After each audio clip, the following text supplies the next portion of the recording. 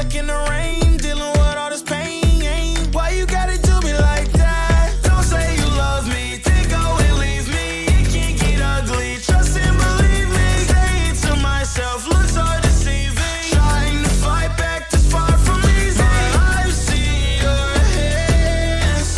Delilah, don't you know my I've seen your hands. Delilah, don't you know my heart turned cold, lost control. Looking at this beautiful distraction. Fell in love with a fatal attraction. I really let my guard down, now relaxing. Why did I open up? She taking way too much. Put in my all and got nothing back. I'm feeling so ashamed, I fell into your game. Why you gotta do me like that? Don't say you love me, then go and leave me. It can't get ugly, trust and believe me. Saying to myself, looks so deceiving. Trying to fight back, this far from easy. I've seen your hands. Delilah, don't you know my I've seen your hands. Delilah, don't you know my gave you all of me, had me so deceived. You chose to leave my life, so I'm on my own in the cycle. I can't believe. Don't say you love me, then go and leave me. It can't get ugly, trust and believe me. Saying to myself, looks so deceiving. Trying to fight back, too far from easy. I've seen your hands. Delilah, don't you know my I've seen your hands. Delilah, don't you know my don't you know Delilah.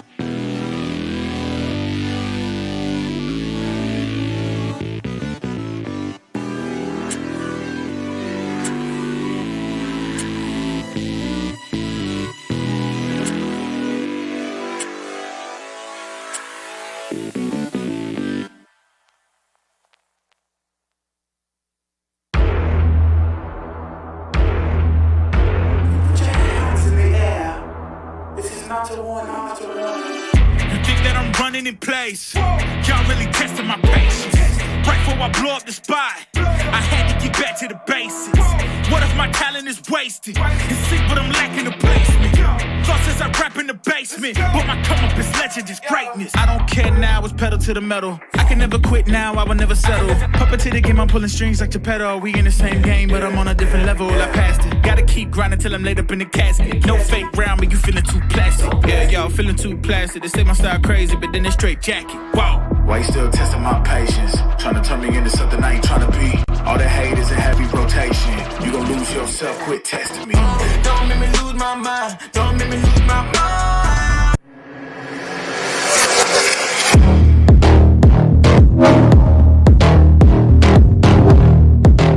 Hi, this is Omar Lopez, more commonly known as Coco, from Oasis Gaming.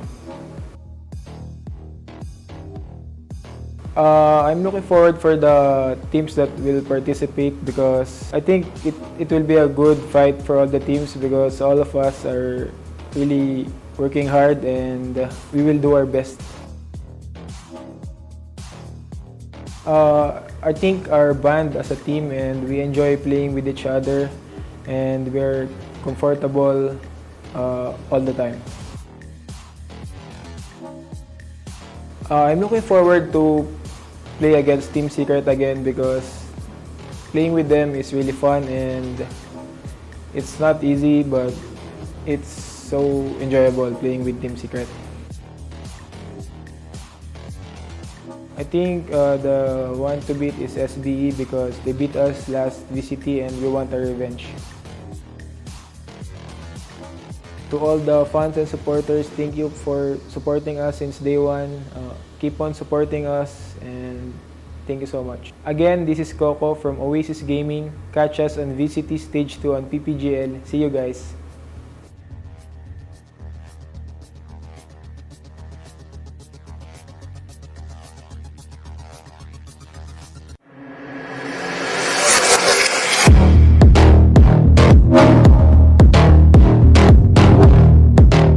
Hi, I'm Chris.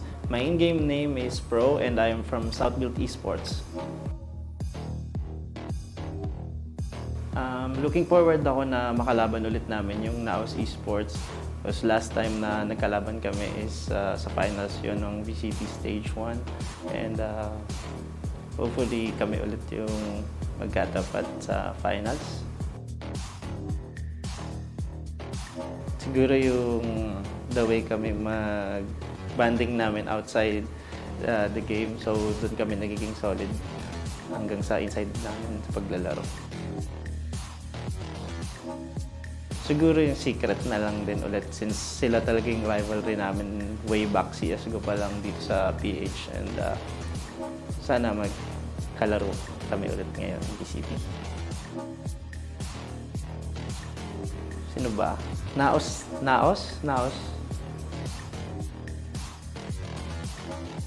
Ayun, batiin ko lang yung lahat ng fans namin and sumusuporta. Siyempre gusto ko lang magpasalamat sa lahat, especially sa boss namin kay Boss Prince and sa mga manager, sa mga analyst and coach namin like Nico, Black and Blue, Sir Lee, and to all my teammates. Thank you sa lahat ng patuloy na pagsusuporta sa amin. Again, this is Pro from Southbuild Esports. Catch us on VCT Stage 2 on PPGL. See you guys!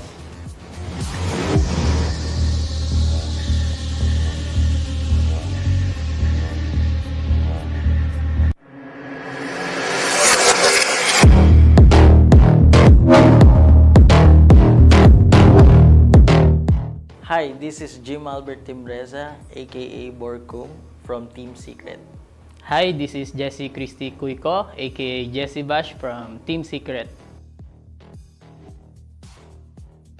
Compared sa Stage 1, ano siya mas magiging interesting siya kasi lahat ng teams makakalaban namin. So, looking forward kami na makalaro silang lahat. To play as challengers kasi nga hindi na kami yung dating Team Secret na nasa top. So, yan. So, excited ako maglaro as a challenger.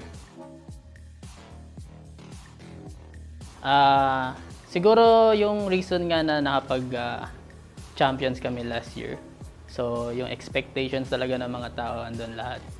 And yun, na-down namin sila this stage 1 and stage 2 is parang to come back nga. And to prove na kaya pa namin bumalik. Siguro yung team namin nag-stand out sa other teams kasi more on may mas experience kami.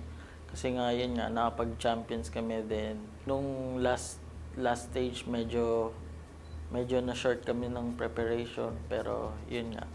This time mas more prepared kami then nagkaroon kami ng bootcamp then yun. Parang nahirapan din talaga kami sa online setup. Marami ring technical difficulties na hindi namin hawak so yun. Actually lahat ng teams gusto namin makalaro kasi last stage then more on group stage then 3 lang yung nakakalaban naming teams and sa playoffs na namin sila nakakalaban yung ibang teams sa kabilang bracket so mas exciting ngayon kasi yun nga lahat talaga sila makakalaban namin in a single BO3 match. Looking forward to play against siguro yung mga tumalo sa amin sa stage 1. SBE, Oasis, and actually gusto ko rin makalaro yung RRQ since mayroong this open qualifiers tinalo rin nila kami. Yan, actually, I'm excited na makalaro sila lahat. Siguro team to beat yung yun nga, respect talaga sa champions, SBE, since sila talaga yung in paper and masasabi ng lahat na best teams right now sa PH. Siguro, syempre, respect sa champion last stage 1, yung South Built Esports. And yun nga. Dati ko rin silang naging teammates ng ibang game. So, yan. Looking forward to meet them. Thank you for supporting Team Secret and through up and down. Yan, nandyan kayo since day 1 na yun nga, na manalo-matalo, nandyan kayo. Iba yung supportan nyo na yun nga, kahit matalo, nandyan pa rin kayo. Yun, maraming salamat. And sa girlfriend ko, maraming salamat sa support. Sa lahat ng fans, lahat ng supporter ng Valorant PH and my team and supporter ko, thank you for keep supporting us. Tuloy lang natin yung pag-support sa mga Valorant players and team sa PH, hindi lang kami. And maraming salamat. Again, this is Jesse Bash from Team Secret. Watch us on VCTPH, Stage 2 on PPGL. See you guys.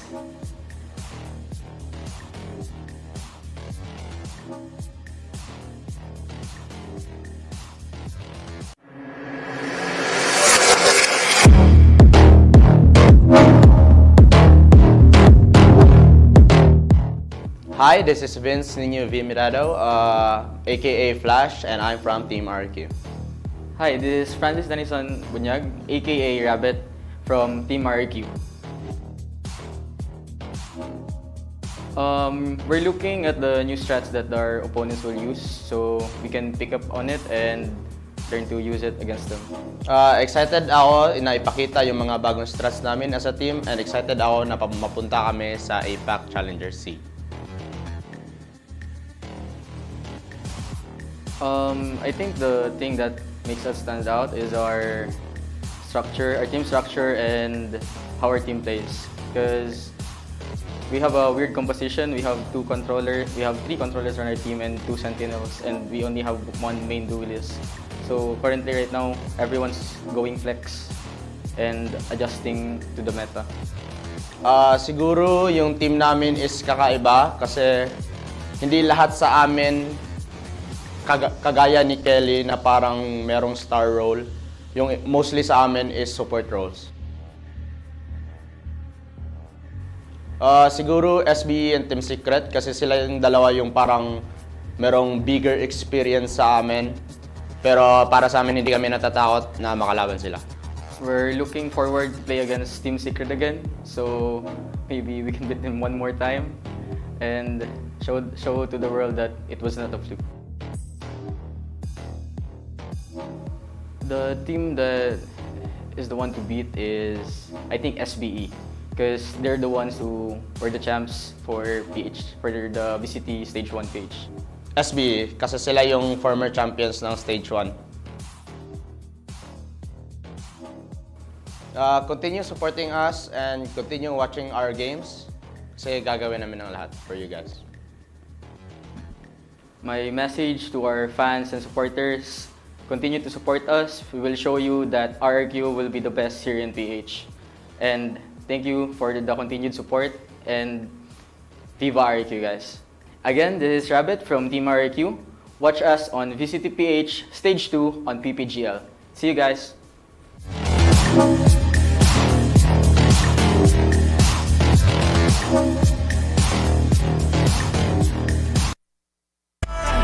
Don't make me lose my mind, cause I'm looking like Wesley, test me. Don't make me lose my mind, don't make me lose my mind. Don't make me lose my mind, cause I'm looking like Wesley, test me.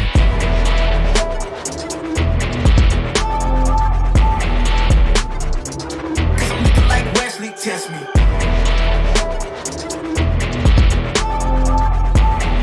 Don't make me lose my mind, cause I'm looking like Wesley, test me. Yeah, guess I know no better. I ain't got no chill, so they call me a devil. I know. Look, I am just a man on a mission. If I want it, then I get it, I go. And if you're trying to test me a beast, you gon' need Liam Neeson. The chance that you taking is flagrant. You're testing your luck. If you think you make it out, then you're sadly mistaken. Careful what you putting your stake in, cause I ain't got no patience and no limitations. You trying to figure me out, and I know I don't make sense. But no one's there when you call, like you're trapped in the Matrix. You need to take a break from it. I think you should take 6. Cause yes, I hold a throne and no one else can replace this. The pain will only go deeper the harder you chase it. I'm the greatest that you ever met. It's time that you face it. So tell me, Why you still testing my patience? Trying to turn me into something I ain't trying to be. All the hate is a heavy rotation. You gon' lose yourself, quit testing me. don't make me lose my mind. Don't make me lose my mind. Don't make me lose my mind, cause I'm looking like Wesley, test me. Don't make me lose my mind. Don't make me lose my mind. Don't make me lose my mind, cause I'm looking like Wesley, test me.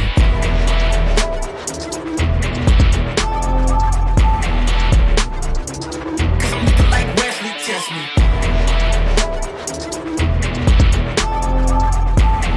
Don't make me lose my mind, cause I'm looking like Wesley, test me.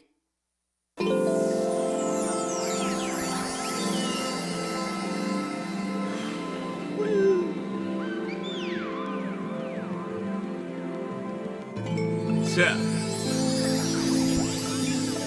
Yeah. Yeah. Yeah. The rise before the fall, the glide before the rule, the eyes that saw the soul, the cheer before the goal. I'm here to let you know. Yeah. I'm here to let you know. Yeah. I sky gaze over my taste. Like Peter, this is my space. I'm spacey. I'm crazy over breakbeats. Space gazing in my safe haven. I make statements that embrace waking. Awaken, I'm woke. Taking the road to pull you ashore. The celestial scope.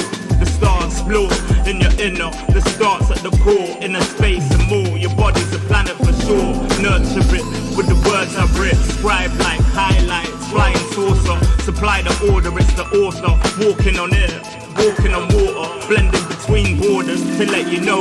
This is here to support you. The blend, the blend, the blend, the blend, the blend, the blend, yeah, yeah.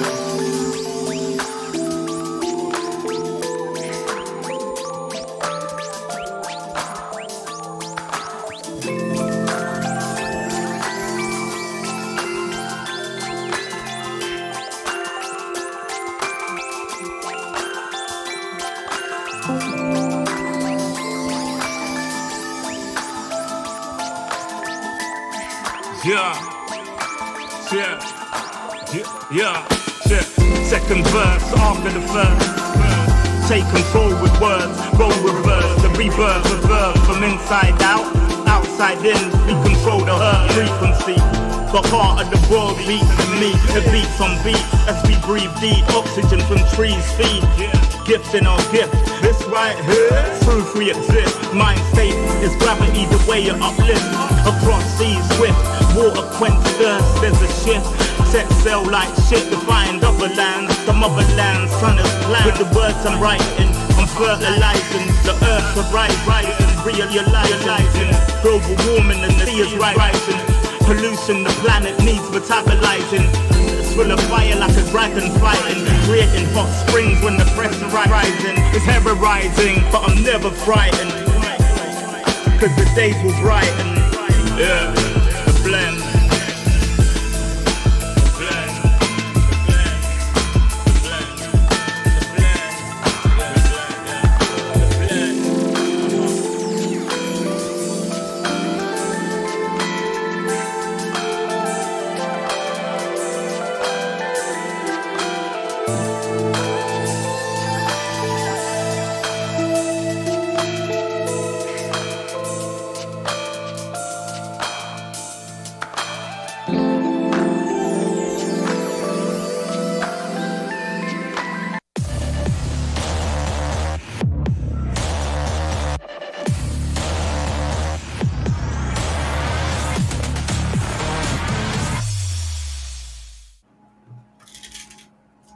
Four teams remain in the competition. The end goal is so close that they can almost taste victory. Just one more day before the big revelation comes. Who will come out on top? This is day 4 of the playoffs of VCT Stage 2 Challengers Philippines.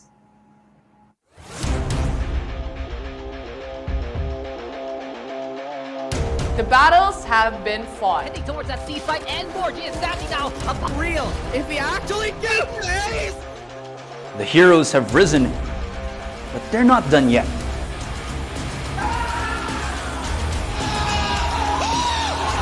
The path that led me here has tested me beyond limits. Today, I go against the current and show them the tide doesn't only rise, but continues to grow stronger.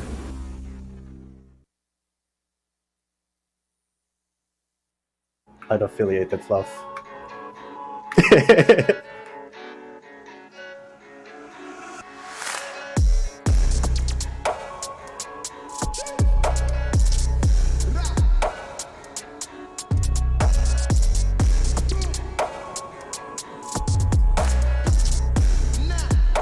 And then there were 4, but not for too long because one must be eliminated. It's do or die over here on the updraft.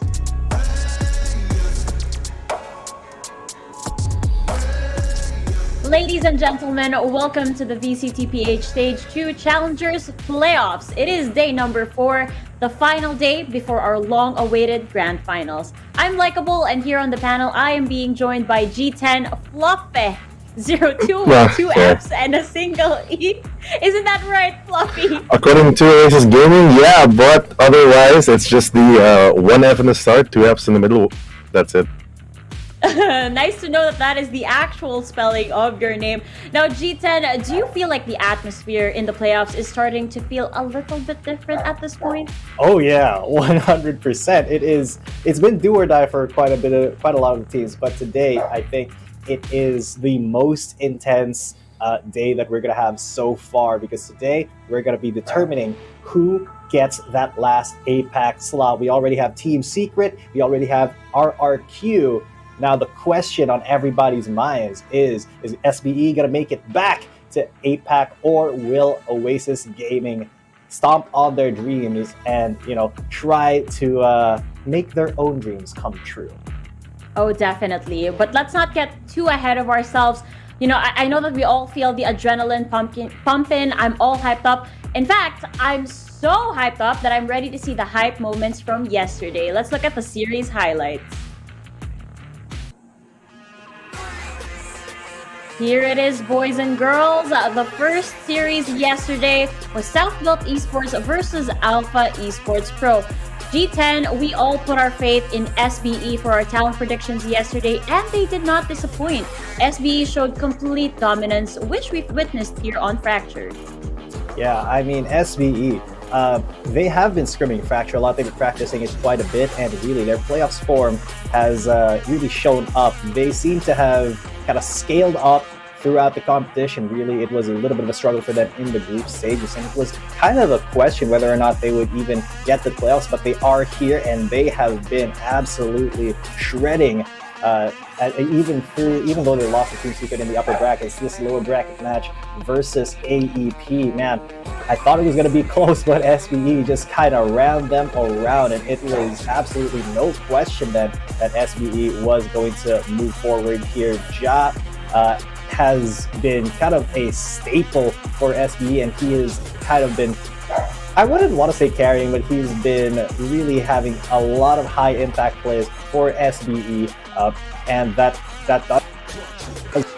what they can do when the chips are down. And now we have Bren versus Oasis as well. Now, this was a little bit different of a series. I mean, it was a stomp for the first two games on either side, and these teams are kind of momentum based, and the momentum was with Oasis Gaming going into the third map.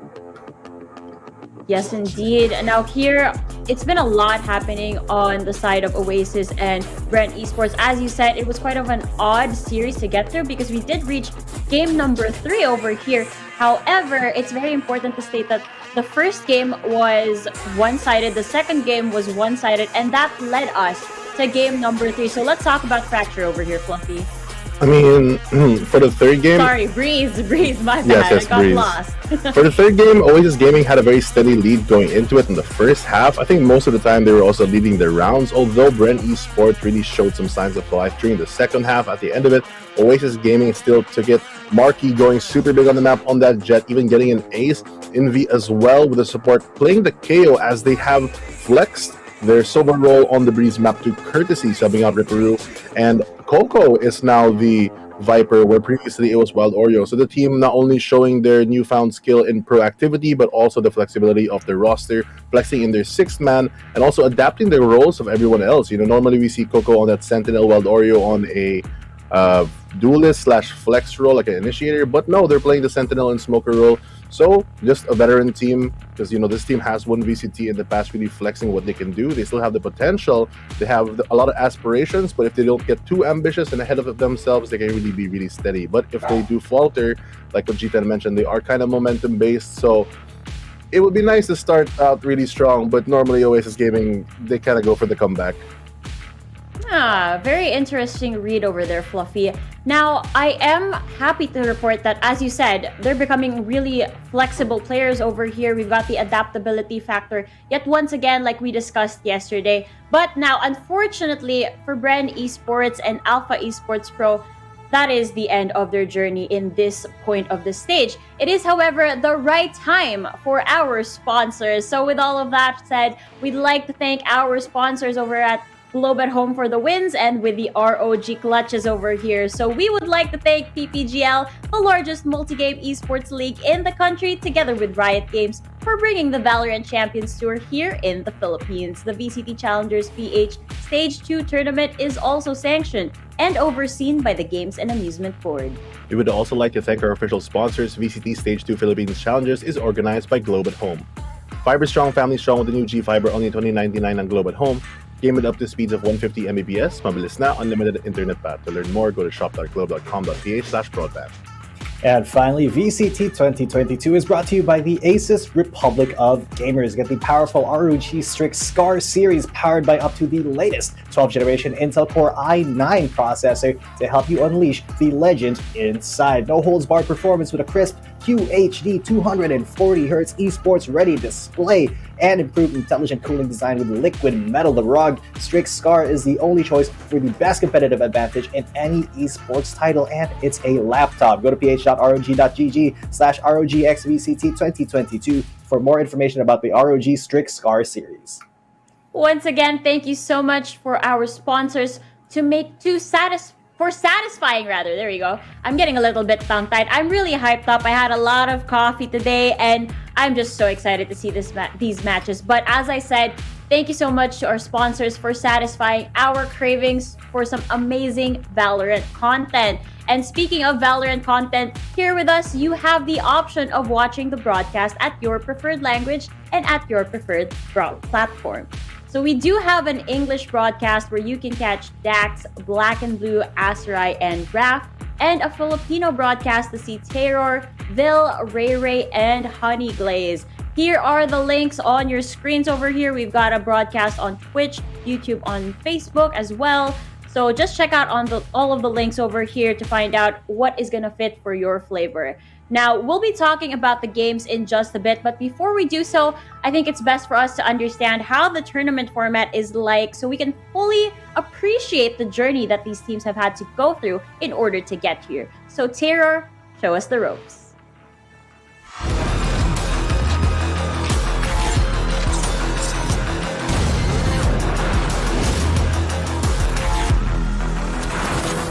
Might be the Stage 1 is over. It is now time to test those at the top. Be fearless now. It is your last chance to redeem yourself. This is the VCT Philippines Stage 2 tournament format. Our journey begins with the top 4 squads from the open qualifiers advancing to the group stage. In the group stage, the top 4 open qualifier teams meet the top 4 Stage 1 teams in a best-of-3 single round robin. The top 6 teams now at the end of the groups qualify for playoffs. The 6 remaining teams then face off in a double elimination bracket. And the top 3 playoff squads represent the region in challengers. Climb to the top and make those in your way fear you.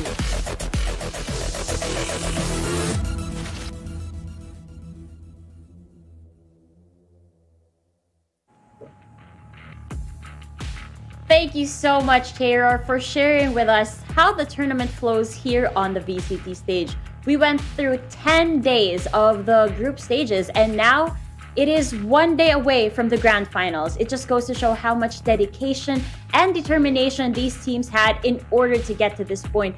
And with that, let's show the good people who are watching us right now the brackets.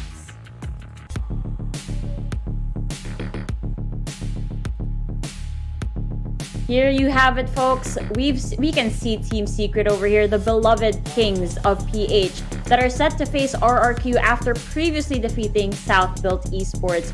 And speaking of SBE, if we veer our eyes towards the lower bracket here, it looks like a possible reenactment of history could happen. SBE and Oasis are in an all too familiar situation over here. They were in the exact same spot during stage number 1. So now we sit here and wonder whether history will repeat itself or will Oasis Gaming get the better end of this sequel. And as I open the question, let's take a look at the match schedule so my co-panelists can indulge with me. All right. G10, we're going to be seeing Team Secret versus RRQ in a bit. Initial thoughts on that series? Well, I mean, Team Secret and RRQ, as we said, they are both already inside. They're already qualified for APAC, so the pressure to actually qualify is not there. They're fighting for seeding, they're fighting for placing, and of course, they're fighting to not have to get in through the play-ins, of course. But for the other two teams, Oasis and SBE, our first game today, all the pressure is there. They did catch each other in the upper bracket of our playoffs, where SBE had a commanding victory. That 2-0 was oh so sweet. But Oasis, you know what they say about people learning from history. If you don't learn from it, you're doomed to repeat it. So I'm sure that Oasis, they've endlessly scrubbed through the VODs, they've done the reviews, they've done their homework, and they're definitely going to bring their A game here versus SBE, because it is all or nothing, do or die for both of these teams. Well, thank you so much for the good points that you have over there. But for now, I'll have to cut the discussion short. I'm sure, Fluffy, you have a lot to share, and I'm excited to hear all about it later on. But we'll carry on with this conversation in just a bit. But in the meantime, we're due for a quick break. When we return, it is SBE versus Oasis.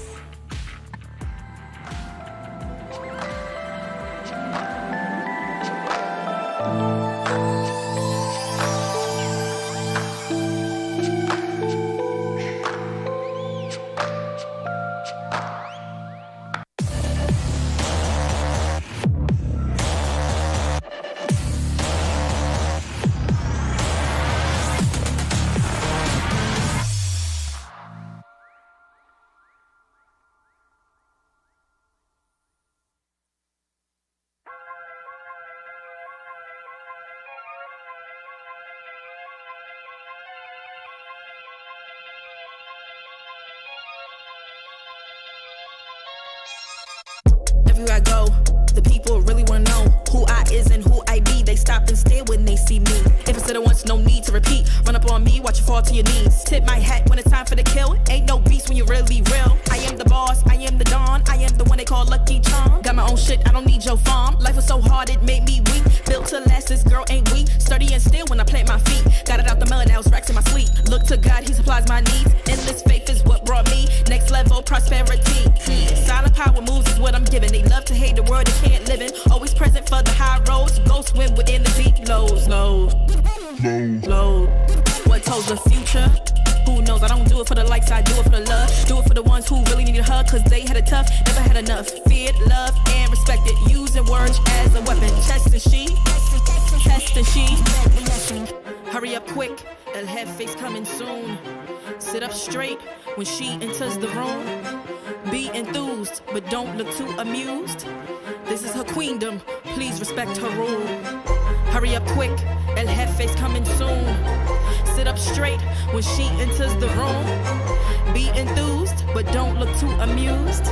This is her queendom, please respect her rule. Smile in my face, would in my place, but act gully on cyberspace. Let's pump brakes, let's be frank. Running after him when you're the chase. You are the catch and he's the net. How quickly do we all forget to honor these small policies, my darling? You are the empress queen. Man, respect or he'll neglect. You are the wind beneath his wings. You are the season, you are the reason why this world can breathe. Giving sons eyes to see and daughters dreams to believe. Anything less than the best for you is high treason, queen. Hurry up quick, El Jefe's coming soon. Sit up straight when she enters the room. Be enthused, but don't look too amused. This is her queendom, please respect her rule. Hurry up quick, El Jefe's coming soon. Sit up straight when she enters the room. Be enthused, but don't look too amused. This is a queendom.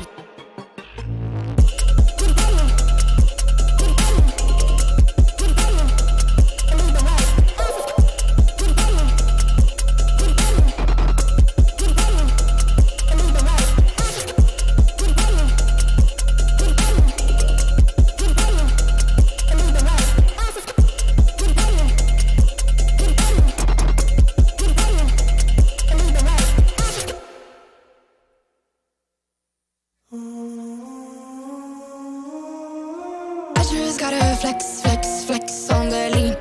I just wanna rap to the beat. I just wanna back, cause I'm mean. I just gotta go back, I'm a freak.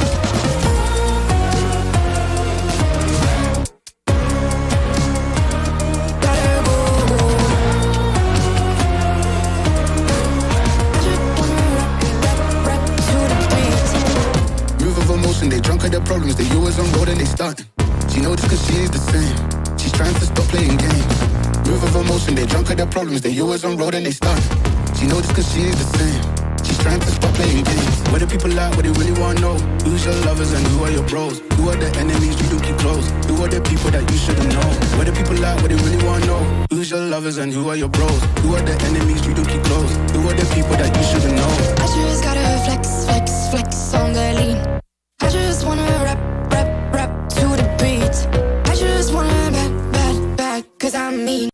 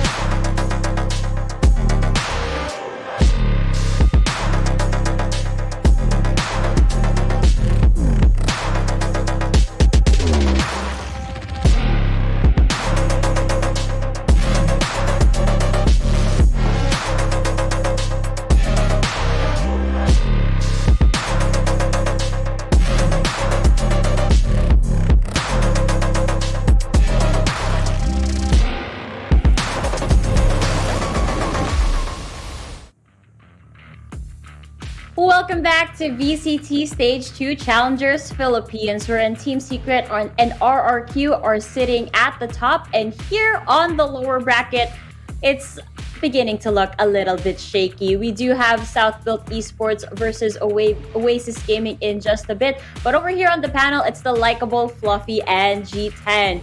Now, this is a now or never type of series. This is their last chance to qualify for APAC and their last shot of making it into the Stage 2 championships. What I mean by all of this is that one of the two teams is gonna be eliminated. Now, I won't keep you guys guessing any longer. Let's introduce the first team. This is Oasis Gaming.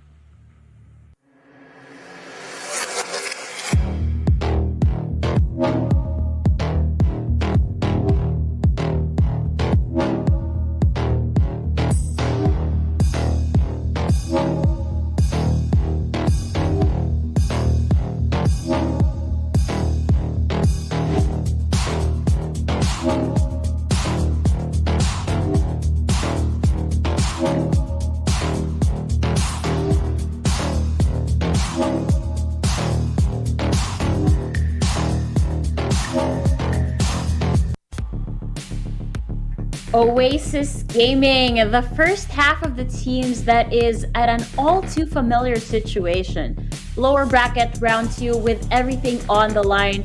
Fluffy, we're here again. You were still coaching for the team when this happened. So I'm really curious what your thoughts are going to be for Oasis this time around. Well, for Oasis Gaming, of course, they've improved a lot. They've gained more discipline this stage, and they have a bit more flexibility in their roster. We saw yesterday on Breeze how they can really change up their roles and even flex in their 6-man courtesy, one of their 4 VCT winners. So hopefully they can leverage that today. Against South Built Esports specifically, aside from the storied fact that happened in Stage 1, where South Built Esports took them out of the playoffs and destroyed their Apex and Mine's dreams, one thing that they have today is we have recent things between Oasis and South Built. So they've already played twice, once in the group stages and once in the playoffs. So they have a lot more recent experience against each other, and that I feel will take a big part into the going series, because what's going to happen is you have a lot more information on the table, everything is revealed. Saving strats is one thing, but now is the really time to bring it all out. And because you have so much that you can work with, it's so different to have a VOD where you're watching a team play against another team versus your actual team. So in the first time that they met in the group stages, Oasis Gaming did take it 2-1, but South Built Esports, especially on the Fracture, where they lost the first time, really came back. So Oasis Gaming is in for a tough mountain to climb. And what's really gonna put the test to Oasis Gaming is if they can find themselves early on and not try to be a comeback king. If they can start off strong and keep that momentum, Oasis Gaming's ambition can be satisfied. Oh, of course, absolutely. You guys said earlier that they are momentum-based type of team. So we gotta see that momentum going, especially at the beginning of the round. Now, be honest with me, Fluffy. You may not be the coach of Oasis Gaming this time around, but would you be heartbroken if history would repeat itself? Oh, for sure, for sure. I am a big Oasis Gaming fan at heart. I think South Built Esports also improved massively from the group stages. Playoff SBE is so different from Groups SBE. You see it in the results alone. Unfortunately for them, all roads lead back to the Oasis, and they are here in the lower bracket, but it's still a stellar performance from them. And I think they can possibly take it, if I'm being super honest. It really depends on how much they can match the pace of Oasis Gaming and if they can shut it down like they did in the previous series. Oh, well, then we'll have to wait and see. Now, we all remember that series ended going against Oasis Gaming that time. The victors, none other than the boys from the South. Here they are, South Built Esports.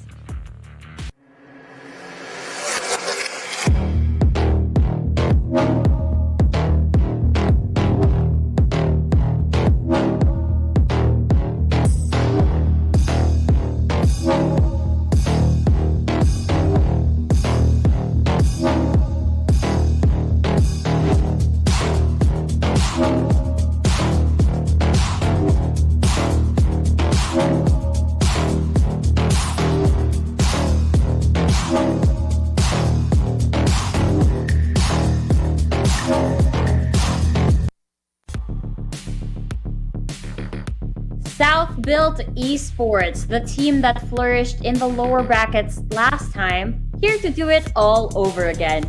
G10 Southbolt Esports is the other half in this puzzle. Do you think that this time around, Oasis Gaming gets to solve them?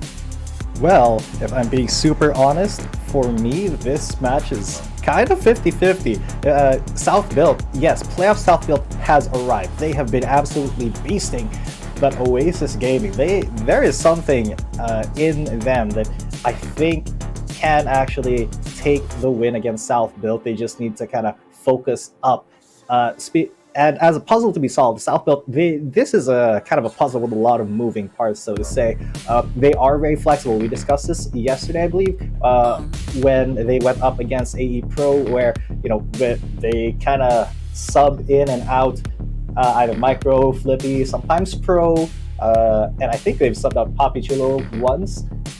And really, every single player in Southbuilt Esports can be a little bit flexible, can be a little bit tricky to solve. And if Oasis doesn't have the answer in the first map, I think that's going to be kind of a Rubik's Cube that they have a problem with on just the last couple moves.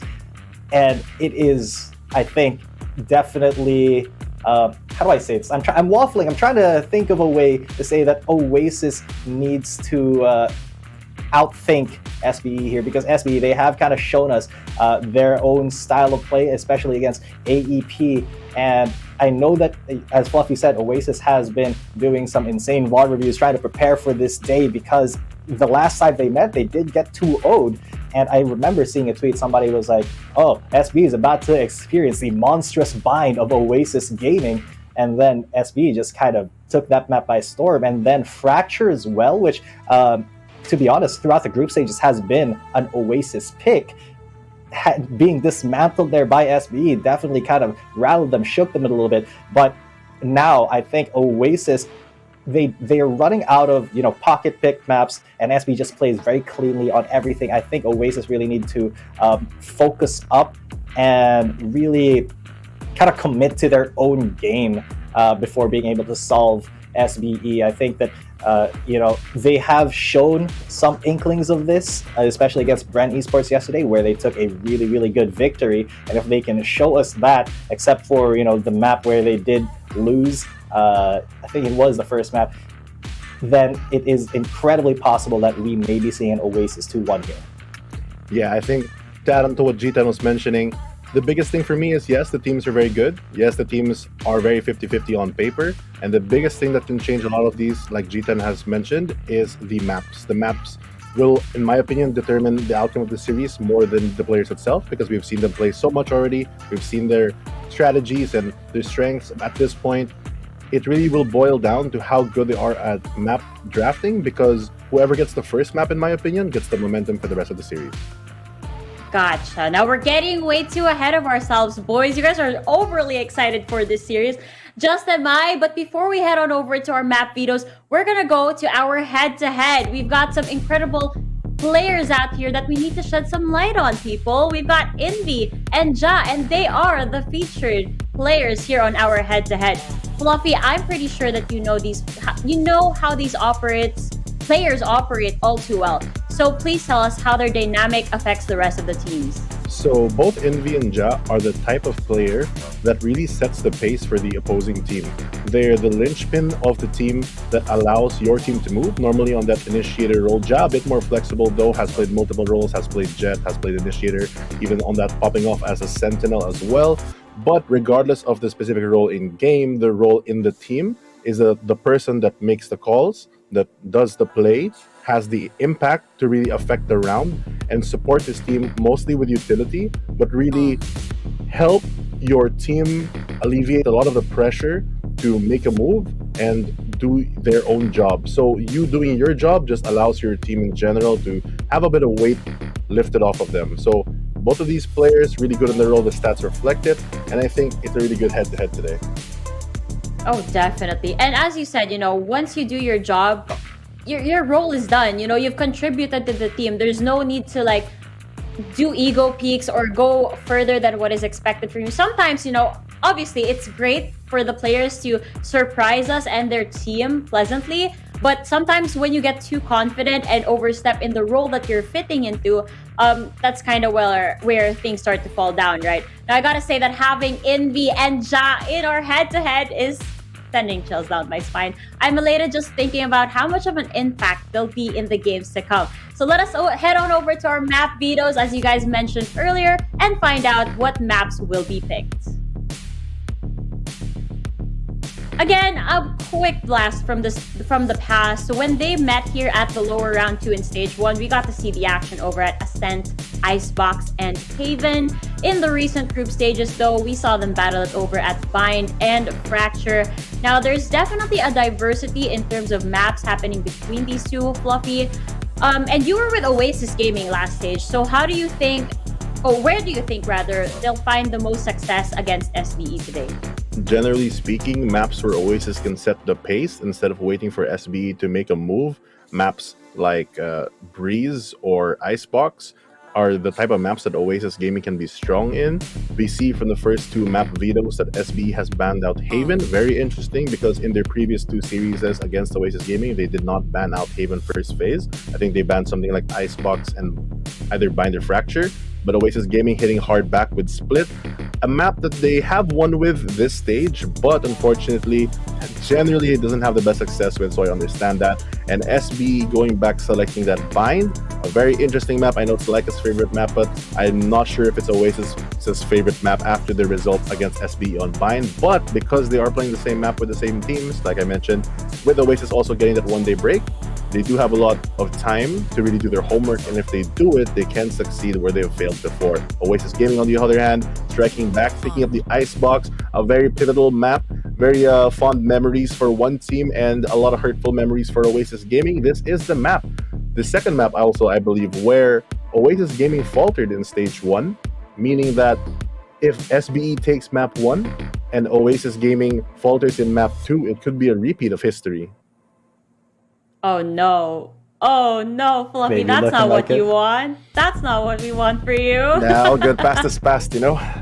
Of course, it's Now, unaffiliated, Fluffy. I am a bit surprised that they banned Ascent for this one, but because it's perhaps the fact that this is one of the oldest maps in the game, both teams probably have a really good read on this one already, and it might be hard for them to pull out new strats at this level of gameplay. Now, as I say that, Breeze is added to the list of maps that are Bind. Now, for me, I thought that Breeze was going to be one of the deciding maps for these two at the upper bracket, but we never really got to that point. Again, it only finished 2-0 for the side of SBE, so I'm really wondering how this one is going to turn out for them. Fracture, on the other hand, G10, interesting map. Perhaps we see another Envy on the Fade over here. Perhaps.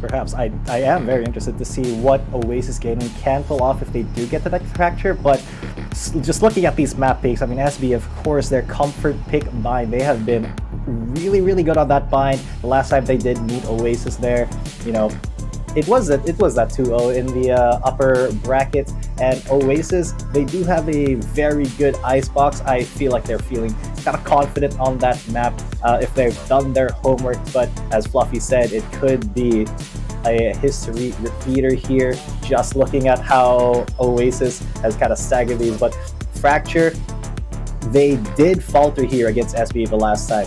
Interestingly enough, Bind and Fracture, they were the maps that they got 2-0'd on in the upper brackets against SBE. So having to play Bind and Fracture right now against SBE, Oasis, I think they really have done their homework, as in they've reviewed their VOD against South Built quite a lot.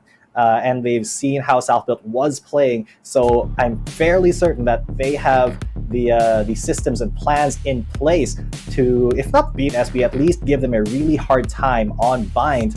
And then if they do win that Icebox, Fracture is going to be very interesting.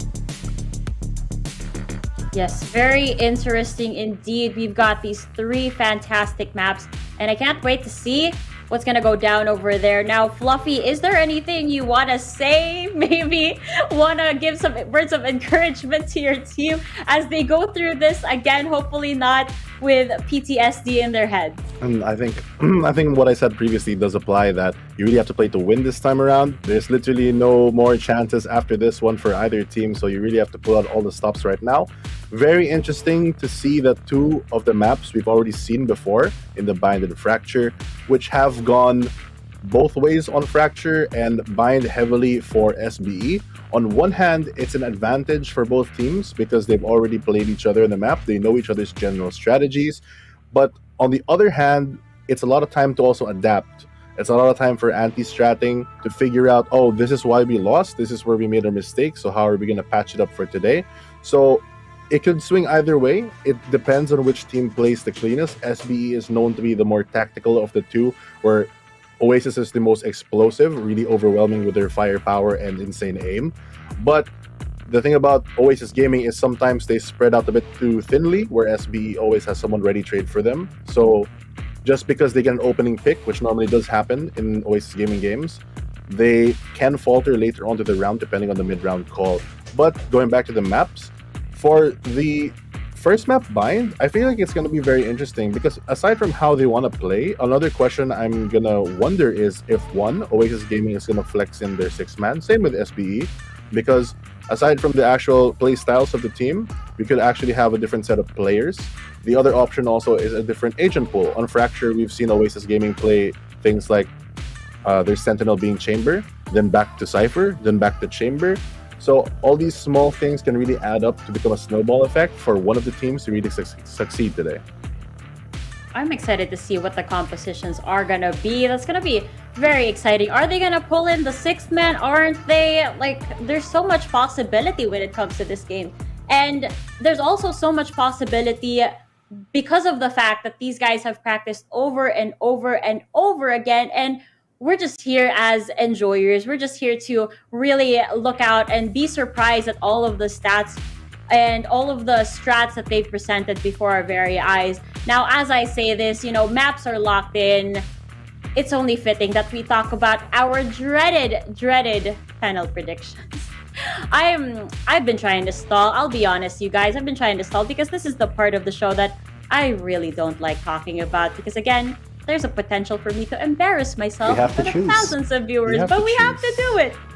We have to choose. You have to choose. And because of that, I am pretty confident in SBE. Yeah, I'm going first. I'm pretty confident with SBE. What about, I'm going to ask Fluffy last.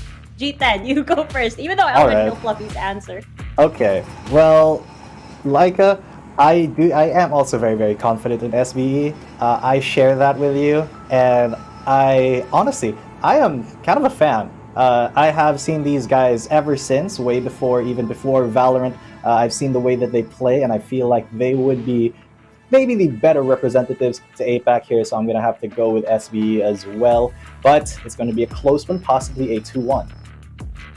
I, by no surprise, is gonna go with Oasis Gaming. Wow. Wow. Surprise. Ooh. Yeah, I think Oasis Gaming is really, they have the momentum, and if they can really start strong, it could be the end for SBE. So I'm gonna predict a 2-0 for Oasis Gaming. Fluffy, have you ever predicted against Oasis Gaming? It's kind of hard when your Twitter handle says Oasis on the front, So... That's a no so far. I should look out for the day that Fluffy actually does this. But there we have it. Predictions have been cast, and we'll be passing you guys over to the agent selection. So sit back, relax, and enjoy the show because our casters are ready to take you for a ride.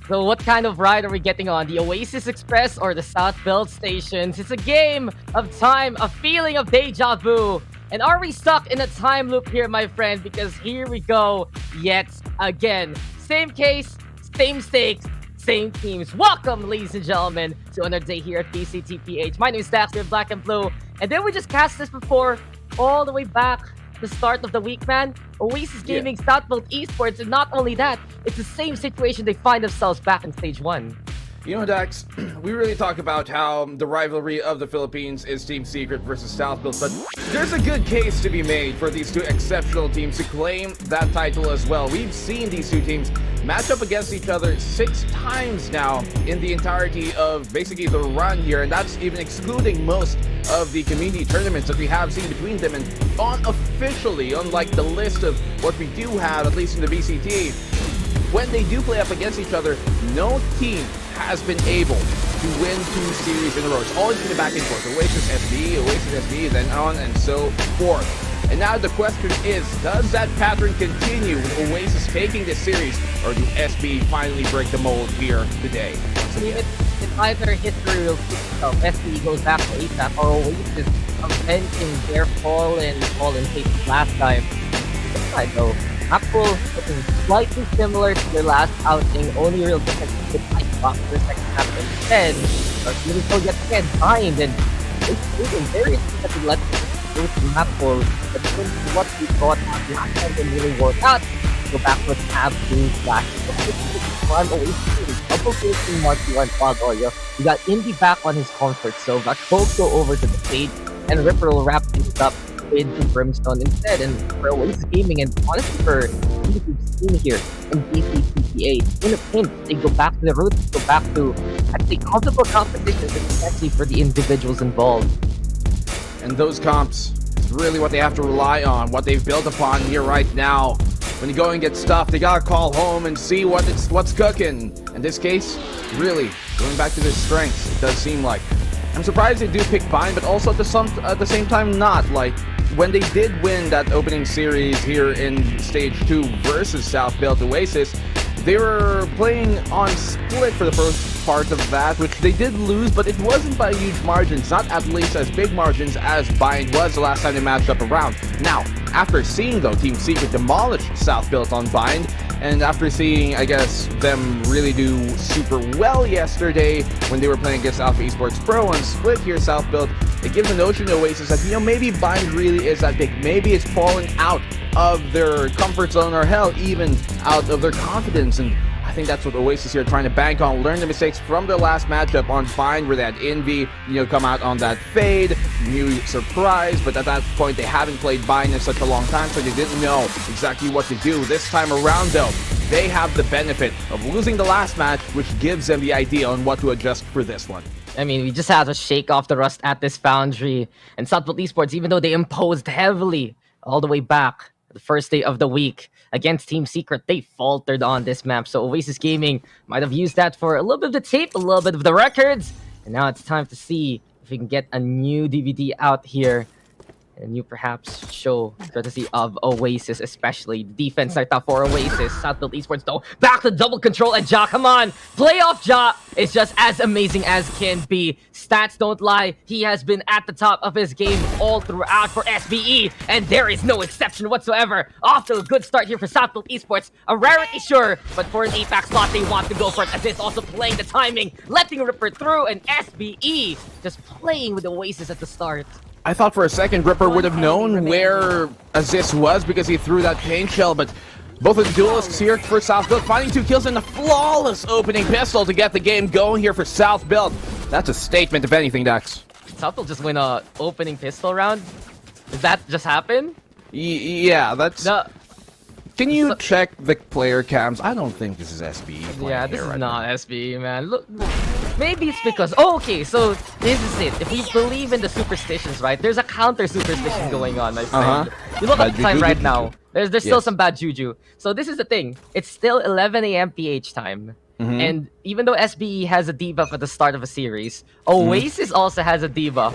If they have a morning game, Yeah, it's not too good. So probably Yes. lunchtime woes. That's something for Oasis Gaming. It's all superstition though, but we're not gonna be superstitious about that boom bot catching out Marky there. Luckily still alive. Trailblazer also with a quick chomp onto Coco, and SBE yet again being systematic on their approach. Oasis, what a heavy stack over at the hookah. Just a little bit of a break here, enjoying after company one another, but now this company will collapse. Invido finding Micro there, but along the way it's SBE just going for the kills. Marky the only one left, but this is such a solid start from SBE, all things considered. They look very comfortable, they look very on point. Papi Chulo though, he was nothing but Marky! Still finds the two anyway. That was quick reactions there from Marky. Oasis Gaming now having a chance thanks to that classic. And I was just about to say, this is going to be pretty clear for SBE, but suddenly the Marky factor is such a scary sight to behold. Man, these classics are getting quite a bit of value here for Oasis. We saw Envy start things off with him pushing all the way there towards the fountain, and more B-long aggression, unexpected by South Built. They can go for the plant here right now, but with Ja being low, and the regrowth finally burned, they don't have enough to get him back up to full speed. But bro, he's got full armor, so I mean, a single bullet from any of these two players would do him on in. Ja, what are you doing? What are you doing? Why do you have your knife out? It is a 2v1. Don't separate yourselves. He finds that information early on. Active information gathering, I guess, but this gives a slightly better chance to Marky to clutch this one on out. He knows he has the timing, but Pro, yeah, just having way too much HP for him to deal with. Expensive round, though, for South Built. Hey, Analyst, chill. Caster mode. It's just the second round. It's just the second round. I can fear already the eyebrows raise. But you make a very good point there. This could have just been SBE strolling to that B site and getting done with this job. But what happens here? Marky just finding that stellar angle there, going for Papi Chulo first, who was looking straight at him. And from that point on, a little bit of the lurk over to the market, seeing how SBE was just going for those rotations, getting even one more takedown. It does hamper the South Built economy pretty heavily, and you can see it here. Now, this was supposed to be their bonus. Instead, that's more of an investment. But can SBE string along these rounds and go for that 3-0? Or Oasis fight back, since Marky now, he had the hot hand with the Classic, a good hand with the Spectre. Let's see which hand he'll have with the Operator here. I don't think they're going to expect this Operator. No armor on Marky, but that shouldn't be a problem with him being on the op. He can dip in and out at a moment's notice if he so chooses. The Papi Chulo has been a good enough entry a lot of times here in Bind, but I'm not too sure if this situation will favor him out and what his ideas typically are made with. Looking to go rotate towards that B site. Wild Oreo really fronting this A short position. Could be deadly, but luckily he's got some overwatch for him, guarding him from up above. And Marky, this Papi Chulo is gonna have to face the brunt impact of this. Again, that word. You're raising my eyebrows here, man. How dare you? How dare you make this a thing? But now Wild Oreo, a little bit of a tangle here with Papi Chulo, but Papi Chulo over onto Marky to start things off. Wild Oreo with the trade. We do have expedition towards that B site, and the guiding light right now, River, I do believe, might be seen here, but Envy into the corner, crossbar being set up by courtesy of Oasis Gaming. But SBE still having a bit of that advantage after everything's said and done. In the game of trades, SBE that comes out ahead. 2v1 situation. Coco, though, not fearing the flames, but taking some damage. Deciding now to get to the back of site. But SBE, they're prepared to play from these different angles instead. Over onto the hook of Pro, we have the octagon angle for Micro 2. And really, for SBE, this is just a stellar position to begin with, because Oasis has to take that time to look on the round. South Built Esports, as soon as they went for that site, it was them winning out on the trades. Guiding light right now to send a message to Oasis Gaming, but Coco will fight on back, at least shooting the messenger and shooting the second one. Is there going to be enough time? No, there's not. And South Built Esports, they have bought the guns and they have bought the time for the round. Still expensive, but they're happy with the 3-0 so far. But they've been isolating themselves, Dax, over and over. We see just these clutch situations, and some of like the best clutches this entire tournament were pulled on South Built because of that tendency of theirs to try and isolate and, you know, play many different angles when they could just play a double stack and single angle and win it out that way with a quick immediate trade. But in this case, it gives Coco an opportunity here to win these type of fights. Look at that, early information gathered, and if not for the time, that would have been an Oasis round. Self-built, they continue on though, but look how low their buy is as well, while it's not really stuffed up as much as they'd want to. Yeah, Southfield usually liking to invest in those stocks and just basically have a good economy once they're winning this. But Oasis Gaming, making it costly many times. A while ago, thanks to Marky. Last round, thanks to Coco. Let's see who can be Mr. Efficiency here for Oasis, as they are going to be forced on an eco state yet again. So Coco now, the stinger in hand. I do like the fact though that we have the paint shells here from Aziz. Flush that now from the angle. And there's just no escape whatsoever because SBE is coming your way. Marky don't can't take the blaze guns. Papi Chulo looking as stellar as ever. Aziz right now with a blast back, booping in, be back in. No, you cannot shoot us here. Aziz playing the guard, and well, for SBE is as flawless as can be. There. Very systematic on that complete just disassembly of the hookah defense there from Aziz. Good anti-eco pulled out from him, and making sure he doesn't let go of that left angle till he knows someone hasn't crossed. Papi Chulo, perfect help as well to make sure that Aziz isn't unsupported. And in that case, well, going through the TP, there's nothing else they could have done. Oasis, the 4th round, given up, but this could be where they change things up. Let's see how their gun round without an op goes this time around. Look, I'm looking at the Oasis composition, and I genuinely think this is them looking to improve their attacking side rather than the defense. They're going to try to weather this storm, look for those angles where they can clutch. But even though the panel's saying, like, okay, you know, Oasis are going to try to not go for this comeback, I think coming into this first game, that has to be the game plan right now for Oasis Gaming, since they're struggling versus the smoke setups of SBE, the flash potential that had come on through. And you can see that for Oasis, there is that lack of that utility. Instead, it's the raw duels and the raw firepower, and Wild Oreo able to waste the spine of Aziz there and get that takedown. Hunter's Fury also the call, courtesy of Envy, searching for a target, but cannot find a true connection. SBE though, as soon as they lose one, we've seen this before on Bind, we go back to the crawl, we go back to someone moving over to the other side and see if they can get a pick from there. And slowing the pace down is how they try and force a mistake out of the defense here. Maybe give them an opening, a bit of an overpeak, a bit of an over-information gather. And that's where they can be killed time and time on over. Papi Chulo has to go huge here, and he does. He gets a kill here onto the A site. He's starting to fake them, but slippery escape. And now they're going to go towards this A site. Papi Chulo finds Coco as well, and that gives him an opportunity to get the plant off here towards the A site. They have barely enough time, actually more than enough time to even get this plant off. He's going to keep them at guard. Papi Chulo knows someone is here, but oh no, Wild Oreo has crossed him on the back of the side towards triple. He gets the kill, still Wild Oreo, but not denying the plant. 1v2. Papi Chulo and Micro double controller sees through, and Papi Chulo brings it home. 5-0.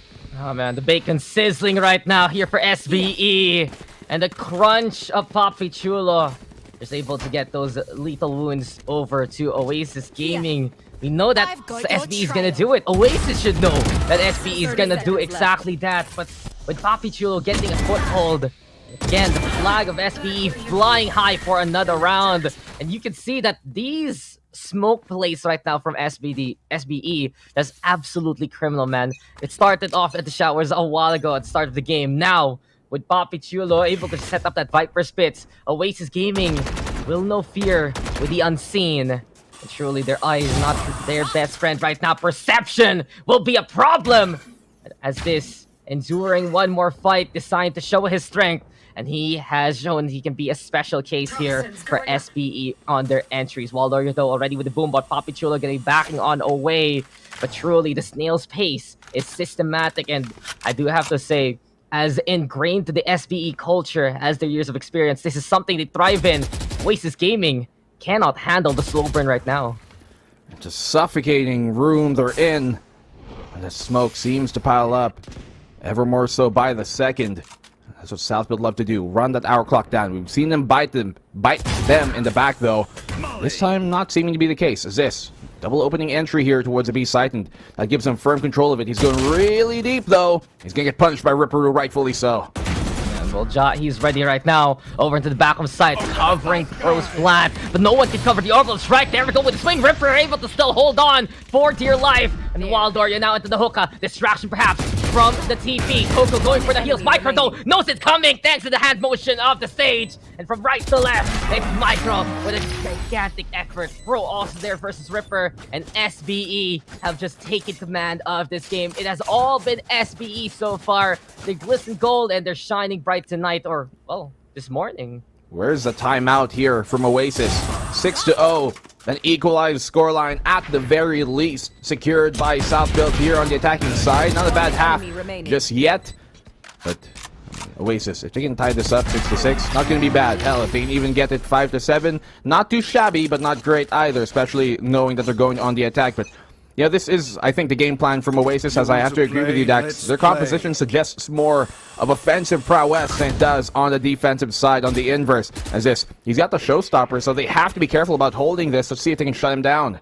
I mean, that was the biggest problem last time on the offensive. Oasis was just stalled immensely. As though, his engine keeps chugging on. Eventually, he refuels at the wrong station. Ripper will be able to catch him off guard. So, a bit of a trade at least. SBE actually enforcing with the tour de force here on the hands of Ja. But Ripper right now, feeling that he can just lacerate the opposition. The knives are sharp. The molly's there. Pro able to back on away. So it seems like Oasis Gaming, they know the spike is down, so they're trying to at least stall SBE's time. Problem is though, SBE, the masters of patience, and that could have been a shish kebab. Instead, it's just 1 stick, 2 sticks of barbecue already down on the grill. And B side looking very hot yet again for SBE. 3v2 situation. Ja playoff mode as exceptional as can be.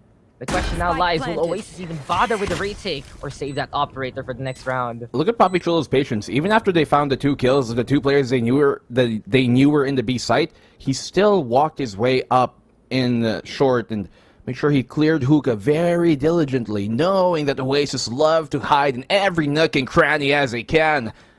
Especially with just how things are going for them.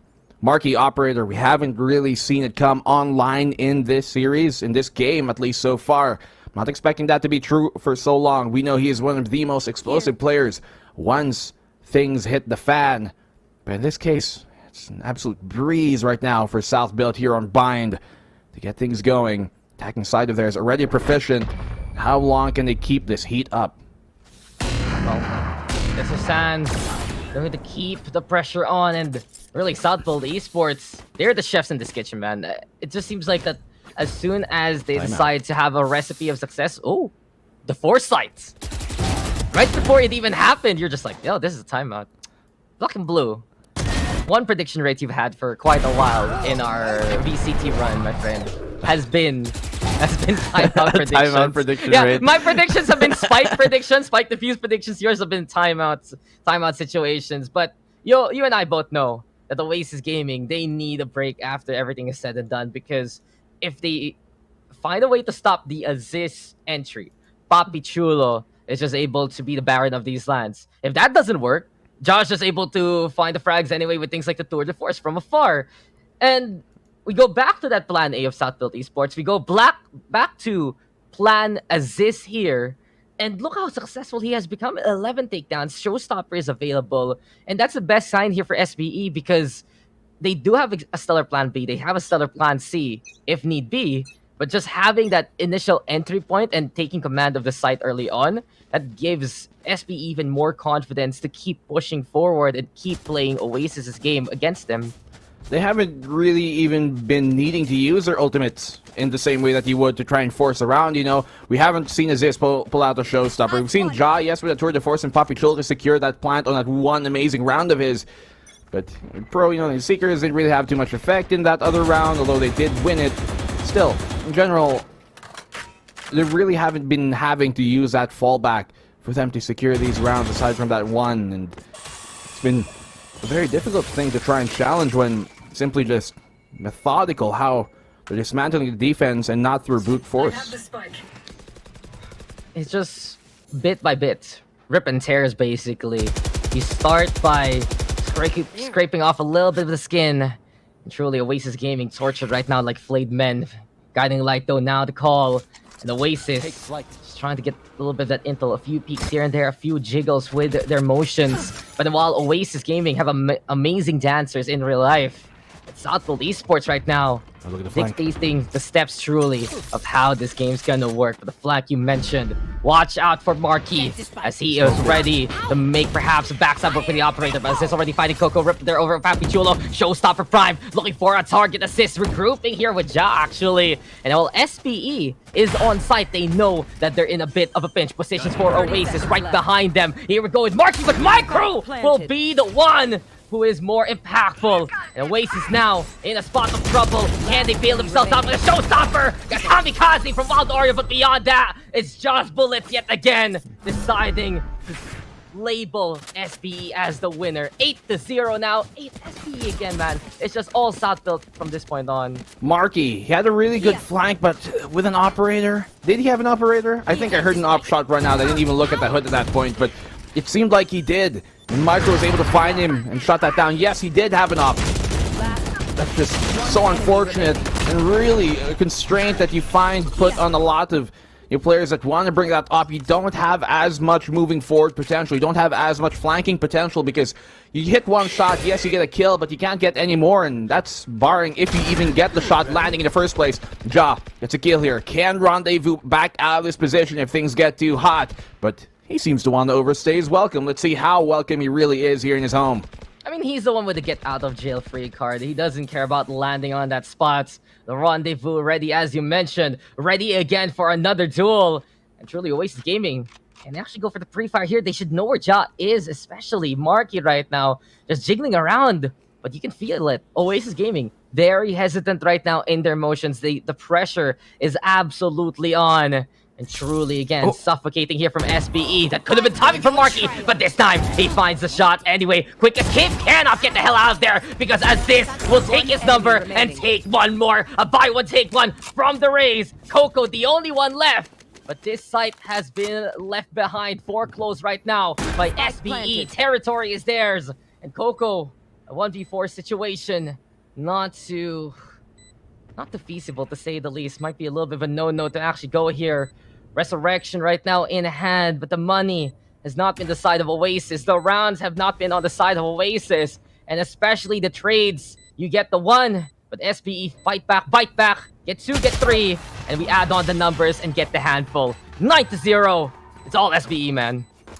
You know, SPE, they're doing really good, but I also feel like part of that is Oasis just not feeling themselves today. We see, you know, them not usually be as quick, as fast, as snappy as they normally might in a lot of these situations, and maybe they're still waking up to the game. We've seen them kind of struggle to get going in map number 1, but then come back really hard in map number 2, as we saw versus Bren yesterday, where they got demolished in map number 1, returned the favor in map number 2 with a stomp, and then won map number 3 in a closer, in, you know, much competitive fashion. And so this could be another tale of that here from Oasis, where they do struggle on early here in the morning. And Aziz, though, making quick work there of Marky, but Envy, great trade with the Guardian, spraying through, and Ja gets a free kill. That's when you have to cut your losses here, Oasis. You get the pick, 4v4, hold your ground. And just an established trade system right now by South Build. Aziz will go in, Ja should be right behind it. I think a little bit of an overstay there to Aziz, since he didn't expect that there was a Guardian on the other side. Envy punishing him, but you mentioned it, it's just not going to be enough. You have to back on away in time. You need to make sure that you are as secure as can be. And Envy not really in the best position, getting tagged on down just a little bit more. Now the smoke will dissipate, but Envy again. The taps are true. You can really feel that this is one guy who's able to play those rhythm games in the arcades. Can Oasis Gaming use that as a springboard to success? Hunter Fury is available. Rez is all night too. Wild Oreo making a sheriff count. Jato getting attacked on down, but cannot play the dance versus Envy there. 3 already for Envy. Papi Chulo, the only one left, but low on the HP here for the side of Oasis. The spray is down Papi Chulo, and that is exactly what he does. A hose here in the desert. The dry land has just been satiated by Papi Chulo, and an ROG clutch there at the end. I think that was like a headshot through the wall by Envy, so unfortunate. They could have gotten that round. They were so close to getting that round, especially here on the force buy. Could have been a thrifty for them, but look at that. Re-peeking Rippers, this ill-advised.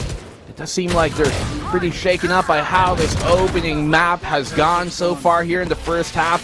Really good play coming from Envy, though, and that's not an easy Hunter's Fury to hit at that close of a range. He had so much margin for error, but he still gets a kill on that, so props to him. But it's South Build who are continuing upon this lead. Let's see if Oasis can get at least 2 rounds here to give them some sort of buffer going to the second half.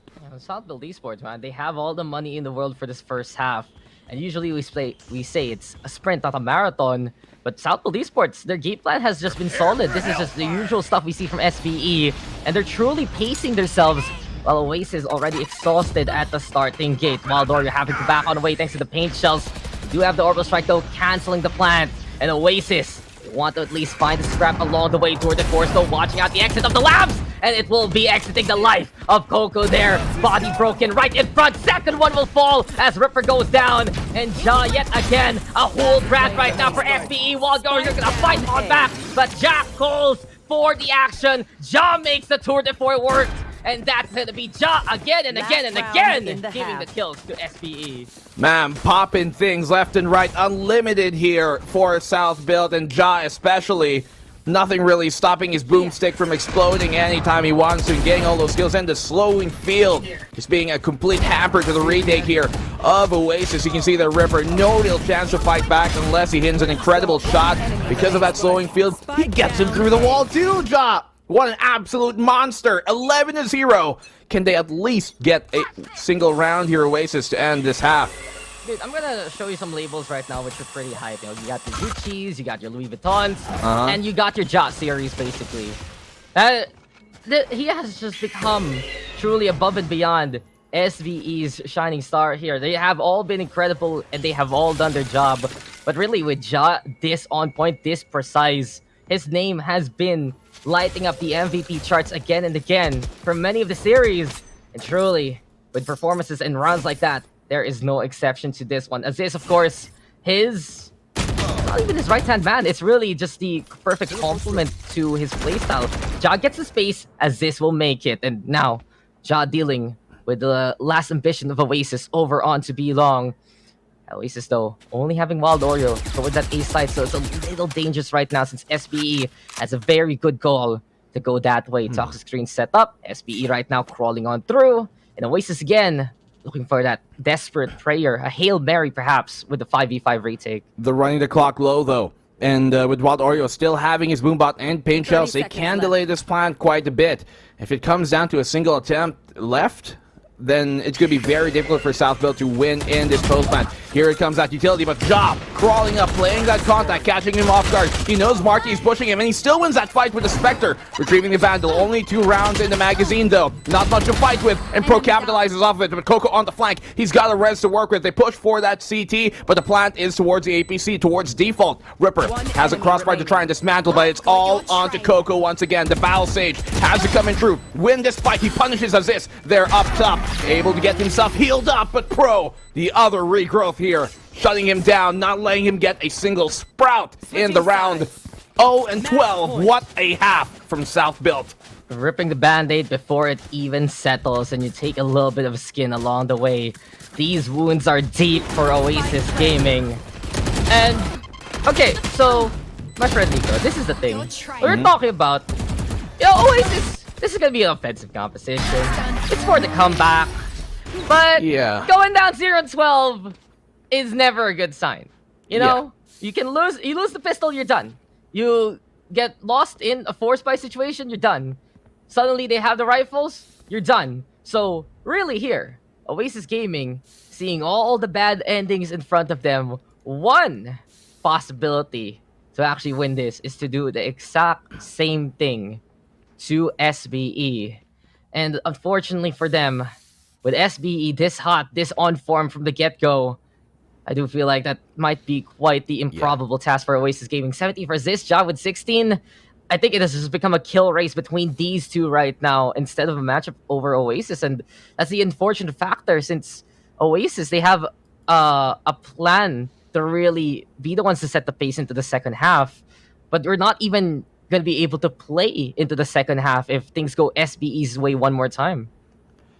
We know that the attacking side is where Oasis really are a lot better, and on the flip side, that's where South will typically do better too on the defensive when things go on over. So, there isn't, I guess, as much hope in this map. This might be okay, shake it off and move on. As I say many times on over, these kind of, quick side bouts here. Like these type of maps, 0-13s, these stomps are a lot easier sometimes to shake off over a very, close map that you suddenly lose, and that can really break your heart. So, for South Build, I mean, they can't coast. Try and close this as early as they can. And not that I have any insider information, but I'm pretty sure that South Build were kind of expecting to play split here, and I think that would have been the best option for Oasis, knowing and seeing just how they are seemingly much less experienced playing here on a map like Bind than they are on split. I think this is such a gamble early for Oasis. These guys have not played Bind in months, and then they bring it out for the playoffs. Didn't work the first time. Try a new composition. Not looking likely to work a second time too. An SBE, can they just put the nails on this Goffin? Absolute chaos right now with a pistol round. An SBE overrun here by Oasis Gaming. See the pace right now on the offensive. This is what Oasis Gaming will thrive in, but Josh still tries for the headhunter through. And Oasis, this is just the ultimate relocation plan. From A to B, we will go. Only one will TP. Battle site right now being cleared on out, but Ripper, oh, he falls apart in front of Papi Chulo. Wild Oreo gonna be 3 here. Be the hero for Oasis Gaming, the one who can stand the test of time, the test of rounds. Spikes planted, 2v2 here, Black How and Blue. far Pro is, though. He's all the way still in the A site, making sure it's entirely clear. At this point, give it up, bro. Just go towards that B site, and if anybody's there, then it's a 2v1 at the very least on the site itself. Ja lets himself be known. They suppose a lot of aggro towards him, but they don't really know where Pro is. The late lurk could work, but Ja has to delay just a bit more time. Timing's not going to work out for him because Wild Oreo swings, and this wall is going to make things so much more difficult for Pro. This is a round that Oasis should win, and they're going to take nothing really that Pro can do here, barring some heroics. Wild Oreo, an ace! Finally get them going here in the pistol. First round on the board. The last cookie in the jar, still as pristine as can be. And really the rush down from Oasis. So there's the one! They finally did it. Now, I love this. I was expecting this from Oasis. But this is where I say it again. Now what? It's still Oasis down by these many rounds. And if only they had a buffer, they could be even more confident knowing that they can make this attacking side work. The odds are stacked against them. The pressure is on. And while Oasis is a comeback team, this is true heart right now if they can make a similar run of 12 rounds to force this game into OT. So for now, low orb is there. Oasis is going to be fully investing. There is no room to really save up for any other round because this can be your last as soon as possible. Congregation though for SBE, they're going to be coming in from B-Long instead. And now, we cosplay as the opposite sides. It's SBE on effectively a pistol assault. It's Oasis Gaming technically defending that B site away with the better buy.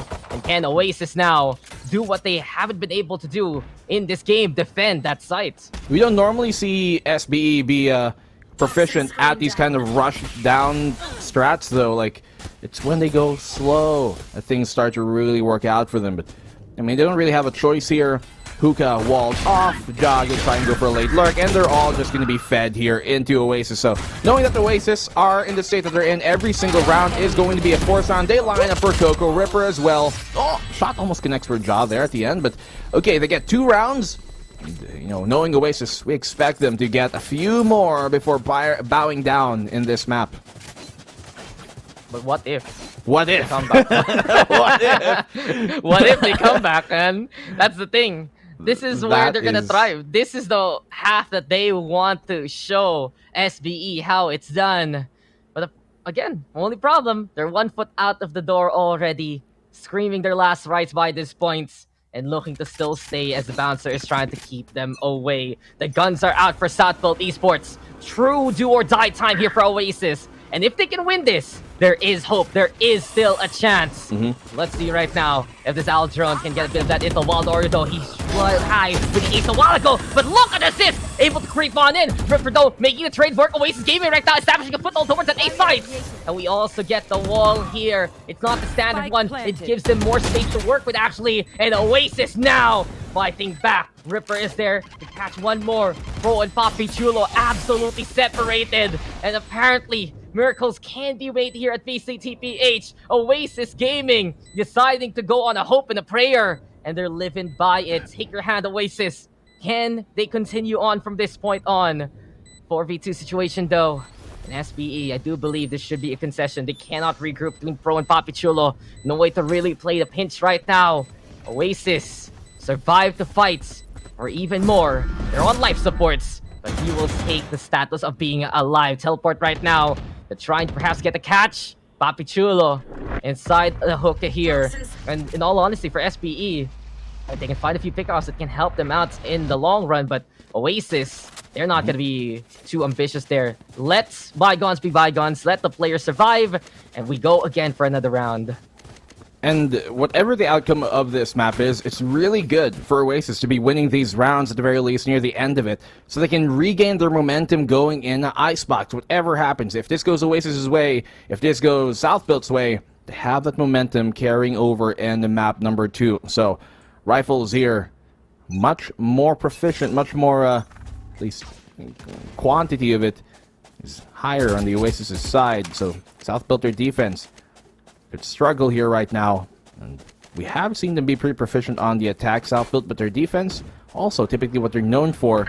We've seen slivers of that be really ripped apart when they were playing against Team Secret, and maybe this is where Oasis have their entire game plan held. It's on this attacking side, but Micro and assist with the Sheriffs really making it work. Coco and Marky get the trades, but the damage has been done. Still, Rifles alive for South Built. Sheriff Built, here we go yet again. There we go with the blind Marky though, spraying down the shower as much as possible. A wonderful motion here. Showstopper into play, and up close to Brazil, but Jai right in front of it. That could have been it from Ja, but Wild Oreo yet again, twisting, licking, dunking on the opposition, and Oasis, one more round to show for.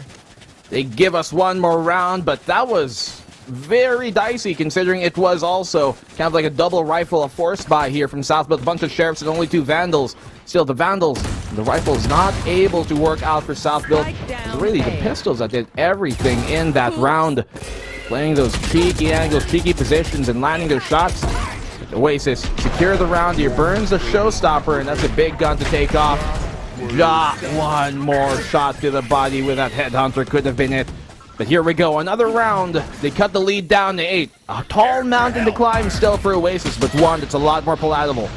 This has been a spectacle though. If Ja shot Wild Oreo mid-air, just like what was happening in the last round here on Vine. But right now, the airwaves for Oasis Gaming. Ja though trying to go for shots. Marty dropped it down and going after Pro first. Ja though still getting away with 2 though. Orbital Strike now into play, and Papi Chulo on the inside, slithering on in. Everything now left though to the hero of Oasis, Wild Oreo, but it is gonna turn into a 0 there in the end. Zeroed in by Oasis, by assist there. It's SPE who get the 13-4 scoreline, and you can really feel it. Oasis, they come into the second half in a coffin, and just a single mistake, a single flurry of kills, and SPE can take that win. Really unfortunate there for Oasis, because it looked like that the attacking side is where they could thrive, but they just weren't given a chance whatsoever by SBE.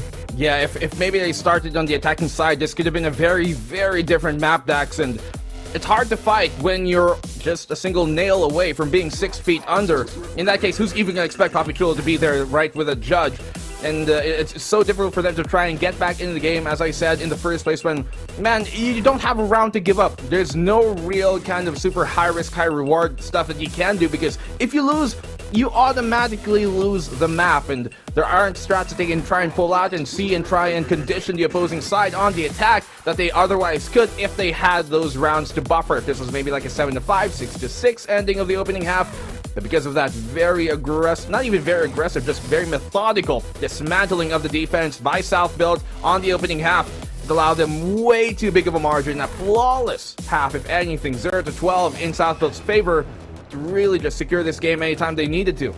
Yeah, South Built has proven also how sturdy they can be. We saw it yesterday, I believe, against Alpha Esports Pro, right? That Alpha was making that comeback into the second half to survive for their tournament life.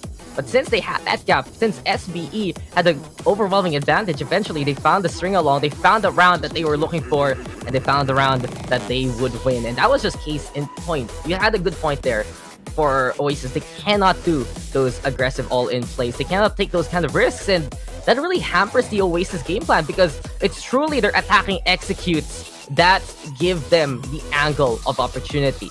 But it's what they do with those angles, it's what they move forward towards that gives them the rounds. And there were just barely any chances to really do that. Yes, it was an amazing run from Wild Oreo. He got that ace at the very start. He would find some significant frags, be the one to stay alive against the hand of Ja.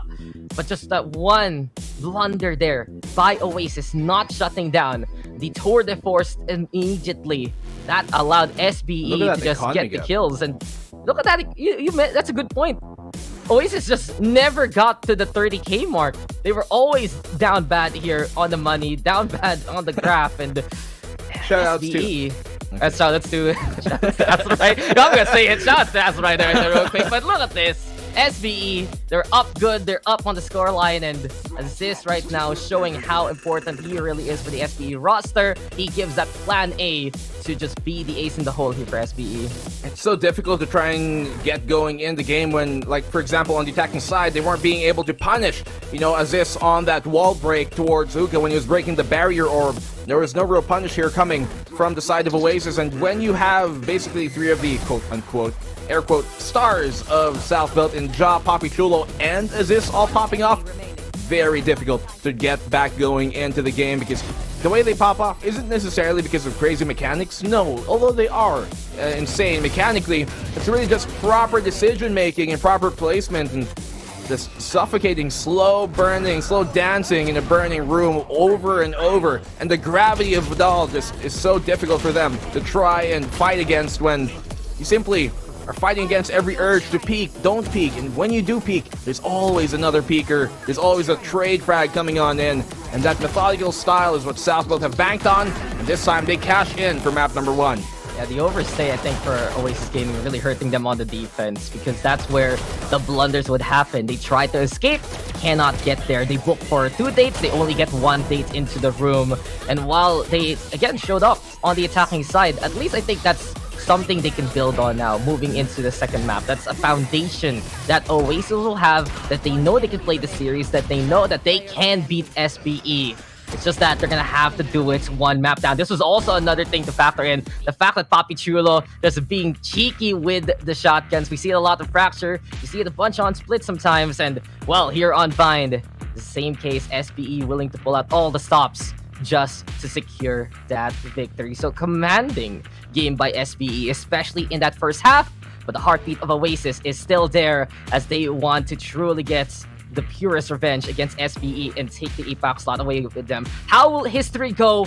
Which victor will be written down in this chapter? We'll find out just a bit after. We're back in blue. We'll see you guys for more of VCTPH.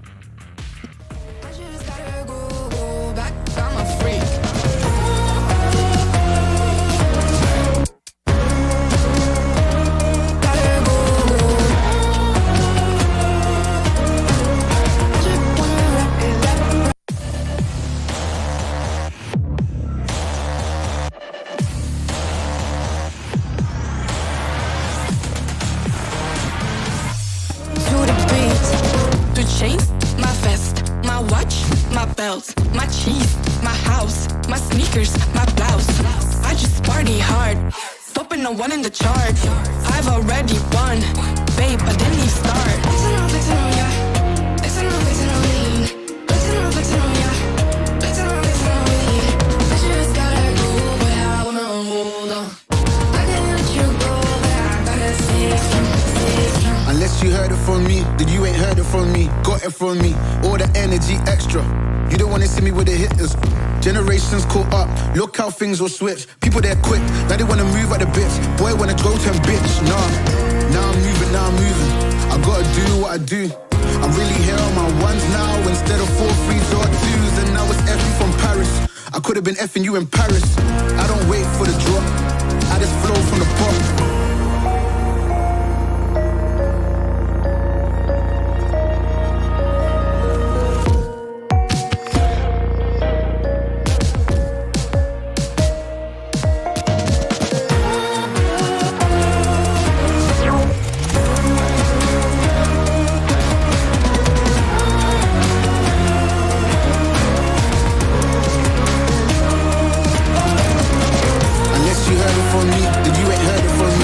From me, all the energy extra.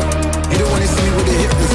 Generations caught up, look how things will switch. People there quick, now they wanna move at the bits. Boy wanna go to bitch, nah.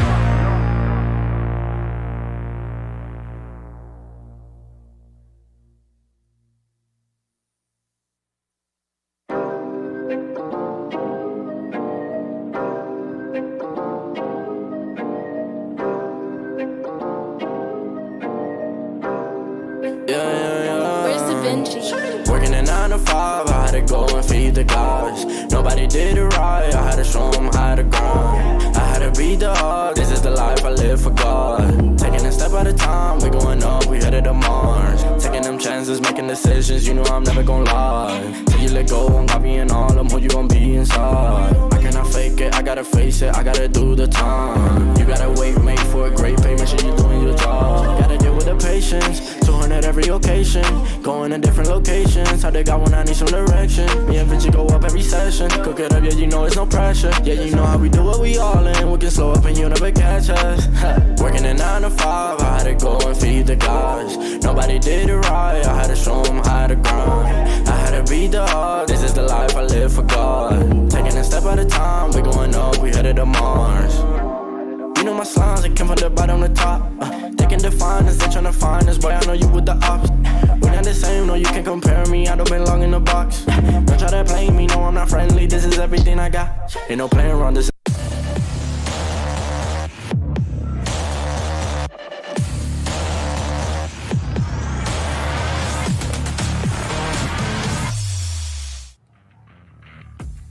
It's another cycle of history with this series, but for Oasis Gaming, the last map a bit more of a eulogy instead. But out of the coffins, they will rise, and we are going to be getting to our second map because of that. Welcome back, ladies and gentlemen. Daxter with Black and Blue, and you are tuning on in to the matchup that will define the third slot of the PH towards APAC. This is Oasis Gaming versus SBE, but Southfield Esports, man. First half, 12-0, and while there were signs of life on the Oasis offense, there wasn't really much of a chance in the most literal sense that they couldn't get those rounds that they would like to play, those all-ins, those risks, because they know if they'd slip up once, then they would be out of the running on Bind, and that's exactly what happened. Yeah, and you know, with a style of Oasis where they want to go all in a lot of times on the attack, and more importantly, they want to be able to condition the opposing side and what they're about to do, to be able to fake them out when they try and almost seemingly fake what they're trying to do this time around, run it back, and they're up suddenly on the opposite side. They're not going to have those opportunities to condition and to just take high risks to really get around, because they don't have the leeway to give. They don't have the buffer, the cushion that Southfield would have in a 0-12 that did favor them. So I think, though, that map was, at the very least, near the end of things, good for Oasis, because it allows them to get some momentum going here in the Icebox, a map we know they're much more proficient at here going into this as compared to Bind. But Dax, we've seen these two teams in the lower bracket once again, lower bracket round 2 last year, fighting for that third and final spot in APAC here on Icebox and it all. And that was 7 overtimes, by the way, and just one of the most incredible overtime situations we've ever seen, with multiple clutches just coming somehow out of the rear. I'm expecting to see somewhat of the same shades of that here once more.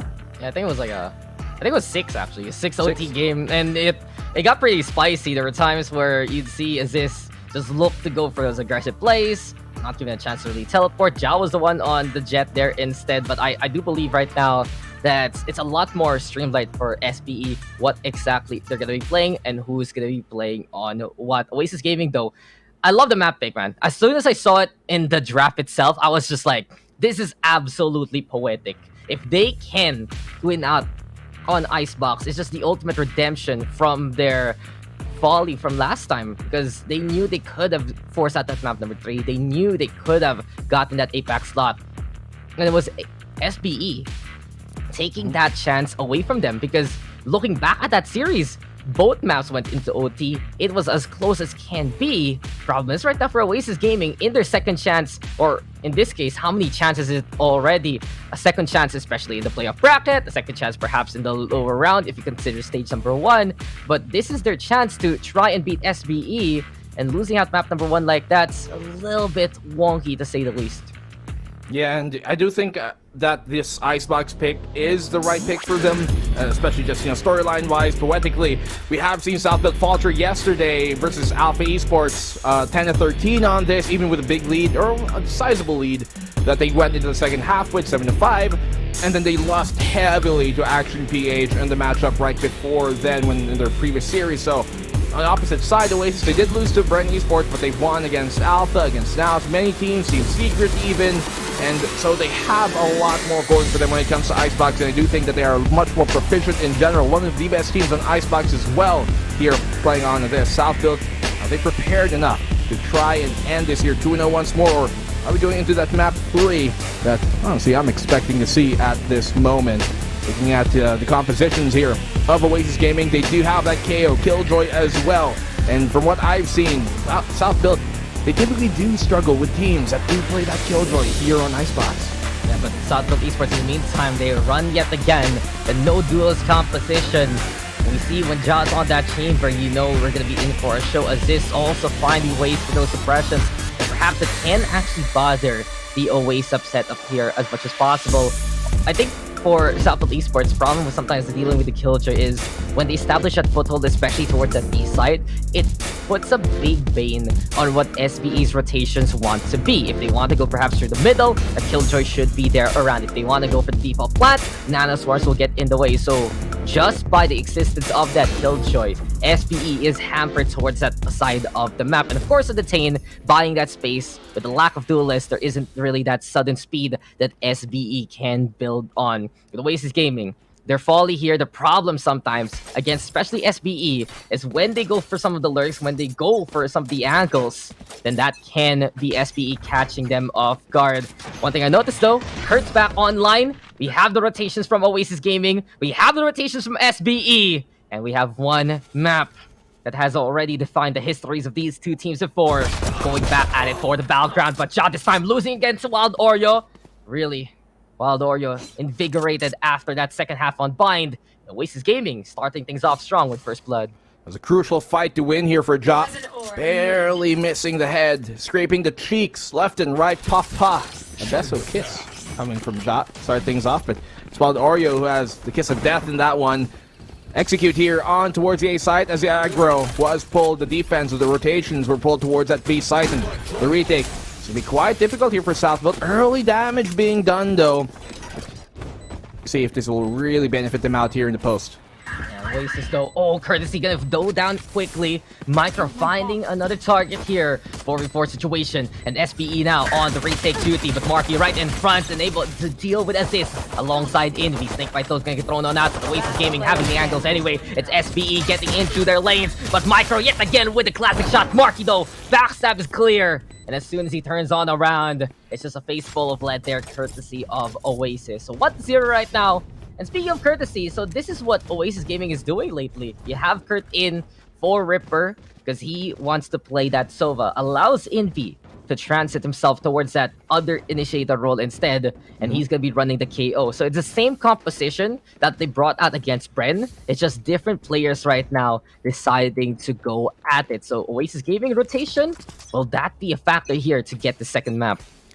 And to have Envy be more of that second in role will allow him to really get himself going, and we know the caliber of player he is and what he brings to the table when everything hits the fan.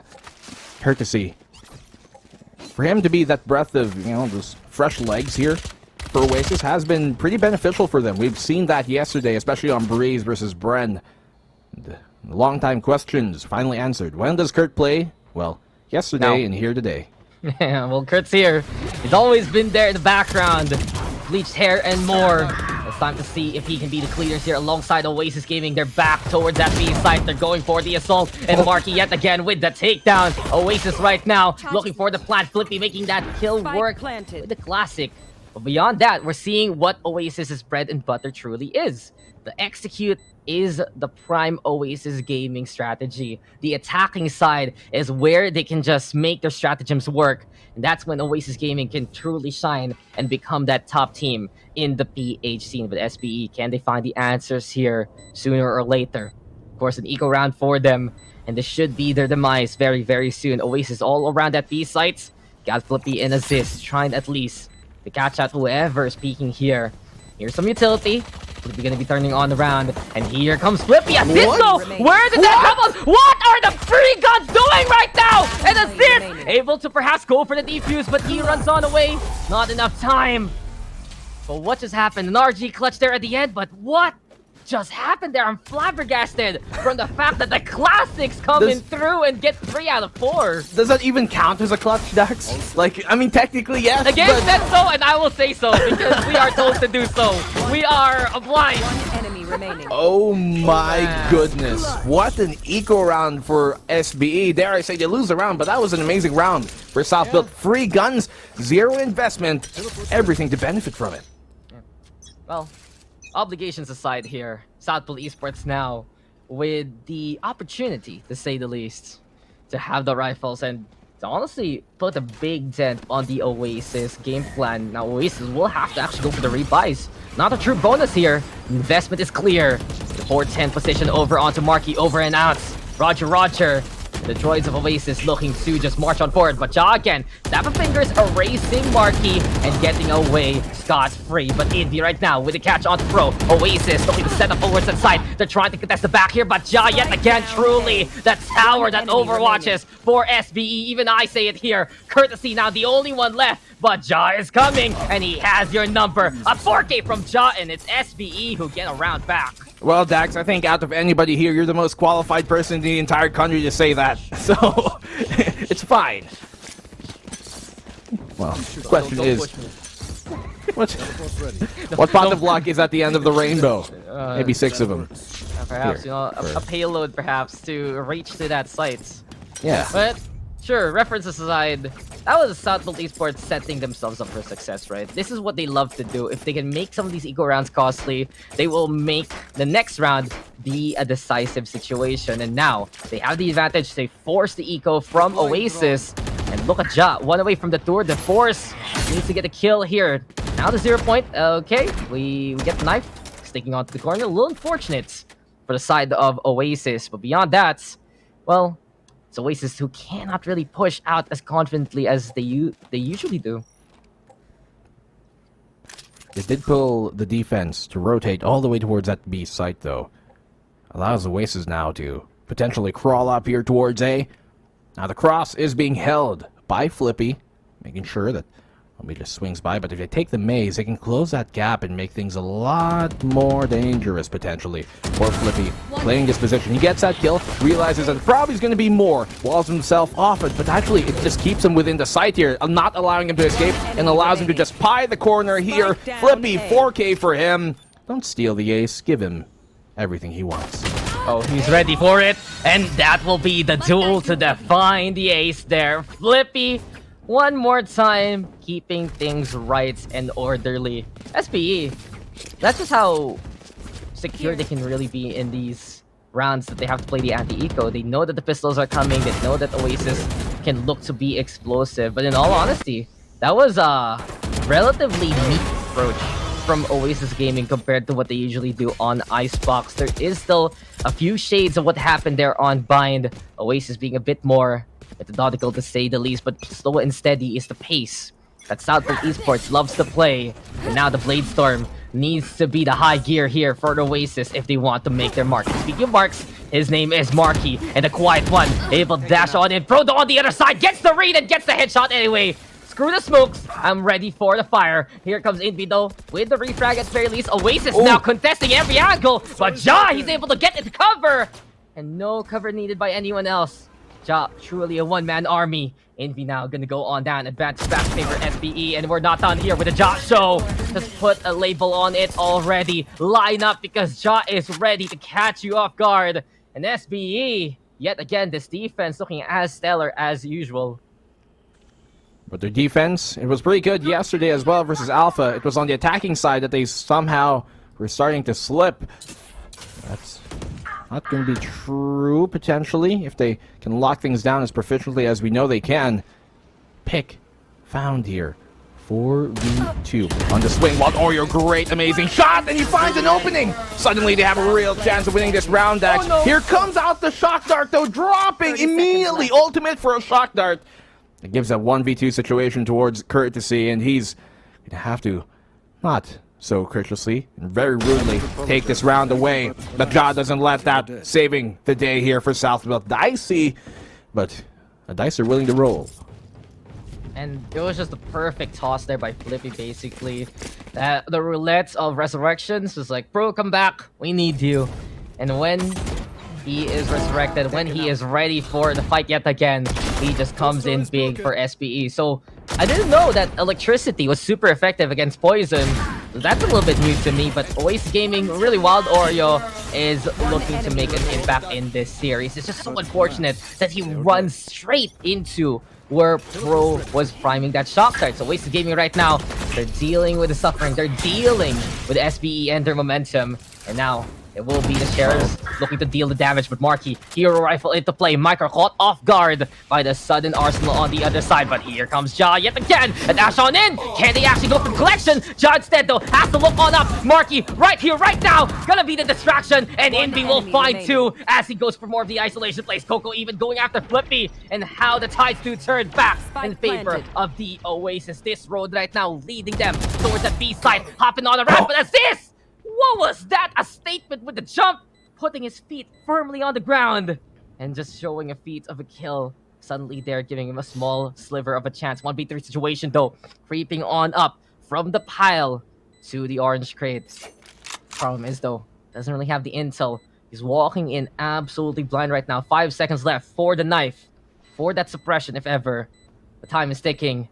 I don't think SPE can find a way through. Perhaps a great escape by Aziz, and he still fights versus courtesy. Does he get tempted though to go towards that site? And just because the treasure is there, Marky is the guardian of it. Oasis Gaming now able to tie things up, but you can see when the rifle is ready for Marky, he can make that space for Oasis. That jump by Aziz was 100% his mouse wheel binded to jump, and then when you flick, if your mouse wheel is loose, then sometimes that happens, and it's been a thing ever since. I've been telling him, replace your mouse and get some ROG gear so it doesn't happen. So yeah. I'm gonna ask you right now, do you recommend players not just unbind mouse wheel, but to take off the mouse wheel from the mouse, just to prevent that from happening? Maybe not. I mean, I myself use jump on mouse wheel, but okay, if it starts happening, get a new mouse. Maybe get a new mouse when your mouse wheel's gone.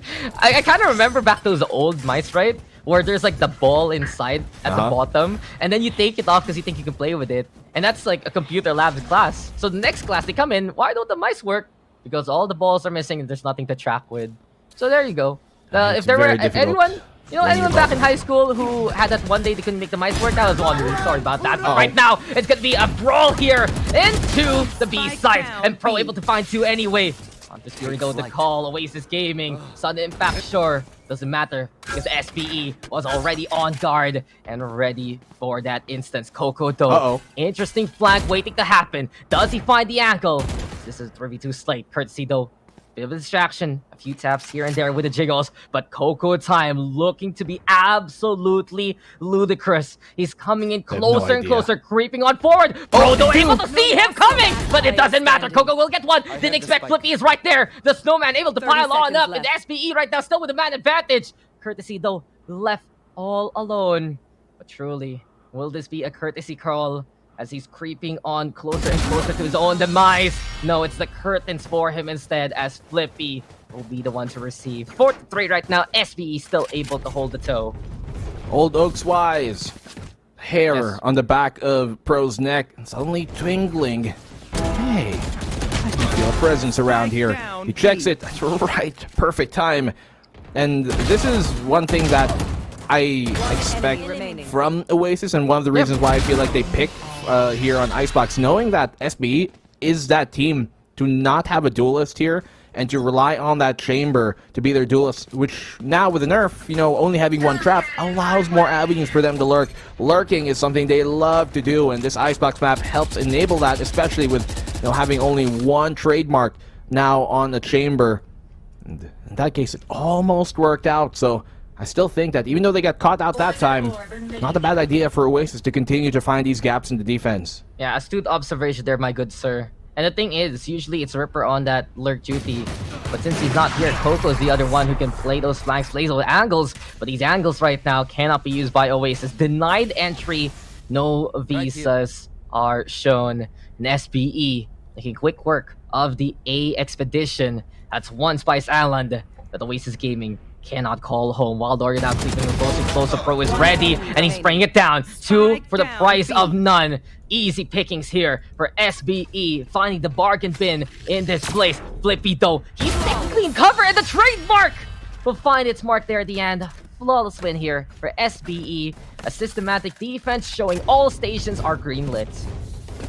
It was kind of a mixed buy around though from Oasis, so this is an actual gun to be expected. You have a Bulldog in courtesy, but can be quite thrifty no matter what tools are put into his hands. South built operator out for John. If that drops, then maybe he can pull out a second one from his pocket. Imagine that, having an op in your pocket, just portable, convenient, anytime you want. In this case, the aggressive push looking to be made here by South built, only helped by Micro. We've seen this be shut down by Oasis though when they go full ham, when they go hard, and when they flush Jaw out to his corners. And if Micro overstays his welcome again, this could be very dangerous. Rightfully and smartly so, Jaw rendezvousing back to safety, knowing he won't have that option once the 0 point connects. I mean, SB has learned a lesson last time versus Oasis Gaming. And even though Jao wasn't on the chamber then, he knows to press that E button when things get dicey. But there's no escape this time from the eye of Envy. Zeroed in, able to get that takedown. Micah right now, though, into the corner, but a nice check by Oasis. The foresight to truly go there. And Wild Oreo even getting the catch on the Pro. The execute is as sublime as can be here for Oasis Gaming. They check the corners that SBE have the bias towards too. And now Coco, look, the inflict that decisive blow there in the end. A flawless win, beaten back by Oasis Gaming. Seems like the fight's still in them.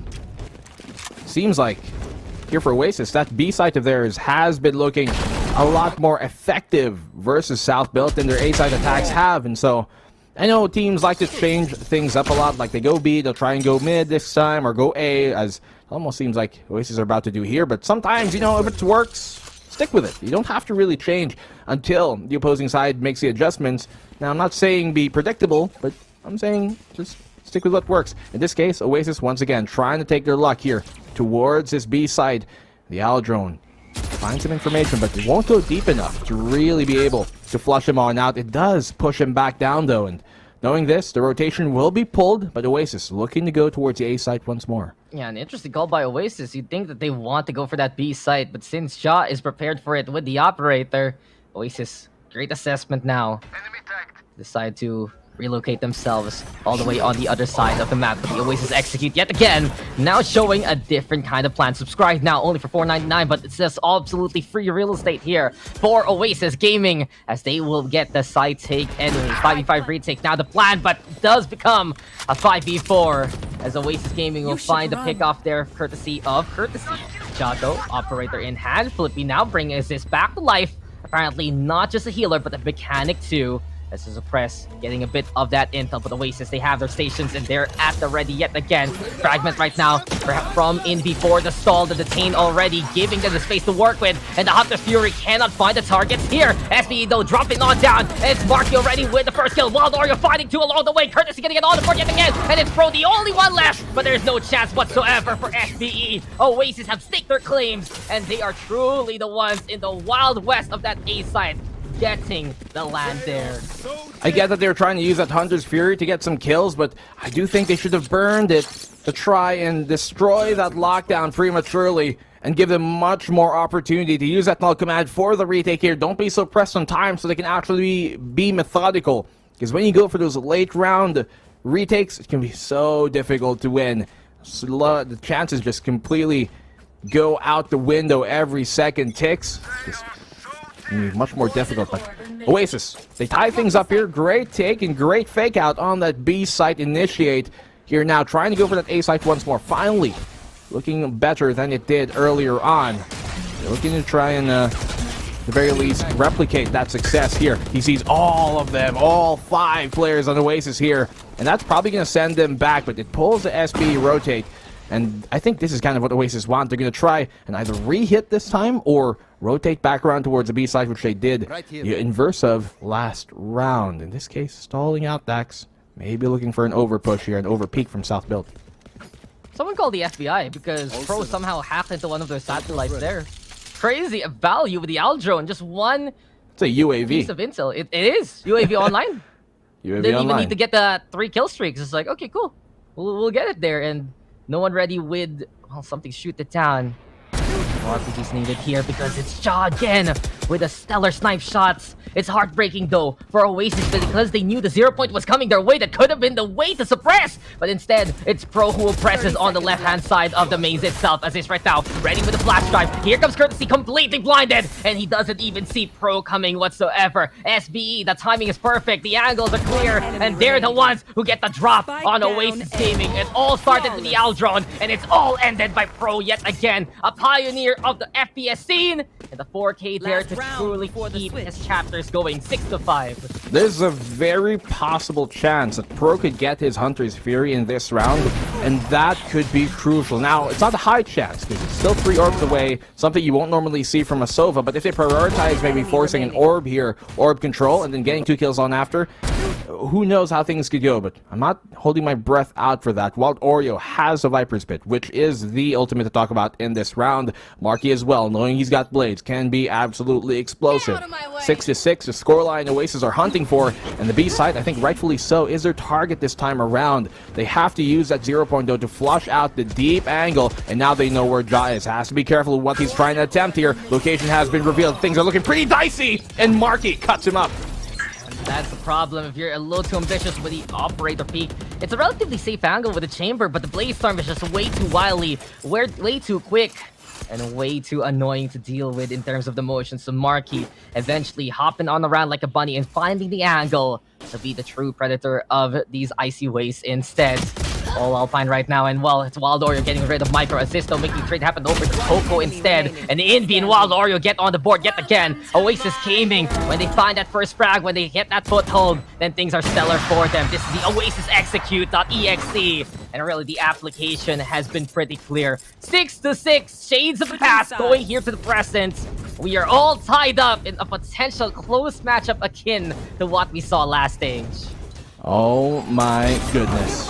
Slowly crawling things back here, and Dax, I mean, the last time we saw these two teams, it ended 8-4, but then Oasis came back in that second half to bring us into, what, 6 overtimes. In this case, a lot closer, so a very real chance here of Oasis extending this into map number 3. I'm almost expecting it at this point between these two teams.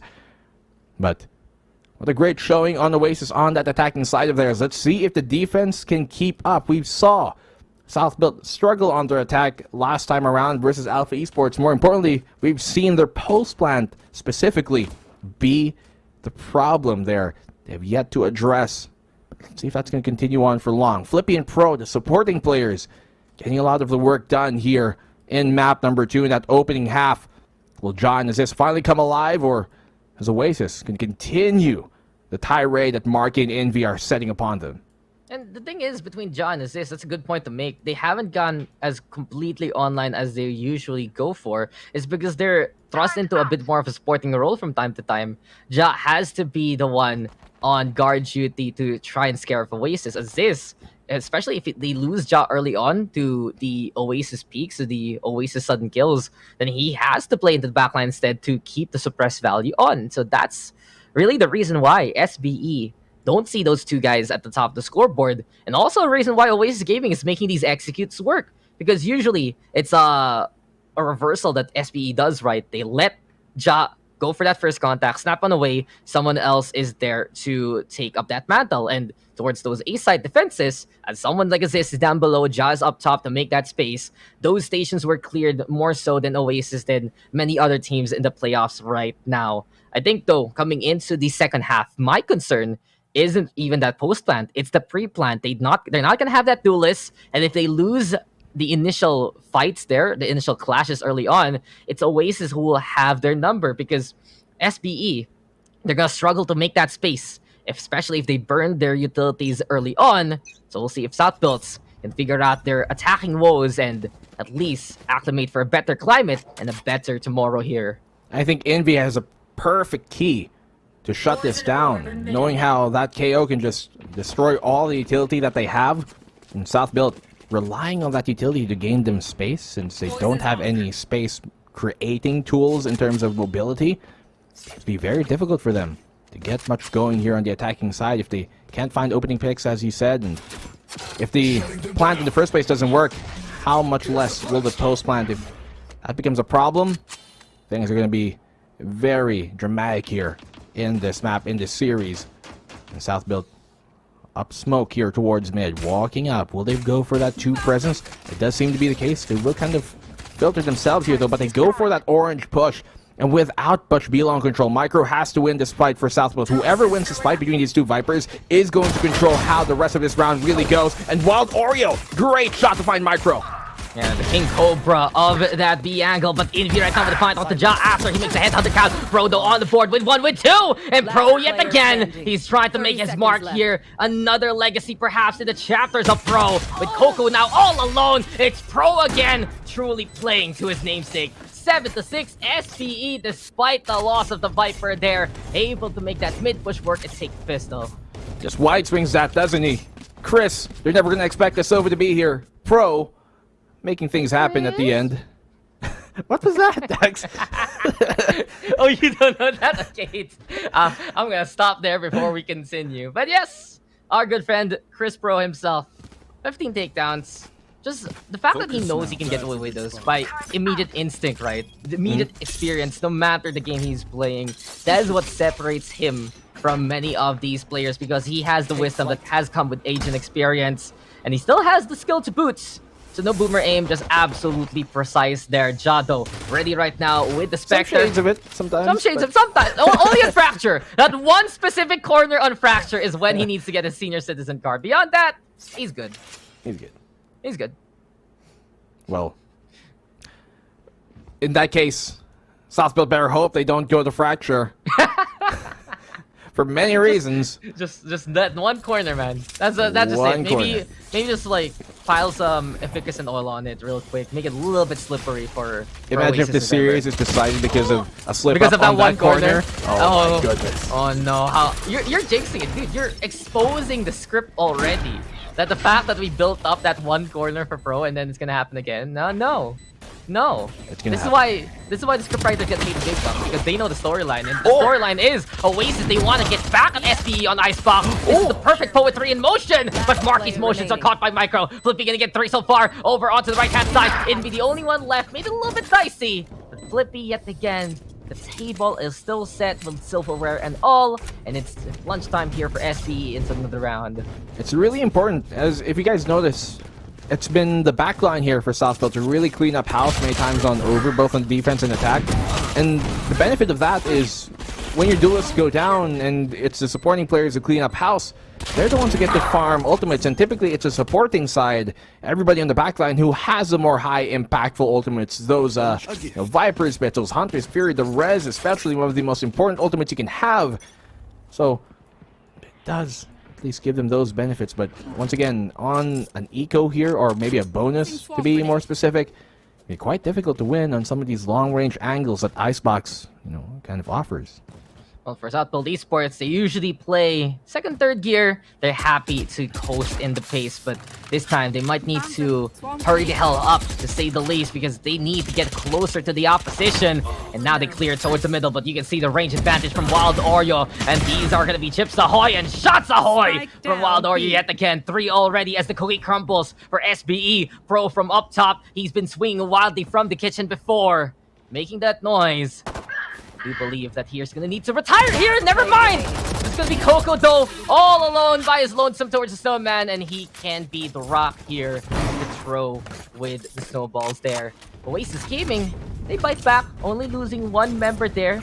Not a bad bonus from SPE, though at least they got towards that site, but beyond that, Wild Oreo just the perfect setup and the perfect angle to stay away from SPE. So difficult to try and challenge that long-range angle. Yeah, you don't. On those orange, yeah, so perhaps a smoke here, differentiating wall, can make things a bit more proficient in the long run for Southfield. Note. Going for this B side here right now. Is that going on your notebook? Online. Are you writing that down? It's into the mental. It's in the manual already for SBE. Good to see that these things are updated real time, but man, this is it. Southfield Esports, they have the guns this time here, black and blue, and Wild Oreo, he has to be very careful at playing this angle. He has the Viper spit, perfect for the retake if ever. Nice owl drone yet again from Pro himself. And Infi with a fine on assist. 5v4 scenario. Oasis Gaming able to go for the hold, but SBE not closer and closer. Pro on board. Ja's there too. And the B site is the true clear that they're looking for in this round. Push Ja up here. Risky, but could have good and reap benefit that help them out in the long run. Pro, he gets found. Now this position becomes even much more so crucial. Do they have the information gathering for it? If Ja goes around this corner, he could get found by Coco, which should be very, very dangerous. And that he's about to do. Coco should have his mark, should have his number, but the timing, it won't work out for him. Coco, great find, and now this gives Oasis a hefty advantage in this retake of a round. Great dash here by Marky to gain space, and running and gunning, he finds Flippy. Micro, last one left alive. Gonna have to win this fight, which he doesn't. Envy, great shot. And what an amazing retake here coming from Oasis. South Built giving them all the opportunities that they needed to come back in the round. Pro overpeaking as this, lurking there towards the A site with all those opportunities. Only the ones given and taken by Oasis were held. Shall we have this dance? Marky says that footwork was so fancy there into basically a swing of a kill. So Coco staying up on top. I think for Oasis Gaming, really, if they have that second floor control, they have a great vantage points to get these rounds. And I believe that's still the problem that lies in the SBE composition. If they don't get that mid control, if they don't initiate towards that middle first with a single target, they don't have the right agent to make it there in the first place. And Oasis rotating quickly enough to still have that foothold anyway, to still have that angle. From that point on, Oasis is able to find those opportunities and a bit of that speed to help them out in a pinch. So updraft real quick from Marky. Bit of the intel that Oasis Gaming is vying for, as the shares right now are in hand for SBE. But the fanciest one of them all, the Headhunter, has lost his head. And Pro again with the Aldron right now, scouting on the round. 4v5 scenario, SBE trying to creep on towards the A sites. Marky, no fear whatsoever, ready with the dash, ready to peek it out, ready to kill Flippy too. That's another one on board. Pro right now, next on the list perhaps, has the reload, but this is just Oasis Gaming dictating the pace and the engagement so far. Marky still playing here on the angle, doesn't have any reason to bail out. Gets a kill, dashes, but gets stuck. Micro and Pro will find a kill apiece, and that was it. That's all she wrote. Oasis come into the lead now, 8-9. A good anti-eco round of theirs. Can they continue this storm that's been seeping and building here slowly? South Built timeout called. Slow things down, catch a breather, reassess the situation. Honestly, that round was like a little bit of nothing. I'm more interested in how Marky clipped here. What's the angle he took? So he goes for the updraft. What happened? Where did he clip? Okay. His toe got stuck in that corner on the way out. His toe got stuck and he's just like, no. And then he falls from the air. Can't forget the toe. Oh, man. You know what's always the most painful thing? You put a toothpick by your toenail, and I'm not gonna continue for that one. No, The disgusting. mental image. It is just pain. That was probably what happened. That corner, and Marky falls down, and yeah, it could have been an ace clip for him. Nothing to use for his socials, unfortunately. So a little unfortunate for Marky, but he has been having quite a game to remember. 16 takedowns, lots of money. Can actually bring out the operator here if Oasis feels like they need to. And I think that's the only reason why he hasn't truly bought right now, besides the tactical timeout. Since Oasis, they're trying to see, okay, what's the plan here for SBE? Who is getting closer to their ultimates? And I think they'll really watch out for here is, I think Southbolt right now, by one way or the other, can bring out the Tour de Force this round or the next, because Flippy is ready with the res. Pro has that Hunter's Fury, and those are the utilities here for SBE to get a bit of that space as we get back to the game. So stow away the timeout card. Let's get back into the action. Suppress though connecting from Envy to start things off. Suppress for Suppress, they have to be careful about this. Have a drone to utilize, but it's all the way towards that B site, so that's not going to come anytime soon. Waiting for an overpeak here, if anything, but I don't think Oasis are going to give that opportunity up. The fact that most of their push is here towards A is going to make this B site take quite a lot more delayed. We're going to walk here now, crossing all of them, making sure that it's a full 5-man hit as they need to make this piece work. In such a low initiating comp with a zero duelist lineup, they have to make sure that the jinx, the trick, isn't given up. That recon bolt, at least able to be dodged, but here comes a 0 point out now. The eyes has been given up. Wild Oreo spamming through, and Aziz finds a trade. Along the way, though, Southfield able to navigate through the hedge maze of greens and are able to make it towards the site. There we have it, the resurrection being a factor. Job brought back to life, getting tagged on down. At least the heal is there to keep him pretty hefty here. So spikes planted, the Viper Spit is in the way. But you can see for Southfield Esports, they're not going to be committing onto this one, especially Micro willing to let it drop at a moment's notice. Flippy with a slow orb too, and Oasis Gaming not feeling the wrath of utilities on the other side. How do they make it through to the other side? That's the question. How did they cross the border? Seems like the answer is no here from SBE. Coco though finding Pro on the off angle, but Oasis Gaming cannot make it through. Denied the flight. Has been revoked. It's SBE now able to tie things up as they have just put the boundaries of the map in their favor. Viper's Pit here being crucial. And when you see a typical default Viper's Pit be thrown on out, a lot of times the post-plant team does lose, but in this case, it works out here. Southfield able to slowly crawl back into the round. Marky not able to utilize the op because of how much sight lines that Viper's Pit did cut off. And just, you can see them conceding the round, knowing that there is a longer battle, a marathon, to continue to run. I think there also for Southfield, just an interesting call to let that Viper Spit flow around like that, Micro backing on away. And I love it since it just instilled so much fear right now on Oasis, thinking that there's someone waiting to go up close as soon as they see it dissipate, that can be their timing. But then again, Southfield Esports prepared truly with a big wall in the way.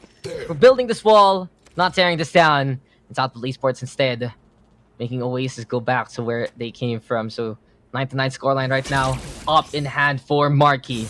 And let's see if that's going to be a factor here because the soccer screen is out. Now Marky has to take an extra risk, but Cha! What are you playing with there, my friend? Checking your credit balance? What's going on? And caught off guard. Cha now will fall early on. Marky able to play the infiltrator there. And this is one Splinter Cell to be scared of here. Pandora tomorrow perhaps as this can be chaotic here for SBE. Suppress is true, and as you creep on up, this is just one chaotic theory that Marky is able to bring the evidence in. Another situation, another target, another kill for Oasis, but Micro fighting on back as this, also doing the same versus courtesy. 3v3 situation, lockout is there, and Oasis Gaming now going back to the basics and going back to that A side, but this is such an awkward angle. Micro trying to go for Coco. Invy's there, but he's missing the shots. He went for the wall banks, but Micro is there. The flag's not true, as you mentioned. 2v2 situation. And this is plan happened, but here's Wild Oreo. And he has brought the red balloon here to be the one to scare off the competition. Now float on away with the life of Aziz. Into the corner he will go. The fear settles in, and Coco is there to scare off the rest of SBE. 10-9. And Oasis Gaming, they make it work, but that looked to be more convincing at the start than near the tail end. Southfield still able to fight anyway despite the losses. If he pushed that towards screens, things could have gone very differently, but kind of half-pacing himself there, planting himself in between the two of them, gave him much less chance to get something going. Stellar angles and positioning being picked here by Marky to find all of these pixel angles and get those kills. You see the Southfield are still so potent in those scrambles, even with the man disadvantage. And Coco very fortunate to have been able to escape there from Micro, not expecting to flank. And you can see, Dax, that one trip not existing anymore for Chamber has been causing problems here for Southfield. Yeah, the assumptions becoming an issue, basically. Unfortunate, really, for the likes of Ja. Didn't even get to play that round, basically, as he was busy fiddling around with a setup for himself. But now, can set himself up for success. Tour de Force is at the ready, only with a Sheriff in hand. Starting top, but where? Wild Oreo! He's just there into the corner! And one more time, one more flurry of shots! And there's just no chance for SBE whatsoever to get the hell out of the alleyways there. Marky now with the operator in hand, but that was just decisive yet again from Oasis Gaming. And Marky making no exception whatsoever. Flippy is right there on the other side. Cloud, we're still preventing Marky, honestly, from helping out his teammate. A bit too ambitious, perhaps, from Envy. It's still SBE. Not out of this fight as of yet, but you can see odd stacked against him. Flippy getting backing on away to try and play the time, but we have a problem for SBE, not clearing that corner properly, giving Wild Oreo the easiest funnel that he can play with. 30 seconds left. Now Marky He has a lot to work with here, and the thing is, Oasis, oh my goodness, Flippy, he gets that kill, still has time to work with, can heal himself back up, being wary as well that the yellow plant, he knows, they double swing him though, give him no real chance, and the rifle swapped around, but Oasis and Bren, they have a similar play where they have that KOB on the back of the side to flash in to be long, and the player from yellow will swing and clean up house. That's exactly what happens. See, look at that perfect flash, swinging Wild Oreo, gets the 3 kills, and with the pressure of the Hunter's Fury, just a complete scramble he's able to capitalize on. Great play, simple play, but great play here, performed to absolute perfection by Oasis. Sometimes the best path is the straight line. The best path is to see what is right in front of you.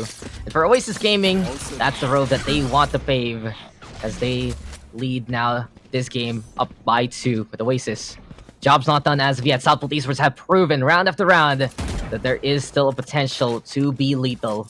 To Marky. Need to find his markers yet again, juggling around, and did you see that? He has another gun here, my friend. He has a judge. So, Oasis Gaming, they have an interesting backup plan right now, but there's no backup for courtesy whatsoever. As Pro and assist with the takedowns. Markley, the juggling act though, goes back to the circus rather than the game. Envy though, able to be the roadblock there, hitting his head, but doesn't matter because he will hit the heads of 2. Make that 3! And arigato, Mr. Roboto, say hello here. My little friend Envy.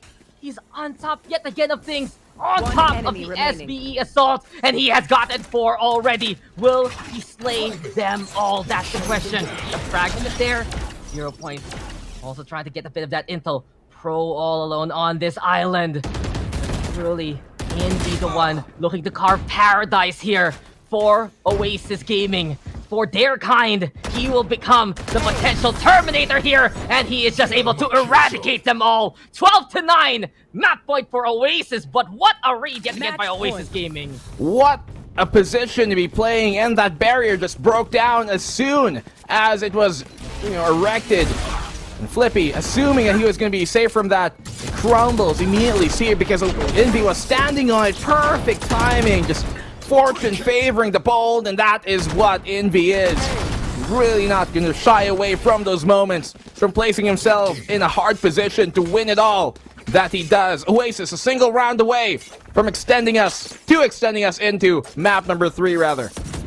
And that is how you counter the wall plants toward that A side, ladies and gentlemen.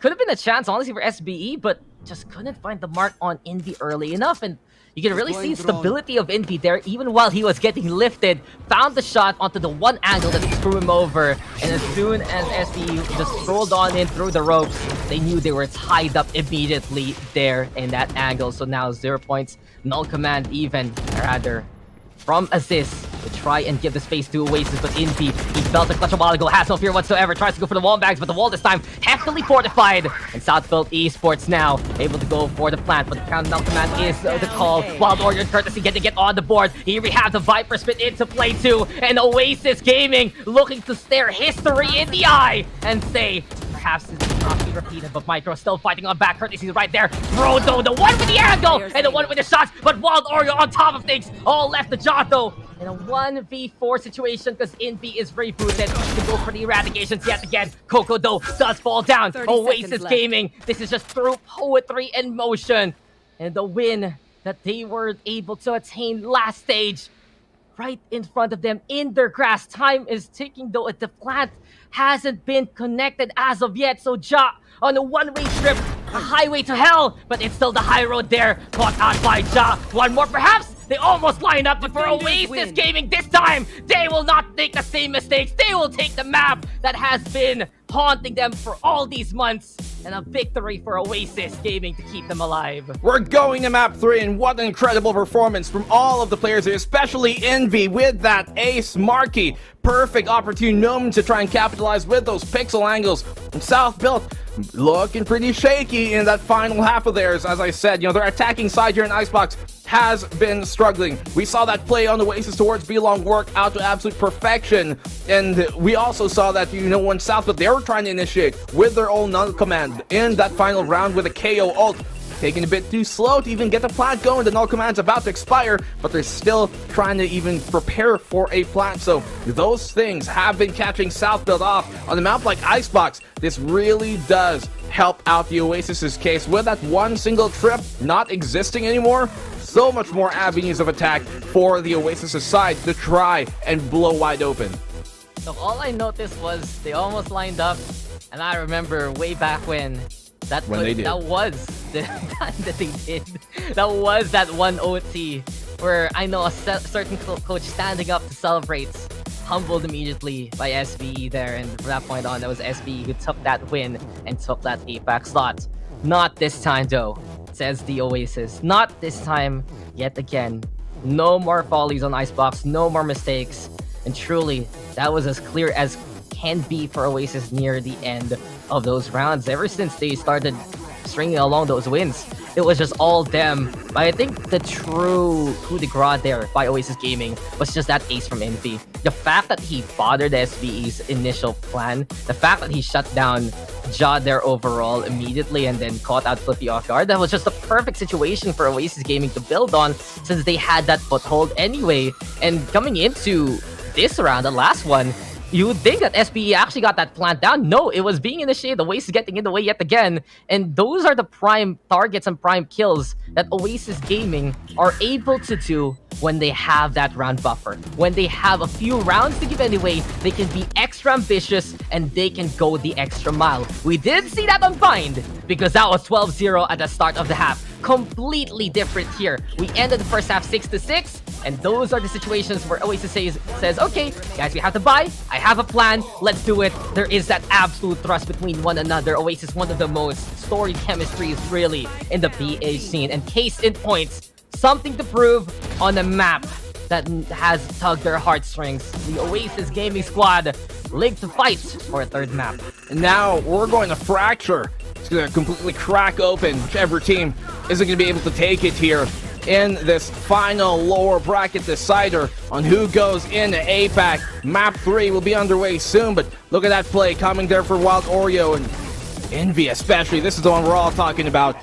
Perfect read and just a hair of luck to put him in that proper spot, breaking that barrier.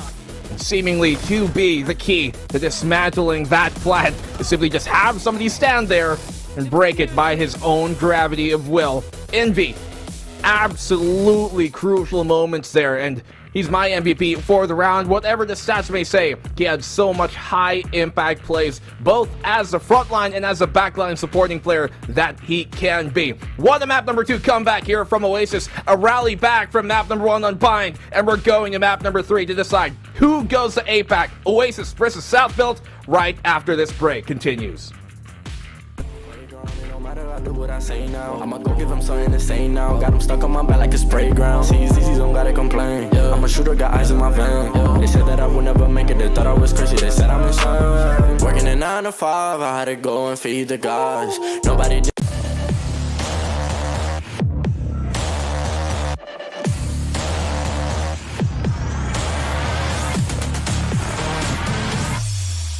I had to show him how to grind. I had to be the hard. This is the life I live for God. Taking a step at a time. We going up, we headed to Mars.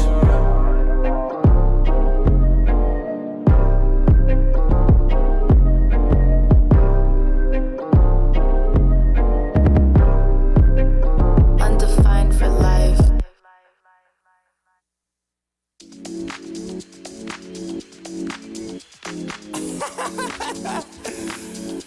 Oh man, what you talking about, man? What? You so crazy, bruh. Wasn't too long before I realized a whole lot of truth, just realized. Two groups faking the real guys, and both of them plotting on your meal size. Gotta be more, is this real life? Got a bad hand, but I still try. Try and knock me down and I still climb. I can see the promised land right over the hill line. And when I get there, yeah, we all gon' party. Learn how to surf cause the waves is gnarly. Gotta make the bread, gotta bake the barley. But it take a little time, be patient, darling. Working for the people, gotta rake them all in. But sometimes people make you hate your calling. Some people panic when the brakes is stalling. Me, I go to God when my faith is falling. Put it on the tattoos. A righteous man don't know bad news. Found forgiveness for my snafus. Nothing for the pretty girls trying to get a cashew. Bad dude. Sometimes life really suck like a vacuum. The devil I don't never turn my back to. I just want to shower love like a bathroom. And be a role model for the black youth.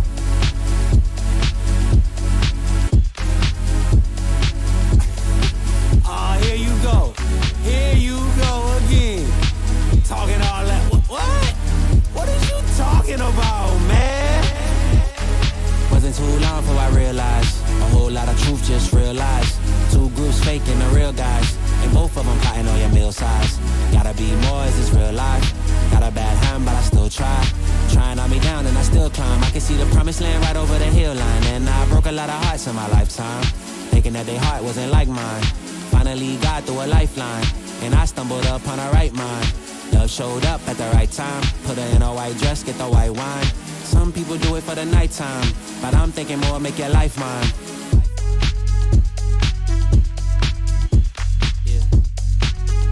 Is it possible we could last forever and ever and ever?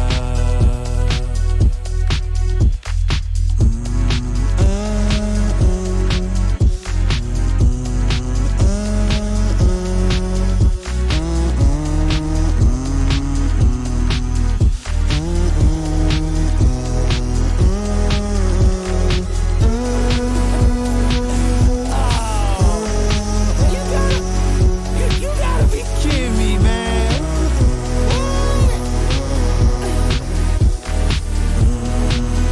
Ah, this.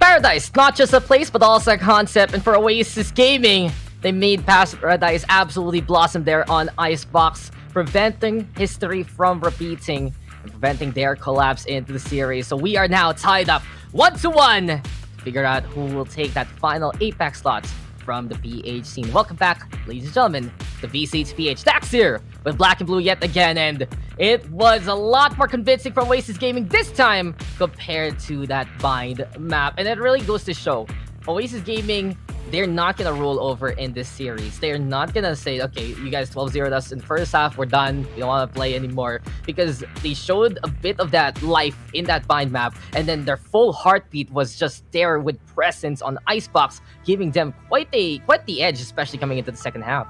As I said, Dax, at the end of map number 1 on Bind, even with the blowout that Southwold delivered, there were some good moments there for Oasis to get themselves back going into the series. They move on next. We've seen them shrug off dominant losses to win the series in the end, with dominant wins and close ones after on that. And there's a lot more proficient here coming from Oasis' side, as expected, because of the small sort of momentum they're able to utilize from the end of Bind, where they got a few rounds strung in a row and use that to rally back into this. But we're going to Fracture now here, and this is a very curious map for them to be playing, because both of these teams, 75% win rate exactly for both of them, and it's Oasis with a bigger sample size, yes. And the last 2 times that they've played on Fracture was against South Built Esports, losing the previous one, but then winning the one before on that. Now, South Built, they have also played Fracture maybe 4 times only in the past, like half a year?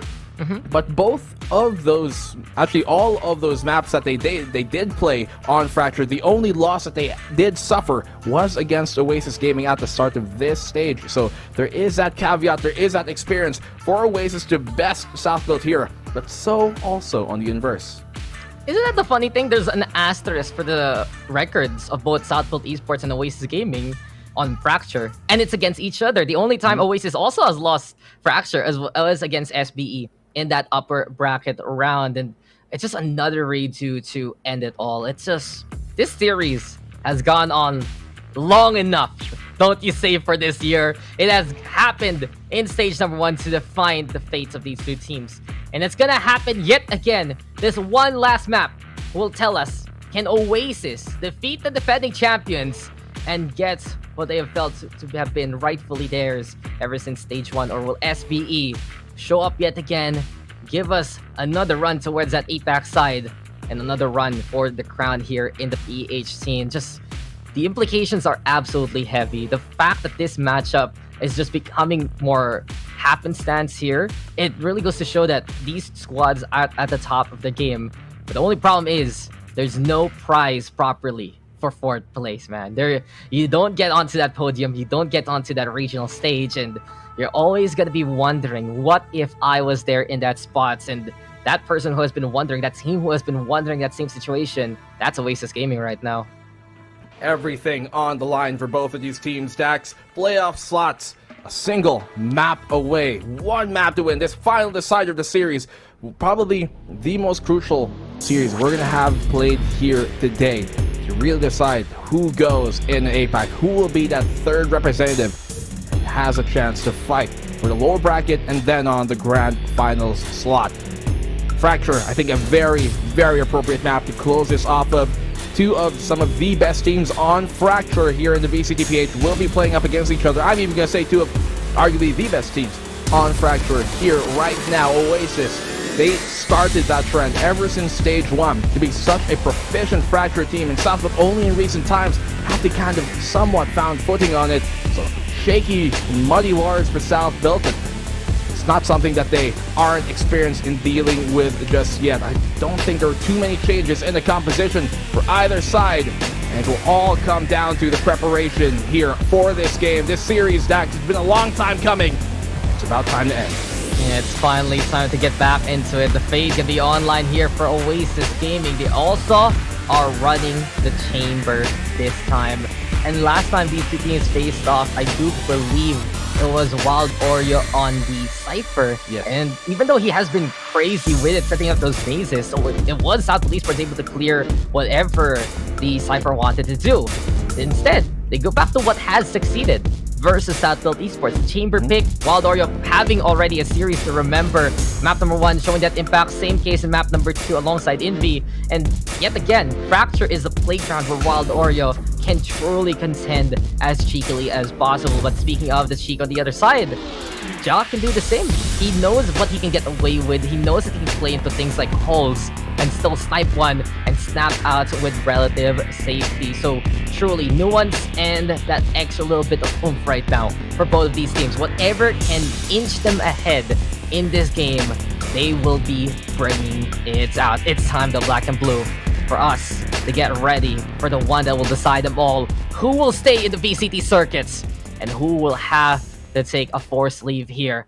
It's Oasis Gaming versus Southbuilt Esports. Oasis on the assault, Southbuilt on the defense. And yet again, we'll watch out for that tower. We'll watch out for Ja and Papi Chulo especially, because that has been seen as a relatively weak spot despite the names holding that angle for Southbuilt Esports. Can they weather the Oasis storm coming their way? One more time for the end of times here between Southbuilt and Oasis. We are going to run things back. Oasis now on the attacking side, trying to take this B side. Ja waiting here, perfect flash, but he finds the kill, and so does Papi Chulo with a frenzy. Flippy, perfect on the help. Envy though, quick trade on the Flippy. That's going unchecked. Wild Oreo doing the same as well. Winnable here from Oasis, but as this knows where he is. He has to win this gunfight, and that he does. It's all on the Wild Oreo on the angle, but way too much for him to contest for 1-0. Starting round here, going in Southbuilt side.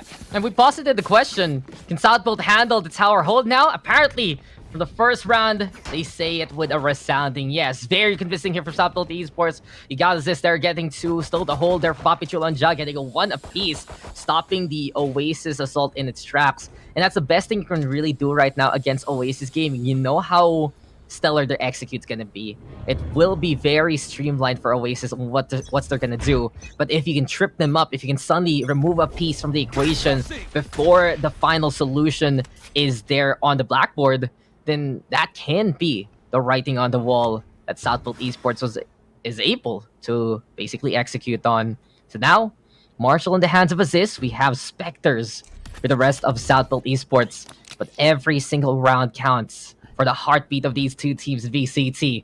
And as Marky now creeping closer and closer, Ja playing patiently up top the tower. Yet again, though, the flash comes in, and Ja with a takedown of the Wild Oreo. Great support there from Papi Chulo. Kokodo overrunning, but Ja doesn't care, because here comes Flippy, here comes Ja, and the rest of FPE now looking to follow up on those kills. Perfect flash. I believe that was thrown all the way like over the building just to make it there. What a sauce! What an arm.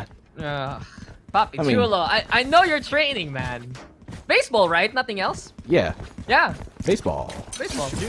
Baseball. Baseball. Have you ever seen anyone play baseball here in the Philippines? Yes, actually. Oh. I have. Oh, you have? Yes. Sure. It was a thing in high school. Oh, We did- that's cool. that. So we in high school we had a pool that never had water, so we would run around the pool for Sounds laps. more like a skate park. Yeah, no, we couldn't either. No one could bring fun things there because the problem was there were like these really creepy molds, so it felt like it's like some Eldritch horror show every time we would pass by it. So I don't know what kind of tentacle monsters back in high school. I don't know why we're talking about high school yet again, but you know, The peak of our lives, Dax. the peak. No, it was not. Things got really crazy for me in high school. Let's just say it that there. And that is what has forged me to be the person I am today. But right now, forging it back for Oasis as they have the gun. The arsenal is set. Coco was there for the cover. And John just saw the blue blur of Marky slipping on in, but it's Coco with the punches connecting to get the takedown. 5v3 scenario. Quick execute yet again from Oasis Gaming and South Esports. They know they need to set up that roadblock quickly. Where'd that Problem go? is though, they probably got stuck a little bit, but whatever.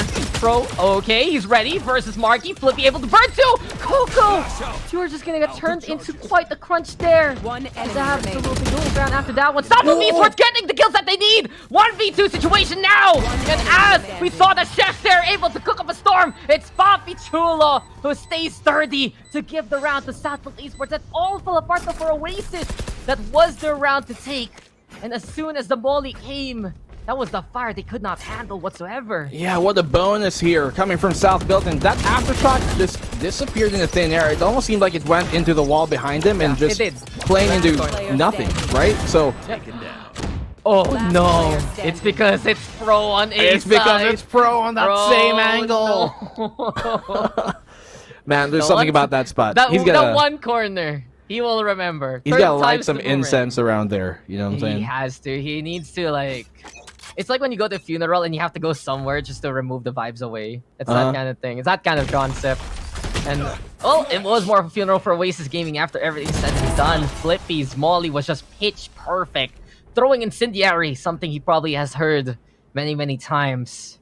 But you know, the flames now ignited under the hearts of Southfield Esports. And with that bonus, Oasis yet again left scratching their heads. They cannot afford to give too many rounds. We saw the results. Just like it was there on Bind. Papichulo and John ready with the flash and the takedown, but the whip is rare from John. Papichulo though, the second coming will be effective enough to get that takedown. Marky gonna get on site, but look who's right there breathing the same air. It's Papichulo as well as John. Papi able to get that takedown. 5v2 scenario looking pretty crisp and clear here for SBE. John though, missing the shots. That's rare to see from him. Papichulo there with the third kill. Coco the only one left in a 1v4 situation. But with the Sheriff, there is just no way to enforce the law of the land against the gang of SBE on the other side. 4-0 right now. And it seems like for Oasis, they are just red and dead here without redemption. You're tugging at my heartstrings. Well, South Built now standing unshaken, unbroken. And at some point, will be unbound here. Try and go aggressive when they decide to. Their defense, a stalwart of what they've made their name to be. Will that continue on further here in the half? Especially if they go into the attacking side. Oasis really proficient here on their attacking side typically, but hasn't found the same fortune just yet. Looking to go heavy and ham here towards that A site, but the fault line being prepped by Pro will always be ready to keep him at bay. But isn't that the point that's interesting about Fracture? The divergence of Southfield Esports, that they stronger on the attack rather than defense compared to the other maps. And now, a strong showing with the Orbital Strike. They let it rip here for Flippy to stall the pace of Oasis Gaming. And we've seen this from the SBE playbook before. Stall for time, get in position, and get ready with the angles as Flippy is waiting from up top. Dropping on down on Coco, who will catch him off guard.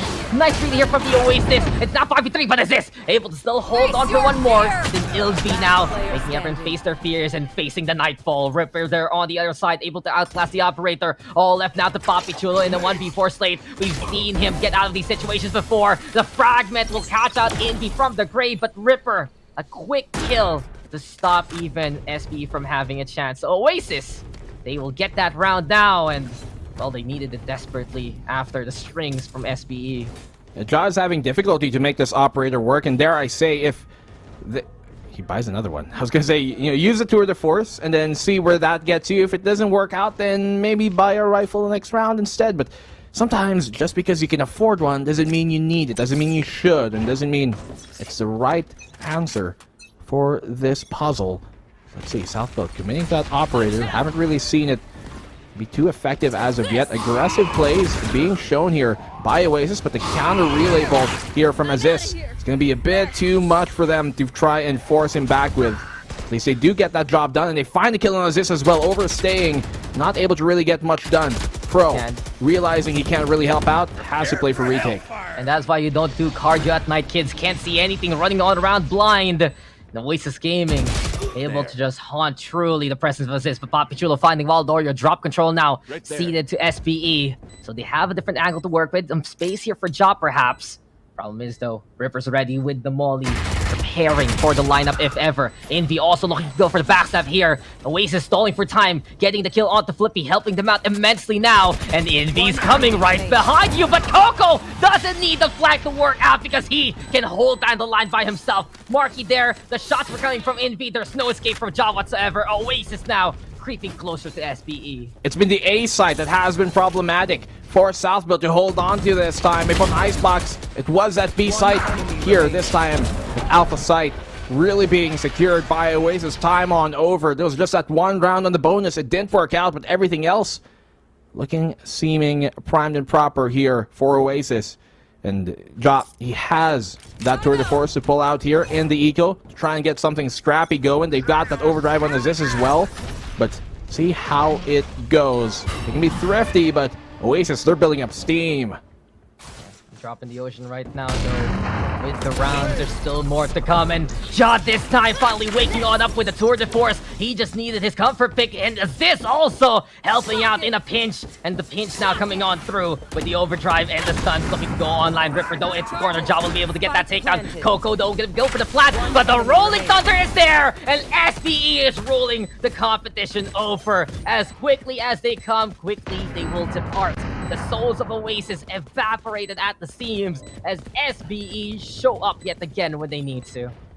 Little do people know this, but Aziz on his off time doesn't play as much Valorant as you might think. If anything, on his fun times, he plays a very different game where lots of slideys here and there. And so for him to be playing on this Neon, I think just speaks to his comfort with it. And that's probably why from the get-go, ever since we've seen him bring out that Neon, especially here in Fracture, we're looking pretty at home to find the right timing as well there on the Wild Oreo. It's so difficult to stop the overdrive if you don't immediately shut it down with an instant headshot. You're going to be melting, especially in those low HP states with an operator as well in the tour de force of Jot bearing down on you. So difficult to try and counteract. So you're saying his main game is high octane, to say the least, man. It's a very different one with more quick scopes and 180s. Is he more of a legend here? At the apex of his career? I don't know. No. I think we have what he has, right, is a very honorable duty that he calls every time on over. I see now. So, kill streak supply, and well, for Oasis Gaming, they're gonna need to kill them back. While Dorito getting a string of his own, fully rewarded for it. As Oasis now having the advantage and having quick execute. Nice cover though by Wild Oreo, preventing SBE from playing the off angle. But Aziz is not done. His duty is not over. And here he comes looking to be the model here. Bit of martyrdom perhaps though. And a final chance there for Aziz. They're gonna take that flipping PPGL, gonna get all the board as well. 2v1 situation. And it's Wild Oreo now the only one left. Can he still prevent this cookie from getting a little too soggy? Unfortunately, though, the dip is not going to be worth it.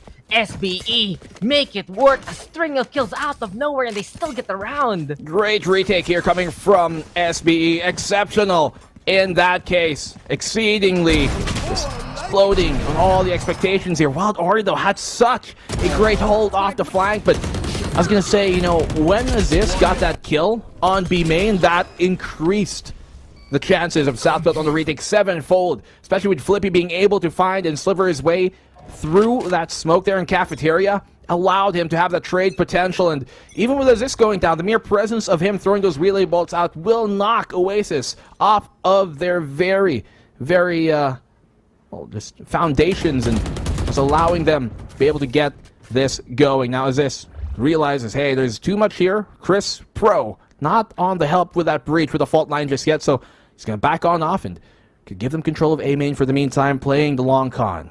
Yeah, okay, sure, flex that you're close with Pro. You call him by his first name. I call him by his IGN, but we know that we can call him for karaoke anytime if he wants to. But it's this right now. Looking to go for the hold yet again. Marky doesn't even see it coming. They don't check into the corner. Ripper, though, at the very least, making the refrag work. And Oasis Gaming now setting themselves up for a 4v4 scenario, but Papi Chulo now suppressing the opposition, making life difficult here for Oasis if ever they want to get into the prime position. But Wild Oreo just needs the shot, not the arsenal here. But so here we go with Ripper on the board as well. Wild Oreo yet again with another takedown, and we're going hog wild with Wild Oreo. 3 for Wild Oreo into the round. A while ago, decisive to cover one flank, but a map like Fracture, you need to cover them all, and this time Oasis putting a lid on it and getting another round back. The only rounds that Oasis have won once again here in the attacking side have been when they've been going towards that A site. It's looking to maybe try and expose that and even condition Southbill to rotating there early to try and reinforce it, but then they can finally go to the B side. So this is where the shakeups could come in from Oasis. See now, Ja trying to aggress, I think, early here with an operator. He isn't far up on the wall, though, so seeming to hold a bit more of a passive angle or maybe play with a bit more timing. Does get control of A main for now. Nobody has crossed, and so it can be maybe a dry peek here. Fault line connects. Oh, it forces him off of the angle. Rightfully so, TP's on back. They're going to have a full brunt attack here to deal with again. And because the null command was popped a bit too early by Papi Chulo a while ago, they didn't have that retake potential that they could have otherwise have had now. Oh, fortunate for the foothold, and Oasis Gaming actually rethinking their plans after everything is said and done. They felt the reinforcement is clear from Southbuilt. And you can see that could have been perfect for Aziz and Pro. One stun to rule them all. Bit more of the concuss from Neon to bind them. And as right now, the Oasis assault is a little bit fractured here as we go back towards that B site. It's Papi Chulo instead. Looking for a sliver of redemption. And a bit more of an impact coming into the round. But this is just cookie cutter here for Oasis Gaming. They go for the fast lane, but joke's on us. Look at this. The fake is real because that was as convincing as can be from Oasis Gaming. That has been the game plan time after time. And now the plan is set for a new destination. We go over to the A site for the assist. But a good kill off the Marquee, giving SBE something to work with as Coco will plant it down.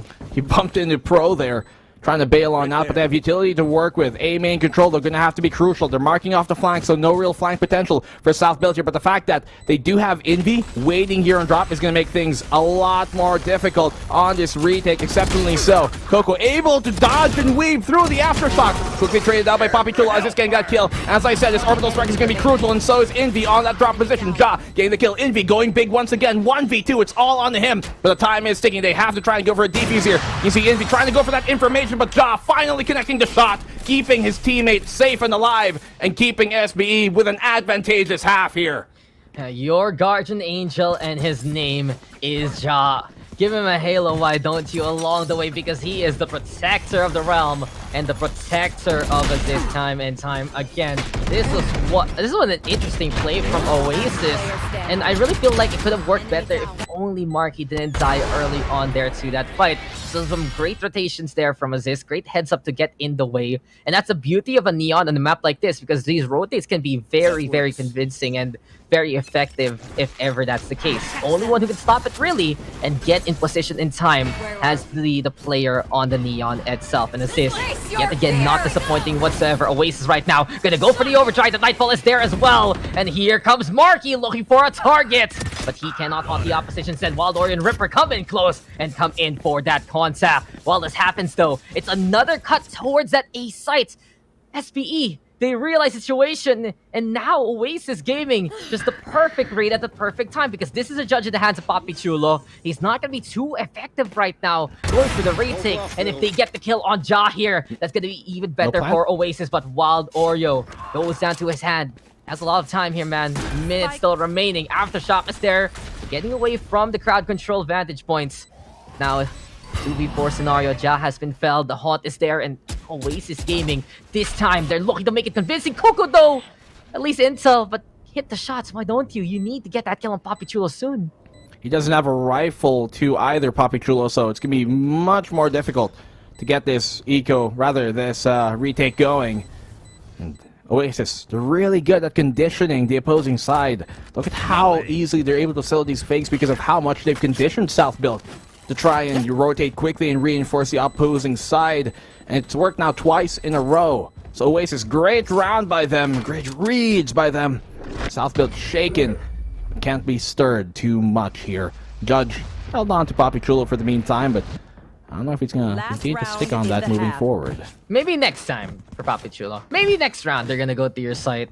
And as it stands, last round of the first half, but I do believe SBE basically conditioned here Pavlovian style by this point, because every single time we get the fast lane from Marky, it's just SBE getting prepared for the entry point there in the first place. And they were looking to hold from the tower. They were looking to catch out that side plant, but Marky changed it up. He went towards the spawn instead. The rest of Oasis followed suit, and you rarely see a B to A play from the attacking side on Fracture. Oasis, though, the creativity is clear. They have a few more plans right now in motion. So, and even though Marky hasn't been getting the kills that he needs, he's at least making the space for Oasis to work with. Still, though, South Built very pesky on the other side. You have the overdrive ready. You have the up in hands of Ja. So truly, for South Built Esports, if they get the right station at the right time, Oasis will fall. Luckily for Oasis, though, they get the read instead, and they're coming from the arcade where it's not as fortified as you'd think. Papi Chulo jump peeking. They can probably hear his footsteps. They're clanking on the metal. And that's going to be a perfect knife. Gives them information, but they don't really know how many Oasis players are waiting here exactly. Rolling Thunder comes on out. It's going to connect on him, so he has a lot to do here. Going to be very difficult for him to get himself going. Judge in hand. He still gets that kill on the Marquee while Oreo quick trade, and that's the orbital strike down with a Judge completely blind. He has no way to try and TP out as Ja might if he was the one playing this angle. Ripper found here by Ja, TPing on out, but so does Wild Oreo on the trade and shuts down that overdrive immediately. Everything on the pro, and this is way too difficult, I think, even for a player of his caliber to try and clutch out. Tour de Force ultimate insulator there, and goodbye and good riddance to Assist and his finger blasters there in the end. Pro now the only one left, though, 1v3 scenario, and even though Pro has been in this situation before, problem is Wild Oreo's Tour de Force angle is just as stellar as can be. Envy, though, on the hunt. He's just putting the mark over onto Pro, but Oasis Gaming, they have made their mark in this round. They have made their mark in this half, and with a 4K there from Wild Oreo, he has still made quite an impact in this series. 7-5, South Built with the lead, but yet again, a better case for Oasis Gaming. The recovery later on into the half, the incredible creativity that we saw there with the rotations, giving them the edge in the last few rounds. A single pistol round could sway the tide of this war here between Oasis and South Built. One waged over time, many moments over. But in this case, Oasis slowly building up steam to come back into this sweet vengeance at the cusp, at the end of this map, could be theirs to eliminate South Built, the team that did the same favor to them last stage. Oasis so close to achieving just that. But there's this, Papi Chulo and Ja at the top of that scoreboard. We're going to have to see a bit more of South Built on their attacking side, a side that has never been favored to them, no matter the map we're talking about, almost always to be that team known for their defensive side. But this is when the big bucks have to come out here for South Built if they want to stay, if they rather can stay here in the tournament still. And that's why you keep it safe with almost always, because this is that one map that has been the exception. So, in all honesty, South Built Esports, you can be a bit more confident coming into the second half, knowing as this Papi Chulo and Ja are popping off right now. Pro and Flippy doing a great line to support the back line. And truly, Oasis Gaming is where we look into if they can still handle the upcoming pressure, because they prevented their complete collapse. They, especially into the second half of the first half, got those stellar kills courtesy of Wild Oreo and, you know, Coco having those moments there as well. But where is Marky beyond making that kind of space? He needs to be the one to be getting these kills, because his rotation is going to be defining, honestly, for this Oasis defense. The only one who can make it in time if ever they get faked out. The only one who can throw a proper wrench in the plans of SBE if Wild Oreo isn't stationed in that site. So really right now, we're looking at these neons to put in the impact. And as this has been showing up so far in this game, in this series, and in this playoffs, Qeon very comfortable for him. Time though ticking. It's time for us to get back into the game here, Black and Blue. This is it. The last half of these two teams and their stories. The winner here will move on to 8-pack. The loser, unfortunately, going to be feeling the heartbreak by the month's end now. Ready to break some faces. They're ready to break some eggs here as Marky now moving in closer. Jada first of all. Great stun and great find here coming in from Oasis, utilizing all of their utility to secure that early pick, and Wild Oreo finds another. Things are crumbling now here for South Built. Fault line to try and force him on back. That forces Aziz to try and make a cheeky play and get behind him, but little does he know, he's actually walked past Coco. Aziz gets that kill, Flippy goes down. It's all once again onto Pro, and he's going to be shredded apart here. Oasis, great pistol round to get themselves back into the game. Yeah, just a 1-2 punch there.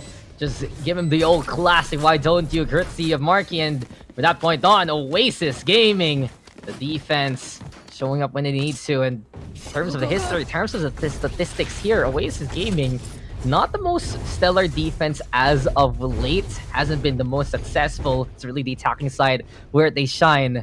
But truly, the script needs to be flipped if they want to win this game already, and my eyes are again on someone like Wild Oreo to be the ones to set up the subterfuge, perhaps a few off angles here and there.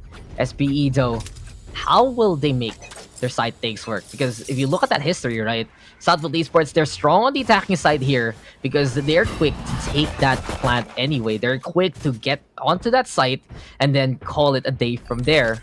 It's truly a really interesting dynamic right now we get on Fracture. Just a bit of variance than what we usually get from the biases of these two teams. The SBE now under the underpass, or inside the underpass rather, under the ground. They are looking to make perhaps a plate courtesy of Pro. Jado versus Wild Oreo. Neither connecting until Ja will find the shot anyway and show him how it's done with the Headhunter. Once again, lurking here towards that radar. The information found is successfully converted. Pulling back the defense just a bit here of Oasis, or at least readjusting them. Trying to have a bit more support here towards that A site. Haunt out. No information found towards A main. Still unsure of how much really radar could be poised by South Built. Flippy walking up towards B long. Here comes the execute now. Information given away. They're making lots of noise.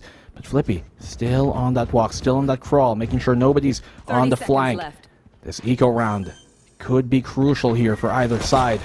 Smoke out again, aftershock, gonna connect. Pro taking lots of damage, but able to retreat for the meantime, somewhat safely. Still taking damage in that retreat. Aziz has a lot to do here, but with his low HP state, he's gonna crumble. Tagging damage here, painful for either side.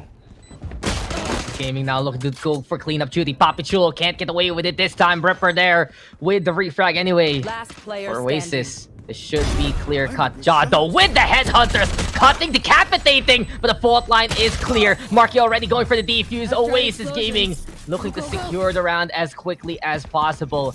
Against all odds and against the buy, really Southfield Esports making quite an impact with the pistols in hand. So 7-7 right now, sure, but that was still a great eco state for SBE to build on now. Good economic damage done here by Southfield, but on these bonus rounds, especially in a map like Fracture, it's so possible to win these bonus rounds, as we saw earlier in Southbuilt's defensive half. And that's what I'm expecting here from Oasis also, to try and give us a really good defensive bonus here. With the economy that they have, the Spectres can definitely do some work, especially if they go ham like we know they can. Only taking defense as a mere suggestion. Southfield, they turn up the pace at the start, but then suddenly slow on down. Continuing now their tirade here towards the B site. Nobody within it, but this position here on the tower going to have to be crucial. Ripper gives his position away. Papichulo catching Wild Oreo off guard. Does this almost going down, taking some damage in that, but they get the plant still. Engage not successful here for Oasis Gaming. The flank looking a lot more stellar. Envy finding Flippy though, and here comes Marky sliding on in, ready for one, but not ready for a second. Envy now low on the HP. Coco though able to pepper Happy Chula there from the spine. It's gonna be expensive yet again. This time on the side of SBE. 2v2 scenario. Aziz though finding Coco too. One bullet can rule them all, but the spray is true, and now he catches Aziz. 1v1 situation, able to tap it down, but Pro with the fault line able to go for the stunning applause. And this should be, at the very least, SBE clapping on back. Envy trying to get the half, but there is no way you can get it done. SBE will win their bye. But same thing. You mentioned it during the clash. That is just costly right now for South Build. Very dangerous. The constraints put on South Build because of that performance here coming from Oasis to make that expensive on that B-long flank. And once again, the fact that they only have one trip, one alley they can cut off, leaves a lot more open for the flanking potential, especially in a map like Fracture where you can be at anywhere in a moment's notice here with the rotation through the zip lines or going the long way through CT on the defensive side. South Build. They win this round, and woes from that previous one won't really be felt, but it could still be a big problem moving on Marky. So doesn't double dip into this. Jump peeks it, finds the information that the Tour de Force is there. And that's one shot away from the small clip of the Tour de Force. But you can see for SBE, I think that one nuance they have to watch out for later on is watching that flag for Oasis Gaming can come from. But Marky, no fear to brawl. Flippy will punish a super stare. Flippy finding 2 even. South Esports now strolling towards that A site.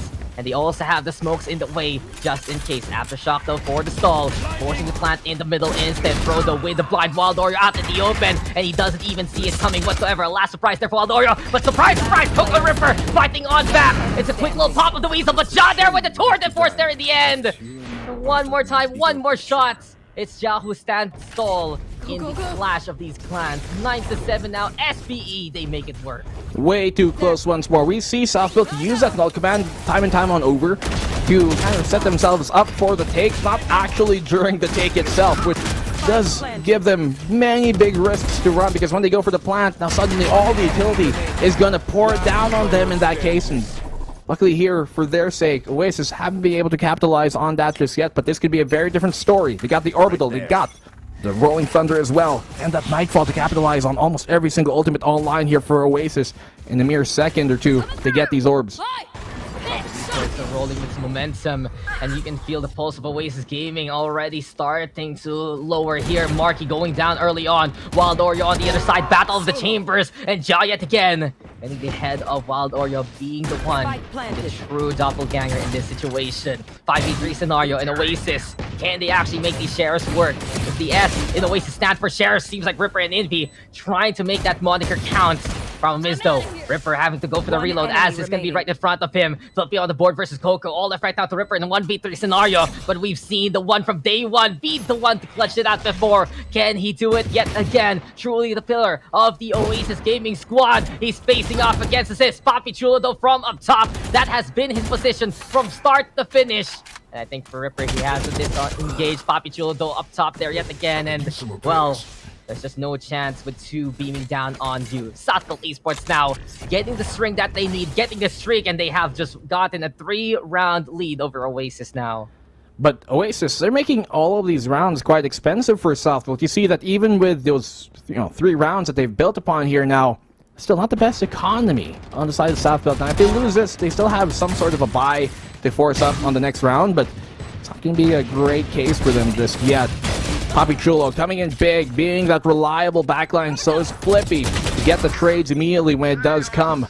But Ultimates here heavily in the favor of Oasis. They have so much to throw out. Flippy and Pro, though, have some of their own just to counteract it with. But if you want to talk about ults, it really is Oasis who have an advantage here. And they can use that to springboard into a comeback. I think you just put a big ready sign on everyone there, because it is glaring that these guys have the fullest arsenal right now to use, and they should be unleashing their fury towards SBE soon. I do believe the Wild Oreo already went for the Tour de Force, and Flippy not gonna see this coming. His barrel was poking out just a little bit too much. Not really the best fit for the Brimstone there. So Smokes now gone from the game plan of SBE. They are gonna move towards that A site where Wild Oreo is waiting, but he's watching towards the halls rather than the drop. To here right now, 0 points, not getting too much. Coco though, still with the anticipation. Rolling Thunder is at the ready, and here comes SBE! Wild Oreo though disengaging. Instead, it's a safer play from Oasis Gaming so far, but here we go. Rolling Thunder met by the Earthquake on the other side. Same thing. Rolling Thunder was the answer. Papi Chulo getting up close and personal, but Wild Oreo from afar getting the markers that he needs. That two already notches under his belt. Coco gonna get on the board too. Left everything now to the hand of Assist, but for Oasis Gaming, the disengage was clear and the engage was perfect after the reassessment. 10-8, a flawless defense. The most convincing round we've seen this half, and it was on the Oasis hand instead. Flawless round here coming from Oasis, but economy-wise, that burns a lot of their ultimates that they used in that round, and even the Rolling Thunder there used by Pro was still to good effect because it forced the counteracting Rolling Thunder coming from Oasis' side. Now let's see if that will continue. Question is, why is Flippy all the way there as a Brimstone? I don't know, but pays a hefty price for it. South built eco round from them once more. This time though, no tour de force and no overdrive for them to utilize. They have a hero Vandal from PPGL, but how effective will it really be? It really will depend on the space that Aziz will make for him. And protect the President, protect the robot, because he is the future. Humanity is the past, but Fastly now being set on up. Marky there getting ready yet again. Look at how willing Marky is to challenge despite his scoreline right now. There is no fear still from Oasis Gaming. They need to play confidently if they want to beat SBE. And as it stands, Envy is the one who's able to kick the corpse of Aziz away. 5v4 scenario right now. You do have Flippy and Ja on the opposite end. So at the very least, SBE, they were going for two angles. They will congregate back to a single file. And who is ready for this basic training? Who is ready to drill these cadets in position? Well, that's Ripper. Already prepared ADS, and Oasis Gaming, they stopped the initial assault of SBE. Careful though, because Ja's waiting in the corner. Ripper? That's actually because Ja found the pick on Envy, alerts him 30 seconds of his left. presence here. And Coco, as well as Wild Oreo, have a lot to do to shut this down. But I mean, it's up against pistols, Solar Rifle, and PPGL. Shouldn't be too difficult to fend him on back, and that aftershock gives him a bit more time to try and rotate. Flippy still gets a kill though, somehow spraying through Coco. Not able to find much. Counter aftershock here. Keep him at bay, making sure that corner isn't going to be held. But Marky playing here in A main. Flash comes his way, but I don't think they're too sure of his position. Here comes the orbital strike though, and Marky's gonna go ham. This is absolutely crucial. He gets the one kill. He knows where Pro is, and Pro's very low, but the frenzy rings true, and he makes it happen. The eco converted successfully for South Built. And that is just shattering for Oasis Gaming. Not just Pro. Not just Pro, but Flippy on the board, hitting those marks, the orbital strike, and the Sheriff finding the task that they need. And for Southfield, this relocation towards A side was just the answer. Perfect flash into the takedown. PPGL looking ambitious, but this was the big one. Flippy burned Coco down and got Ripper basically at the same time. It bought enough time to for Pro to play the same strafing motion. It was just a game of mobility between Pro and Marky, and even though Marky's the one with the ultimate, the one with the overdrive, the Frenzy is the one with enough bullets to slay the Neon Demon on the other side. So Oasis Gaming, that has to be the heartbreak. That has to be the moment where they're seeing, oh no, this might be our time to fall here. Southfield Esports, the eco wins have just been a testament to their greatness, man. And not only that, the fact that as soon as they lost their initial plan towards that B site, they went for A, they congregated first, and they made sure it was as secure as possible, as set up as perfectly as can be with the flashes. That is just utility not going to waste for SBE. And Pro, realizing he can't front this, has to play a very cheeky angle just to make things difficult to track in that. It's basically an aim labs test, and the overheat there coming from Marky in more ways than one, especially with his ultimate, can't continue to lay down that suppressive fire with his finger blasters. And so Southfield, they convert the eco without the tour de force, without the overdrive, merely a solo Vandal, orbital strike, and the headhunter. The pistols coming in true here. The Sheriff's laying down the law. But Southfield, can they string this into that match point state? Lots of reinforcement, lots of resistance rather being shown here by Oasis though. And Ja, he gets found. That blows open wide their flank. Yeah, the royal decree there from the defending champions, but Oasis Gaming, a bit of an uprising here perhaps. Flippy though, able to keep order versus Wild Oreo. Here comes Marky getting on the board versus PPGL, but Aziz now creeping on closer and closer. But he is still caught out by Ripper anyway. He's able to just get back with his eyes and get back on the frag. Flippy on the other side, but he will fall to the hand of Marky. And Marky now waking on up when Oasis Gaming needs him the most. 11-8 becomes 11-9. And this is truly now the upstarts of Oasis Gaming looking to make more of a mark here into this half. Very difficult to win that post plant once A main has been taken away. There's lots of presence there. Time it could have worked out for Aziz to even flash, but Luckily, Ripper able to dodge it in the nick of time, only being half flashed in that case, and able to trade him out immediately. Let's see a pop of that. Let's see, look at this. Spraying on through, Pro being found, Flippy, it was all on him, but way too difficult, even for a player of his caliber. 11-9, and once again, Eco State forced upon South Belt. Very difficult to win this round now that Wild Oreo has an operator though. But you say an Eco State and South Belt Esports looks at that and can be a potential win, but that is not good whatsoever. That aftershock, burning Flippy down, what went on there? Just tagging the shots. Seems like for South Belt, caught unaware in a way. And that will be one down for their ambition. This is still though the contestant Ja having his number and having his angle. That is how you play the Tour de Force. Ja has been trying to make a statement versus Wild Oreo. In the Battle of the Chambers, both have been impactful. But this time, this is the suit and tie still standing. It's South Belt Esports now, able to have a formal dinner over onto that A side. Papi Chulo though, planting into the corner.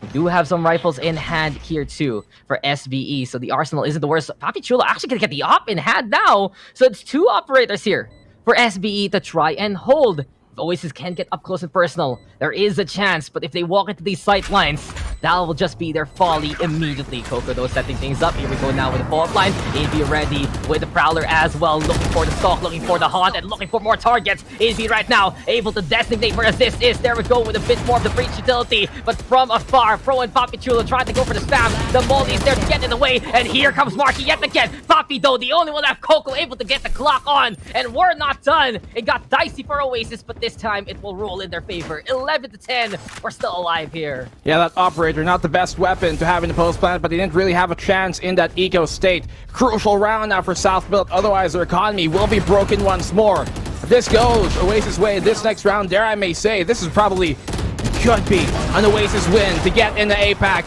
2 rounds away, either side here, from securing that APAC slot. And things are going down to the wire. Oasis, they need 3, South Belt 2. But that could all change in a matter in a second or two here right now.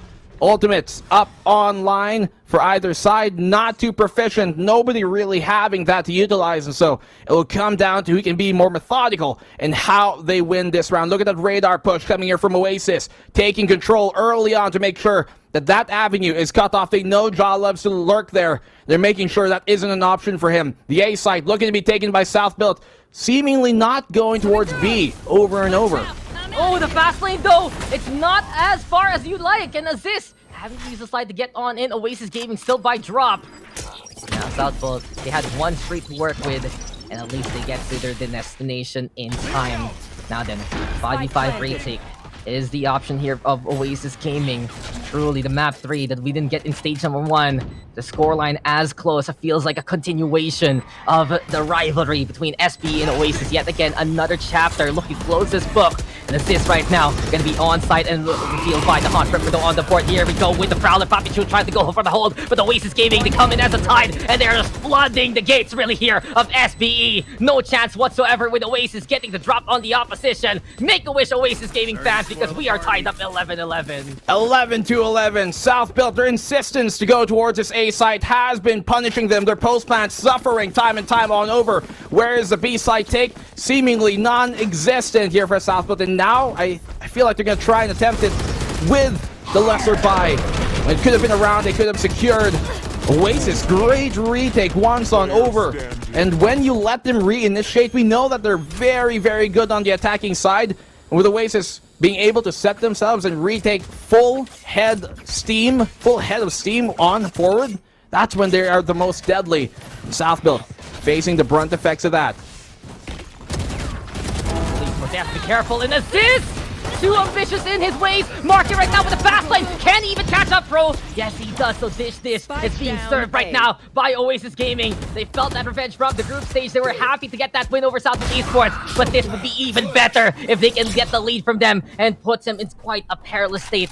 Never forget what's on the line. The winner of this map is going to APAC. And if Oasis especially can get this win, we are going to be getting a new champion here at VCTPH. But of course, the defending champions not done as of yet. Papi Chulo coming in close. Coco there, making the trade work. Ja on the other side though. The reception is clear. And that will be Coco seeing static in his eyes instead. a bit fuzzy though after everything is said and done. 2v1 situation. Southbolt Esports, looking at Ja, his playoff mode has been one of the best here for Southbolt. Can he come in big for Southbolt now? Tension building. Looking to want to re-hit here on the A site. The thing is, unlike that B site take, there's no way he can drop to this without information being given away. So if he rotated towards B, things could have been very different. It does have information that Wild Oreo is here, and because of that, it's going to pull Envy on the rotate. Seeming to want to plant here for A main, knowing how dangerous it can be. He does get that plant down finally. Does let Trademark down. Destroyed now. They know he has to play here towards long. Could potentially fake out the rotate, but the timing might not work out for him. The peak here has to be absolutely crucial and perfect. It doesn't connect. Wild Oreo gives him match point. Oasis Gaming a single round away from securing an APAC slot. This is the round that will define this all. Do we go to overtime or do we go for another set of APAC reps? Oasis Gaming, one away from avenging their own fallen, from avenging the fate that was instilled on them back in stage 1. And quite a testy approach there in the round, but Oasis just no fear, able to look their oppressors in the eye and say no, you're not able to play there. Timeout from SPE. The last one we're gonna get for regulation, but this is it, Black and Blue. Do we get a new champion today, or tomorrow rather, or will we see SPE get into overtime and still contest? Southbuilt trying to fight for the right to contend for their crown once more. Hold on to that. The reigning champs, a single round away from going down here versus Oasis Gaming. After that dominant opening lead, what a way to brush it all off and secure a match point here, Oasis. They have incredible highs here that we're seeing from them. Both defensive side and attacking, which they're not normally known for. But Southbuilt's insistence on that A site has been causing them problems, and now Oasis have a hard read. They know that the B site take is more than likely to come after the A site hasn't been working out. Looking to triple stack this for the meantime. The ultimates, while there's a bunch of them on Southbuilt's side, there's more than enough for Oasis to contest with that single Rolling Thunder and the overdrive. Potential final round of this game. Final round at least of regulation to be played out here by both of these teams. Southbuilt versus Oasis continues. Oasis, they've got that Rolling Thunder. As I said, Coco has a big job to do here within that tube of his. Rolling Thunder connects, but is this still insistent on taking that tower? He knows how much it means for him to have control of that. Swinging wide, wins the shot, but Marky finds it on a pro as well. Popping the overdrive. Overdrive for overdrive. No, it goes as this is way. 4v3, fighting for contention here of their title. Yeah, Southbolt Esports fighting for their lives, and truly the legacy of the series of this matchup will be remembered in the PH history books. But Ripper on the board versus this. Here we go, Orbital Strike being readied, and it's time to vaporize, but Oasis Gaming, they're getting the kills. John, the only one left on the other side. While Arya will go down, the Prowler stalking his prey, and Envy already going for the defuse. Ripper, the bodyguard here, and for Oasis Gaming, this win has been months in the making. Returns to sender as Oasis send SPE packing, and their road has led them to APAC. Finally, Oasis able to avenge themselves. And with that, there will be a new champion here once more for Stage 2. Oasis, vengeance time and time on over, finally confirmed here. Sweet end for them. A pattern not broken just yet, Dax. It's been back and forth. No single team has been able to win 2 series in a row against each other here with Oasis and Southbuilt since the dawn of time. And that continues on true, especially on Fracture, going to the final round of regulation. And man, what a sweet end here for Oasis to get their vengeance finally on the team that eliminated them on Stage 1, returning that favor back to sender. Just for Oasis Gaming, it wasn't the best start to the series whatsoever, but they got away for their morning blues. They got their confidence back, and the rally yet again at the end. Look at that, 5 rounds in a row, getting those diffuses. Southbolt Esports, the executes towards those sites, giving them those flat scenarios, but you mentioned it, a little too forced, a little too eager. And in those situations, Oasis Gaming having the better angles there, and I think really the foresight to clear out those flanks as much as possible, because as soon as they lost that one round, wherein the Wild Oreo covered the top half of the map, but they got stifled by the bottom. You can really see for Oasis Gaming, okay guys, we're gonna make sure that we're not gonna get flanked here. We're not gonna get off angle whatsoever. It's gonna be a straight line, and they will be directly in front of us. And they made sure that that was the situation time and time on over. You can see it though, Ripper, the one since day one, all the way to be the one at the top of the scoreboard. It's incredible though that Oasis Gaming able to take a page out of the SBE playbook, wherein they actually have a proper rotation. They're using their 6 players right now to the fullest degree. When they want to play double initiator, they don't force the flexes anymore. They let Courtesy have his time on the Sova, let Envy play whatever the hell he needs to. And really for Oasis Gaming, the rotation now even better, giving Ripper a bit more of that reprieve after everything is said and done. But what a game this was. Moments from both sides where it got so contentious here and there. You can see, Aziz and Ja still as stellar as can be. They have really made quite a name for themselves here at VCTPH, even more so. Moments there from Papi Chulo over the clutch shield pro, that frenzy kill even. And let's not forget Flippy shares the orbital strike. Is just incredible. Southfield Esports, a worthy champion from stage number 1. But this time, the lower bracket run isn't gonna go in their favor because there are 2 squads we can see as lower bracket warriors. One is SBE, and the other is Oasis Gaming. This time they win the bout. The Gladiators, that is Oasis, finally finishing off the team that has been sending them home, packing time and time again. Sweet revenge secured here by force. Southfield, crucial mistakes landing them out of the tournament here, out of contention for a Masters slot. And after their performance in APAC last year, with them getting to top 8, for them to go down here, absolutely not the result they were expecting. To flunk out of the PH stage. And that leaves only a single team now from the Bren Multiverse making it into that APAC slot in Team Secret. But there you go. You have your final 3 teams confirmed here for APAC as the Philippine representatives. We got Secret, we got RRQ, and now finally it's Oasis's turn to return back into the APAC slot. 2 out of 3 of our APAC reps from the PH have had that regional experience. Now let's see where that will take them into the future.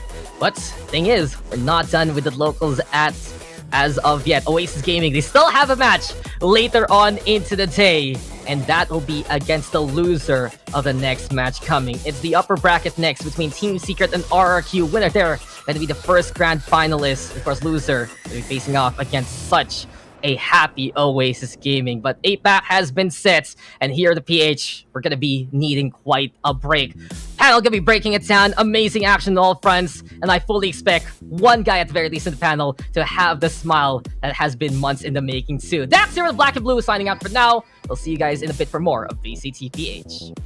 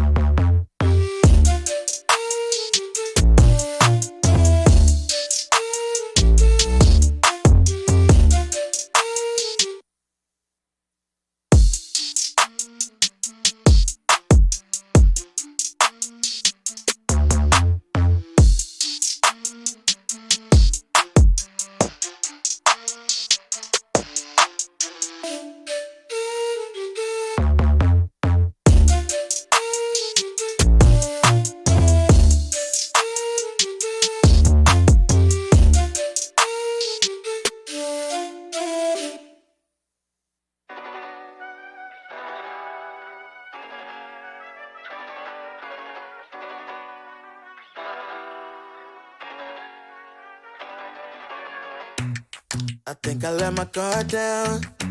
Certain things ain't the same now. Hard to navigate these problems. I'm by myself, you're not around. I tried to open up, it wasn't good enough. Put in my all and got nothing back. Now I'm stuck in the rain, dealing with all this pain. Why you gotta do me like that? Don't say you love me, then go and leave me. It can get ugly, trust and believe me. Say it to myself, looks so deceiving. Trying to fight back this far from easy. I've seen your hands. Delilah, don't you know I've seen your hands. Delilah, don't you know heart turned cold, lost control. Looking at this beautiful distraction. Fell in love with a fatal attraction. I really let my guard down, now relaxing. Why did I open up? She taking way too much. Put in my all and got nothing back. I'm feeling so ashamed, I fell into your game. Why you gotta do me like that? Don't say you love me, then go and leave me. It can get ugly, trust and believe me. Say it to myself, looks so deceiving. Trying to fight back this far from easy. I've seen your hands. Delilah, don't you know I've seen your hands. Delilah, don't you know gave you all of me, had me so deceived. You chose to leave my life, so I'm on my own in the cycle. I can't believe. Don't say you love me, then go and leave me. It can get ugly, trust and believe me. Say it to myself, looks so deceiving. Trying to fight back just far from easy. I've seen your hands. Delilah, don't you know I've seen your hands. Delilah, don't you know Delilah, don't you know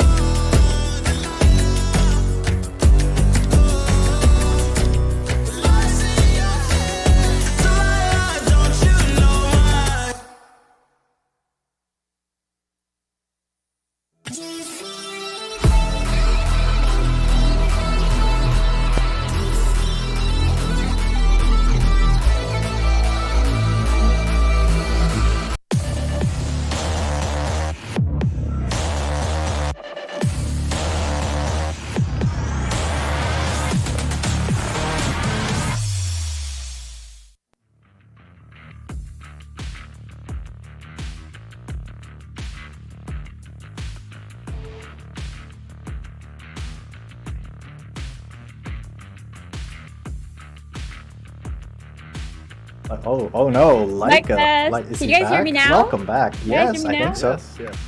I glitched in the system. Yeah, the multiverse swallowed you up for a little bit as Oh it does. yeah. It was all of the excitement that was going on over there. But welcome back to VCT Stage 2 Playoffs Philippines. Joining you here in the panel are Likeable, Fluffy, and G10 once again. We witnessed how the youngins over at Oasis Gaming secure their slot in APAC Challengers, and we can see over here, Fluffy, what a huge smile on your face over here.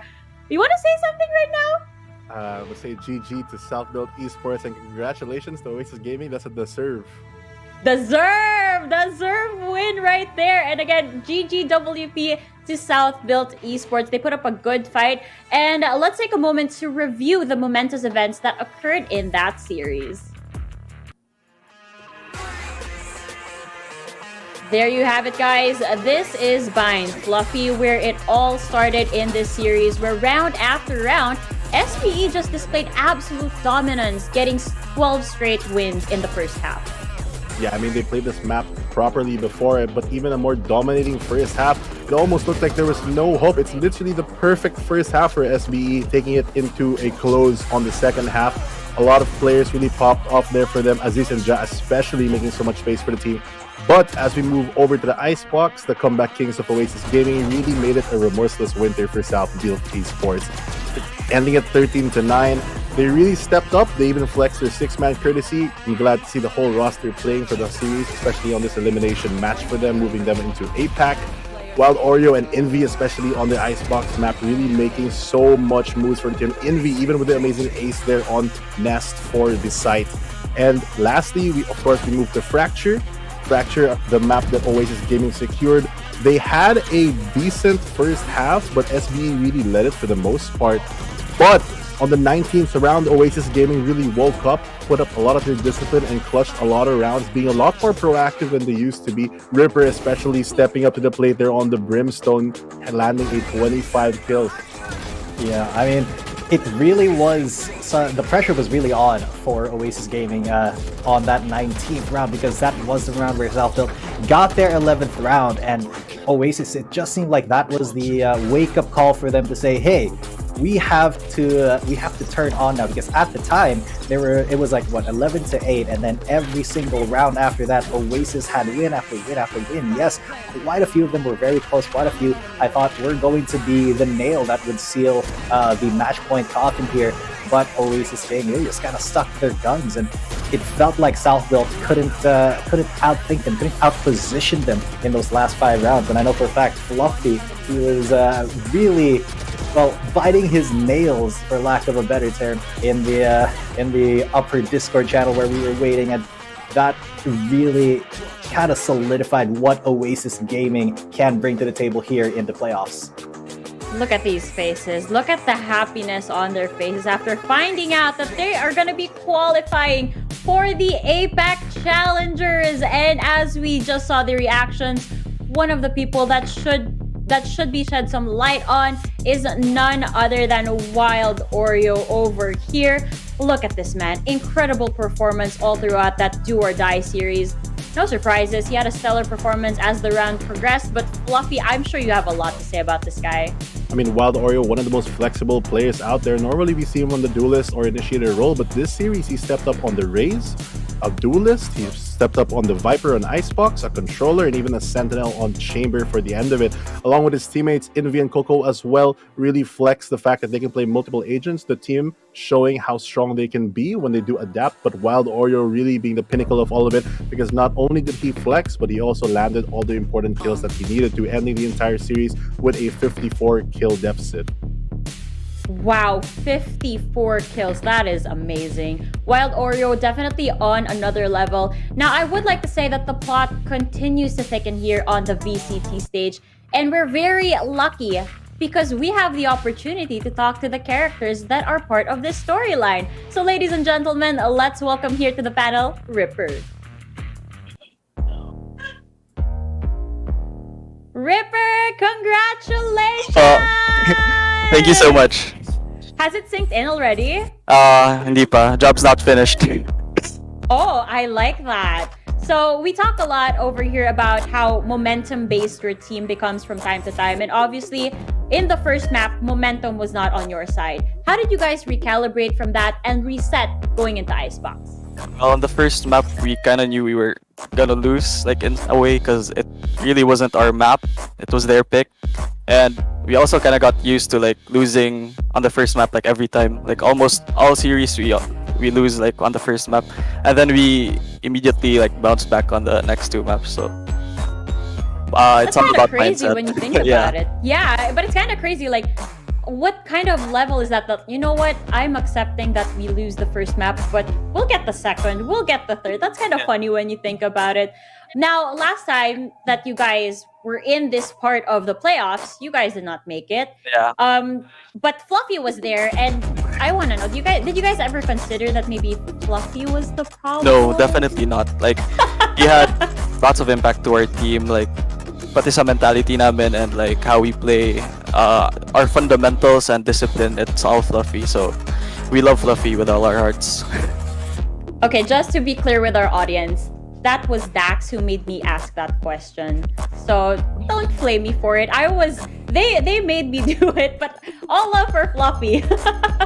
Now, again, you guys are qualified for APAC now. You already mentioned a little bit on what your mindset is at right now. So do you guys feel that the pressure is off of you, or are you still focused on becoming the Stage 2 champions here in the Philippines? I mean, there's always pressure, but we try to focus on the present. Like, we don't let our losses get to our heads. We always avoid the tilt, as you call it, and we do it like one game at a time. We focus on one series at a time. We don't focus on the past or the future. We focus on the now. Beautiful answer. That is the right mindset that all pros should have over here. Now, you're going to have a bit of a downtime since RRQ and Team Secret are going to have their match. What are you going to be doing while waiting? First of all, kakain muna kami kasi gutom na kami.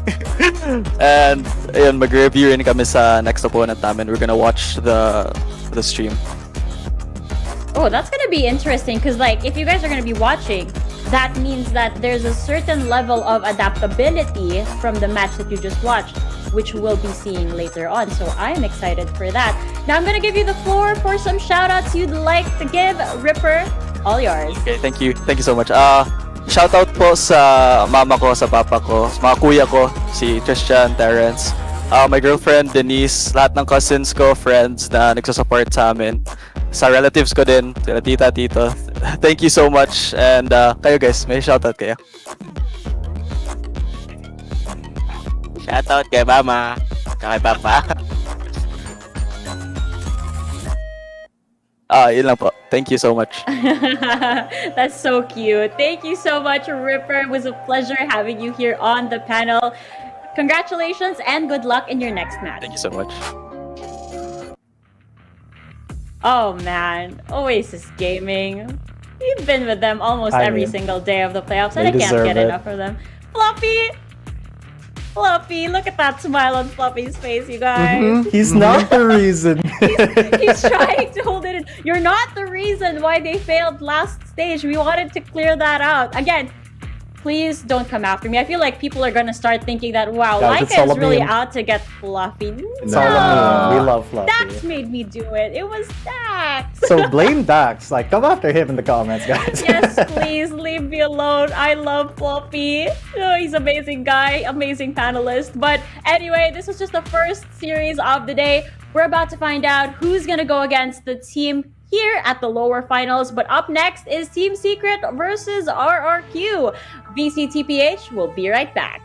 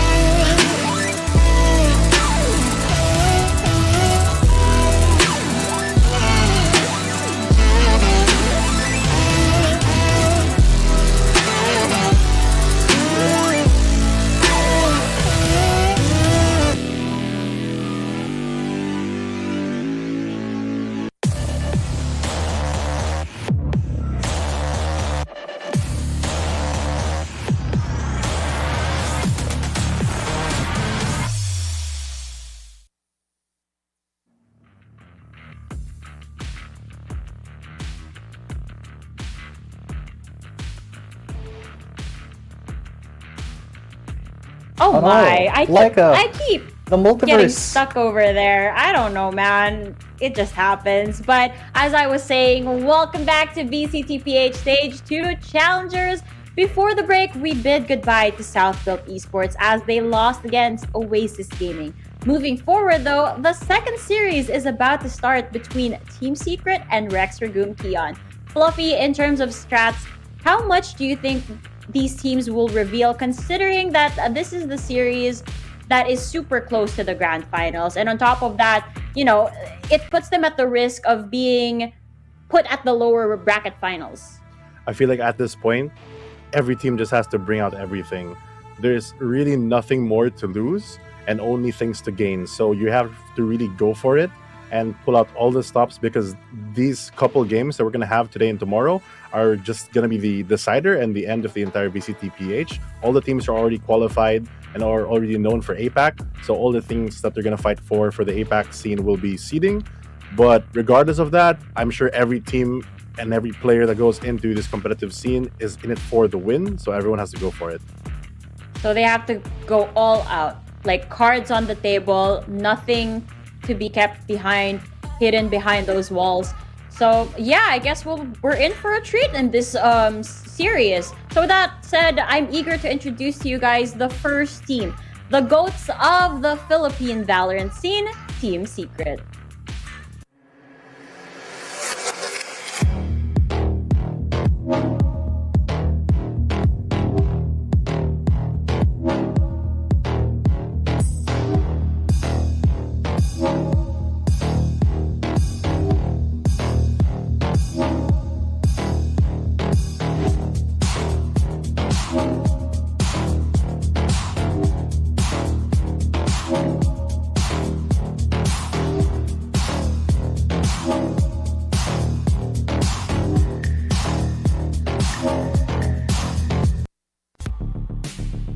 The OGs that have set foot on a global stage, Team Secret.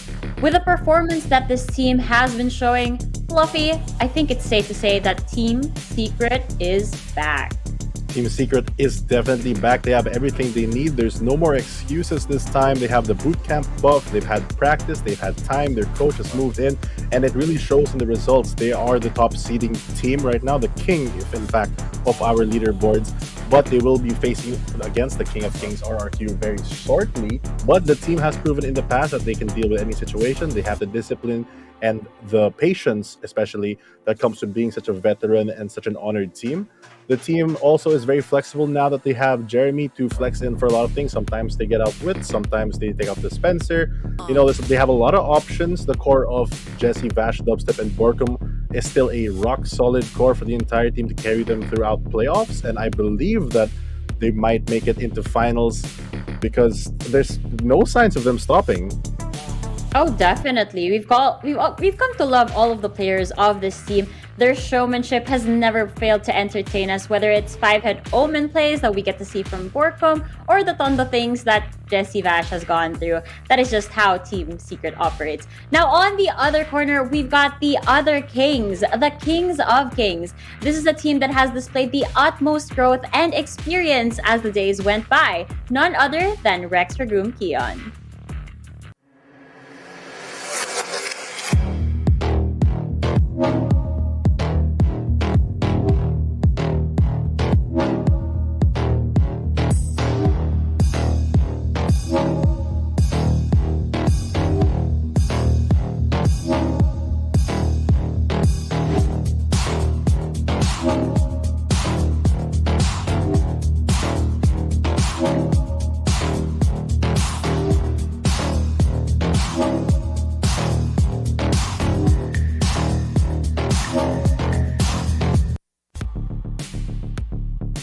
Regum Qeon, another representative for the APAC Challengers. We've talked about every individual being no stranger to the VCT stage that we have here, but G10, let's focus more on how they've been as a team since the beginning of Stage 2.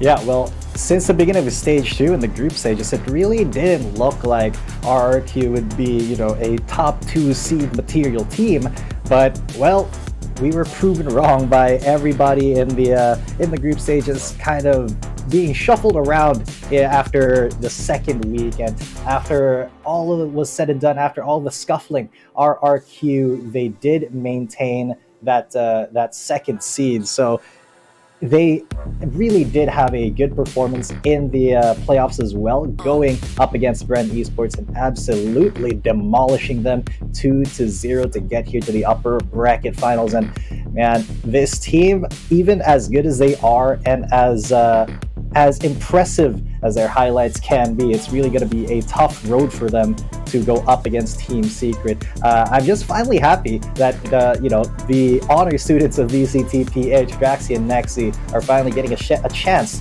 to show off their medals in the larger APAC scene, because they definitely do deserve to be there representing after so long in the Philippine scene and never getting their chance. Now they have it, but of course they still have the rest of the stage to go up against Secret and possibly Oasis if they do lose this one. But overall, they are looking much more solid, much more evolved in their playstyle than before. It's not just aim that they're focused on, but really more of strats and playing for each other. Yes, and you know what, speaking of what they look like, I was actually taking a closer look at all of the player cards that we have here. I noticed that in Team Secret, all of the players there are wearing glasses except for Jesse Vash. Now, in contrast, Rabbit is the only one that's wearing glasses in their group photos. And as I say that, we're headed off to our head-to-head, and you'll see what I mean over here. Glasses, no glasses, and it just so happens that they are the featured players that we have here on the head-to-head. Now, we talked about adaptability being a key factor in this level of gameplay. Fluffy, how adaptive have these IGLs been in their performances so far? I feel like it really shows, especially in their own gameplay. Jesse Vash normally on that flex initiator role. If you see him on Sova, they provide a lot of information and they really adapt to a lot of situations because they not only have the game knowledge but also the experience to back it up, to know when calm under pressure what to do in this exact moment, what your best options are, or sometimes when you have no options and the best thing you can do is actually save. Oh yes, look at this. Stats on the board and the amazing performances that these teams have shown. It just goes to show that these IGLs are really adaptive and they're on a whole other level. Now, I am excited to see that versatility pop out in this series, but the only way to find out is by us moving forward. So why don't we head on over to our map vetoes? I know we're just saying hello again, but I'm ready to see the maps that we're going to be playing at today.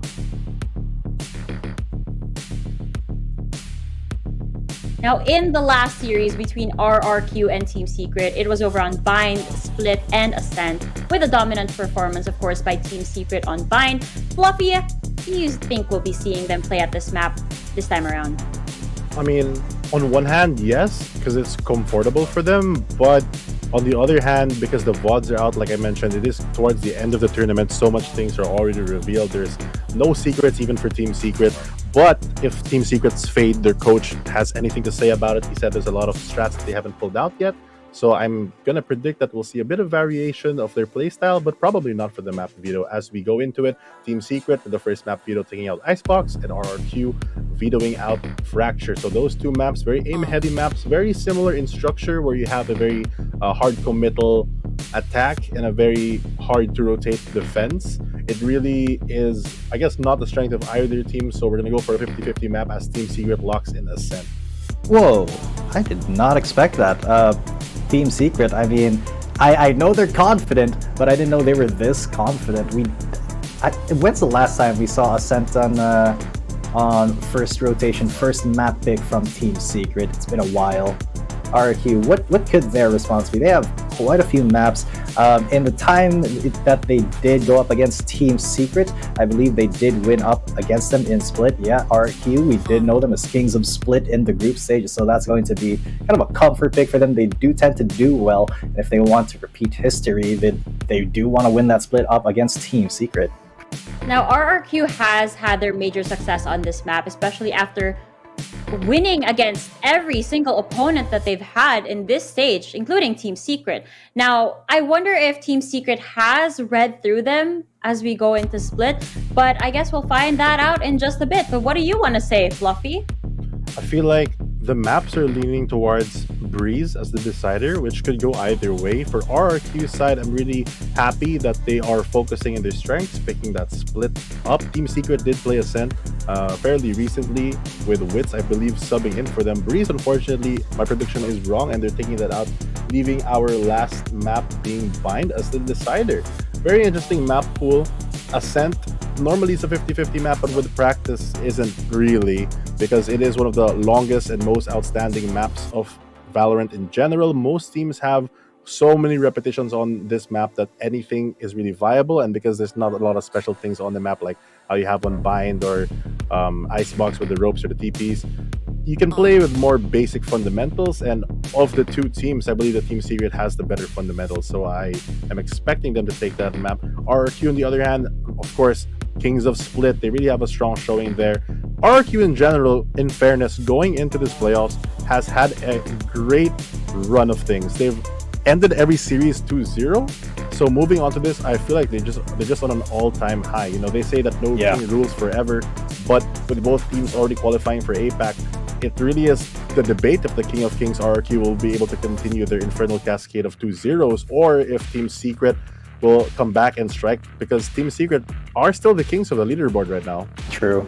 And Team Secret, it is worth noting that Team Secret, they had a super dominant group stage run up to the playoffs, and they 2-0'd very many teams, and RRQ is one of the very few teams that they actually managed to go all the way to, with Team Secret, go that 2-1 distance, because they did win that split out.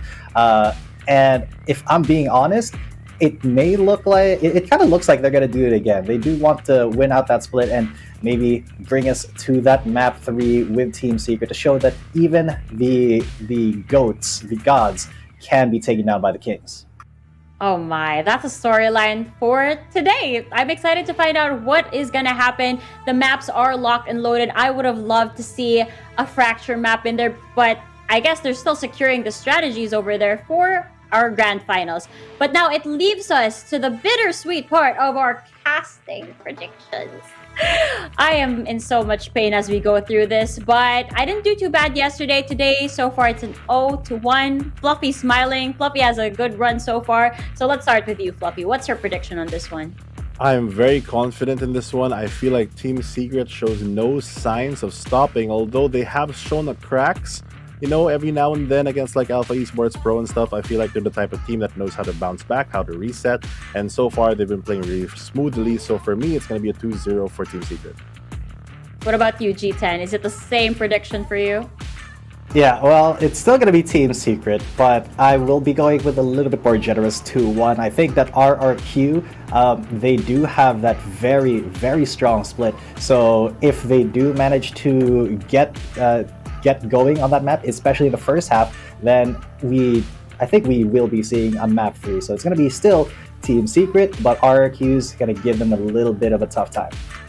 I'm beginning to believe that we're on the same page this time around. I'm also for Team Secret, and I too think that it is a 2-1. All points taken. It's just Team Secret, man. They're really on a high right now. Their performance is something else. And as you can see, our predictions have been locked. Team Secret all the way for this panel. Now, this has been the panel serving you guys all the information about these two incredible teams. We're passing you guys down to our casters so we can begin with the agent selections. Casters, let's go.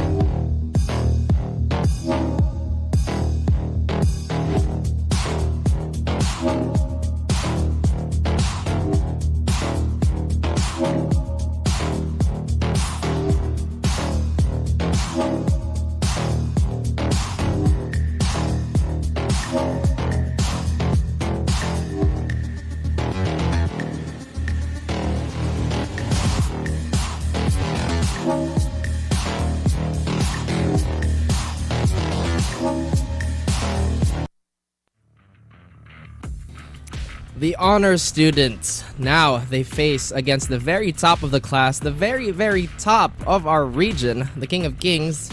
Well, many things and many questions to be asked as Astrar is giving me that genuine smile that always kind of throws me off. You know, you are a very sharp man today, Astrar. How are you doing, buddy? I'm doing really, really well right now. We have just gotten ourselves all 3 representatives for APAC challengers.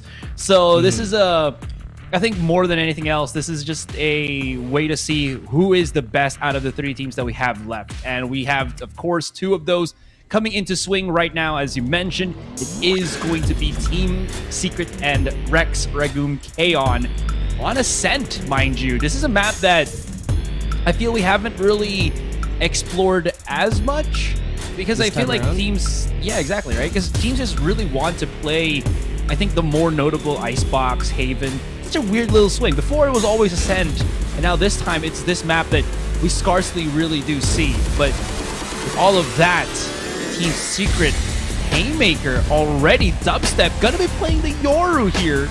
It's not Bind, it's Ascent. So he's gonna be bringing out the yes, Gate Crash. Was that supposed to be a Yoru impression? So hang on. Yeah? How was it? I like how you're like, okay, it's time to go, it's showtime. And then you're like, yes. But again, guys, it is pretty early in the afternoon, but the heat, it's absolutely searing already. We've talked about, or at least the panel has talked about, how Secret has been in tip-top form. They've been bleeding every now and then. RQ definitely wants to find those cracks in that almost impregnable armor. With all of this, right, and with the discussion of the panel themselves, all of us, I think, really do feel that Team Secret should be able to get this particular series. Now, the difference would be to what kind of extent that would, because again, Team Secret, I feel like right now has really come into their strongest form as of recent. Yeah, they got that one series that Alpha Esports just went ballistic and won it 2-0. And Dax was kind of joking transitive property since RQ beat AEP and AEP beat Team Secret. Does this mean that RQ can beat Team Secret? Well, we'll see how that goes. But with this different type of setup TS has kind of put into play, well, Flash will have to be the one to get things into the beginning of this. And speaking of which, Flash actually brought out by Team Secret here. This is very interesting and exciting to say at the least. The Flash has to come through, but Dubstep is saving his teammates as much as he can. What a tank! Just absorbs all the bullets, wrap it out into the open, and well, can't really do too much. Maybe the plant for just extra money? Not gonna happen. Oh. Well, they did take that round, and like I said, right, we've talked about this the entire stage. Team Secret has looked much more impressive on these pistols. I think they have the highest pistol win rate now. Also, that in turn gives them the highest win rate when it comes to swings, round swings. But like you did mention, Dubstep going for that Haymaker immediately. I love the confidence behind the Vandal. It seems that they want to take this a little slower than usual. Maybe they have an idea of what RQ wants to do. Probably just try to be aggressive, try to play close, and Borkom could have a bit of a firing range here for him. But instead he lets go of A main. RQ, they're gonna settle, they're gonna nest in. And they peek together, they find nothing. As everybody, and I mean everybody on the side of Team Secret, they barrel through B. They try to get that door down. Flash knows the dispenser is here, but it is a pretty dangerous task to fight that with a classic. And pretty unremarkable round here for both sides, really. Business as usual. The Spectres are going to clean up the rest of these classics as quickly as it can. Nexi does get a bonus frag, even gets a dink. But that's about it. That's all she wrote for this round. You know, I think Fluffy said it best that both these teams might not really want the aim-heavy particular maps. It's all about setups for them. I mean, they do have, you know, outliers like Jeremy, Witz, Kelly S, Nexi, but more so than not, these teams have really played more about being able to read their opponents and just do so well in terms of how they utilize utility. But this time, I think with the with the selection of Brett, it feels like there is going to be a lot more heavy-handed aim battles that are to come. But with the flashes, that's going to be much more intricate, I guess.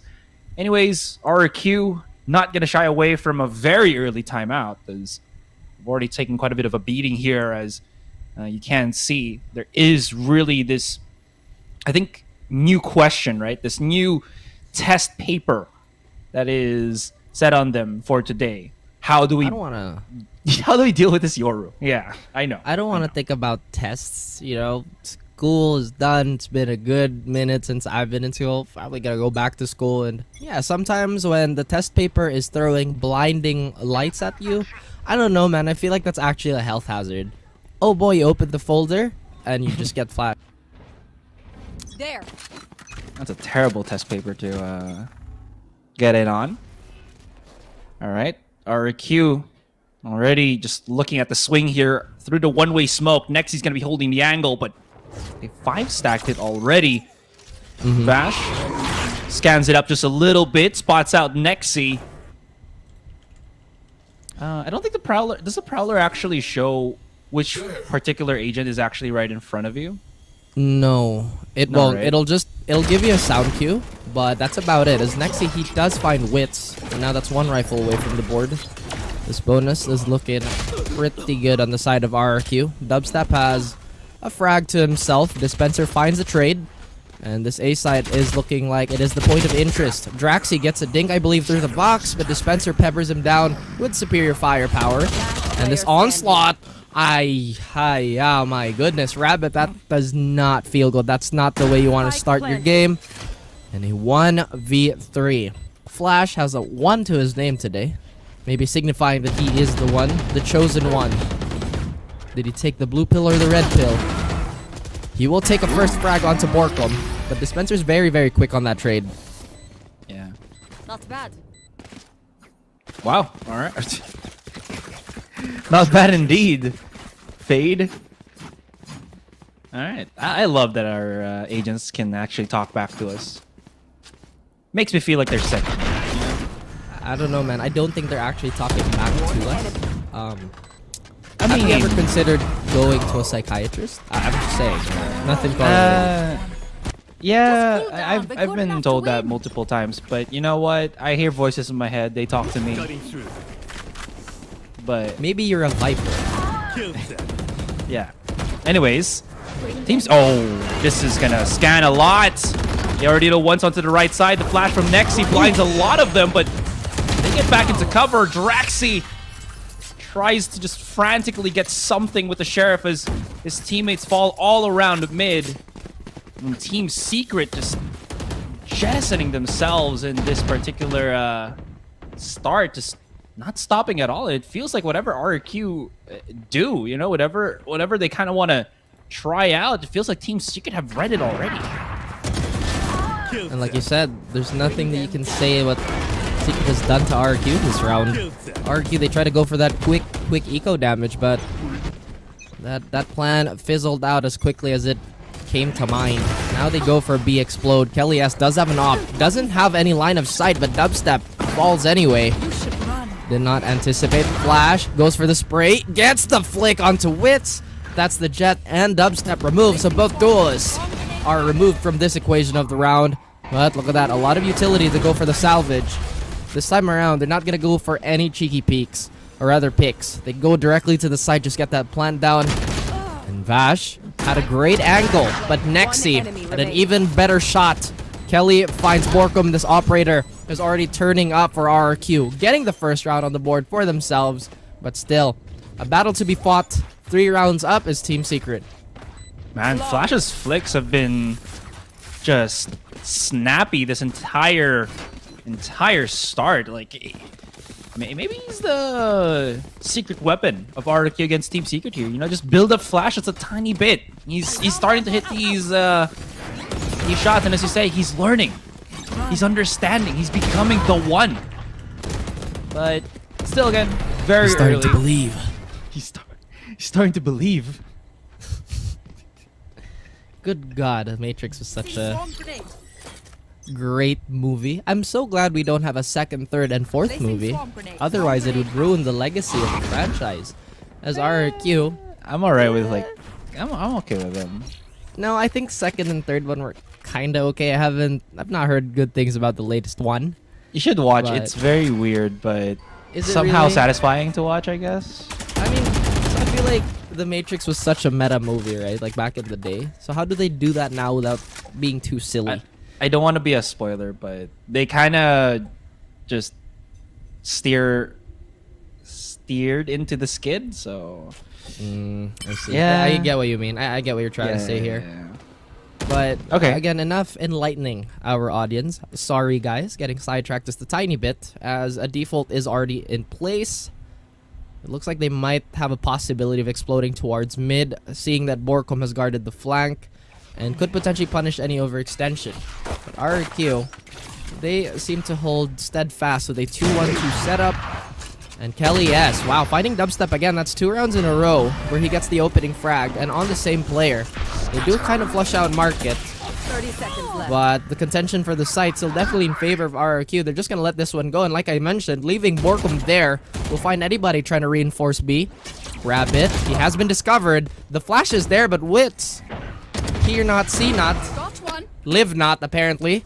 14 seconds left, and have they bamboozled 10 seconds RRQ? So tricky. They do get that plan down without a hitch, and the round has been reset again. A 3v3 retake. All right. Vash could reposition for a cheekier angle here. Throws the haunt, spots out nothing. Oh, he knows. Vash, if he doesn't make a move or doesn't make too much noise, he will be able to catch one already. That's Draxi Flash. Very much aware of the lurk coming through. And his Killjoy ultimate, really think that should make them flinch as much. Borkom actually sides with him. There's only going to be one dispenser who will be holding the cross for the moment, as Vash and Borkom are coming in for the double swing. They don't know the door is going to be opened by Borkom here, but never mind. They actually were able to make it, but the time is not going to be enough. They still lose the round. And RRQ gets obliterated there. ROG clutch given to you by Team Secret. So, Beautifully done. Yeah, Beautifully done. RRQ and ROG, they seem to go hand in hand. You know, it just seems very fitting, rolls off the tongue very well. And Wits, despite getting that opening frag, didn't anticipate that there could have been a potential trade in Boathouse. Now, sometimes, guys, that's what happens, especially in pro level play, where the foresight, it's incredibly advanced. They're basically thinking 5 positions ahead of the normal player. Now the Flash is here, avoiding a potential op pick. They do dump utility here, but this time the mid control is much different. Borkom is now leaning towards tiles, while there is a Sentinel crawling up. And that Sentinel's dispenser. We know how crazy he can be. The mastermind of map control. Clears out Hot Dog. I love that call up. Just saying. But it looks like a contact play is gonna happen towards B here. The flash doesn't come out. Jesse needs none. And the Riftwalker. He is free. They're too busy looking at him, or at least noticing the vignette. Flash is here. Dubstep nearly gets 2. Only good for 1. And 1 is all that's left for RRQ. Yeah, Drax has given away his position already. And if he tries to go closer into this, there's just so much utility that will flush him out. I mean, Haunt and Prowlers. So Draxi now left onto his own devices, but look at this. Dispenser second peeks onto short here. I wonder if he knows that Draxi is going to be there. The timing might not be in favor of him, but shouldn't really matter too much for Team Secret here. They really just want to take away the weapon specifically from Draxi's hands, but they're so close together on the site. Are they never gonna spot each other? They're so close, yet so far away. Oh my god, the timing. Parallel lines. This So this close. is like a romantic comedy where there should be some tragedy in there, but I think that was nothing the tragedy. happened. That was the tragedy. Oh yeah, that was a tragedy. But nobody got eliminated. Oh. It's even worse when nothing happens. At least if there's like an elimination, it's hard contact. There's closure. But since nothing happened, you never know. You know, it's one of those things. Yeah, true enough. Wow. Look at that. Someone's it's a spicy afternoon, guys. Welcome. Well, this is what the tale of Dispenser and Draxi. Oh, but this is the tale of Draxi, who saved the weapon from their last round and then just lost it in the previous round. Rabbit does get overwhelmed. Team Secret playing in numbers and flash. He should not save this. He's probably going to go for the long wraparound, but Team Secret, as they get the advantage, you already know that they kind of spread themselves just a teeny tiny bit. You know, there's a Spike planted. There's 1-2 players holding the lurks. Borkum already setting his eyesights on B main here. Oh, this is the first issue for him. That turret. Oh, Spencer's just deactivating and activating it every single time. I love it. Like, so that maybe Flash goes in and then the turret just activates out of nowhere. Just spots him and then nope. Yeah, you see, he's doing exactly that. Flash. I'm coming to get you. They know where he is. I'm coming to get you. Oh, and it's actually Dispenser to find his counterpart. Now, with this Secret lead really going up, RRQ, I feel like they have an inkling or they have an idea of what Secret want to do. And again, we have very intelligent players when it comes to the game. They will know what's up. It's just the muscle memory and the instinct that they have to override. It's a lot. That's thousands upon thousands of hours. That's why scrims are so important, guys. Because a lot of people are like, oh, but that's a Yoru pick. That's a troll pick, you know?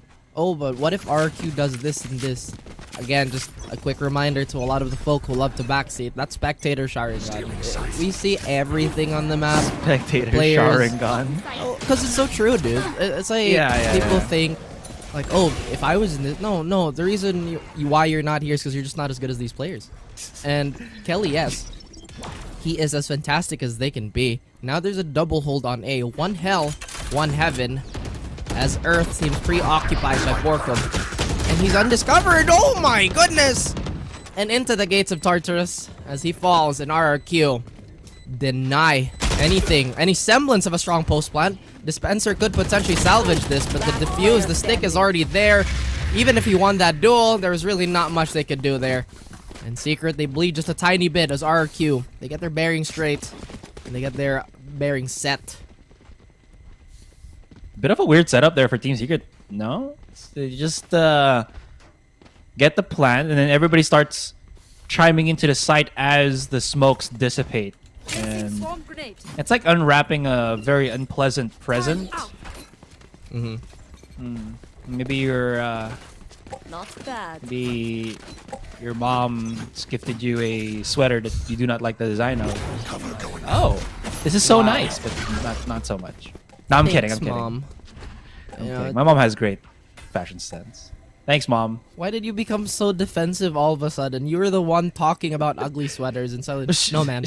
I'm just saying, man. You hush now, okay? He hurt himself. He hurt himself. Yeah. But this is really just cactus. Yeah. Oh, Holding yeah. a cactus. Oh, what's the just dashing away as the rest of Team Secret. Excuse me, that was Kelly S. This was Wits coming into the site. The fight ensues. The jump out from Kelly as he was just full deafened by the Nightfall. There's absolutely nothing to phase him. Now we're left to Borkum. Is it Borkum time? Oh, he's gonna run for dear life onto the A side, isn't he? Are they gonna read this? Is he gonna do it once again, Raph? Alarm bot activates. Now they know. But is he cheeky enough? Does he have the wittiness to double back and make them think? A triple check. A third guess. Kelly S is holding the cross. This is absolutely perfect for him. Oh, and that's into 4K. Kelly S didn't need that op to be as precise as he was. And now RRQ, this is looking much more doable. Finally controlling the snowball. Slowing it down just a tiny bit. But Secret, they have too much of a bank to really be deterred, to slow down. I love that idea of that play. Maybe hold on to B-Main ulti there. Fake out the A set play that Secret have done many times, by the way. Or at least one time that we lost our minds over. Now it looks like it is a new round for everybody. A lot of utility being thrown towards short here. So far, passive play is the name of the game for RRQ. They are looking to contest market now. Setting up both flashes here. They leave the Sentinel on a much safer rotation route. The smoke is going to dissipate, and potentially whoever walks into this is in a bit of a pickle. It's Crossfire, as good as it is. But Secret, once again, shifting map movement. They go towards short now and potentially explode late from a main. Borgum's still going to be holding mid here as Nexi prompts the flash. As soon as he finds contact, that thing is going to pop.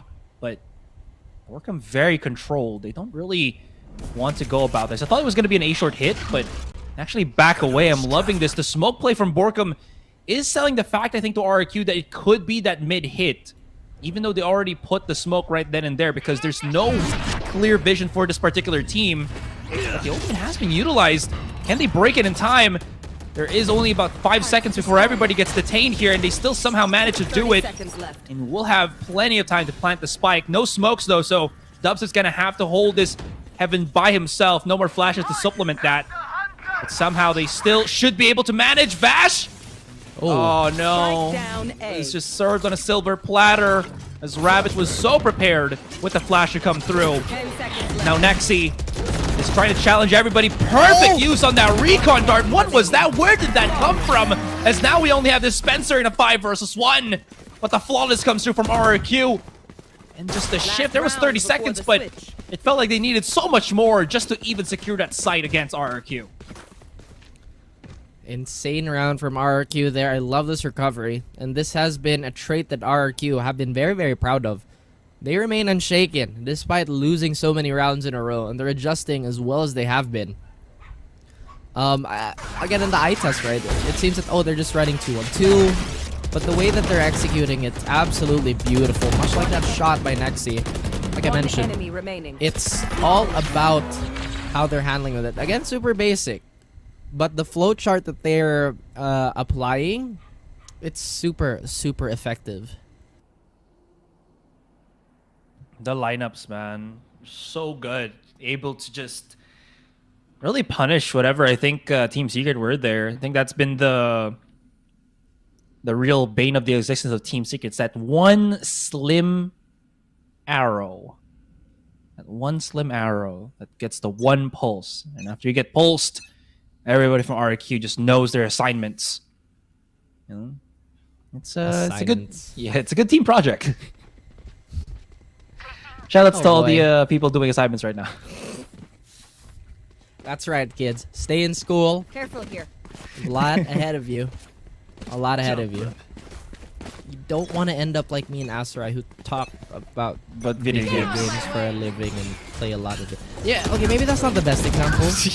Again, very fortunate to enjoy our time here as Dubstep finally fights Kelly as this duel from B main has been going on for so long. And Rabbit is the lone player here, tries to sell, or at least tries to trade for his teammate.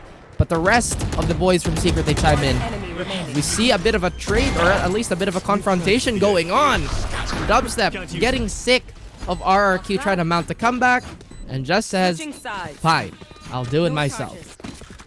You know what's interesting as well is RQ against any other team but Team Secret have actually played super well in close encounters, and these kind of will force you, but that won't really budge us types of play, right? But Team Secret, with the whole kit and caboodle of utility that they've been utilizing and utilizing extremely well, it's really put RQ in a weird little spiral.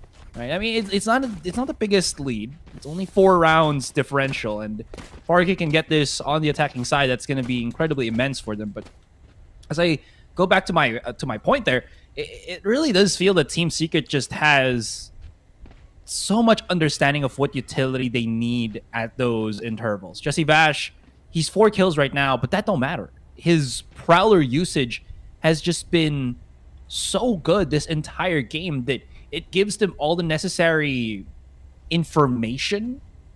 And correct me if I'm wrong, but it feels like every time that they've gotten... Okay. But every time that they've gotten something, right, out of that Prowler of his, they get the round win. That they do, and that's one thing that Secret have been so polished with. I feel like they are the benchmark for utility timing. A few stumbles here and there, and with that being said, right, you can really tell when their struggles are very obvious. When they start losing Borkum early, they suddenly don't have the smokes, the control that they treat with the utmost respect.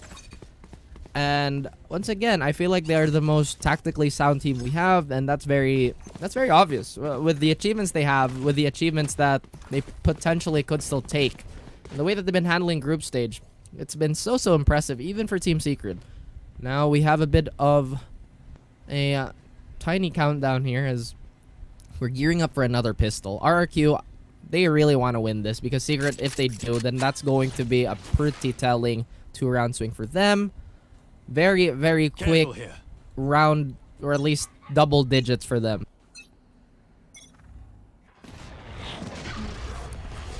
Again, it's all about that momentum, right? Sorry, I just saw G10's reply to me. It is has he not heard of Saturday classes? Have you never? Yeah, exactly, right. I've had Saturday classes. It's fun because it ends half day. And you have an excuse to actually get out of the house early. Yeah, exactly. Anyways, Dubstep. Actually, good setup there. Just uses his own utility to body block. Gets back into the side. And look at this from hell. He pulls him down to the underground. All he finds two. Still has a solid position here. Kelly needs to flush him out. Wits already looking to go into the pinch. And he's looking for something. Has to back away. Does have the dash if he wants to readdress this angle. But it's a 2 versus 2. Never mind. Goodness. Gets embraced by Kelly S. Thank you so much. Mwah. That is a kiss of death. And Borkum in a 1 versus 1. Kelly backs away, needs to pick up the spike here, but has plenty of time to wrap around if he wants to. He heard that the window was broken, so he might want to maybe bamboozle Borkum here. 30 seconds left. Borkum, all he needs to do really is to wait for the plant, and now he knows he's on the site. Does he have anything else to fight with? Just maybe the smoke, but Kelly has a really strong angle here. I think Borkum knows that he's still somewhere on generator. Makes the fake noise. Once again, this bit of peekage from Kelly. He's gonna have to decide to just drop down as soon as, and now Kelly knows. Look at the positioning, and this is going to be a fight between who's this better with the ghost. It's Kelly S, and he sprouts the tree. For me? No, for us. For us. Save the trees. And yes, once again, a very important round for RRQ. Setting up a snowball for themselves here. Secret. Double duelist never really bodes that well when it comes to the defensive utility shuffle, as we like to mention over and over. And it seems that the nature of this comp that's forcing them to be a little more aggressive could be something to consider in this defensive half. Again, it's the pistol. Very close, by the way. Now we have a bonus round, or at least a buy-up round here on RRQ. They go for the same route. They have a bunch of rifles. They have the Bulldog. They have the Phantom here, Astra. Again, oops, pardon me, getting distracted by my dogs again. Stop nibbling on my chair. But look at this, a very different approach. If we saw Secret be a little more spread out and have a little more attention to mid earlier to somewhat fend the early pushes and early map control, argue they have something a little more different. They go for a classic style that Secret employed many times in the past as well, where they just kind of hold up in one place of the map, one lane of the map, try to play timing, try to potentially harp on the fact that teams potentially could overthink. I said potentially like 3 times now. But it is what it is. And it does look like Secret have given up A, going for that retake instead. Well, okay, that's the smoke dissipation. I think Borkum should be able to hear the dash come in, and yeah, that's going to signal the A hit for the rest of Team Secret here. It was a 50-50. I like the idea that they might have wanted to switch up and use some of Borkum's utility to gravitate RRQ on the other side, because they were really expecting, again, RRQ to really rely much on the utility of this of their Sova, right, for Rabbit. But the thing is, all cards are in their place, or in their hands for RRQ, so they're really the ones to just dictate the pace. And unfortunately, Team Secret's guess is not as they would want to. They've already lost 2, 3. They're all falling down, even without being spotted through the smokes. Wits spotted by the blade, tries to see if he can get a little bit more cheeky. But not going to be given that solace whatsoever. Not even a single hair out of place for RQ as they get flawless in the round and flawless in the HP. Flawless and desperation demands perfection. RQ seem to have that in spades. A tougher challenge is ahead of them as the arsenal looks to be filled up by Secret. The defense, not as impressive so far. We've had the first 3 rounds.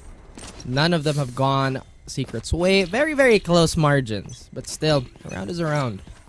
Are they going to go for a bit more aggression? No, they go for the standard 2-1-2. A little bit more market control this time around. And Kelly S already has found himself towards the site. Does he check Boathouse in time? No. No, he does not. As Borkum lying in wait. Waiting for someone to step on his bear trap. Witz is here to pull the attention, and the Wonder Duo cleans up the rest of RQ. Very nicely done, very tightly secured. And Secret, once again, build up that round lead just a tiny bit. I'm so surprised that Kelly S actually didn't check the back of site here at Boat, right? Because it's usually some place that you just like to make sure that no one's there, because you arguably can't really flush that out with a recon dart without fully committing the recon dart to the back of site, right? So you want to use it to expose a lot more on B than just the back, but well, that's where Borkum lies. Yeah, you can only guess for so much. So many guesses in the round. The micro decisions that lead up to whatever play that happens. This time, Secret go for a bit of a read play. They put way more utility towards A now. And you see, they're sending Borkum, or rather Dubstep, to check out A main, see if there's a little bit of presence here. No, he doesn't. He goes for the passive position, trying to double up, try to go for the bait and switch. But the movement on RRQ dictates, or at least it's giving us the impression that they want to go again on B. They had a great time in their previous attempt. Just Secret a little too sharp on that. If you're looking at the positioning too, look at Borkum. I mean, we know he's an Omen, but I feel like the rotate's not going to be a safe. He'll have to burn both teleports. 45 seconds. Secret Vash must does have have an C's idea though, what's happening. so like he should be that's safe. true. Yeah. And before he dies. That's something we'll have to see then. Oh, okay, well. 30 seconds left. Oh, Witz. Okay, he hits the shot. And all eyes were kind of set on Borkum there. They immediately use the null command, and it somehow does manage to get a couple of kills, but still nothing. Look at this solid backplay that they got. I love that. Dude, they should have just feared the null, but they counter it with just solid aim, crossfires and everything. There was this moment where Borkum was spotted. Perfect bait play so that Wix can get a frag and everything. And then Vash makes a lot of noise from market just so that Wits can reposition and set up something with Borkum in the end. Just that 1-2 combo. So, yeah, here's the thing, right? The only agent that they have to realistically and safely clear that is Nexi. But since his fragment has been invested, I think, towards stairs, towards market, and towards CT just to ensure safe passage towards the site, Boathouse has been pretty much free reign for Secret, and they are just absolutely abusing that. The mechanics of the matchup has not been so kind to RRQ, especially with a light buy like this. Upgraded pistols, we know how lethal they can potentially be as Kelly S. He's going to be the one to do the heavy lifting here. But Secret, now they also just kind of lie in wait again, Azurai. They know that they don't have to do too much. I think this is the great thing about Secret too. They know when they can just put a stop to whatever they're trying to do. You know, like, it was working, let's just relax, see how the teams react. Dispenser even gets an easy kill, an easy quad! The eco round is non-existent for RRQ. Well, I spoke too soon. Draxi has something to say about it. That's the one. That's the bonus for him. But now everybody knows where he is. The active intel from the trail is also going to make his life infinitely harder. But Dispenser, who had a 4, was the first to be found in this push. Wits goes for the jump peek, and Draxi making the eco round not as painful as it could have been. I was gonna add as well. Did you see the positioning that Wits did there when Draxi threw the smoke for deep mid? He actually jumped out just to check if RQ was actually going to go for a market hit. And I really like about this, that little bit of proactiveness made it so that Vash rotated on short to help out Dispenser. And in kind, was able to Prowler Kelly S, allow Dispenser to full commit to just using his utility and not rotate and just anchor a short and basically break RRQ's set strategy. I really like the idea. I think any lesser team would have respected the smoke and not have pushed to it and not have gotten that crucial bit of information. But Team Secret goes that just tiny bit more, and it gives them so much to work on. Yeah, the smoke play is basically, I will not attempt such pusillanimous behavior. And they go for it anyway. AKA man mode. Just straight up go for it. And sometimes, no matter how much strategic depth you have, that's where the value of off rhythm, off timing, and going for something a little more unorthodox really shows its value. Now, RRQ, this is a style, this is an attacking style that Secret is all too familiar with. And they kind of have to make an adjustment. Now, like I said, Nex is really the only one who can reliably clear so many of the important angles, like both house, potentially hell. Flash has the molly, but I feel like they're saving it for post plant. So RQ, they're in a bit of a puzzle here that they have to solve. Otherwise, they'll become more and more labyrinthian as time goes by. Secret, this is a pretty commanding lead for them too. Wits has that operator who we know is incredibly efficient. Not necessarily the most flashy operator we have on VCT, but definitely one of the more reliable ones. I think he's flashing the way that his flicks are insane, but his positioning, I think, isn't as crisp, or his movement isn't as crisp as, let's say, Kelly S or EJ when they use the op, right? But the way that he just flicks is kind of just nasty when you look at it. If he times this through the smoke, though. Ooh. Ooh. You can hear the shivers. My spine, it tingles. Well, I mean, if you get hit by an operator, it really will tingle. Now you're not gonna feel anything. You're dead. You're just, oh. Or incapacitated. I don't know, man. Getting hit by a 50 cal, I don't think you'd be incapacitated. As dubstep finds Rabbit. Oh my god! Vorkum, come on. All right. I dare you. No way. He cannot control the recoil on that. Unfortunately for Kelly. Still, Draxi picks up the spike. Brings it all the way through the A side, but Vash. Spike planted. Oh, Vash. She's about to bash the head of Draxi as he goes in from the backstab. Was not very much aware. Yeah.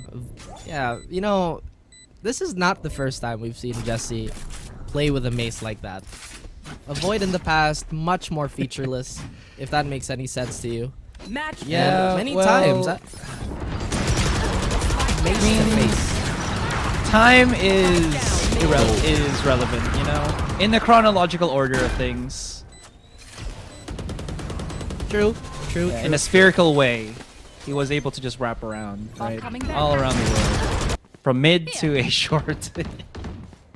Well, he has seen the future, and RRQ's not in map 1 apparently.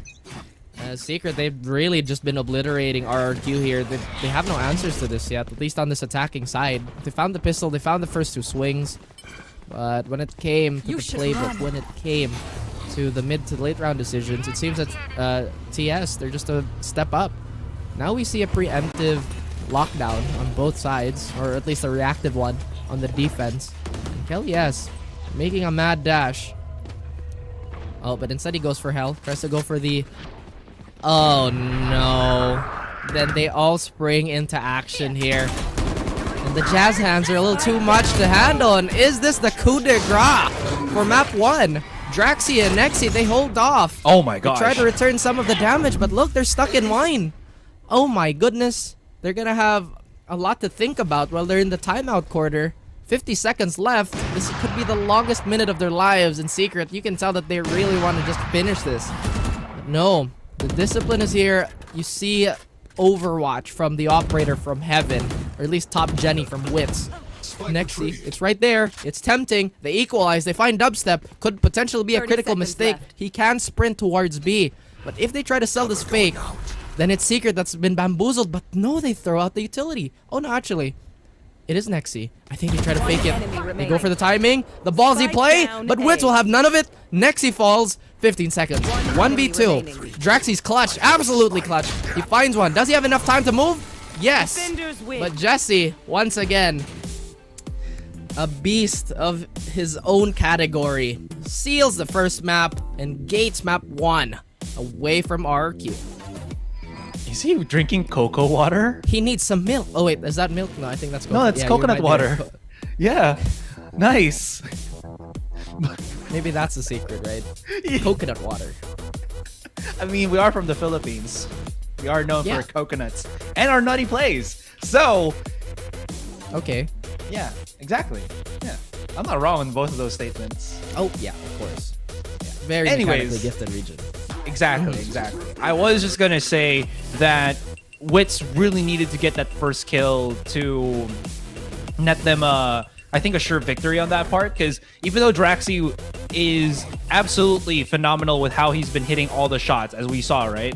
It does again I think pressure him to figure out where his opponent will be coming from, or the timing as well if he's gonna get peaked, because I think it's happened thrice in a row that has kind of transpired against him. But I mean, it is such a very stressful situation and a very RNG-esque type of situation as well. You have to second guess and everything. You have to make sure about this and that, and he didn't really have time to do that. And thankfully for Bash, at least thankfully for Team Secret here, Bash was so quick to just reposition as soon as when they saw that, because they were already expecting RRQ to not really play separate from each other and just double up. And if ever it was a B play, he can always just play with Wits, pick up 2 rifles, and then just 2v1 that situation, right? With all that being said, Team Secret, how they fought against RRQ here is so, I'd say, different from how they play with any other team. This is like a more curated style from Team Secret, where they're just looking for these close encounter fights, and more times than not, RRQ just not able to really go against the grain, go against the encounters. It's very measured by Secret, but if you've noticed, map 1, there wasn't necessarily that many crazy set plays or that many, I would say, innovative strats, because, like we said, we just saw a lot of defaulting from Secret and a lot of conditioning. I feel like that's been something that they've been doing so well.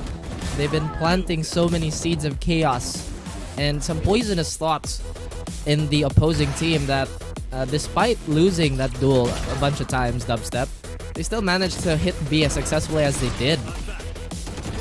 You know what's kind of crazy for Team Secret, right? You mentioned how we do have the overview and everything because we're observers and such, we're casters, we're viewers, all of that good stuff. Yeah. I do want to kind of set this tone that Team Secret make it look easy because they just... Oh, they do. Right? They do. Like, if you think about it and say that I can do that, it's because you can see everything happening in front of your eyes. But I'm just saying as like that. Yeah, but if you think about how Team Secret were able to just execute this, this is just, it's again, crazy. It's and it sounds like I'm fanboying, but it's kind of because I am. Like, RRQ did almost as good as they can, at least for Ascent, but there's just something different, especially with this Yoru style that Dubstep has been bringing out. I think he's the only Filipino player that we've seen here in PH actually utilize a Yoru. Others have been Neon for the most part, but Yoru not so much, and it has worked, especially here on Ascent, and of course, as we've seen on Bind. So, with all of that, we're gonna go on a tiny bit of a break here. When we come back, it is going to be the next map of the series. It's gonna be split. This was the map that RQ really do excellently on, and Team Secret allowed it to go through. So they have something in plan for us. So guys, what we have planned for you is more action here at VCTPH Stage 2. Don't go anywhere. We'll be right back.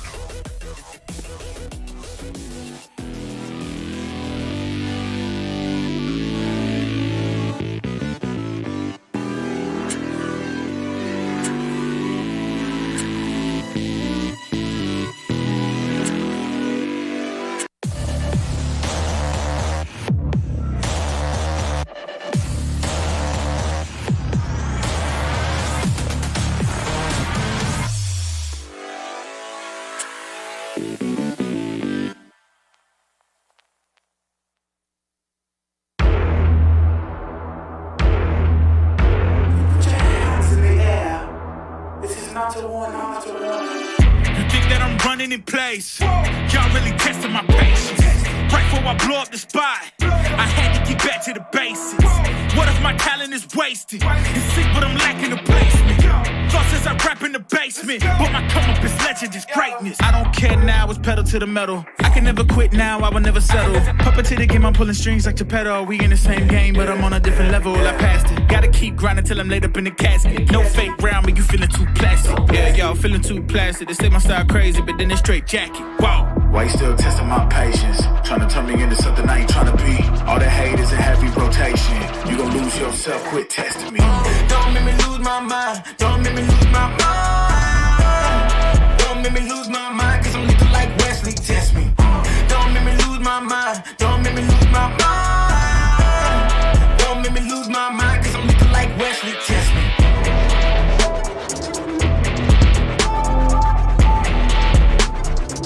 Cause I'm looking like Wesley, test me.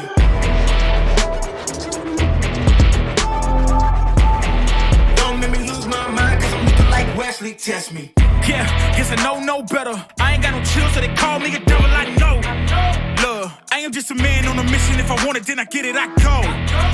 And if you're trying to test me a beast, you gon' need Liam Neeson. The chance that you taking is flagrant. You're testing your luck. If you think you make it out, then you're sadly mistaken. Careful what you put in your stake in, cause I ain't got no patience and no limitations. You trying to figure me out, and I know I don't make sense, but no one's there when you call like you trapped in the Matrix. You need to take a break from it. I think you should take 6. Cause yes, I hold a throne and no one else can replace this. The pain will only go deeper the harder you chase it. I'm the greatest that you ever met. It's time that you face it. So tell me, why you still testing my patience? Trying to turn me into something I ain't trying to be. All the hate is a heavy rotation.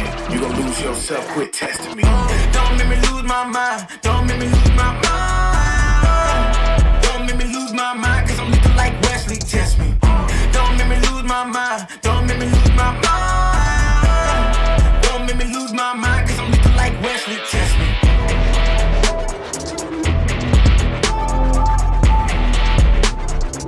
Cause I'm looking like Wesley, test me.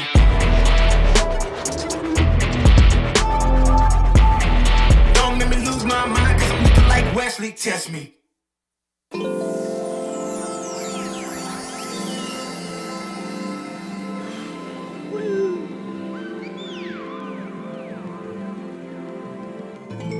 Yeah. Yeah. Yeah. Yeah. The rise before the fall, the light.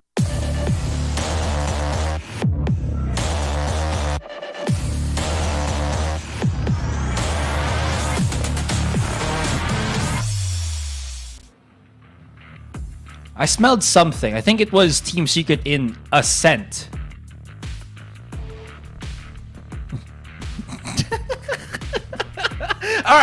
All right. Enough of the tomfooleries and shenanigans.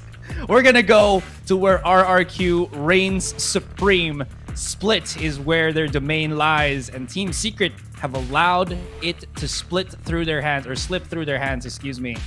This is gonna be very exciting to see because again, I think we very much touted RRQ whenever they play on Split to be incredibly confident and really good with how they control. I think the rotation of the map because of the flanks that they've set up, especially with Rabbit and I'd say Kelly S. But again, Team Secret, they're just very quick to adjust everything. They have like a book, a pamphlet, maybe an atlas that they use for their plays, for their counter strategies, and I'm waiting for this. Maybe not the pamphlet because that's too small, but yeah. I don't know. You know, pamphlets are supposed to be digestible tidbits of information. It's not supposed to go in depth, but I love the analogy. Oh my goodness, wow. Asura, you're literally breathtaking for so many reasons. Some positive, some negative. I'm just saying. But going back to the game, yeah, Split has been so impressive on the side of RQ. They gave SBE trouble. They're giving, or at least they gave Team Secret trouble. But now looking at this, Team Secret is a team where in the previous map we saw quite a bit of hyper refined defaults and a bit of a pick to throw RQ off. So now RQ, they've been vodding a lot of those games where Secret could have potentially used them to misinform in a way where, oh, this is probably the comp they're gonna run. And I think this is another factor to Secret's game. There's just so much psychological damage and psychological warfare, not just happening in the game itself, but with their compositions. We've seen a bunch of compositions. We saw the Jet Raze composition from them, something very classic. They were the first team to employ Fade on this map, if I'm not mistaken, on VCT Stage 2. I'm not entirely sure what they're going to pull out now, and that's exactly what makes them so dangerous. It's always so dreadful. If you're trying to face Team Secret, it's like, oh man, what are they going to do now? Yeah, and the problem therein lies is you'd think that, again, it is going to be a bit straightforward, which it kind of is, but there's those tiny bits of intricacies that Team Secret just likes to pepper in with these kind of different pickups that just work so well for them. And I really like this, and I really like how you pointed that out. I remember, again, there was this one interview, I think, with Fade back in Stage 1. I think that was the only game that Team Secret won, where I think it was also split against Oasis Gaming, if I'm mistaken, where they were able to 13-0 Oasis, right? I think Dubstep just kind of tweeted on that and said that I made a mistake and they actually 13-0'd them. But anyways, to the interview itself, he said to the interviewer that he wanted to bring back Team Secret to their roots of just playing very basic and a little bit more simplistic with how their style has been done, right? And I think a couple of months fast forward to right now, that's still kind of what we're seeing. It's just a lot more cohesive, just a lot more well thought out, but still the same base core principle for this Team Secret roster. And if you see how they've played, I think you mentioned it as well on Ascent, that again, this team didn't really do anything that spectacular, but they do it in such a way that they do it in such a straightforward way, but with a lot of just peppering that just works so well for them. And I think one of those is just the addition of different agents that we don't really see in this particular map, like with the Yoru, with the Fade maybe coming into Split as well. I think that has really made it so that Team Secret's style is just, again, very simplistic, but at the same time intricate in its own special way. So I did check on my notes a tiny bit, and you're exactly right. Statistically speaking, Secret are far more superior when they go on that backbone. Like you mentioned, the roots. But I know a lot of fans kind of miss that Jesse Bash on the Jet. Just a bit of a throwback from back in, way 2020? way back. Was that 2020? Was that 2021? That probably was 2020. Bash played... I think it was Vash and Dispenser that started playing as the duelists for this team when they were still very early on, young. And then he started swapping to Sage early on in the team's lifespan, all right? The infancy of the team. Yes, yeah. Early in the lifespan. Young. Yeah, because there was a time that Dubstep didn't know how to play Valorant. Yeah, there really was a legitimate time where he didn't know how to play Valorant. He was a god in CS:GO, but when he transitioned, there was weird things that he had to figure out, the different gun feel of the game, somehow similar to the other game, but you know what I mean, and then the utilities and all of that. He struggled for a little bit, but as you see now, he's incredible. Incredible is one of the words to describe one of our most consistent and one of our most impressive teams. But it looks like we're not getting anything crazy on the side of Secret. Jeremy is now being fielded. He is ready to rock and ready to go. RQ with Rabbit on that Sage. I think that's the only map where Rabbit plays Sage too. Speaking of Sage, we do have a Jesse Sage, back in the day, but now we're not going to be seeing that. I did have my criticism on Jesse's performance, or at least early performances on Split, especially on this boost. There was signs of his discomfort early on in the stage.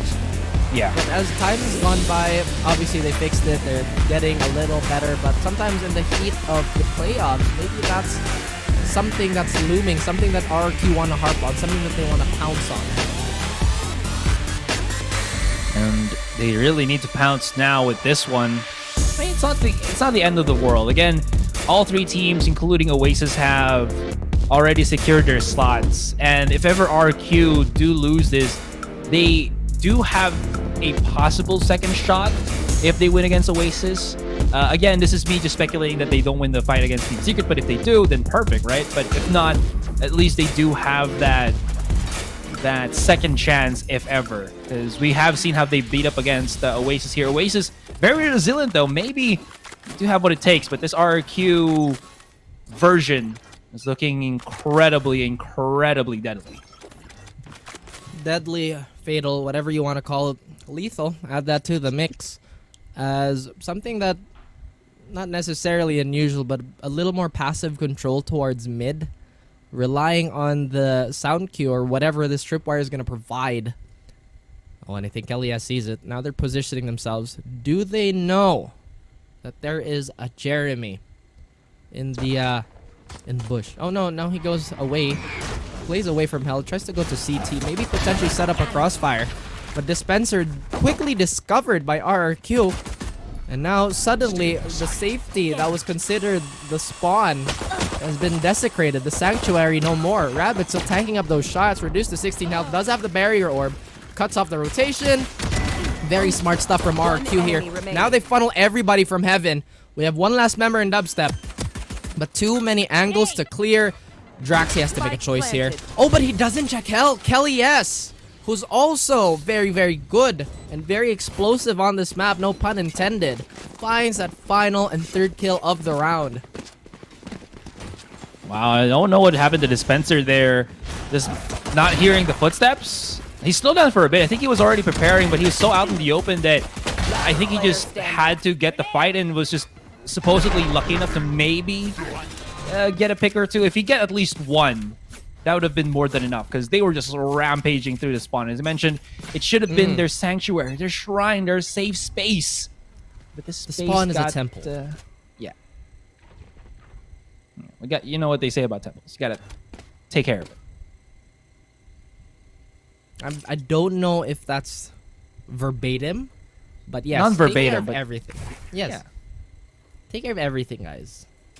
Be very mindful, as the passive mid control is something that RRQ beautifully read. You can already see the R&D that they put, the care they put in this map, how meticulous their approach is. So evident in that pistol round. The question is, can Dubstep get a cheeky kill here? Nope. They throw the utility, try to sell the attention elsewhere. But they haven't really found any control anywhere else. We have a forward position by Borkum here. Problem here with Secret is that they have a longer way to rotate if they decide to commit to this, especially that they don't have the weapons that they would want. Well, they're about to hit it now, and they have set some crossfires. Spencer's already given themselves some information of what was already to come. Great little flash there from Jesse Vash, but not enough to really rile the rest of RRQ here. Borkum comes in for the swing, but Draxi already very much prepared of what was to come. Dubstep is just gliding right through. Can't find himself any leeway as he gets caught by Draxi there. Very clean. Last time we saw this was literally last game. A flawless round. Not flawless in HP, but flawless on the rest. Not losing anything, so they're going to be able to save these weapons. Use them for the bonus. You're flawless. And he is stunned. As Asarai not taking that compliment whatsoever. I didn't hear the compliment, though. Did you not? Oh, well. No. I think my earphones messed up a little bit. Just a little bit. Just a tiny bit. Now we have Secrets trying to still make some sort of garrison. Try to put a little bit of sandbags on their defensive line here. As RQ, they've been somewhat dissecting this as well as they have. A lot more patience this time. Secret, though, they're not breaking. They're just chilling still, not giving up any unnecessary space. But you see the defensive line is leaning towards the spawn, much closer, in fact. Elias clears those angles. I like the setup. I think that's Jesse on rafters to go for a quick support ready flash. Or he may be playing bottom box. I think he is. But Dubstep still lying in wait. His timer's ticking down, Asarai. But no contact has been made whatsoever. They're still very much aware that they have to clear up as much of these angles as they possibly can. Jeremy, I think, might be the weak spot for this particular round for Team Secret. He doesn't really have too much to fight them against with, and if that happens, Spencer could be in a bad spot. They did see the wall now, so as you can see, the rotations from Team Secret aren't really prevalent just yet. He spotted out Rabbit. He needs to hold the fort because, again, Dispenser will be left on an island. 2 versus 1. Still somehow manages to survive, and he is holding on for dear life as he waits for the reinforcements. There is the tripwire right in front of him. Next, he cannot cross just yet. Dispenser is still holding the backside, allowing access to the rest of his teammates. And there you have it. Team Secret just lose 3, but they still take it in the end. Beautiful play here by Secret. Although, again, nothing really to look back on. They had a big weapon advantage here. But I like how RQ is looking at, right? They're looking far more impressive. And again, they've already shown why. It's split. They want to make it their map. They're making a great case for it. And so far, even Secret, they're having a little bit of trouble. Still resorting to those defaults as we mentioned. Really not the team to overcommit to reads and whatnot. They are going to get rid of this bot. So Kelly S isn't so sure if there's somebody playing from ropes. Dubstep's taking quite a bit of damage, but is it safe? At least for the time being. Now RRQ, a compromise has to be made here. They don't have that explosive space taking. They don't have the bot, and they don't have the nade. Has to be a much more meticulous approach. And has to be done quickly. A minute left still. So they have a lot of mid-round to occupy their minds with. They check for ropes. Nobody there. Not at the moment. But Jeremy is already making his way there. At least he marks it. The Prowlers to check for any of the potential lurks. But nope. RQ, they keep it kosher. They keep it calm. They keep it collected. And they're about to go for a hit once again to the A site. They've done this before, and they want to do it again. The Prowler spots out Duget, and he has to back away for the moment. The fault line was already expended. Now the Spencer, what does he have in terms of surprise against the opponent? Because now Jeremy's been confuddled. He's going to have to back away here. Has a nice little angle, but still somehow gets hit by the 2 versus 1. Jeremy spotted right there, as the rest of Team Secret will have to go about this 4 versus 4. This is still somehow doable. But these walls, man, they kind of hurt Team Secret just a teeny tiny bit. Wall also dissipates alongside the smoke, which is good. This gives him some open space. Borkum sets up the flash. He's going to be alone on Heaven, but that doesn't matter because now Team Secret is coming in, riling through elbow. Out in the open, Bash does get expended. Borkum holds on just a tiny bit more for the flank. I love the delay setup, but it still does not work out in the end. Oh, Dubstep 23 HP in the chamber. Cannot flick fast enough to deal with Rabbit. And this attacking end from RRQ just absolutely solid, really pinning down Team Secret's defense. 23 like MJ, but that is not the game 7 against the Cavs for that mid-range, that iconic shot. For all you sports folks out there, Seconds left. a lead being built on the attacking side. Not the most common thing on Split, but typically it does take around 6 or 7 rounds for the defense to fully settle, especially if there is an onslaught like this. So time, not the kindest for Secret, but it's also running out. RQ, I feel like it's already mission complete for them, getting as many rounds as and as consistently as they've been doing it. Kelly S, 1 away, same as Draxi, just 1 away from their ultimates. Meanwhile, on the side of Secret, they may approach this round a little bit differently. They have a lot of repositioning and a lot of picking power. Dispenser is the perfect complement, or at least the Neural Theft is a perfect complement to whatever they might potentially plan out on this defending side. But a timeout has to be made and choices being mulled over. What options do they have? What clipboards are they going to lay on the table? Kind of interesting to see the dynamic change, right? It's because of the fact that I think for the most part what we experience as players is on Split, it's so much more defender side because you're just always afraid of the utility that your opponent has. But RQ, they actually revolve around that the mindset, that setup, that ecosystem here specifically on Split, right? Where they still have to deal with TS's utility, but they know the majority of the angles, the places where it's usually set up on. So they've kind of created this dynamic where they just, clear it up. And then once that's done, they have this huge wall that they can use to keep putting the pressure and makes sure that this attacking side is just as pristine as can be. And it works so well from them. Now, Kelly S, he's done the double satchel. He spotted out one already. Even uses the showstopper. Doesn't find anything, but you're just making sure that they can find pick after pick. Now, Kelly's just trying to back away. This double heal is also working in the favor of RQ because if they skirmish and they survive, they can always top up their players back to 100, which is incredible to say at the least because they've been getting this numbers advantage more and more for them. Oh, okay. Dispenser still hits the shot, though. Vash finds 2! Oh, this is absolutely beautiful. Dubstep with the showstopper, and heads have been turned. The spike is hidden behind a wall, and Draxi has to go in on this. Dubstep gets the defuse. We need to see the perspective of Vash. Where the heck did he get those 2 kills with the Sheriff? I'm glad you pointed that out, especially with Secret and their utility, and it was very evident in that round. Secret is fairly allergic to contact play as a main source of information. You can see how far they hung back here. They're just waiting for anything, literally anything that they can use to once again ramp up said utility. But Dubstep, very, very cool. You know what I mean? Very calm. I've said that again. But that composure has been bringing them to much success, stealing RRQ and ruining their economy. It's Draxi and Kelly who are leading the charge, and the main rifles are on them too. So maybe that thieving power is still very present on RRQ's side. The timeouts are coming out very, very early this time around. Very true. They need to just understand what kind of happened there. And aside from that, I think not really thinking about the last round, you know, moving forward into this one, they also have to be very afraid of the utility that Vash has in store for him. And Jeremy is actually pretty near his own Nightfall. So wherever RQ does, they need to get a certain pick somewhere so that it's not going to be a 5 versus 5 on the retake. Something to that line as well.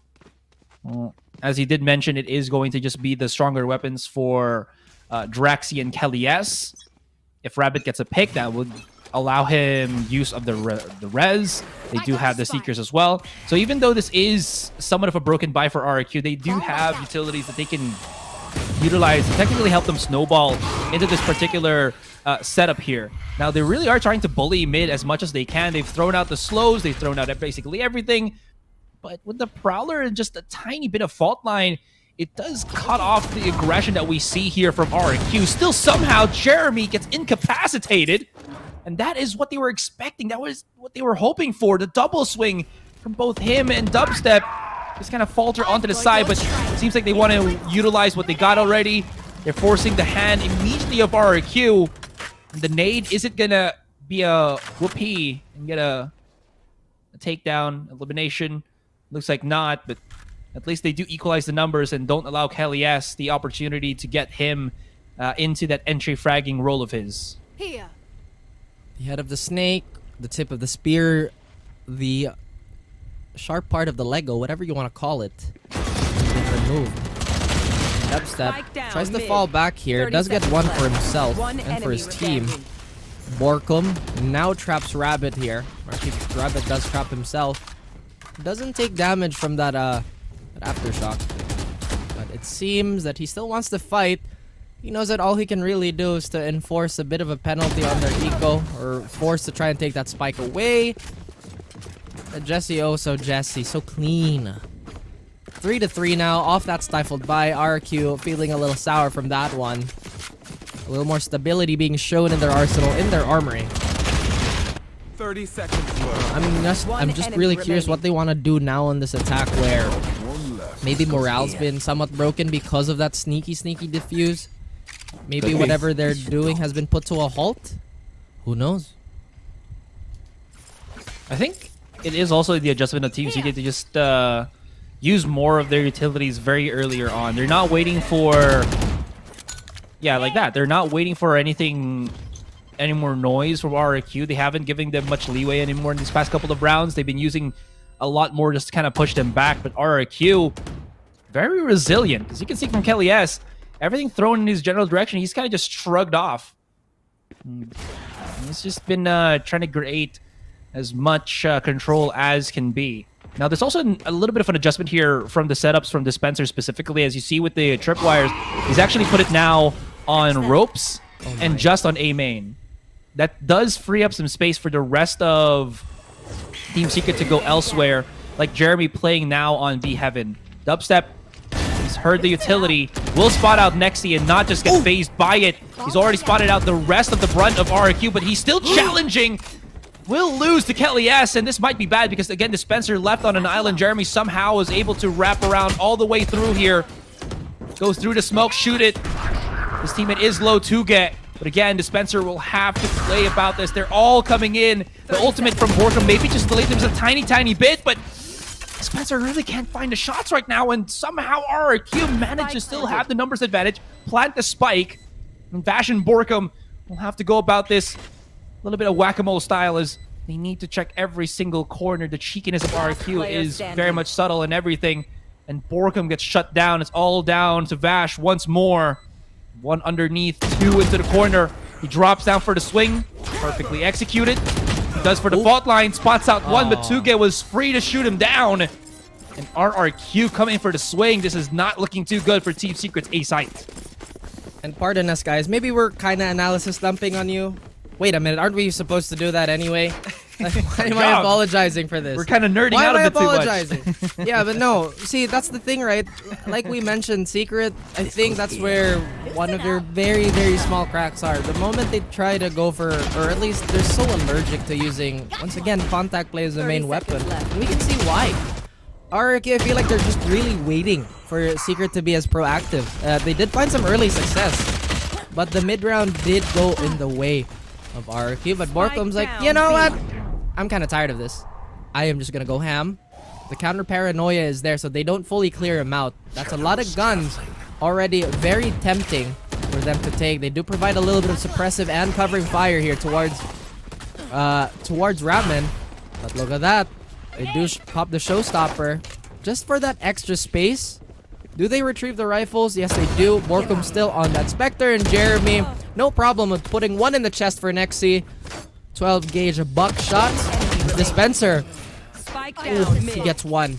It's potentially enough. Trapped is Tuge. But he does have a bit of utility to work with. Not much if he's alone. Information has to be key here, but I think he must have found the most divine timing here. This could be the work. Oh my goodness. And now it's Secret to be put on a blender, Aserai. Everything is isolated now. If Borkum falls, and that he doesn't, that could have been a disaster. But you cannot that from outsmart. Tuge. He faked the drop. Right? You saw how he 180'd the jump and then popped the shot? Usually when you drop onto the side, he got the sauce. Yeah, he got the nice movement. He got the bait. That actually would have almost taken down Borkum, but how do I say this? It was still somehow readable for Team Secret because if he didn't drop onto the side and started planting, right? He either went back on mid where they had vision on or was already at their own spot. So I think that's why Borkum was just running. I think the only difference now was he just didn't know the correct timing as to when Tuge was going to be coming out of there from. In any case, they're throwing basically everything they have, but Team Secret is doing the same thing. Vash is lining up for the ace, but Dubstep, why are you my teammate? Gets the 4K kill secure for the last one. Oh, Vash just was about to get the ace, but you know what? Again, that's how teammates do. They got each other's backs, even though you can't get an ace. This is a nice spot. Damn. Jesse just lined everybody up there. And, okay, let's just be real here. It's an eco, guys, but landing the shots, it's the same thing. You know what I mean? So you're saying that Vash is the eco demon fragger? I'm saying is that eco or not, light buy or full buy, you land the shots, son. Okay, yeah. Game recognized game. Game recognized game. Go get it. But in any case, well, for that round, that game's over. Oh yeah. This match has been so entertaining. It's been a true back and forth. It's been a chess match, really. You will not kill my and it's been ally. really equal. And as equal as it can get, Rabbit does not want Kelly S to not have a second crack at it.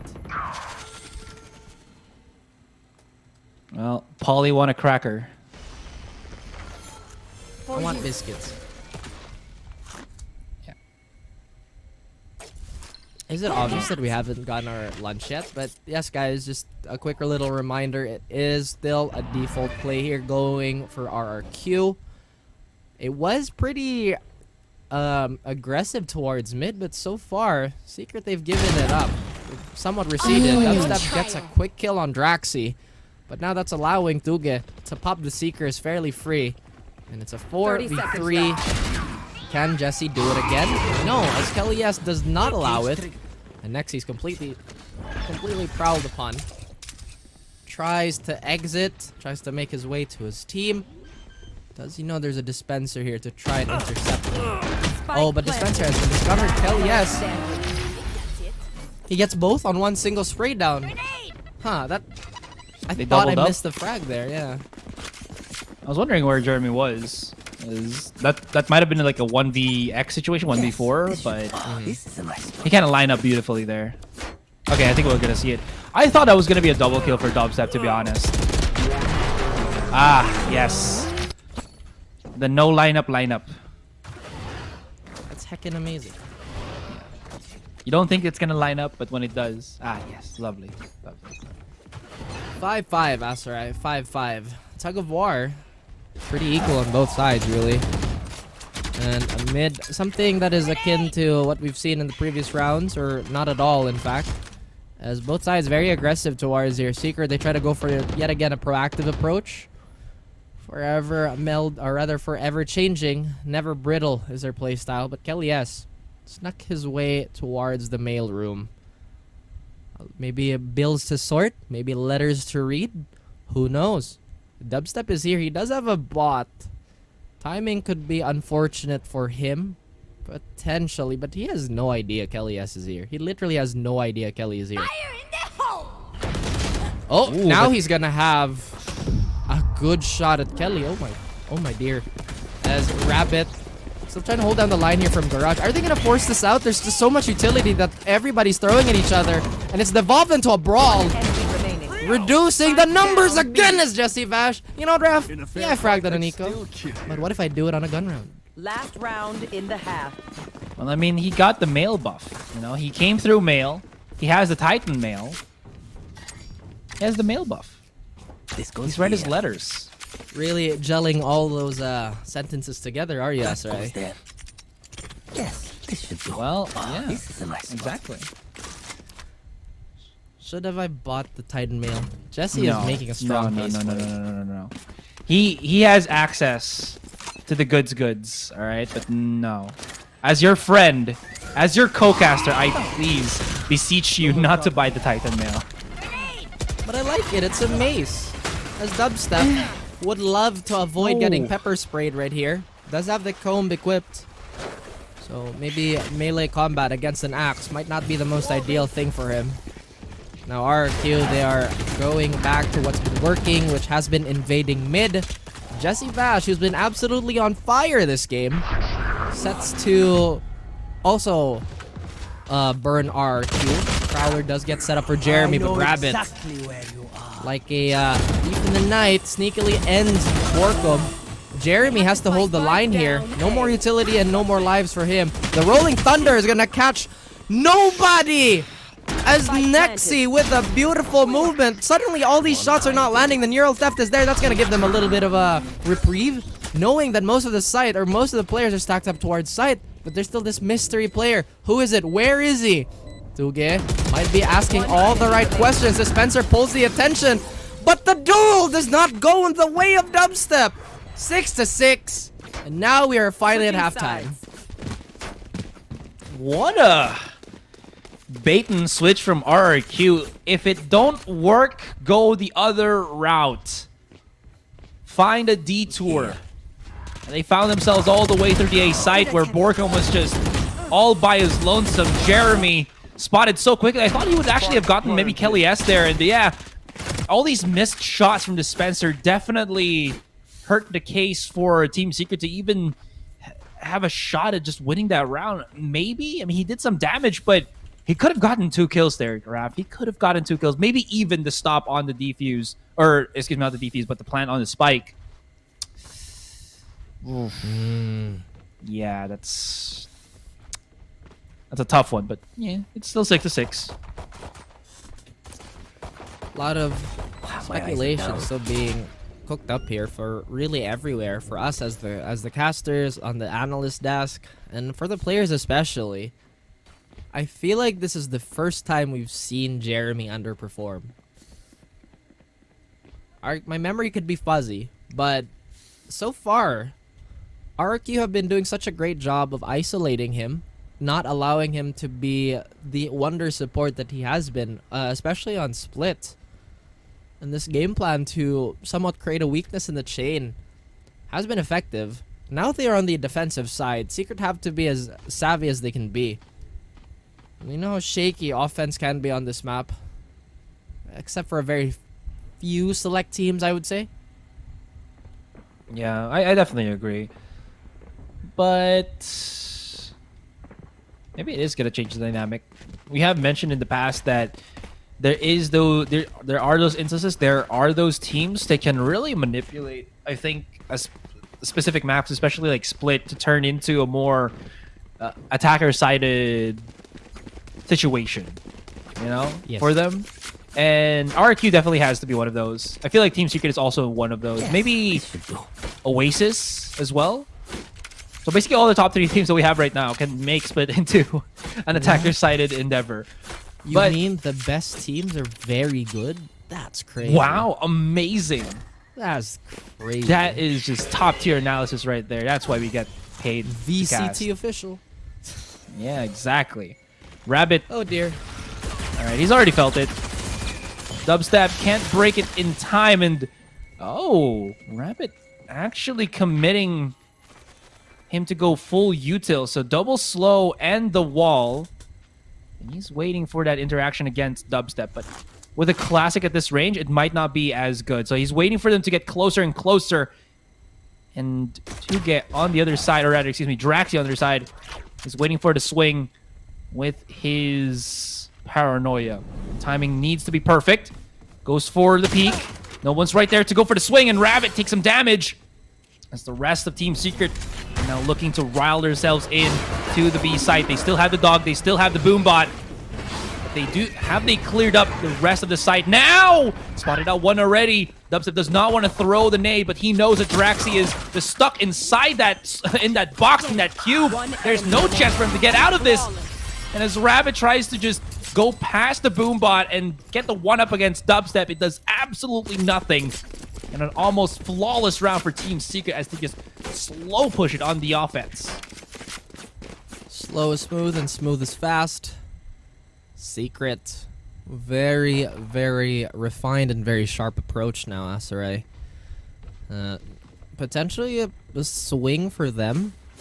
I think it's so hard to call now because RQ, they've been pretty creative with the stuff that they've been doing on this map specifically. Despite Secret adjusting. Questions to be asked, questions to be answered as the story unravels before our very eyes. The male pushes there. Wow, Dubstep, he doesn't care. He just walks in. Jeremy. He's like, you know what? Maybe I didn't get enough frags that half. Time to change it. Turns up the heat, turns up the volume, turns up the knob to 11 now. And look at this, he's still going for it. Building up an economy and some ult orbs for himself. Sheesh. How did Borkum get that? Next, he's trying to re-challenge. Yeah. Well, good eye. Good eye. You call it eye or face? I feel like you can call maybe the Haunt a Gengar. Kill everyone and our job gets a what? What do you think? Gengar. What about Gengar? Have you never used Fade before? Oh, yeah, the spooky balloon? Yeah. I just like calling it the spooky yeah, but like...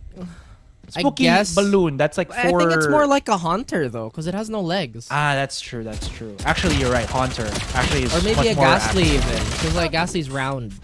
But True, but there is like that eyebrow thing that the Haunt has. Makes him look like more of a Haunter. What if Ghastly just decided today I grow a set of eyebrows? Then he's Haunter. Bring them down. No. Actually, he doesn't have any hands. Right, you're right. Yeah. Alright. So it's more of a Ghastly. Dang it. Okay. Oh, man. All right. It's so enriching this cast always is. We go from movies to series to potentially books. Literally Other titles that's not owned by Riot. Yeah. You know what it is. Well, that is. I'm sorry. road The not only game taken. I actually think about, the only game that I think it is a game is Valorant, League of Legends, Wild Rift, Legends of Frontera, the upcoming fighting game for. We should definitely play that. But like Oh, I yeah, said, for sure. The non-Riot games potentially is a road not taken for quite a number of people. The Road Not Taken is a book, or is a poem by Robert Frost. Do read it. Enrich yourselves. As we go to dubstep here. Going for some ropes control here, and Draxi does find a creeping bash here. Dispenser does get taken down. The trades equal still across the board. So sneaky dubstep, who did try to go for ropes, sells it very, very well. Like an infomercial. Very convincing. Today I will go to ropes, but no, I will wrap around. Call now, and you get a frag for free. We do have 2 more players towards heaven, and Kelly S. I'm not entirely sure if he has enough health to really deal with the crossfire of this nature. Next, he has to capitalize, though, on the sacrifice. A very altruistic sacrifice, potentially. But they don't double up. They go for the opposite sides of the pillar here. And now they decide to peek one. Did they peek twice? Borkum not really going for that direct contact pass, right? But dubstep is here again. Subterfuge has been the name of the game for him. And it's been working out so well. Considering that he has such a loud kit. Knife him! Well, no, he didn't. Okay. Got a little too passionate there. Dude, I love Dubstep's play on that. Like, he didn't chase for the kill. He knew that he got the person that wasn't planting the spike, so he just backed away, waiting for Nexi to get even deeper into that. And because he threw the nade, that just delayed Nexi's ability to even just touch the spike. I mean, he could have touched the spike, but he would have died to the paint shells, which wouldn't have painted a pretty picture for RRQ here. And we got the reverse nice. It's the 9-6, Raf. Right there. Right there. I'm not acknowledging that. Alright, as we see the Doom Roomba try to clean up whoever is hanging out towards ropes, towards elevator. Now we have Dubstep trying to replicate the success, but this time around, guns out, suppressors off. Despite having the recon on that thing. A more direct approach towards A? Probably. Ain't no thing like a chicken wing. I'm hungry. I'm also hunger. E. All right, let's see if Team Secret's gonna yeet it fast enough onto the A site.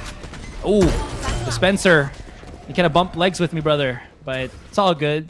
Able to find another one in the end, but Spike down. the most important player of the day, Jesse Vash's way, has dropped the spike, and Borkum can't pick it up. The nade's being thrown. They're gonna try to at least recuperate the weapons here, and RRQ waterfall in. Gonna be able to at least pick up all these really nice weaponries in hand, but somehow Team Secret has managed to get through the smokes, through the utility. Oh, wow. They salvaged the situation. That was hella awkward, but you know what? They were expecting there was a lot more on the site than there really was, so yeah. There you go. Now it seems that a conundrum has arisen for RQ, and that this defensive side hasn't been so kind. It hasn't been so generous towards them. Team Secret, they will just let the sin flow and let it take it, rather let themselves take it. And the first pause, or at least the only pause we're going to see for RQ this half, once again, very timely. What do we have to adjust? That's always the question, guys. It's always constantly shifting, a lot of adaptation. If we look at the frag distribution, though, I mean, it's so hard to tell, right? Because there's just so much utility shuffle here that it's almost guaranteed that someone's going to die without getting contact first, getting an assist. Especially in a map that's super claustrophobic like Split. And I think Team Secret have kind of dealt with the issue of, let's say, the not overperformance of Jeremy right now. He's not able to hit the shots. He's not able to win the duels. He's gotten, a couple of kills at the start of the second half, but I think that's the biggest thing that Team Secret have really kind of banked up on the switch to the second half, so that they don't really have to put Jeremy in a point where he has to 1vx certain players of RQ as they're rushing into the site, right? Because the dynamic has changed. You can see the dubstep is the one really going in ham into these specific angles. And because of that, it really has, I think, at least alleviated the pressure off of Jeremy's. That's why he's using his utilities a lot better. He's able to get those good map controls, and really has helped them out in that particular aspect. Now, dubstep, once again, has access to the showstopper. This is going to be worrisome, because if they can't stop him, he might be able to just get the free kill or maybe even the multi. They don't really explode just yet, because I think they are very much aware that RQ want to go for the punish, or RQ themselves want to go for this punish. This is going to be a peek out. They see the double up. They're trying to use all of their utilities, and Draxi somehow still manages. This is absolutely perfect. They were about to go for the swing, the explosion to come through, but somehow RQ manages. Spencer, he doesn't know someone was going to come right behind him, and as soon as I mentioned it, Jeremy, all by his lonesome, newest member of Team Secret, can he go above and beyond? 1 versus 4. He still does have some time. He does have the spike, but does he have the bravado, Raph, to start pushing in and winning these duels? 15 seconds. He's going to have to either run or save. Can't be both. Seeing Rabbit already. Left. I think he's just going to forfeit the round now and just look to save this one for the next. Is he going to find a fight here? I think everybody just wants to save, right? Nobody's even lurking to go for the flank against them. Yeah. All right, there you go. This round certainly was not ambiguous anymore. As soon as we saw so many members on Secret fall like that RRQ, they seem to have restored that acumen, that mid-round acumen. They've been doing very, very well now. Maybe things might have to slow down for Secret here. The quick play has been working, but this could potentially be the doorstop.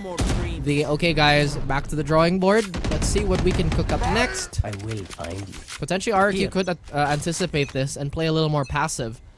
No, instead they go for orb control towards A. They could potentially melt this wall. The flash does come, but Dubstep has found some safety here. A crossfire has been made, either intentional or not. Either way, it's present. Hell yes. Laying the ramp position, maybe prepping for a jump. That nade is not going to hurt anybody, as Dubstep quick on his feet and quick on the satchel. He hears it. I think Kelly S thought that was a crossback. Now he's giving up heaven. He's giving up ramp totally.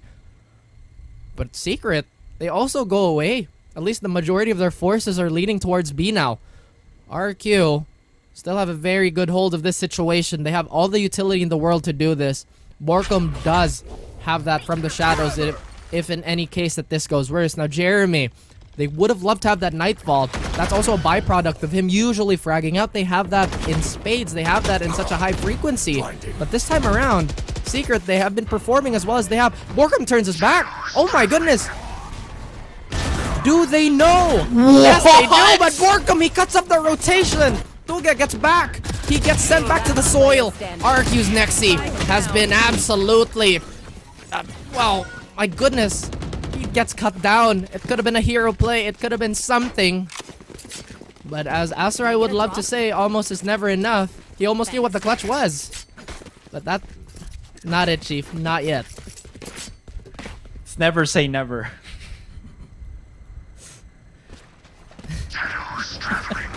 But yeah, let's get back into that play. That was so smooth. I thought Dubstep, or excuse me, Borkum was going to be in trouble there because he was going to go into a pinch against the defenders. But you totally forget about how, wait, there's like 3 more people coming through B Heaven that has already gotten through the site because of this one-man army Borkum play. It was so good. Now, they're just gonna straight up rampage through B side because they know that there's not really any weapons that RQ can really utilize to really fight against this. Maybe they do have the rifles, but at least in terms of position, it's not enough. Dubstep now just coming back just a teeny tiny bit. Borkum has activated his ultimate now, and Dispenser and his teammate have gotten the A site. This has completely gone over the heads of RQ, and Dubstep is holding the angle to flash. No dogs come through, and Dubstep, this should be his final demise, but he still finds the one shot, one kill, no luck, all skill. As the 2 versus 2 comes into play, Kelly S wraps around into ropes. Once again, right on top, does he find Dispenser? Yes, he does. It's down to Borkum. Does he have his watch on? Oh, this is gonna be so close! But the boom bot just swings him, embraces him, and explodes right in his face to clutch for RQ, to give them more time to retaliate against Team Secret. Time is of the essence. As the credits, they were dwindling us, right? This is going to be the safety net that they desperately needed. They still are suffering from somewhat of a stifled bias. Draxi, he might just have to settle for light armor and a Guardian. Actually, no, he just has barely enough, but I don't think he can top up on his utility. Dubstep, despite getting bit by the Trailblazer there, had enough. Had enough. They've been stringing rounds along, they've had some spikes. Spikes planted, so they're not gonna be in any money trouble anytime soon. 2 rounds away, they have to keep themselves cool here, otherwise an overheat could happen. And RQ, you know how they are there. Their potential to punish and strike down, or rather to strike while the metal is hot. A lot of utility already, right? Default wall being placed down by Rabbit just to hold it down, just to delay just a tiny bit, just a little more. And we see RQ, they don't overreact. They still leave a lot of ramp control towards A. As Dispenser's been making himself at home there. He's been doing so much mental damage here that RQ, the rotations are going to be ever so slightly delayed if they get this information. The moment that attacker tripwire is gone, they're going to pounce. And right there, right on cue, they even drop the Rolling Thunder, but Dubstep can't find the jump. He only has 1 satchel. Now that's not going to pull attention away, at least any of the angles, but it doesn't matter. Dispenser gets it. The fights are not going in the way of Secret. RQ, they're tearing them apart. Jesse gets 1, but we're down to just him. And now he does throw out the utility. Not for too long though, as RRQ, they stay alive yet again. Next, he just shuts him down as soon as he tried to capitalize on that fault line, giving him some space. They trip up.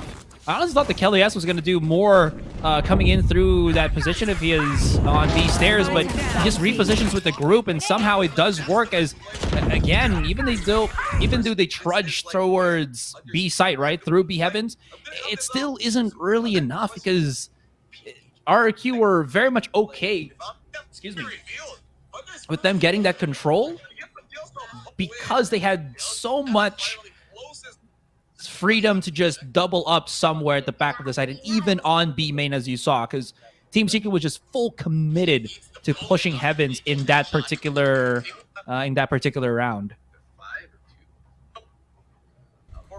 And a timeout from Secret. Halting the bleeding. Trying to put a little bit of a bandage on that. Or what do you call those? Man, I wish I was more well versed in medicine. Gauze? Gauze. Aside from gauze, there's something else. It's not plaster. That's for another day. But either way, this is a disease, a symptom that Secret have to assess very, very quickly. Otherwise, Arky could steal this away. Half armor on most of the players. Jeremy settling for a Sheriff. Jesse has an additional buy, so he has the leeway, the allowance to have a Vandal here while the rest of his team kind of going the more frugal route. Secret still trying to crawl up heaven here. Rabbit, who's been going and relying on that default wall, does it again, backs out immediately, and Kelly S buys him a little more space. That should flush out anybody who tried to stay in male, at least for the time being. And the lurk, they still try to establish it here on Dispenser, but Jeremy has to lead the charge. He does have the Haunt available and does have that Nightfall, so this could be crucial. This could be the crux of all RRQ's problems if they go for that set play. Like I said, frugality might be number 1 here, Asai. They just want to do damage. And Dispenser nearly does that, but Kelly S, a little too smooth and a little too swift. Oh, Drax is going to be here for the Paranoia swing. This is going to be perfect, but the Haunt does flush him back. Dubstep, what a speed demon, the Ferrari peak, but again, this is just too much for them to handle. Still, somehow, Vash and teammate Jeremy were making some strides. That pea shooter of a Spectre can't really do too much. Runs out of bullets too often. Borkum just cannot find the space, and the penetration through the box just really not helping him out there. This was... I thought the dispenser had a shot there to actually go with. If he got Kelly S, that would have been monumental for Team Secret. Unfortunately, it does not. There was just too much. The whole zoo unleashed just to quell Dispenser as he was getting that A-Heaven control. The severity of the situation is something that RRQ want to make worse. Secret, they are on their backs here. This is the last buy they're gonna have in regulation potentially. If they drop this round, and if RRQ tie this up, it's a completely different story for RRQ now. They've gone on the rise. These last few rounds have been very, very clean from them. The spike has not been invested anywhere. And they're just trying to look for picks here, Asterai. But how passive RRQ has been, really not allowed any mistake to go through now. Dubstep using about half of his clip. Check if there was anything there in terms of maybe the tripwire or something. Do they have explosiveness to utilize here? They do have the Nightfall from Jeremy. Dubstep now clears it up with his teammate's utility.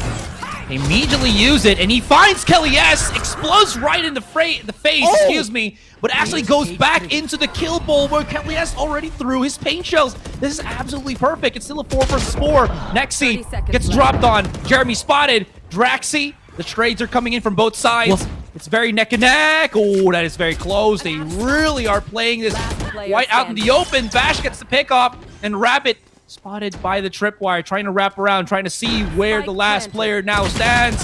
It's all one right in front of him. And Borkum and Dispenser double up, and Team Secret are able to get through. I thought that was an equal trade, but somehow they even got at least more than the one. And this allowed Jesse Bash to place himself just in the nook of that top ramp and get that one pick, which I think was incredibly crucial here for the rest of Team Secret. 30 seconds left. As you mentioned, they are also doing a great job of doing a Tom Nook impression, collecting all their taxes now. Hey guys, pay up.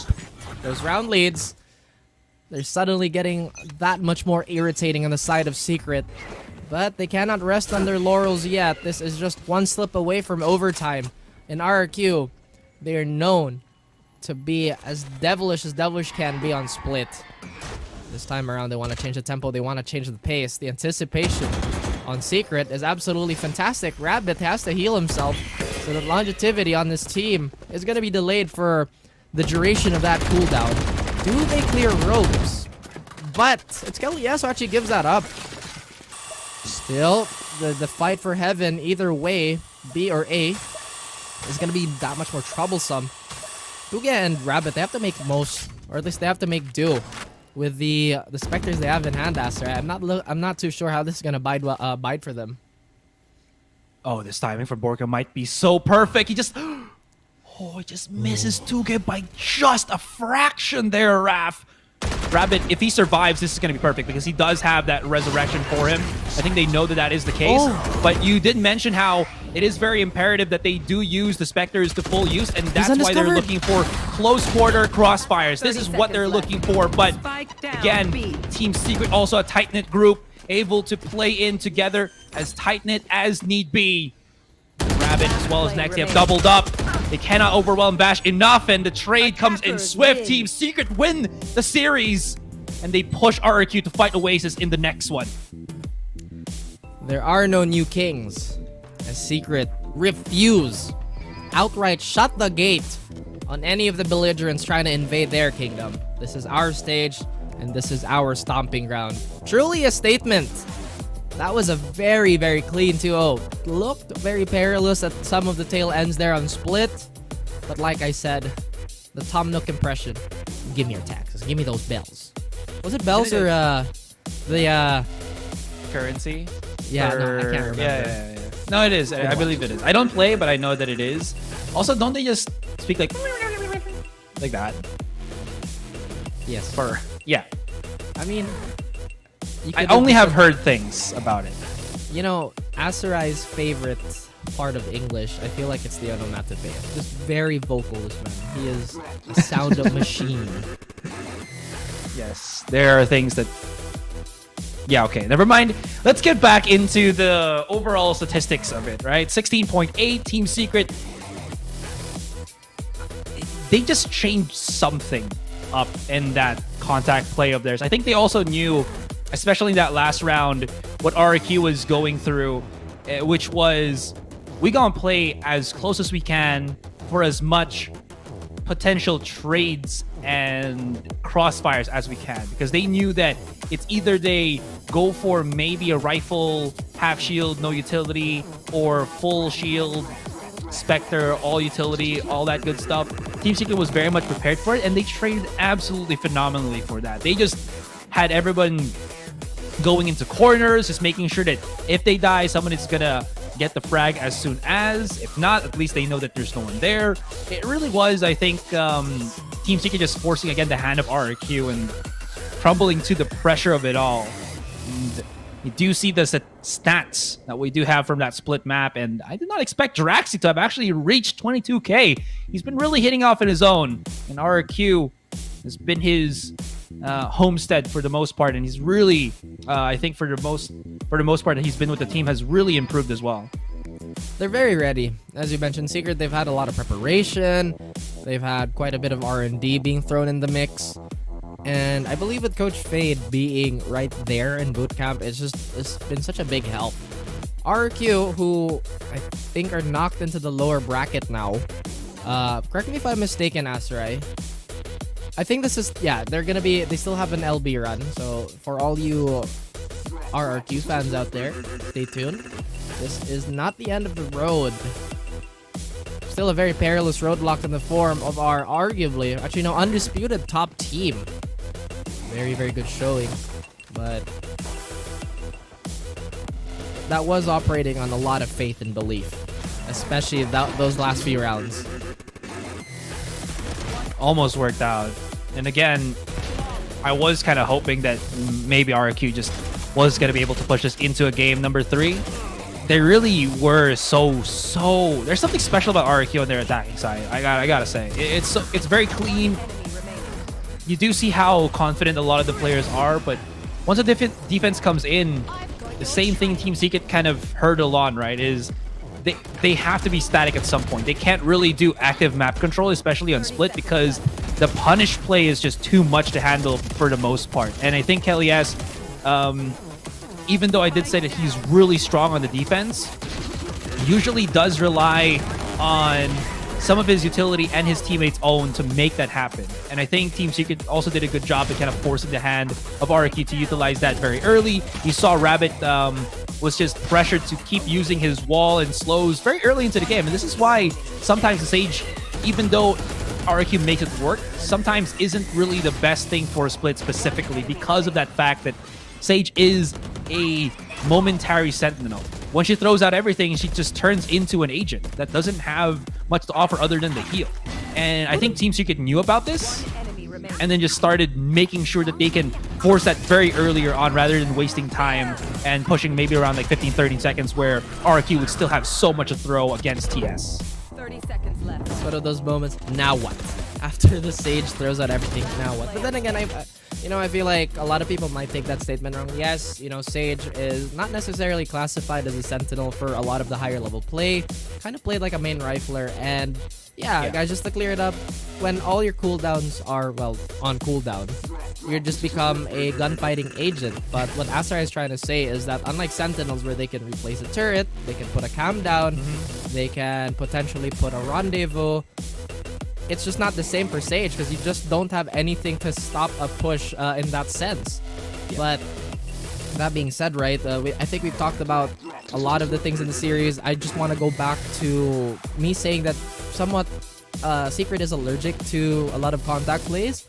And I feel like they still try to avoid that, but they never really truly rule it out as an option they can't use. And that's just the good thing about Secret. They always constantly shuffle. If this is going to work, we're going to do it. It doesn't matter what it is.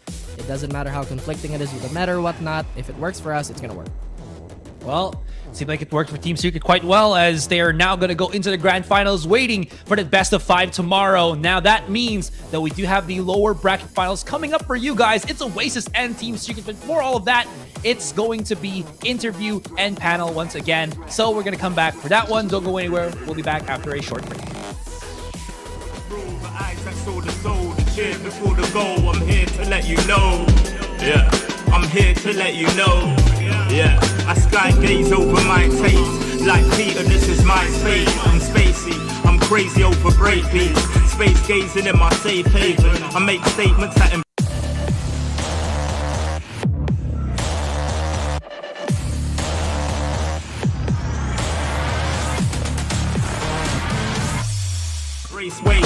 awaken, I'm woke, taking the road to pull you ashore, a celestial scope. The stars explore in your inner, the starts at the core, inner space and more. Your body's a planet for sure. Nurture it with the words I've written, scribe like highlights, flying saucer. Supply the order, it's the author. Walking on air, walking on water, blending between borders to let you know this is here to support you. The blend, the blend, the blend, the blend, the blend. The blend, yeah.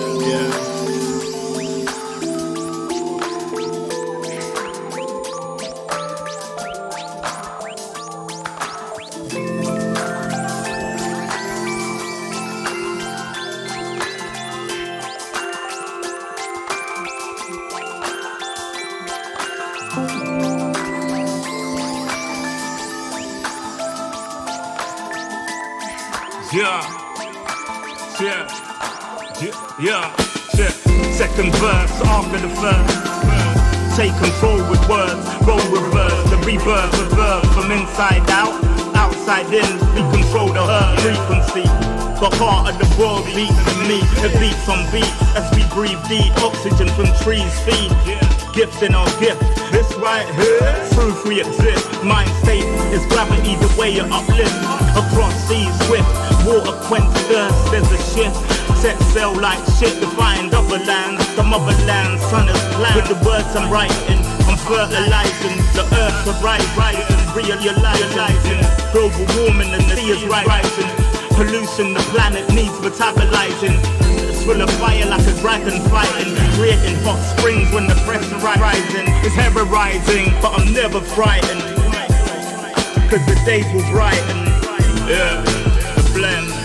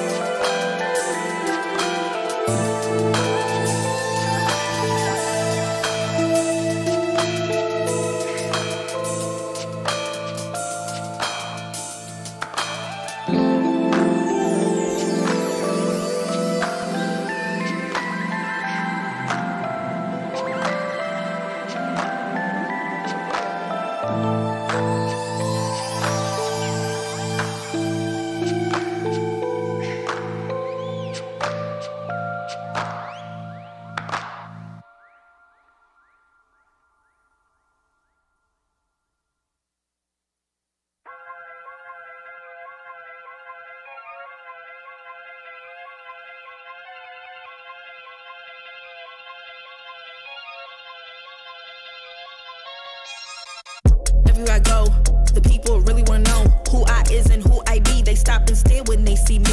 If I said it once, no need to repeat. Run up on me, watch you fall to your knees. Tip my hat when it's time for the kill. Ain't no beast when you're really real. I am the boss, I am the dawn. I am the one they call Lucky Charm. Got my own shit, I don't need your farm. Life was so hard, it made me weak. Built to last, this girl ain't weak. Sturdy and still when I plant my feet. Got it out the mud, now it's racks in my sleep. Look to God, he supplies my needs. Endless faith is what brought me next level prosperity.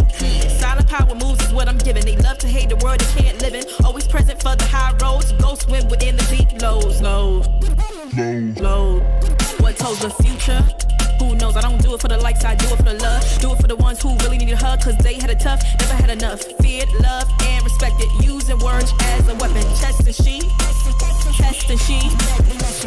Hurry up quick, El Jefe's coming soon. Sit up straight when she enters the room. Be enthused, but don't look too amused. This is her queendom, please respect her rule. Hurry up quick, El Jefe's coming soon. Sit up straight when she enters the room. Be enthused, but don't look too amused. This is her queendom, please respect her rule. Smile on the face, would even place, but act gully on cyberspace. Let's pump brakes, let's be frank. Running after him when you're the chase. You are the catch and he's the net. How quickly do we all forget to honor these small policies, my darling? You are the empress queen. Man, respect or he'll neglect. You are the wind beneath his wings. You are the season, you are the reason why this world can breathe. Giving sons eyes to see and daughters dreams to believe. Anything less than the best for you is high treason, queen. Hurry up quick, El Jefe's coming soon. Sit up straight when she enters the room. Be enthused, but don't look too amused. This is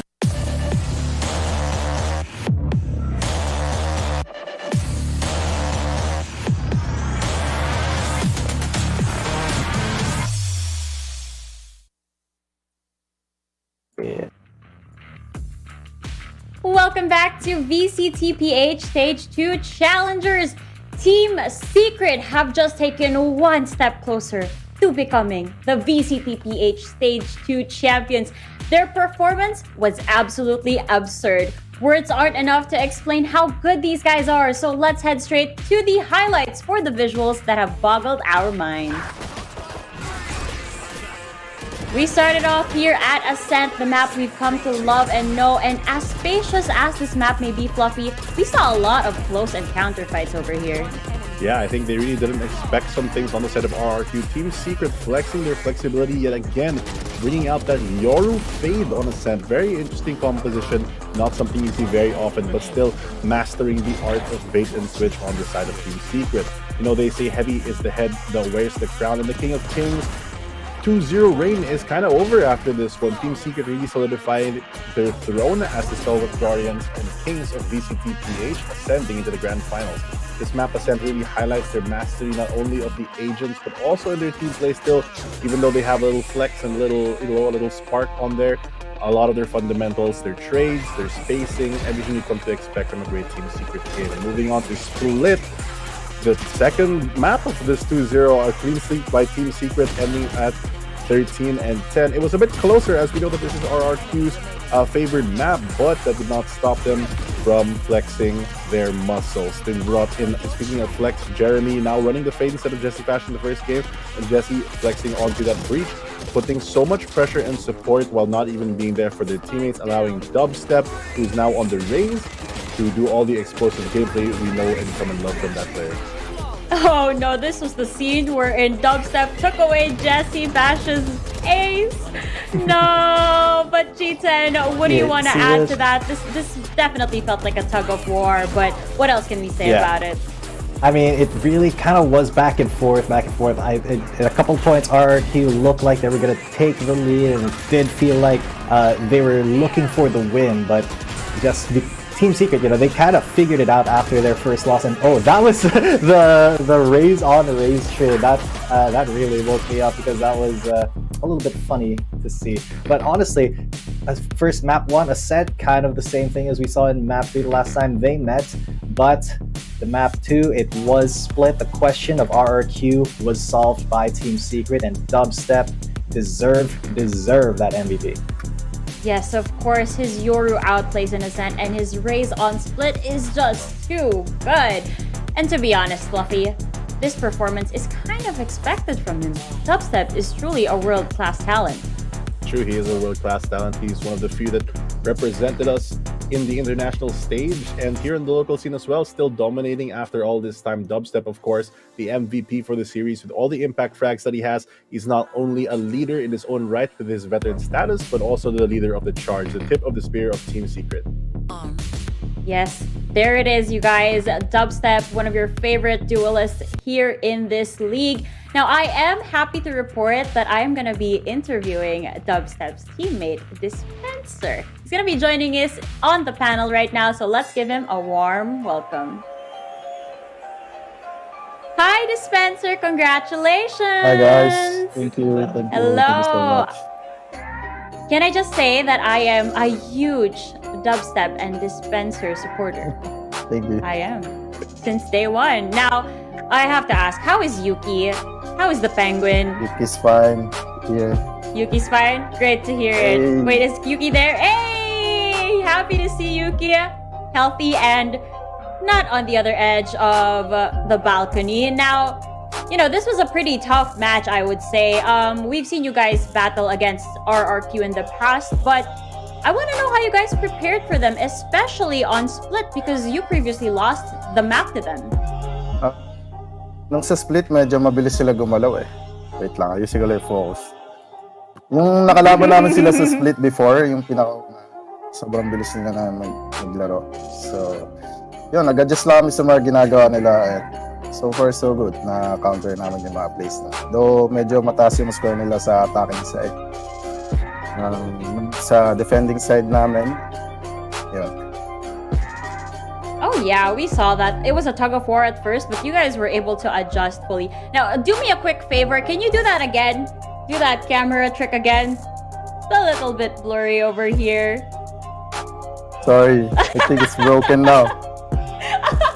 It's because of It's Yuki. not focusing. Oh no. Okay, so I guess it's not gonna work. We don't get to see Dispenser in high definition for now because the camera is not cooperating. It's all Yuki's fault. Now, you guys did send RRQ down to face Oasis Gaming. Who do you think is gonna be victorious and who is gonna be fighting you tomorrow in the grand finals? I think it will still be RRQ. If their defense is good, I think we will fight against them tomorrow. All right. Speaking of the grand finals, how are you guys planning to prepare for that tonight? We just play the usual. I think we're gonna go screaming with other teams and gonna watch some BOD to learn some new plays and counter-strike them as well. If ever RRQ wins or Oasis wins, whatever. You know, I'm excited to see that. Now, you know the whole team is right there behind you. And I can see Coach Fade. That's Coach Fade right there, right? Yeah. Right? That's him. Can you ask him for me, what is his favorite Filipino food? Has he figured it out? What's your favorite Filipino food? Favorite? Adobo? Yeah, adobo. Adobo? Did he say Yeah, adobo? he said adobo. Oh, let's go. Adobo buff. Adobo buff is real. Coach Fade is on board for that. Now, Dispenser, this is your chance to give some shout-outs to everybody who's been supporting the team. Let's go. Number one, thanks to my God for guiding me here, letting us win this game. And thank you to the fans and my family for always supporting us. Keep supporting Filipino teams, guys. Let's go. Thank you so much, Dispenser. We look forward to seeing your grand finals match tomorrow. Get some rest.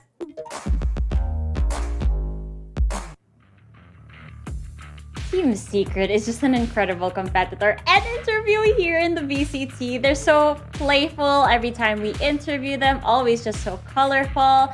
I'm also very psyched to hear that they always do this. There's always a sense of wholesomeness when we get to talk to these guys. Like, Very it's always true. not don't just support us, support the entire Filipino Valorant scene. So kudos to them. Now, I hope you guys did enjoy the show that they put on us because we are off to a break. It's not going to be a quick break per se. We do need to give some time for RRQ to prepare for their matchup. Coming up next, though, is going to be RRQ versus Oasis Gaming. So get settled in, folks. More of the action when we return. Please respect her rule. Hurry up quick, and Hef is coming soon. Sit up straight when she enters the room. Be enthused, but don't look too amused. This is a queendom.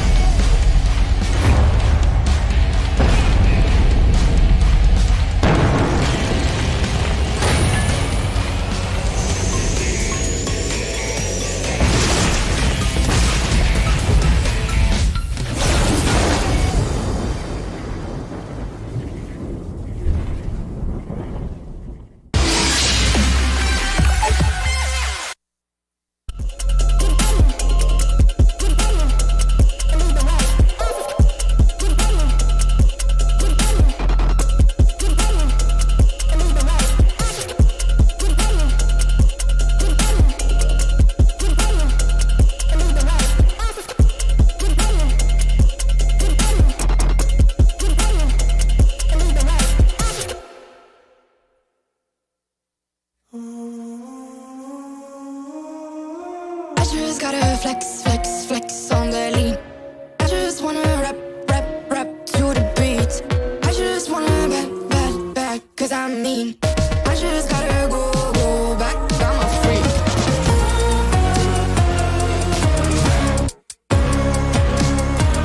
Gotta go. I just wanna rap to the beat. Move of emotion, they drunk at their problems. They always on road and they starting. She know this cause she ain't the same. She's trying to stop playing games. Move of emotion, they drunk at their problems. They always on road and they starting. She know this cause she ain't the same. She's trying to stop playing games. Where the people at, what they really wanna know. Who's your lovers and who are your bros? Who are the enemies you do keep close? Who are the people that you shouldn't know? Where the people at, what they really wanna know. Who's your lovers and who are your bros? Who are the enemies you do keep close? Who are the people that you shouldn't know? I just gotta flex, flex, flex on the lean. I just wanna rap, rap, rap to the beat. I just wanna back, cause I'm mean. I just gotta go back, I'm a freak.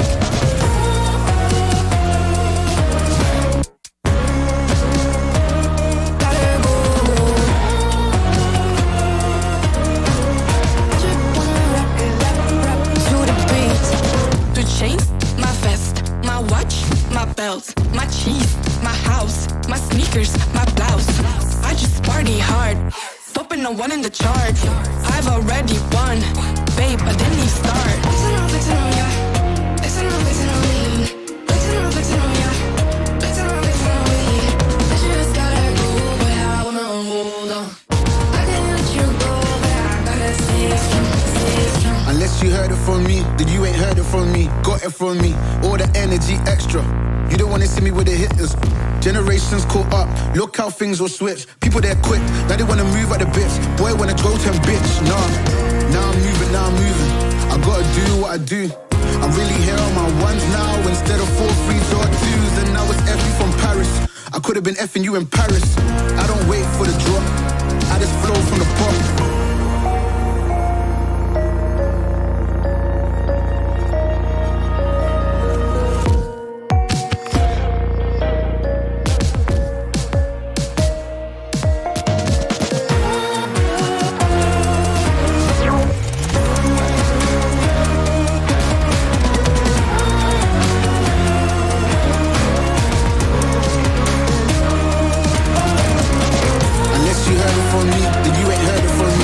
From me, all the energy extra. You don't wanna see me with the hitters. Generations caught up, look how things will switch. People they're quick, now they wanna move at the bits. Boy wanna go to bitch, nah.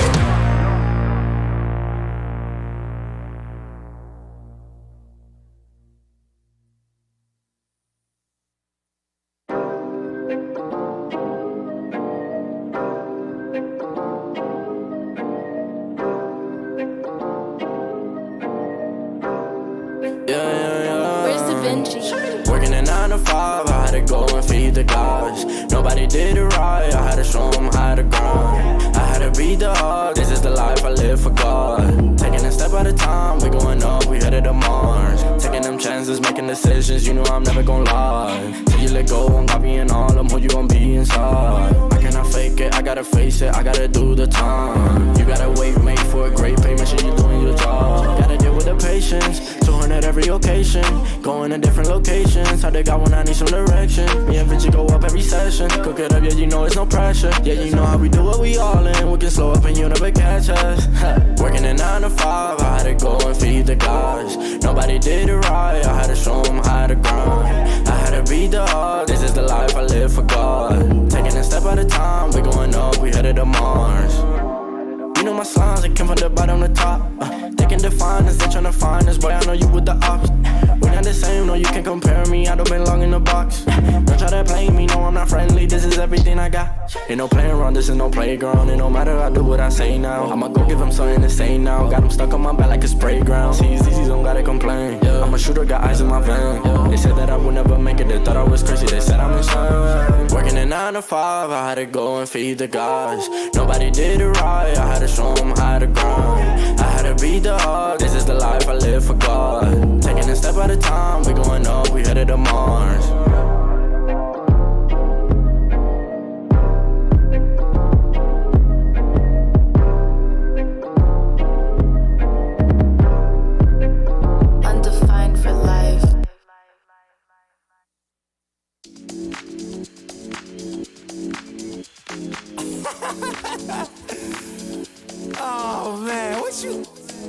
talking about, man? What? You're so crazy, bruh. Wasn't too long before I realized a whole lot of truth just realized. Two groups faking the real guys, and both of them plotting on your meal size. Gotta be more, is this real life? Got a bad hand, but I still try.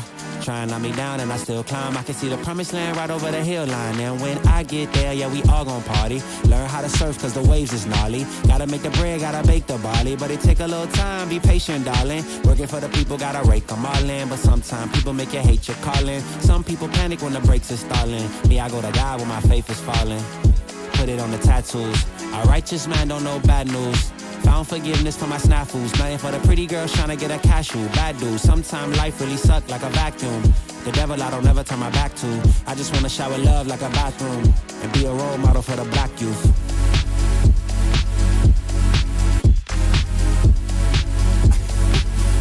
Here you go. Here you go again. Talking all that. What? What are you talking about, man? Wasn't too long before I realized a whole lot of truth just realized. Two groups faking the real guys, and both of them plotting on your meal size. Gotta be more, is this real life? Got a bad hand, but I still try. Trying on me down and I still climb. I can see the promised land right over the hill line. And I broke a lot of hearts in my lifetime, thinking that their heart wasn't like mine.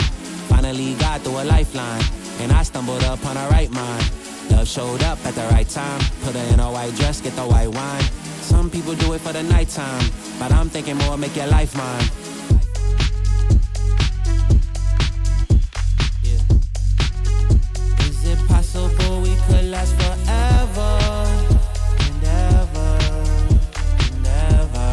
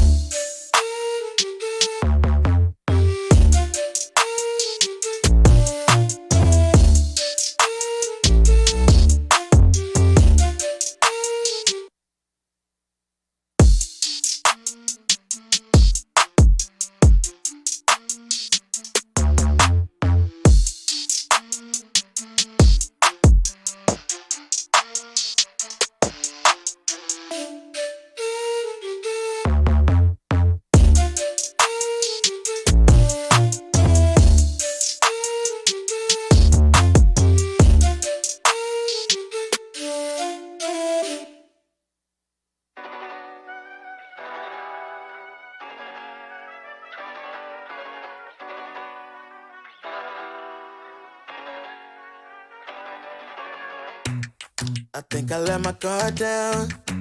Certain things ain't the same now. Hard to navigate these problems. I'm by myself, you're not around. I tried to open up, it wasn't good enough. Put in my all and got nothing back. Now I'm stuck in the rain, dealing with all this pain. Why you gotta do me like that? Don't say you love me, then go and leave me. It can get ugly, trust and believe me. Say it to myself, looks so deceiving. Trying to fight back this far from easy. I've seen your hands. Delilah, don't you know my I've seen your hands. Delilah, don't you know my heart turned cold, lost control. Looking at this beautiful distraction. Fell in love with a fatal attraction. I really let my guard down, now relaxing. Why did I open up? She taking way too much. Put in my all and got nothing back. I'm feeling so ashamed, I fell into your game. Why you gotta do me like that? Don't say you love me, then go and leave me. It can get ugly, trust and believe me. Say it to myself, looks so deceiving. Trying to fight back this far from easy. I've seen your hands. Delilah, don't you know my I've seen your hands. Delilah, don't you know my gave you all of me, had me so deceived. You chose to leave my life, so I'm on my own in the cycle. I can't believe. Don't say you love me, then go and leave me. It can get ugly, trust and believe me. Say it to myself, looks so deceiving. Trying to fight back, just far from easy. I've seen your hands. Delilah, don't you know my I've seen your hands. Delilah, don't you know my don't you know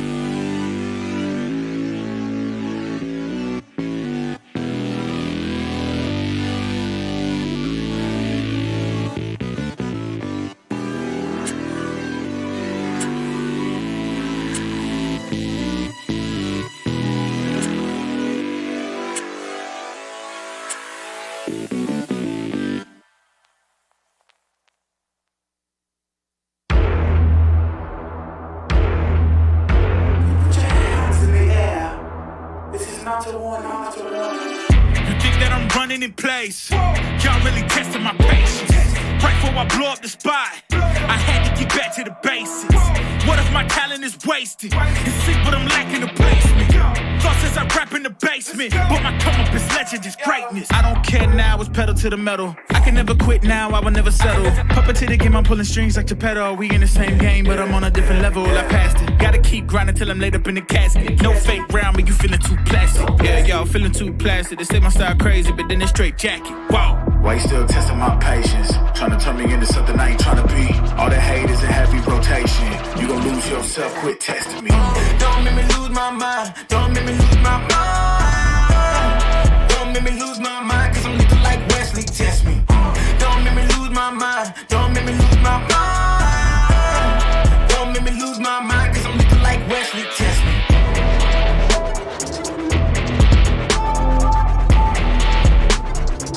Cause I'm looking like Wesley, test me.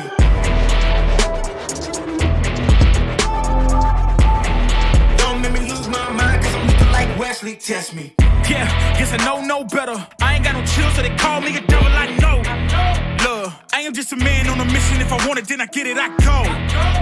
And if you're trying to test me a beast, you gon' need Liam Neeson. The chance that you're taking is flagrant. You're testing your luck. If you think you'll make it out, then you're sadly mistaken. Careful what you putting your stake in, cause I ain't got no patience and no limitations. You trying to figure me out, and I know I don't make sense, but no one's there when you call like you're trapped in the Matrix. You need to take a break from it. I think you should take 6. Cause yes, I hold a throne and no one else can replace this. The pain will only go deeper the harder you chase it. I'm the greatest that you ever met. It's time that you face it, so tell me. Why you still testing my patience? Trying to turn me into something I ain't trying to be. All the hate is a heavy rotation. You gon' lose yourself, quit testing me. Don't make me lose my mind. Don't make me lose my mind. Don't make me lose my mind, cause I'm looking like Wesley, test me. Don't make me lose my mind. Don't make me lose my mind. Don't make me lose my mind, cause I'm looking like Wesley, test me.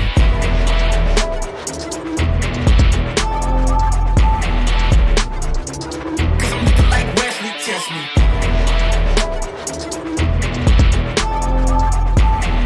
Don't make me lose my mind, cause I'm looking like Wesley, test me.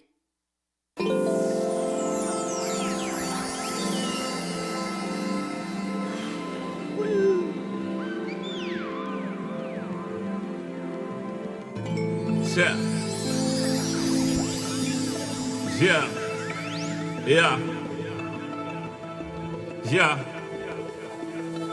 The rise before the fall, the glide before the rule, the eyes that saw the soul, the cheer before the goal. I'm here to let you know. Yeah, I'm here to let you know. Yeah, I sky gaze over my taste. Like Peter, this is my space. I'm spacey, I'm crazy over breakbeats. Space gazing in my safe haven. I make statements that embrace waking. Awaken, I'm woke, taking the road to pull you ashore. The celestial scope, the stars explore in your inner. The starts at the core, inner space and more. Your body's a planet for sure. Nurture it with the words I've writ. Scribe like highlights, flying saucer. Supply the order, it's the author. Walking on air, walking on water, blending between borders to let you know this is here to support you. The blend, the blend, the blend, the blend, the blend, the blend, yeah.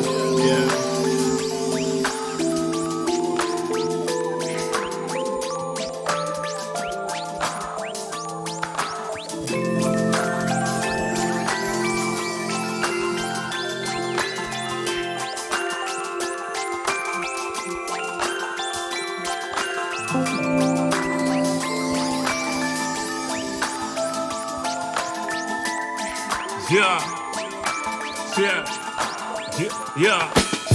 Second verse after the first.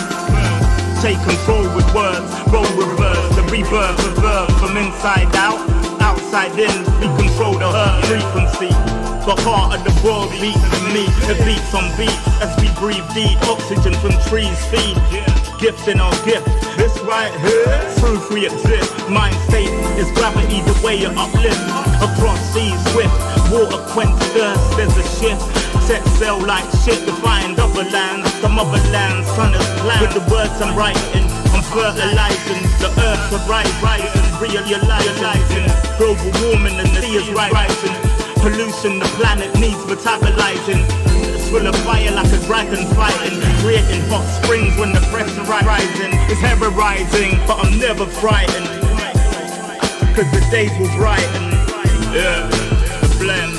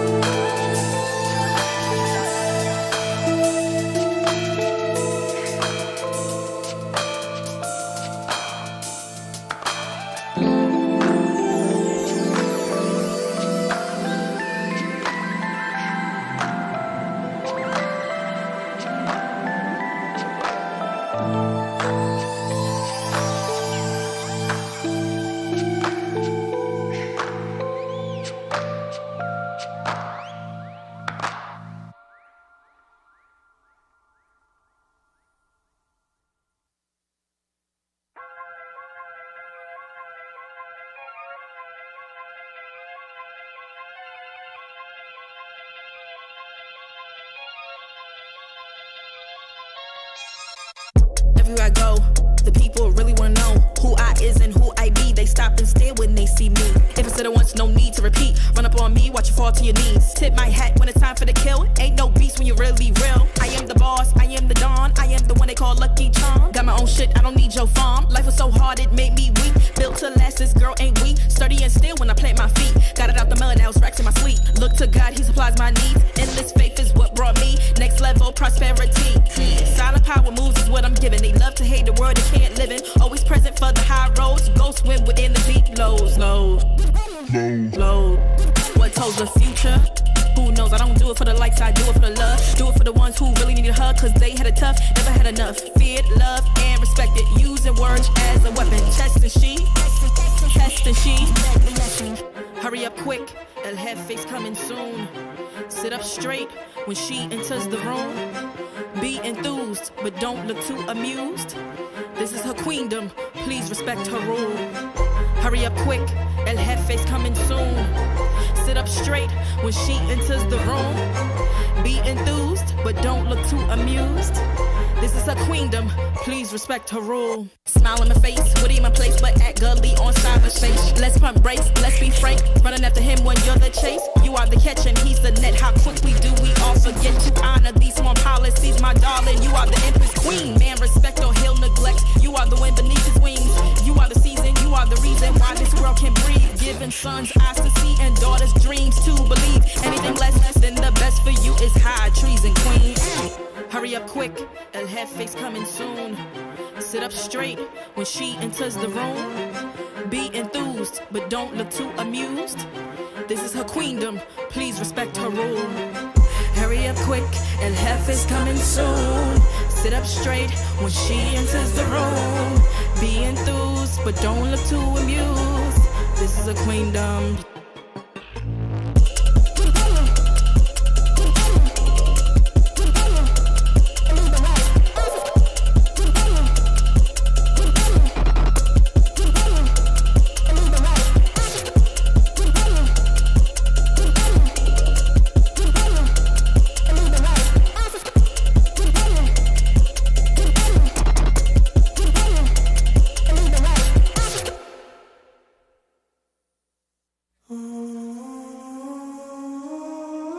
I just gotta flex, flex, flex on the lean. I just wanna rap, rap, rap to the beat. I just wanna back, back, back, cause I'm mean. I just gotta go, go back, I'm a freak.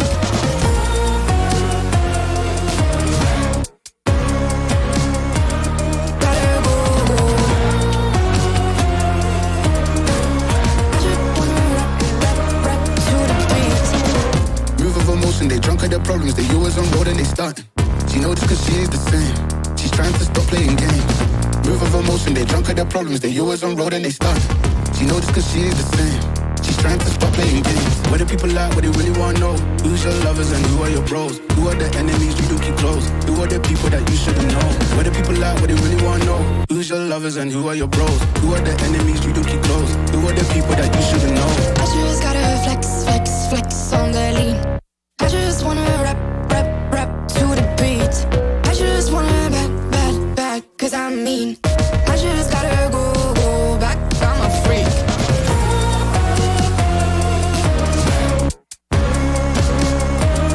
Gotta go, go. I just wanna rap, rap, rap to the beat. The chains, my vest, my watch, my belt, my cheese, my house, my sneakers, my blouse. I just party hard, popping a one in the chart. I've already won, babe, but then you start.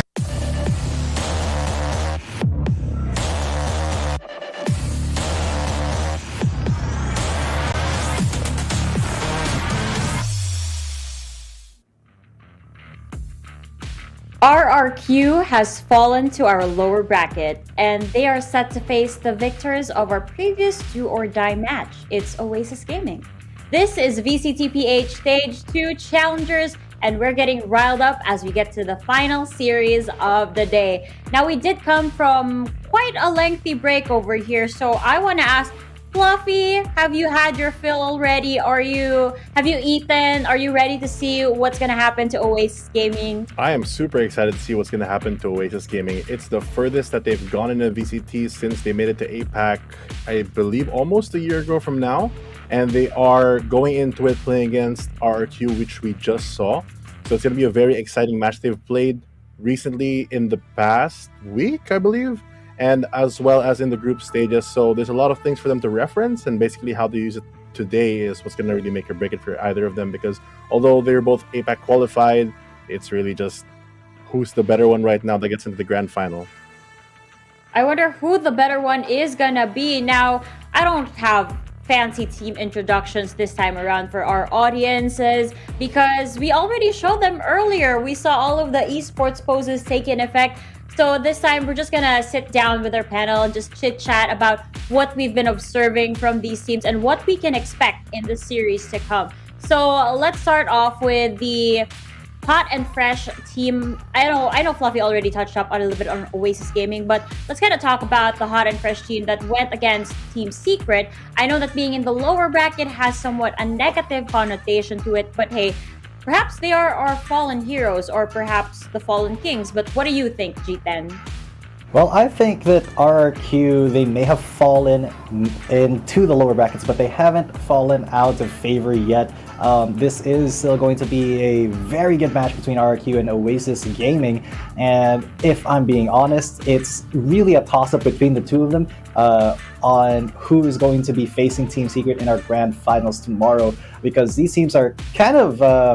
they're not as evenly matched as, say, Oasis Bren, but the differences in their playstyle will definitely lead to, I think, a little bit of creative liberties between the two of them when we do get into the match. And the last time they did face off against each other. RRQ took that by storm, 2-0 on Haven and Ascent, and Oasis really couldn't really do much about it, especially on Ascent, where they only won 4 rounds in total. So, having done their homework and the way that we've seen Oasis today when they eliminated South Builds, I think that they will have they're going to have a little bit of an easier time dealing with RRQ maybe this time around.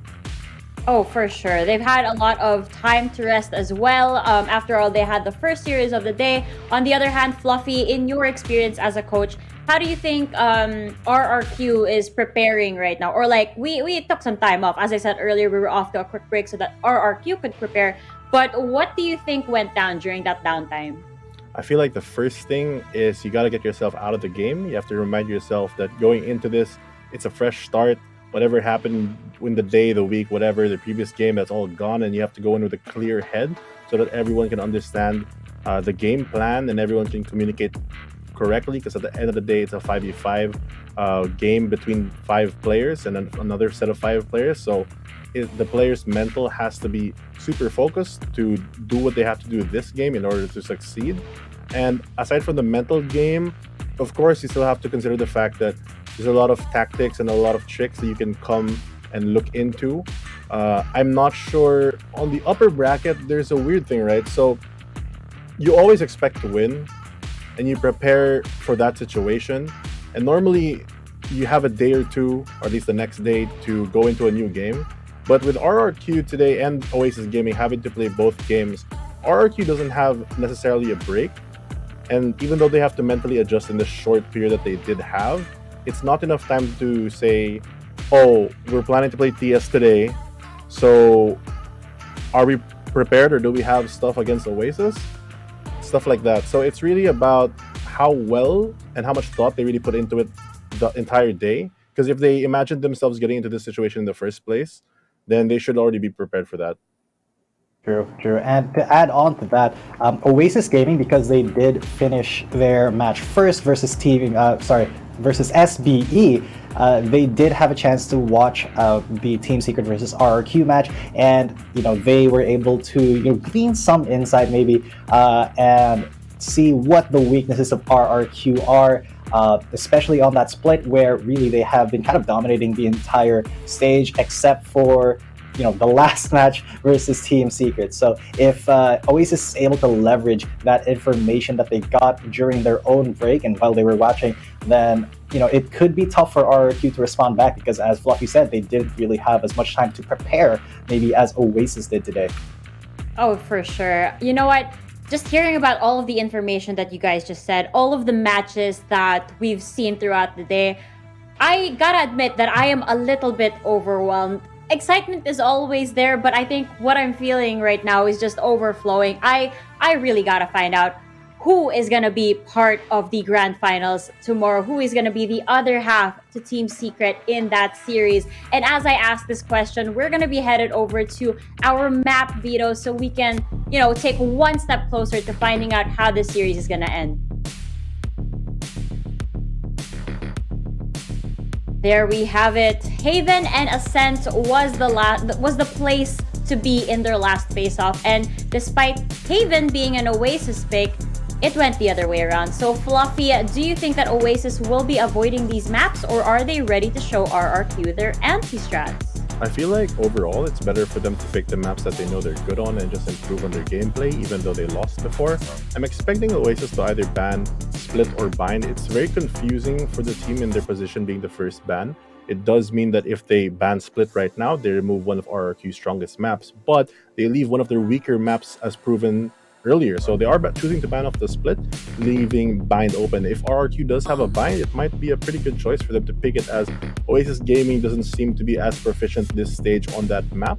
RRQ, on the other hand, has the choice to ban, and they can ban Haven, even though they did win before, just because of Oasis' solid gameplay, or they can take away a different map. Let's find out what they're gonna ban. RRQ veto map. Is it gonna be revealed in 3, 2, 1? It's a Haven ban. Oh, there we go. Fracture It's ban. Fracture. I have yet to see an RRQ match over here at Fracture. I wonder if they're holding back on us, and I wonder if if ever they get to the grand finals tomorrow, G10, are they gonna reveal some strats over there? I mean, they're gonna have to, because very, very likely Fracture is going to be one of the maps that will be available tomorrow, because it is a best of 5. And Team Secret, when we see them on Fracture, it is beautiful. Poetry in motion. But Oasis selecting a first map that is very Oasis-sided, in my opinion. It is going to be Breeze. And, well, RRQ's got quite a lot of options. We may see maybe an Ascent here, maybe a Bind. Quite a few possibilities here, and RRQ is very strong on quite a few of their maps, and it will be a Bind. Oh, there we go. Bind has been chosen. Was this the map that... Sorry, I got confused a little bit. Fluffy, you did say that RRQ was bound to pick Bind, right? Yeah, I mean, if they're looking at the past results for the teams, they know that Oasis Gaming hasn't been that good on the Bind map. If they have at least a decent Bind, it should be to their advantage, if in any way.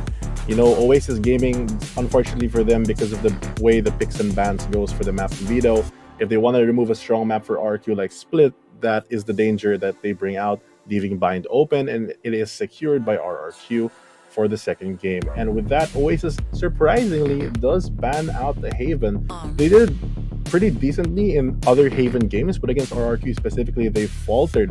So they're choosing not to just deal with that and leaving that map out of the map pool, leaving 3 maps. Icebox, I believe, is a map that should end up being the decider. I don't think that RRQ would be against playing an Icebox game against Oasis Gaming, although if they're not that very confident, that is a possibility. And I guess they're not that confident in their Icebox, as they do ban it out, leaving our decider map as Ascent.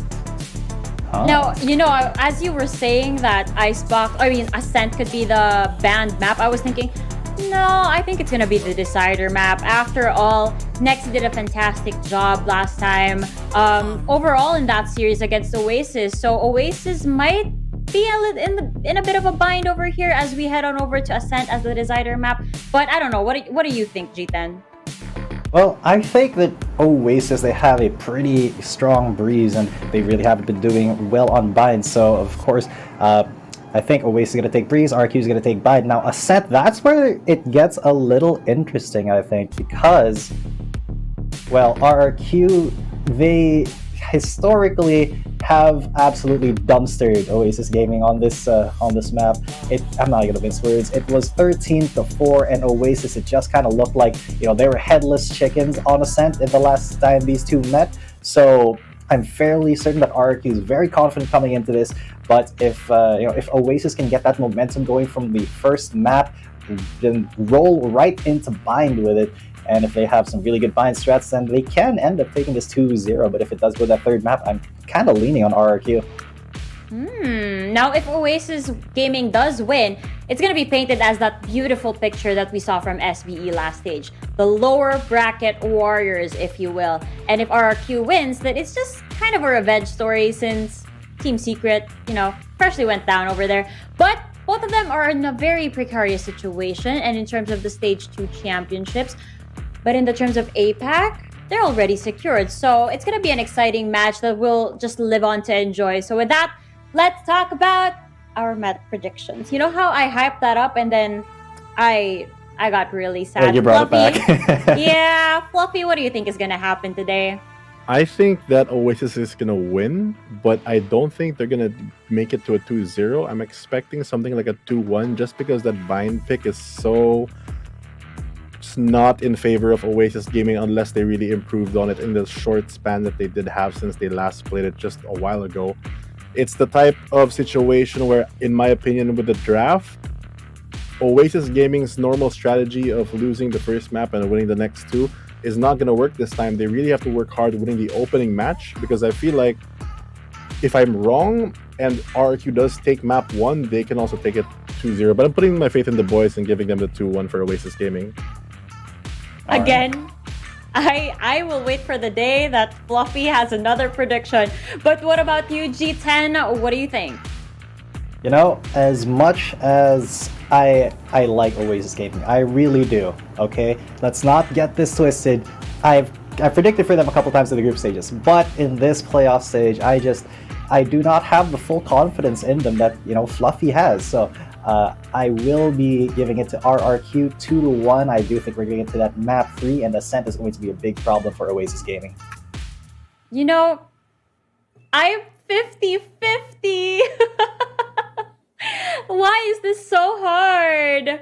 Why is this so hard? I wish it were easier, but you know, at this level of competition, I guess it was bound to happen. And you know what? I'm with Fluffy on this one. I'm gonna go with Oasis Gaming. All right. Well, at the end of the Fluffy, day, one person is going to Fluffy, be please really tell happy. your boys to prove me right. I want this prediction to be okay because I I'm lost the praying last too. one. I mean, you were really giddy. So I don't know if you guys heard this earlier, but behind the scenes while we were waiting for that series to end, Fluffy was just shouting in the back room. He's like, "Free!" every time Those last 5 anything happened. rounds, it was intense, the fracture game. But at the end of that series, he came out smiling. He was giddy inside. We could feel the glee even through the camera. Now, our predictions are locked in on your screens, which means we are just about ready to get on with the show. Allow me to pass you guys to our casters for the agent selection.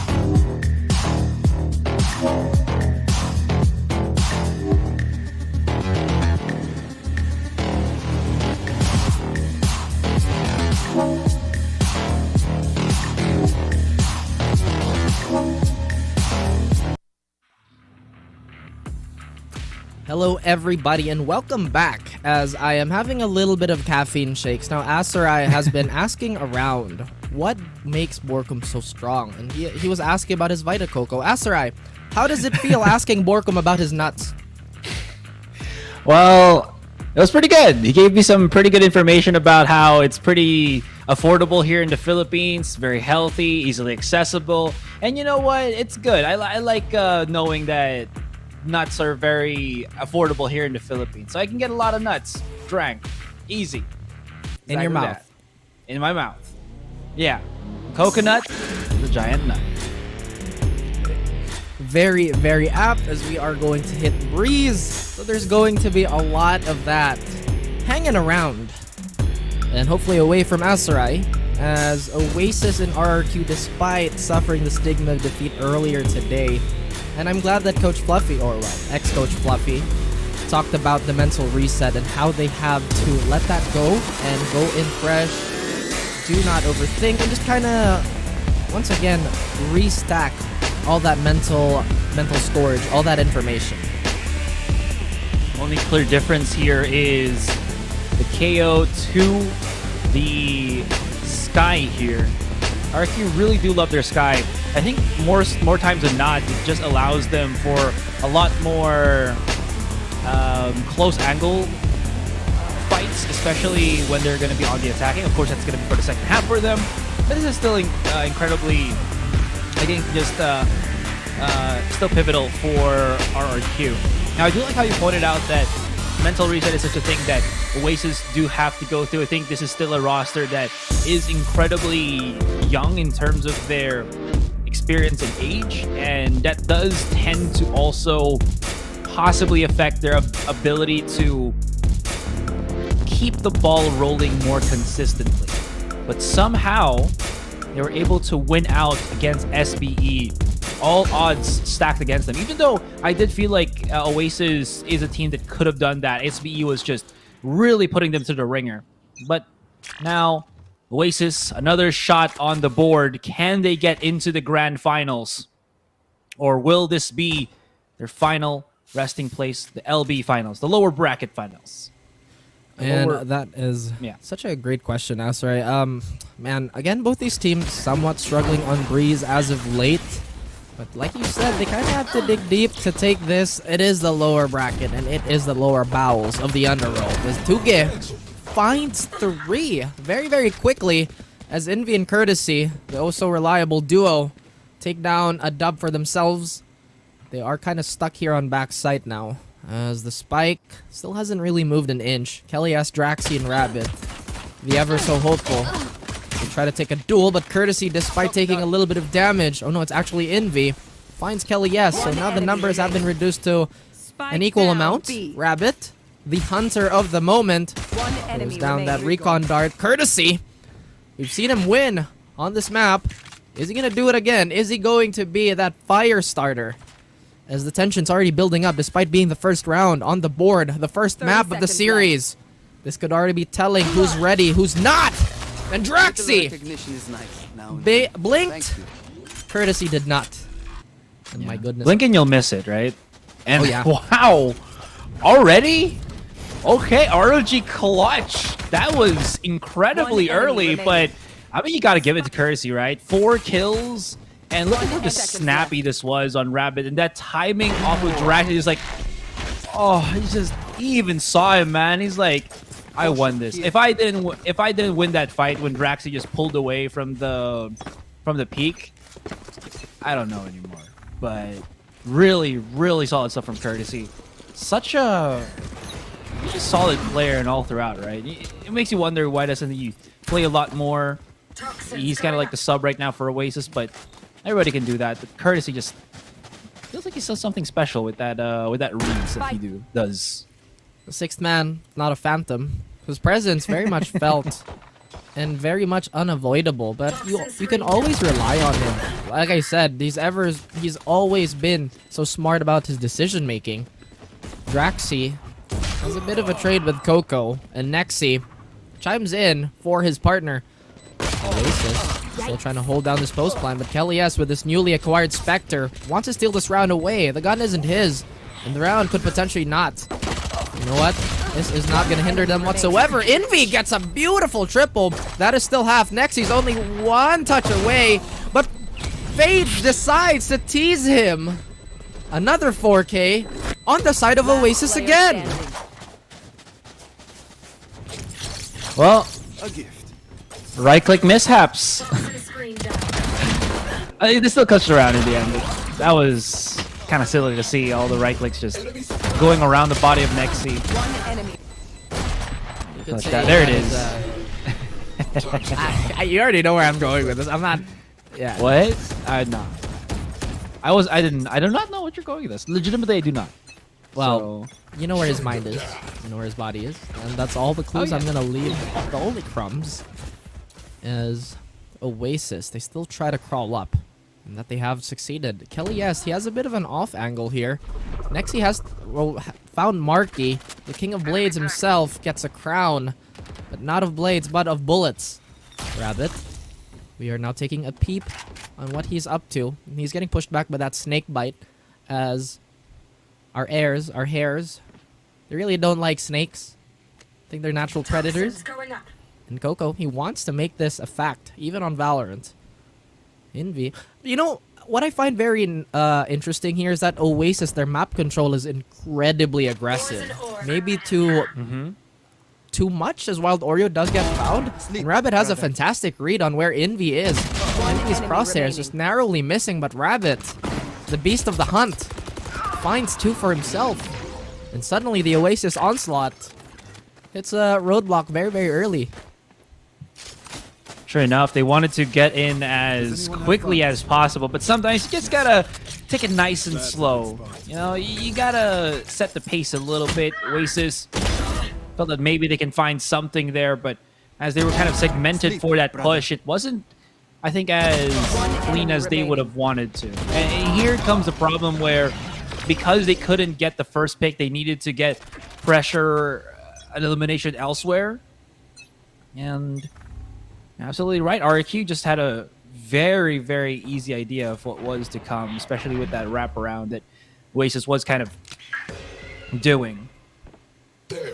Indeed. Being said, though, yeah, I'm just going to say Oasis actually will not go for the force or the full buy, or maybe the force buy this round. They're going to back away a little bit. Yeah. I feel like they're going for the long haul here. Bit of an Oregon Trail. You don't want to run out of wheels. You don't want to run out of rations. And so this immediate pit stop, they'll just have to forego it as Nexi finds Wild Oreo, who is arguably the biggest gun there. Well, Marky says, no, it's me. Envy does get found out by Rabbit, who's on a bit of a tear. He does have quite a bit of utility, but instead he goes for a bit of a heat check. And you know Kurt, he doesn't like it when things get too hot. He'll let you simmer down before he'll pounce on you. Nexi, he might have the drop onto Courtesy, but Courtesy has the drone. Once again, the decision making, it's really showing. Tuge could find a hidden player crouching jets, and it's Marky. What a fantastic angle, but really was not looking the right direction, or just the mix-up caught him on the way out. Courtesy finds a second one, and a 1v2 Asarai. Wow. A 1v2 where an ultimate is expended. Very expensive here from Tuge, but it does make the round a little bit easier to save up. Yeah, you do see there in loving memory of Sova, aka Courtesy, as he was just looking at his deathbed there. You know, just try to crouch in just to get a little bit closer. It says, "Oh, Courtesy, I miss you. See you in the next round, 30 buddy." seconds left. One. Next round, it's something that we have to wait for. 10 seconds left. Yeah, Kurt had an idea where one was, but like you mentioned, it was an expensive round for RQ, but definitely worth it, as the banks and the numbers on Oasis side greatest. We still have that Hunter's Fury that Kurt did manage to get. Now he is going to pop it. They immediately knock Nexi down, or not Nexi, sorry. Wait, no, Envy. As everybody's falling, Nexi, who's like, yeah, this is me. Don't confuse me. As the chamber on the other side gets found out despite finding two for himself. Tour de Force immediately available. Draxi has found a position where he can pinch. He can crab attack. No. Kelly, yes, falls. That's right. Once again, it's a 2v2. Fairly expensive on the side of Oasis. I don't think Courtesy got too much value out of that Hunter's Fury. Well, at least they were still able to somehow get out of that predicament that they were on. As you can see, there was like, what, 2 on the flank, 1 in the front. They were obviously pinched for disaster, but somehow Courtesy and Envy make it happen. Envy, he is tempting fate here as he just tries to jump up and down for a little bit of information. Recon to come in here. Not even a prep on the flash, but does allow Courtesy for an angle to be had. Draxi, though, baits out as he slow jiggles it. I don't think if the Recon Dart actually spotted him, maybe on just that last pulse, and Courtesy thought that could have had the advantage. Not really. RRQ, speaking of advantages, they take one of their own. Oasis don't jiggle. They fold, at least for that round. And they wiggle. At least with the room they have, they do wiggle out one rifle, and that's on Envy. But yet again, sorry, I think this is too many ecos we've seen already at an alarming frequency, really, for Oasis. Maybe do you think they're forcing it out just a little too much? Focus now. Or RRQ, maybe they just found that beautiful timing on when to really hit that, you want to play? hit it where it matters. Now, a lot of mid control being conceded by RRQ, as Oasis will, once again, happily occupy that space. Wild Oreo, despite not having the greatest weapons, will have the tour de force for himself. Still looking for a pick here, but so far this could be on the watch list for RRQ.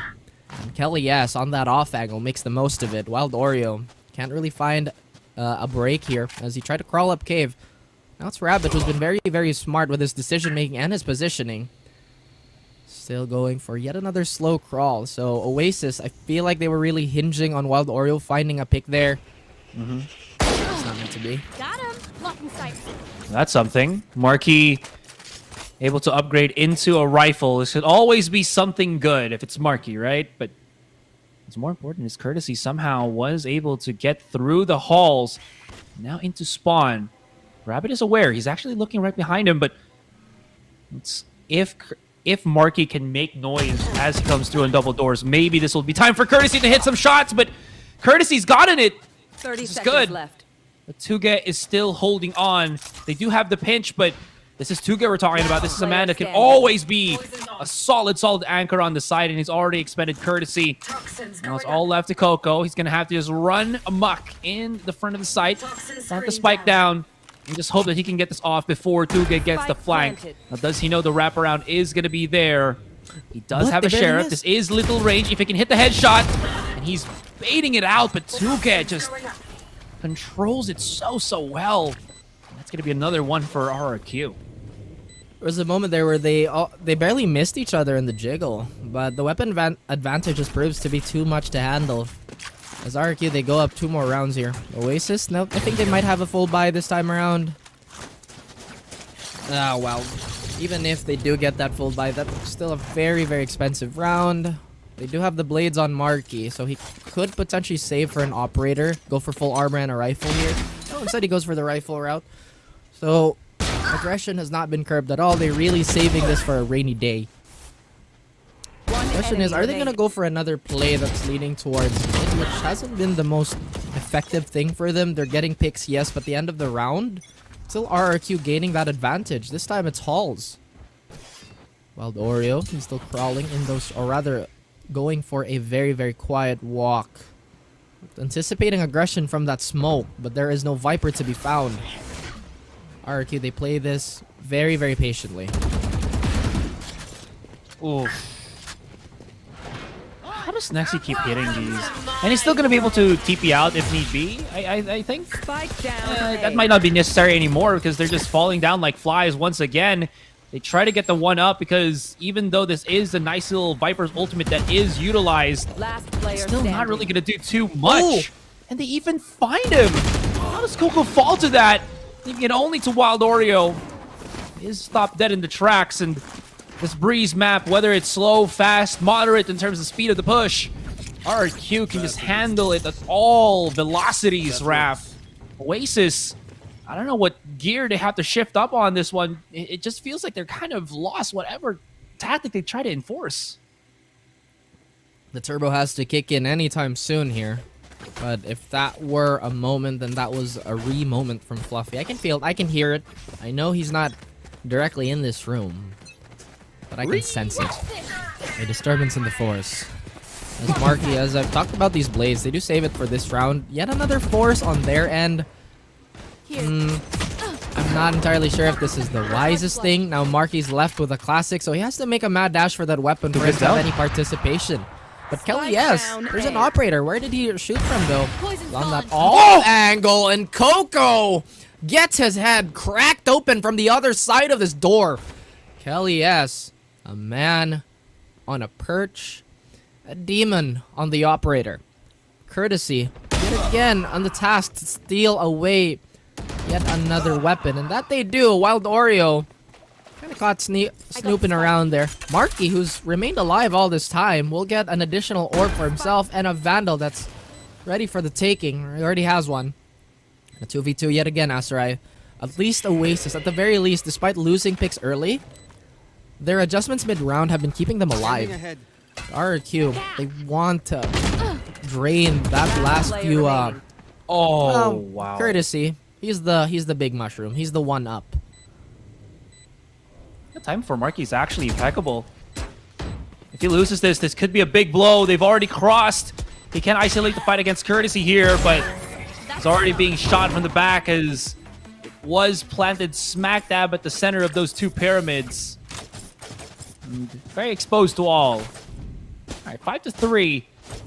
That was a really good play. I think the problem therein lied for Oasis in the past couple of rounds is they went for the fast play, but they really didn't get the trade that they were kind of hoping for. With that mid play that you saw Marky try to do, it felt a little bit cleaner then because they were able to at least get Tuga with the help from Envy. So, yeah, but again, RQ, after each round that they lose, they immediately go for that timeout, as we've seen, as we've known. They really want to defend this lead as well as they can. Oasis has amazing comeback potential. And to talk about Oasis, I think Marky is one of the few duelists, if not the only duelist in the region, that I see consistently play Phantom on Breeze. It's usually the other way around. Usually you go for the Vandal, again for the one-tap potential at any range. But Marky doesn't seem hindered by it. His space control and his spacing in general has been pretty much highlighted here and how effective he has been. Pretty decent start for him, 5 to 6. RRQ, they have as many rounds as he has kills, and they want to keep it that way. Now they spread out, go for yet another 2-1-2 default. Still putting Rabbit on that mid position where he's been holding it down really, really well. He knows when to give it up, and he hasn't really been pressured from halls enough, I feel like. But Oasis, they have other plans.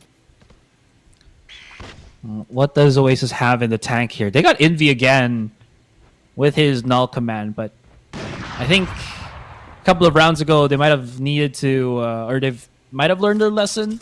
Deploying drone. The Envy, Nexi just held the site even with just pure raw aim. And that's always the scary thing about that. Tuga is in the corner. I don't think he was able to get spotted by Marky, and now he's already expended 2. This is absolutely horrible for Oasis. While Oreo is going to be creeping up through mid here, but he's on his own. He's on an island. Oh, but this island, it seems like it is his domain. He doesn't know that Draxi's right around the corner here. That's the only expected Nexi to be there. Oh, ooh. He's already called a rotation for the rest of his team, though. Which is going to be something. But they're going to have to cross into this without a smoke or without anything. And this is the full power of RRQ. Somehow, Envy still hits a shot. Perfect as can be. You can't see the slow wraparound that Draxi is doing. Nexi, or rather, excuse me, Envy can't do anything about that. It's the 1 versus 1 at least before Kelly and Tuga come into play. And speaking of Kelly S, finds the last kill. And that is going to be RRQ once again. Just denying Oasis any leeway into this first map. Leeway, they're really trying to widen the gap as much as they can. Oasis, they have an idea of what to do, and they're honestly landing their shots still. RRQ, their patience has been absolutely commendable. In fact, I feel like, just going back to the map, Vito, had they let Fracture go, I feel like that could have been a disaster for them. Stylistically, it's really not their map. And Oasis, one of the best teams to really get on Fracture. And on the newer maps, I believe, barring Icebox maybe. But again, we talked about every other map. Breeze, very solid choice for them. What? Despite not having the greatest of buys again. They do have quite a bit.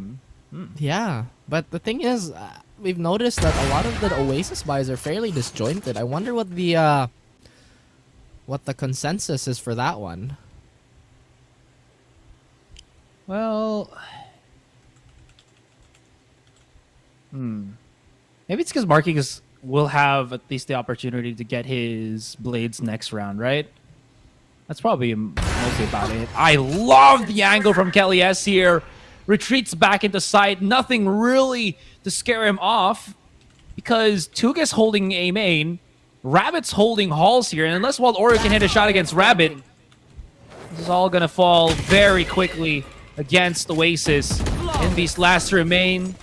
It's a good shot, but this time it is just not going to work. It's not going to happen. And Oasis really dreading this Breeze map. It's the name is Breeze. You know, it should be windy. It should be calm, cool. It feels like we've gone into some sort of inferno of a map where Oasis is just getting drained of all of the things they need to. Molly Car play anti-flash close. Oh, not that inferno? Okay. Well, Monster. Water. Drop. There's no monster called an inferno, bro. Oh yeah, you're right. That's overpass. That's overpass. But Right, anywho, you're right. This is something Banana. that they don't. Okay, there you go. He said banana. There you go. This is not something that Oasis want to have over their heads here. Nearly finding Kelly. Yes, Kelly cannot escape, but you know what? He is quick on the draw. Maybe potentially finding another one who is tempting fate, tempting Kelly. Yes. And RRQ still looking to hold strong. Oasis, they found themselves on B though. But the timing on this plant might not be the greatest. If Wild Oreo falls here, then I feel like this is a no-go. I don't think this is the greatest situation to be in. Courtesy's just going to run in, though. It doesn't care. As long as he gets the plant, then potentially they could go some sort of reaction, some sort of rotation for RRQ, and then this is where the trap falls into place. But the first things first, Courtesy cannot die. He has to make presence here. He has to stay alive for his teammates to have some value. Marky, does he get discovered? This could be the flank of a lifetime. He gets Kelly S. The blades are out. The King of Blades, he finds one. He has the dash. No, not yet. Well, he does. It's active. 2v2. He gets the operator. Draxi. And Hunt as quickly as he can. A crucial whiff. Kills a nap. But you know what? You bring a knife to a gunfight. If you're Marky, you're gonna get every single one of them. A monster 4K. And a colossal effort. Round before the switch. Oasis, they stay alive. One more round to somewhat even this out. That was not clean at all from Oasis. But you know what? If Scrappy is what gives them the chance to win a round, and it does, why not? But I have to say, Oasis do not have a good grasp in this particular game itself. You might say that Aserai, it's still 7-4, but Marky was the definite hero of this particular encounter. RRQ just had so much more map control. I think he was just able to get in and out, but hell yes, always the bait of Marky's existence. The blades to come through in Courtesy. No one's even holding his hand. This ride he's been taken on. Kelly S for a spin. Now, once again, they're back into this predicament where now they don't have map control. They don't have the cheekiness of flanks from Marky and teammates. And, okay, walking on window sideline, definitely a no-no. 3 versus 1. This is it. The full march of Envy to the A site. It's him against the world. I'm not sure if he spotted Rabbit here. He's immediately just going to try to make a ping on the plant or something. Waiting for Rabbit to just maybe peek out, but that's not going to happen. RRQ is a team that's all about playing together and baiting in, making sure of things. You got to make sure about this. Okay, he's found the first contact. Find a second one. Does he know where the third is going to be is going to be pushing through? This is going to be absolutely monumental for Envy. And he is just running it down. He's not even going to spot out Rabbit, who's just wrapped all the way around, and somehow he still manages to fight with 150 HP. Has plenty of time, and Envy is spotted out Draxi here, and he does that for the ace! Envy, what a clutch! He runs, and he sprints for the finish line and ends it with a 7-5 in the first half. Sarah Connor, you're coming with me, the Terminator Envy. The march of the machines cannot be stopped. And if he needed to ace, it may be done. Oh my goodness, that has to be the highlight of the day. You are pulling my leg. If that's not going to be the highlight of the day, what was RRQ thinking? Still, an advantage that they have. Oasis, now they're red hot.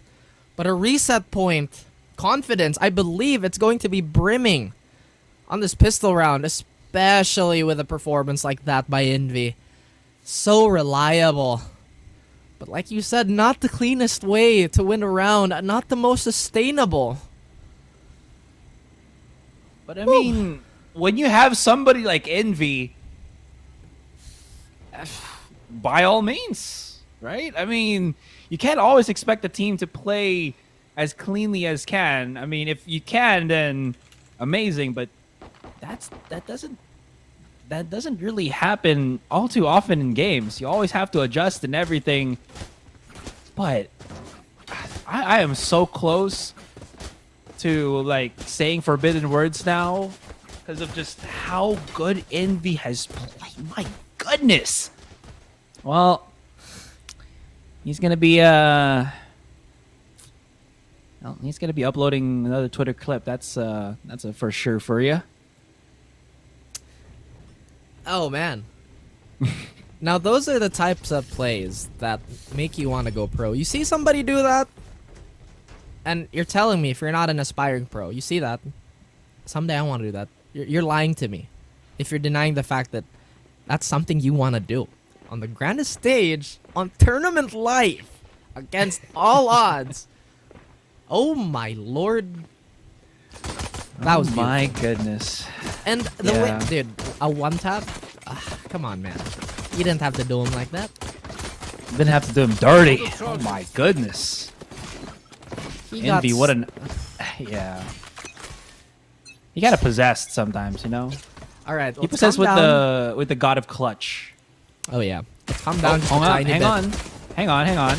There's a bit of a fight here. A bit of a fight that has turned into a ruckus, a kerfuffle, a brawl. RRQ, they've lost control of that spike. Somehow manages to actually pick it back up. Running into the B site is a no-go for them, but look at this flank all the way around. Rabbit 13 HP. He is very much struggling to keep everything afloat, at least for this particular situation. He's going to try to slow push it all the way through elbow. Try to readdress the angle that they initially wanted to go for, but Courtesy's already looking at the angle itself. Cheeky little off placement there, and we're just one round away for Oasis to equalize things. They really wanted to go for that aggressive take onto B, and it worked out swimmingly for them. RRQ look rattled. They look a little more disjointed now that Oasis has revved up those fryers. Oh my lord. I'm still kind of reeling from that ace. Very, very impressive. But RRQ, if they can't win in the gunfights, then they have to formulate some sort of strategy. We know that this is always their approach. They have a pretty deep playbook, especially with, I believe it's Rabbit at the helm with most of the calls. I could be wrong. But whoever is leading RRQ in terms of in-game calls, you know they have a level head. But Coco, he is just so eager to remove the gray matter away from the shoulder. Despite having a Spectre, trying to anticipate this rush. Oh, and if he gets somebody with that snake bite, he does dance between his wall. Ah, well. Doesn't matter if they take double damage if you get shot in the face, next he says. Probably. Courtesy comes alive, finds Kelly S. And the flank by Envy. Can it do a lot? It can only do so much. But it's giving them so much space to make an RRQ sandwich. Oh, that's a sandwich that, well, isn't gonna spread itself here in this particular round. And Oasis, they equalize to the fight. Is Kelly gonna go for something aggressive here? No, just the same old, same old. No access to maybe the Seekers to make things a little bit more digestible, but yeah, that was a sick shot from Nexi to get things started on Coco, but still not gonna be enough. RQ, they're gonna bang again their heads on A and see what happens once more, and I don't think they have the better weapons. Better weapons, better range, better adjustment potentially. It has been tied up by Oasis here. But this could be the tipping point. This could be the oh so delicate balance where either we go into full order or full chaos. Coco goes for a cheeky spot here. I feel like if he didn't shoot that, maybe that could have missed him, because look, the drone didn't even check his direction. But do they know that somebody's close? Try to clear him out. There's a little bit of a corner here that he can somewhat hide, but he now is tagged. Marky finds whoever was trying to find Coco. The intention has been pulled, and the intention to take A has been dissuaded from RRQ. Or not really, at least momentarily. Courtesy is here with his trusty Bulldog. And the reinforcements from Oasis, they're still at a steady push. No reason to take mid at the moment, as we already have two players on the other side getting as much information as they are. Ooh. They bypass Tuga. Tuga doesn't know. RQ doesn't know about this. And they might have actually just wrapped around all the way. Look at Tuga's sidelines. He doesn't know this is going to be coming. Oh, they see him. And they actually take down Nexi. This is absolutely perfect. But in any case, that lurk might not be even necessary. As I say that, Kelly S has ripped the A side wide open, but here comes the swing. He was so prepared for it, but Marky still hits the shot at the long range. No chance for Kelly to go for the clutch as the flank still ensued. I thought it was not going to be necessary, but somehow RQ have forced Oasis to do just that. Seconds left. And there should be an RQ timeout once again. I think you might be right on the money there. RQ typically they don't like it when the momentum goes away, or at least gets swatted away. Maybe that's potentially part one of the game plan on Oasis. There you go. So far, Rabbit, whose impact on defense was very much present, hasn't been felt on this attacking side yet. And Oasis, they're somewhat reveling into the fact that RRQ They're kind of banging their head on a wall here. The last few rounds, they just have not been looking good. Have to keep their composure though, Aserai, because what we said, right? Tournament life, and yet another chance. Actually, do we already have our teams for APAC? Yeah, it's these already. Top 3. Secret, RQ, and Oasis. Ah, well. Competition still competition. They still want this dub no matter what. No matter what's on the line. And wouldn't you want to be the champion of the PH stage? You know what I mean? Exactly. The heroes of PH, right? Potentially. As RQ, they've been really trying to puncture through Cave. It's not been as kind to them. But Coco with the perfect rotation. Could have potentially a read here. Does have a half wall towards mid. I don't think RQ spot that out in time. This is... I think they see it at the edge of the barrier and they're like, this Viper's been causing so many problems. Maybe let's go somewhere else. Especially with the weapons that they have, Aster. I feel like they have to play just a little more conservative. They definitely do, but the thing is, this is still very much reachable for RQ. You can see how they're willing to frickin' prod the defense of Oasis, and Oasis can't really take this lying down. Oh, I like that from Nex. He immediately TPs out as soon as he breaks the utility. Just had Envy's second guesses, but look at where the rest of RQ are about to hit. They still have the numbers, they still have the Seekers. And Coco, he has lost a little bit of fuel on his utility. Marky is holding on for dear life with Coco, but Rabbit has somehow managed to get through. The recon dart makes it so that he can't really do too much. But if you try to reach and grab against RQ, especially with Nexi at the helm, you will lose your head. He might be able to make this happen, but somehow the Headhunter does not find any more than just the one. And Oasis hold on. They're holding on strong, especially on this defender side. I feel like this is the absolute worst map to eco on. It just really does not feel good. You're so prone to getting hit by the 145 and the Sheriffs. And typically when teams are aware that you are going to eco, that's exactly how they're going to play. They're just really going to play into the range. As soon as they get the advantage, that's when they start collapsing on you. That's when they start trying to take the weapons away. But the default, that is somewhat more interested in the mid side of things now. An early dart to see if there's any early aggressors. But nope. Courtesy though. Throws that drone out. Tags Kelly, yes. Kelly nearly gets shot. Beautiful dash. Keeps himself safe. The Seekers are here. Marky's gonna get discovered. And more than that, he will fall. As Rabbit is gearing up for yet another good half for himself. Does have the space to plant. What can Oasis do here? They don't have the necessary utility. They already expended the wall towards A. And I believe so many of their things are on cooldown. The 0 point on Envy is used to take elbow. They only find one. That was a flanking one too. Still, because of that, they can't really commit to pushing up into the site. So this is just going to make it so much more difficult for Oasis to just retake. And all started with Marky pushing on mid. I think he thought that maybe they were, or rather he overpushed at B main. Maybe he thought that his opponents would be mid, A main. And once RQ started to press that Seeker, he was just like, yes. This weird situation that I have no chance of escaping on has been dealt against me. I'll see you in the next round, but for that one, it was a 4 versus 5 as soon as he got caught. Obviously. Blocking sight. Obviously. Ooh, Envy. Timing again. Night night. Oh my Kelly, god, yes. Kelly! He's been finding so many kills by the door, and Wild Oreo gets caged. As we have a good opener on RRQ now. They get a little bit more wind in their sails, Aserai. As rough waters, potentially the doldrums are over for them.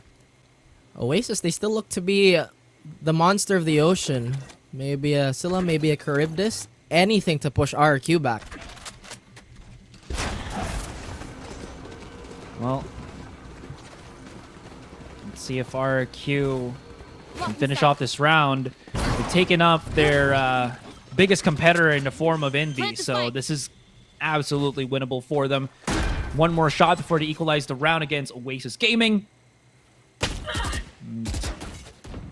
This flank from Coco not really gonna do too much as well, as you can see. Not the prettiest of things. They might just be forced to just save the weapon, to be honest. Yeah, they probably are. No chance in heck. Might as well just save it for the next one. Oh! Okay. It's a bonus. At least it's on Kelly, yes. But yeah, a great opener by RRQ. Again, braving the mighty seas before they can finally breach the Oasis. And slowly but surely, they're trudging along. Paddling. And I like this choice by Oasis. Very, very safe play. And very telling of how badly they want to have a good start.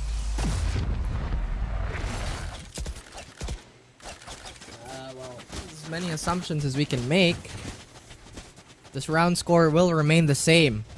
Are we going to open the series with an overtime? Did we have an overtime this week, Asarai?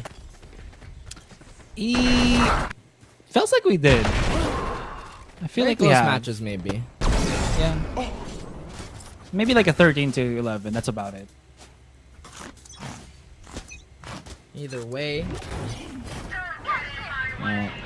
Can you find the way? Oh, this is perfect for Marky. Oh, he is just perfect, and then just turn to the wayside. The Hunter's Fury is barely missing him. How is this electric hole? Okay, he's good. He's good. And he actually spot out Draxi. What just happened? What just transpired? Envy knows. Is he gonna wallbang this, or is he gonna wait for Kelly to get near the door and try to trudge his way to the A side? Marky, how many blades does he have? About 2. He is 1 HP. Yeah. Okay, there you have it. They should know that Kelly S is gonna be coming through mid here as well. But I think they forgot about that. I think they might have thought that he just doubled up with the team, but that might not be possible. Wild Oreo right underneath is a lurking jet in the name of Kelly S. And he consumes 2. We're now down to Coco in a 3 versus 1. He's been already spotted, and now horrible, horrible position from him. If he wants to, at least he can save the operator. It is very savable in the position where it does now lie. Excuse me. But look at where Kelly is placing himself. Spots him, but still heads to head shot regardless. My goodness, I thought Envy was gonna check mid, but I think he was too hesitant that there might have been too many RRQ players there holding. He knew someone was there. He thought that he was gonna go aggressive, but the what ifs and could have beens, fortunately. Oh dear. Many things that... Kelly S has gotten away with a lot of crouching lately. And it's one of those things where it's just so tiny, it's so minute that Oasis could potentially just ignore it, right? No RRQ. Maybe a heavy-handed assault towards B. They do stun up. Now we're tour de force here, but Courtesy, wow! A bit of a trick shot. One Oreo bails him out. Oh my dear. And now RRQ yet again getting stopped dead in their tracks. But Duge is the engine that refuses to stop going. 1v3. He still has the spike, so he does have the chance to somewhat bolster their economy. Wild Oreo still has that tour de force in mind, or rather in hand. So mind you, that's so dangerous. This is gonna prompt the rest of their team to put a lot of eyes, a lot of players everywhere else on the map. As the rotation for, or rather the avenue for rotation, there's only one real choice here, and that's through spawn. Successfully going through it is Tuge. At the very least, Asarai, at the very least, when it comes down to it, he has the plan. He has a plan. He will go, or at least he will decay momentarily. I don't have that much armor. 30 seconds left. But Coco, No, he's up mid. They were gonna spot each other out, but this is absolutely perfect for Tuge. Yeah, there it is. If Oasis want to play this, right, they just have to wait for Courtesy. All they really have to do is wait for Courtesy. Coco, he's gonna be playing guard first, not allowing Tuge to get out of his own ultimate, trapping him inside this, like, his own tiny little prison. All they really have to do, as I mentioned, just wait for the recon dart. It's almost up here. Can playing the time while Oreo's been isolated, but he still survives the fight and actually wins it. He's hit so many of these crucial shots, especially with the tour de force. And Oasis equalize again, nobody budging an inch in this lower bracket finals, looking to be an incredibly intense and spicy match. They know the Sharks are just around the corner. The Finns, they show themselves breaking the waves. And Oasis and RRQ, they're both bleeding. They're both very vulnerable at the moment. But they are still fighting tooth and nail with whatever they have to push them along in this series, in this already so brutal series, Asarai. RRQ, they put most of their eggs, or their players, towards mid now. I think they kind of want to take this away early, but that flash was absolutely gorgeous, followed up by a recon bolt. And Courtesy might have just given his team the winning play there, the winning information. Still RRQ. They adjust as well as any team.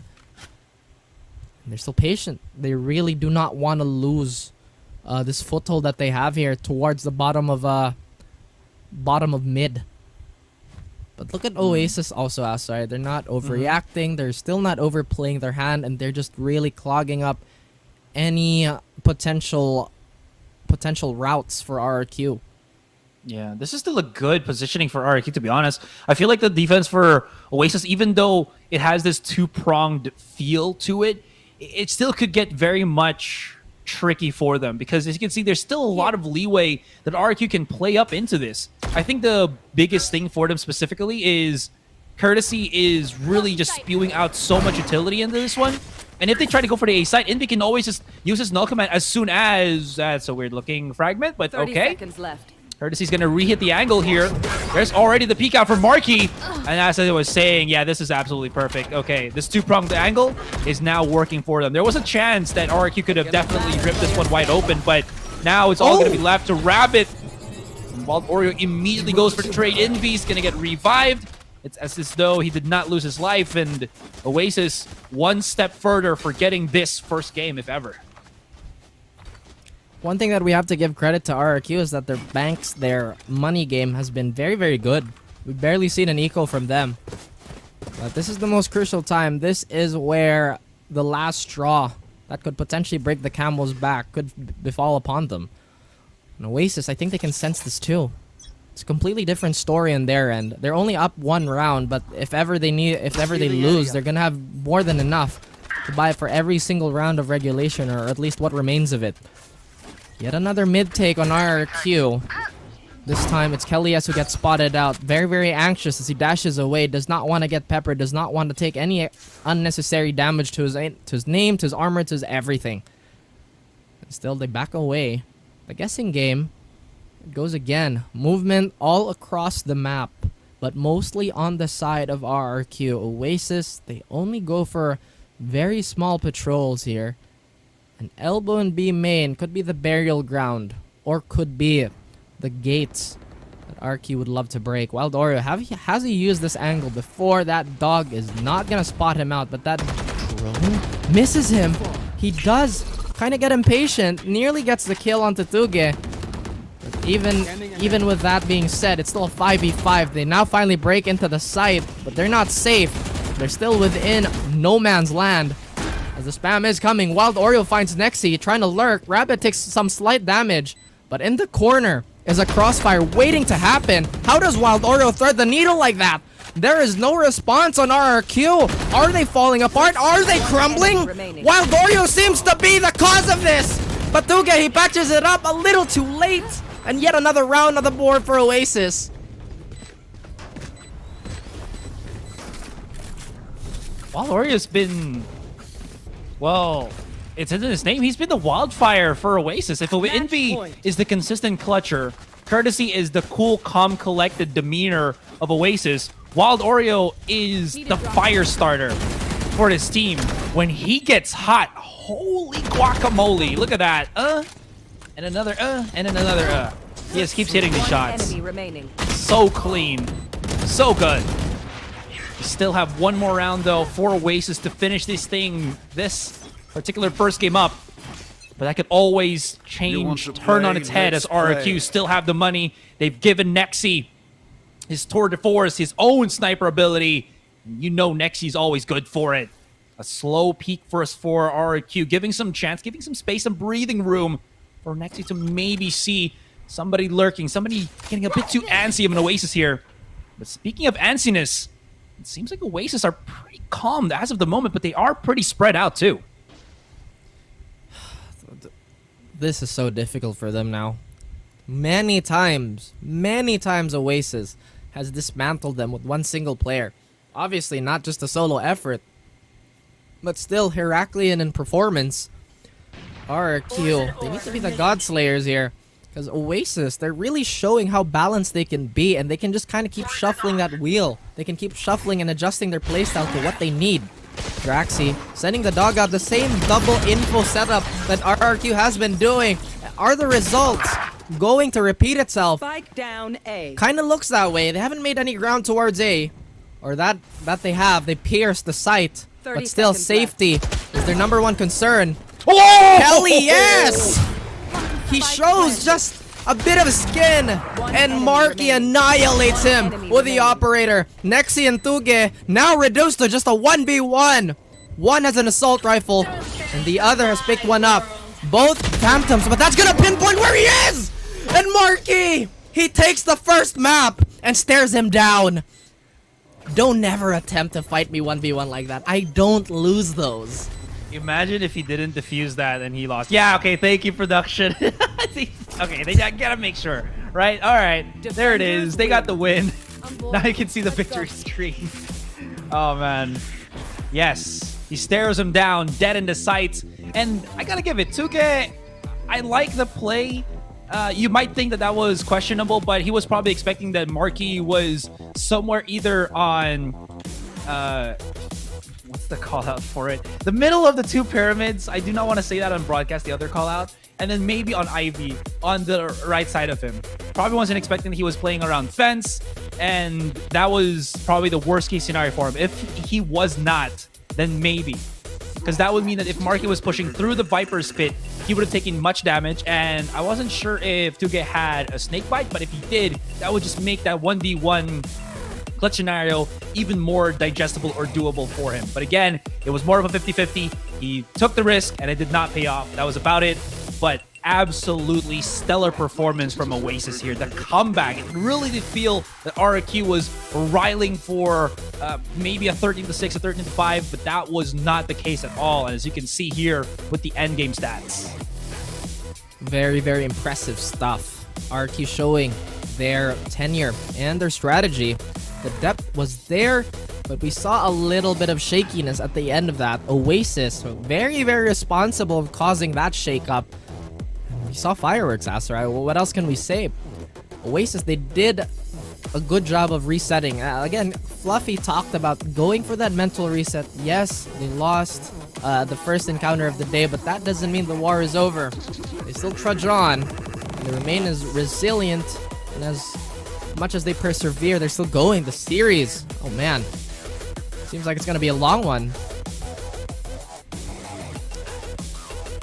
We're in for a special treat here. Again, this is make or break in terms of the placements. I think other than that, what's kind of good about this particular portion of the playoffs now is that all of the teams that are still remaining can take an easy breath. They already have, again, the slot for APAC, but there's no real reason for them to take it cool. But I think what is kind of good about this is that they can play up to the most comfortable that they can play at the highest level. Because, again, they're just doing whatever they want now. Because, again, there's no pressure of losing in the tournament technically for the APAC slot. So they can do just whatever. And I think that's where Oasis really play the strongest, when you can see them just full confidence playing. Especially when they have so many confidence players in their particular roster, with like Envy, Wild Oreo, Marky even. It really just goes to show in this particular first game. Unchained, unbothered. And like you mentioned, right, the confidence, it definitely is a key part of quite a few of our players. And, you know, it's for good reason. We've seen so many highlights from almost every single person. I feel like every person we saw a highlight on the side of Oasis. RQ, they had it in bunches too. The W remains elusive. So many rounds where the aggression was just little uncontrollable on that retake. Like you mentioned, it's a wildfire. Once it starts, it's so hard to stop. Well, this wildfire just ignites. I gotta say though, RQ side, Kelly S. Still always the bane of existence of anybody who tries to trudge through that mid angle, right? Or that mid position. Like, he just silenced Marky more times than not. I was incredibly scared. That clutch from Envy, that was just pure ballsiness and confidence. Bravado, whatever we're gonna call it, he is such a maestro of clutch. As I mentioned, Kelly S is the king of mid. Ooh. Yeah. Nasty shot. He's kind of ridiculous. Oh yeah, and I feel like it's just a treat for everybody here, especially you and me, to see this live, to see it unfold before our very eyes. Wild Oreo nearly had an ace, or another one on the side of Oasis, but here's what it is. 4K still as impressive, and this was it. This was the coup de grace. The dagger to the throat, the bifurcating swing for Oasis. That's right. Any parting words before we toss it into our maybe potentially well-deserved break? Well, last series of the day, and it does not disappoint. Definitely that. We still will continue with this one with game number 2, so don't go anywhere. We'll be right back after a few short moments. Take a breath. So, guys, again, see you in a bit.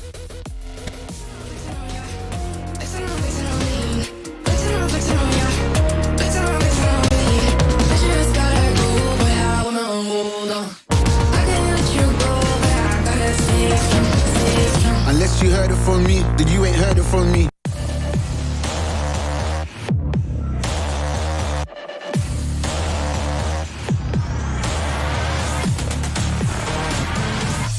Got it from me, all the energy extra. You don't wanna see me with the hitters. Generations caught up, look how things will switch. People they're quick, now they wanna move at the bits. Boy wanna go to bitch, nah.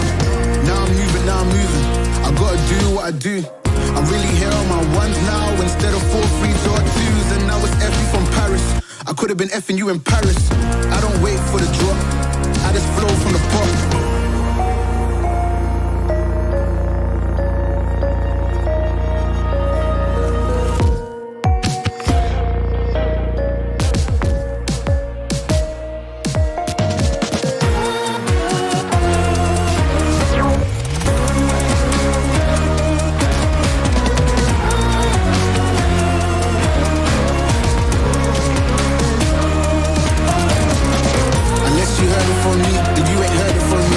From me, all the energy extra. You don't wanna see me with the hitters. Generations caught up, look how things will switch. People they're quick, now they wanna move at the bits. Boy wanna go to bitch, nah.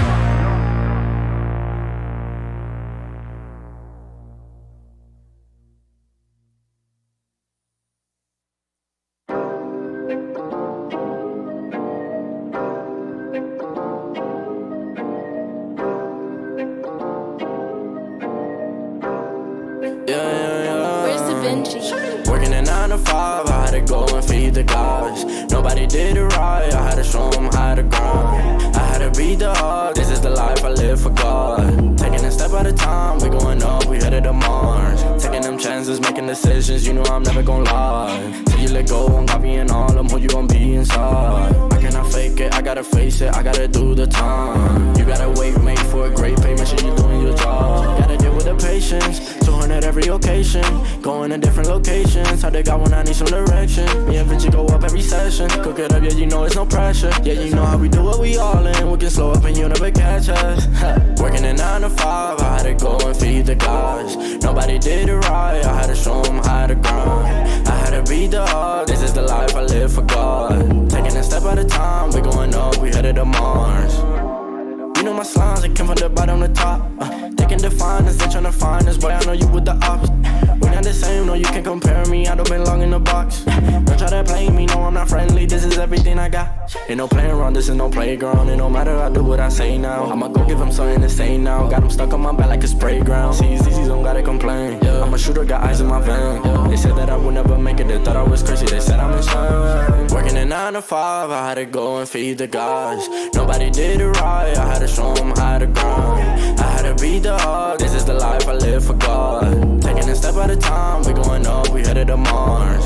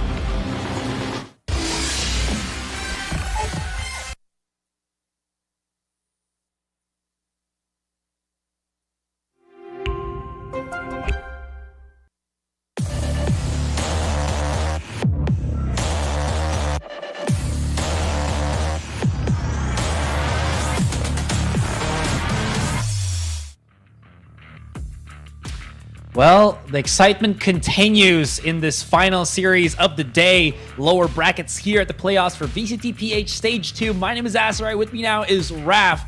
We're already, 1-0, right? With Oasis Gaming already getting that first series in the bag with such a commanding presence from a lot of their players, really clutching those rounds. It looked like they were in danger at some point there, but then you saw Envy step up, you saw Marky step up, you saw Wild Oreo stepped up. Basically, everybody was really doing a lot of good things for Oasis there. But, you know, other than that, just absolutely phenomenal. Breeze usually isn't the map that you think Oasis is the best at, but they kind of proved RRQ wrong in this one. Yes. Again, in all seriousness, folks, what a beatdown, honestly. I feel like at the beginning of the round, it was RRQ clearing level 1, level 2, level 3, and then boss rush. Oasis, man. These boys are red hot all of a sudden. Now, the question is the heat retention present for them moving into this next map? I would say there's nothing really peculiar about their lineup as of the moment, but we do see a double innie from RRQ. Again, like I said, not the craziest thing, almost a mirror match. Now, remind me, Asrai, what map are we going into again? Kind of lost my mind in the highlights-filled game 1. It's okay, I'll help you find your mind, because it actually rhymes with mind. It's bind. Yes. Oh my goodness, thank you for the phonetics. I would not be as enlightened and educated. Oh yes, I am very much grateful that I was able to help you out. What's that supposed to be? What is that supposed to be? I'm an old British lady trying to give you English lessons. You mean English? Yeah, okay. Interesting. The exchanges never fail to amaze me, Asura. They really don't. They really don't know. Oh, look at that. They just appeared out of the portal, getting teleported. Okay, I like that. I like that. Animation-wise. A bit of a difference here with the comps in regards to the Sentinel, the Duelist, and the Controller. I do really wonder what's going to be the premise here for Oasis. I do really feel that Cypher is so underappreciated on Bind, but he is incredibly powerful on this one. Probably the only reason why we're seeing Wild Oreo play on this chamber is I don't think we've ever seen him play as a Killjoy or a Cypher, right? He's almost always exclusively just play the chamber as his Sentinel. And he's been hitting a lot of shots with the Tour de Force, so maybe they're just banking on the fact that he's going to be able to do that once again on Bind. But it could be just a tad more difficult here.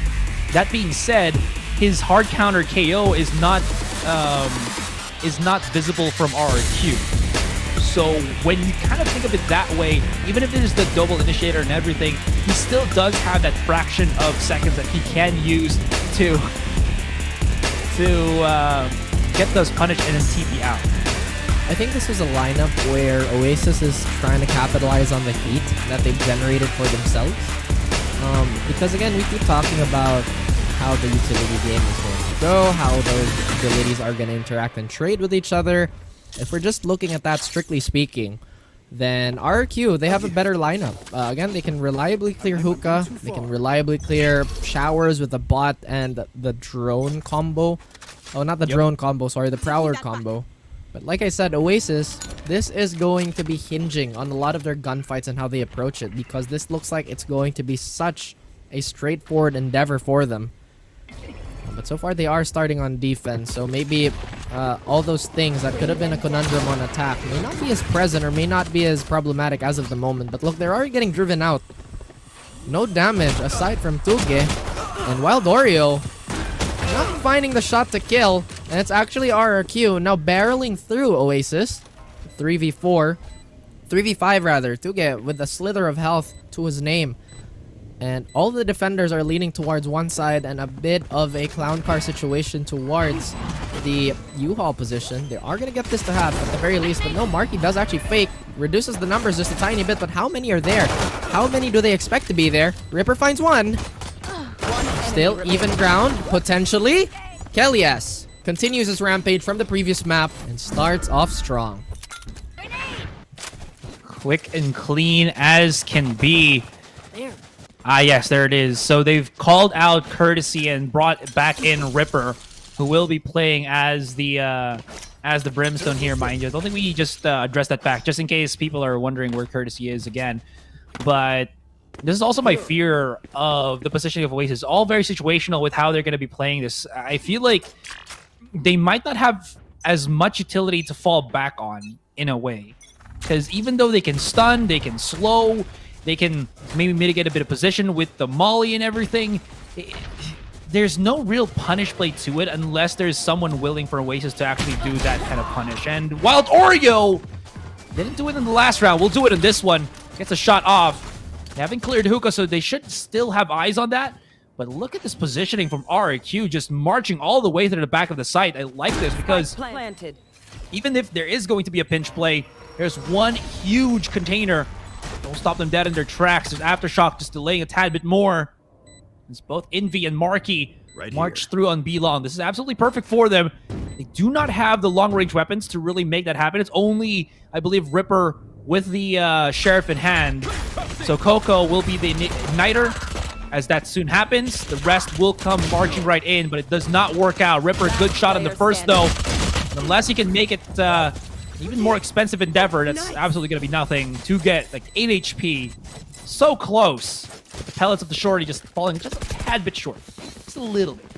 Just a little bit, and it has been a game of inches. It's been pretty close for both teams so far. Right now, Wild Oreo, despite getting that one, momentum and again the round swing going in favor of RQ.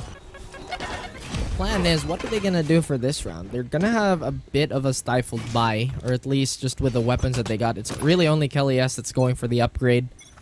Could potentially be a throwaway round as they go for a slightly more aggressive push towards Hookah here. A trail has been set. The stun narrowly misses. And it's actually Marky falling on that. The bonus looking excellent already. A potential rifle that's going to take a lot of time away from Oasis. They have to be wary here because I believe some of the players on RQ, they want to get their hands on that free upgrade. But Nexi, all I have to do is kill. Doesn't get the fading Wild Oreo, but does get tagged up. Just a graze, just a flesh wound. They get the spike down. That's objective 1 done. And maybe the weapon from Hookah could potentially fall in the hands of one of our players from RQ here. They actually exchange. Draxy's the one that's mostly unarmed. Coco gets Nexi. And all this utility doesn't matter as Envy explodes yet again. Wild Oreo chimes in. And suddenly, they turn this on its head. But the economy on the side of RQ is going to look very, very impressive when we see them again. They're going to go for that Nightfall priority as Envy already has it. Save the day. And that's going to help them out a bucket ton, if ever, because Nightfall is, I think, such a really strong ultimate to counter or supplement pushes. You know, more so than the Rolling Thunder, I feel. Because even though there's no concuss and everything, the decay plus the deafen is, I think, so strong. It's actually quite ridiculous, and that probably is the reason why we've seen so much Fade usage, even though she's technically such a baby agent in a way, or an agent in her infancy. She's not a baby. I don't know where you were going with that, honestly. I was like, huh? That's why I said agent in infancy, because, you know, it's still kind of young as an agent that's being used by pros. So. Still getting a lot of mileage, despite the in-game age. Or rather, yeah, the competitive age of Fade here. A lot of teams been employing her. A lot of teams been taking her and been formulating strats around her. You can see Coco already trying to prep for that push. They'll eventually give this away. Envy, his back is completely vulnerable. What happened to his support? Oh my goodness, a bit of a miscomm there. No way. No way. No way, he fights two! And he gets one. And it's actually Coco who survives. Wild Oreo have to eat the brunt of it. He is gonna get flashed. But Oasis, Marky has a judge. It's gonna make this retake a little more unfavorable for them. But there's a rifle ready and waiting for him. He's already dropped it. He's gonna pick one up. And still possible, potentially. But RQ, they've set up a pretty decent crossfire here. Nexi has found Coco. And now Marky has to fend off everybody from all points. Will concede and will try and save up this rifle. However, he's trying to go for the exits instead. Goes for the double fake. Is he gonna find somebody from RQ who's unwittingly turned their back on his last known position? No, the answer is no. A safe exit for both sides. That's Oasis. Let yet another round slip away from their hands. You're absolutely right. What happened there to Envy? He just left alone. Possibly just the explosiveness of what RQ was kind of willing to offer, especially the flashes from Draxy, just blinding everybody on the side and the breach with the fault line, the straight shot to A short. Envy could not find steady footing in the A side, and this is where, again, I think Oasis just cannot really find that manageable ground. They just can't feel out which position next is going to be good for them, because as soon as they abandon A short, it feels like there's just no next position. Backside is a myth for Oasis, at least for the moment,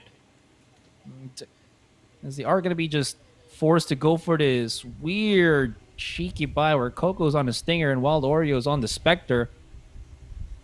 You don't want to overextend. They don't really have that much information. Again, double initiator, but these initiators are for more of dueling, skirmishing, rather than getting the info. Kelly S is about to peek onto Wild Oreo here. Wonder if Oreo is going to be able to hit this mark, or at least if Marky can get a trade or something. Quick little break. That's always an indicator that someone is close, right? For sure. If he loses this, that's going to be a big blow. But somehow manages to make it happen. That's going to be a trade of weapons. They can always just TP back. Wild Oreo! Oh, this is bad. He's alone. He actually teleports into the site. He stared into the abyss, Aserai. Seems that you've been dragged down. Oh dear. No. That was I wouldn't necessarily say a big mistake, but not well anticipated. Maybe could have fought the timing, but Oasis, they pick it up. They gather themselves. Now RRQ, it's their responsibility to fend off this defuse, and I think they might just stick this. Marky has the balls of steel, and that he does. He might fall. He might get executed. Doesn't matter. That is a steal nonetheless. The nerves on this man. You can say he has the nervous system of Superman, you know, because he has the nerves of steel. Yes. Gotta see that clutch or a replay or something, because that was... Aserai once again. I'm glaring at you. No, I'm kidding. Oh, wow. Oh, Marky, though. Ooh. Ooh. Got no healer. Got no support in the back line as this DPS. That charge right in. And speaking of charging right in, Kelly S. Zoom, zoom. That's immediate control of U-Haul. The counter, and they are willing to fight on showers. Before anything else, Wild Oreo, the maestro once again of the Tour de Force. They try to make it into a very expensive fight, expensive punish onto showers here. But they equalize the numbers. In V, he just barely misses Nexi there. It's all fall to the wayside. 11 HP on Wild Oreo. He hasn't been spotted yet, but now he will be, as Nexi was his back-to-back on him. It felt like somebody was brushing into his shoulder. It wasn't his teammate. It was Oreo, and he's like, nah, you ain't no comrade of mine. Difficult is one of the things to describe this as this defensive round on Oasis. Or this defensive side. A gift. A little more questionable. Still, they do have enough of a buy to get things going for them. RRQ, I think they're just kind of cruising on this one. But you know how things quickly can change. Nexi, like I said, how quickly will it change as Marky gets 3? Where? Coco finds Raxi, and now Tuga is the last one alive. He is a bit of a beast in the clutch, and he also gets 3. Now he gets 4! 1v1 now. Where is the spike? It's all the way here, and now Wild Oreo is all on his lonesome, wondering what the hell was happening over there. Concealment, blocking vision. Tuga's so far back.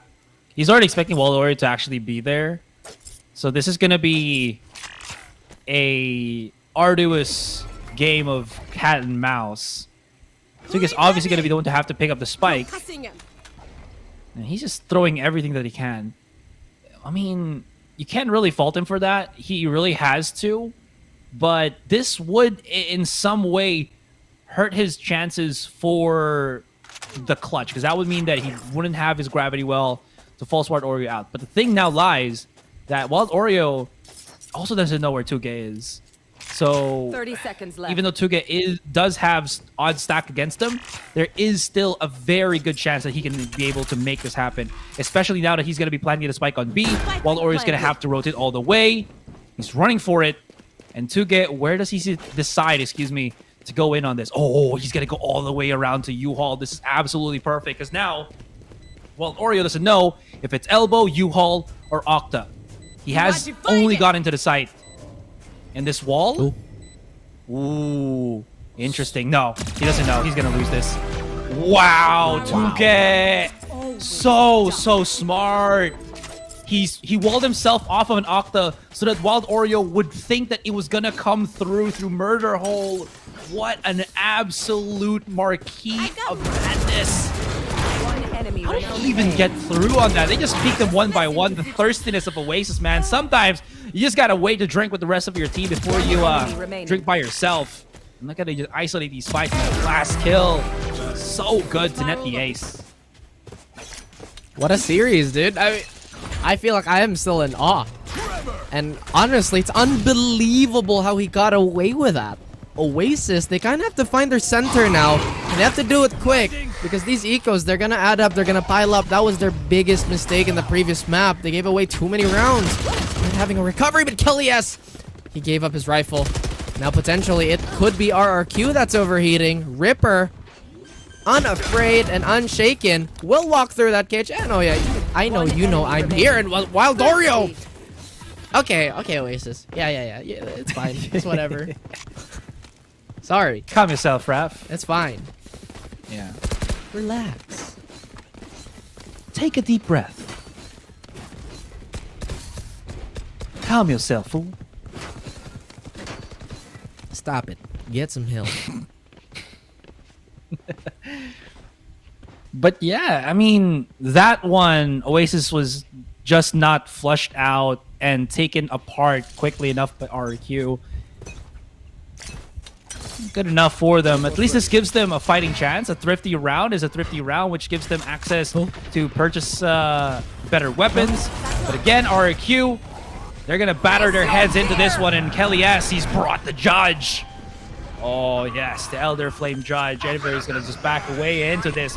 Teleporter immediately pushed out, but they want to go in aggressive at this because of the Nightfall. They're not going to hear his. Coco's going to have to just hold the angle, and now it's Ripper out in spawn. He spotted the last two to remain, and the spike has yet to get planted. They can always TP back if they want to. Arctic is going to full force TP into this. Just the one. And then Marky's going to wrap around. Already you can see Nexi just so close to stopping him. Maybe a bit too overzealous from Envy. But do they haven't heard? I don't think they will, because he didn't TP. He went all the way around, so they might be thinking that he's going to slow push it on spawn. But the thing now lies that this camera can actually see to the right of Hookah. Oh no, he just spotted him barely! And he's not going to know. They're not going to know. He's not going to know. Yeah, that was a jump scare. Oh. 13 bullets. There's Rabbit. He cannot find the first pick. So close. I like the cheekiness of Marky there, but Envy just kind of... what's the word here? He probably miscalculated how much time he actually had before the defenders were kind of there to, you know, get at his position. I think he was potentially banking on the fact that maybe the one is already on that plant. He got that guess right. But once again, the sound just kind of gave him away. Information is the key. And had he waited, had he just waited, it could have been a different story. But Oasis, they've been on a wonderful recovery streak. Potentially could be the same story here. As RRQ, they're very, very firm with this lead. Not the biggest, but definitely a very constant one so far. They lose rounds and then they trade back immediately just to get their foot on the door here. As we're gearing up for yet another default. Oasis, without having the sky, they can't really dominate this B long. Doesn't matter. It hasn't been their agenda. Hookah seems to be cleared out by RQ now. Pardon me. As Kalias, I think he might be gearing up for another jump here. Just jump spotting if there's anyone playing elevation on top of tube. Or if anybody's on that left corner. Draxi potentially going for a contact play here. And now we have Wild Oreo. He sees that. Oh, he's gonna get flushed out. He has to make a choice. Fight or flight. And it seems the rendezvous has proven to be a wonderful utility. Now Marky, the King of Blades again! He gets two. But the trades are here. Wild Oreo finds Draxi. And Tuge, look how low he is now. He's only down to one. It's up to Rabbit, who has to be the main fighting force here. But against three players who have been as sharp as they can be. Not looking too good, Asarai. Tuge, he's stolen away so many rounds and he's clutched in unbelievable situations. But this time around, it's a reality check. Not the stuff of dreams. Marky got through.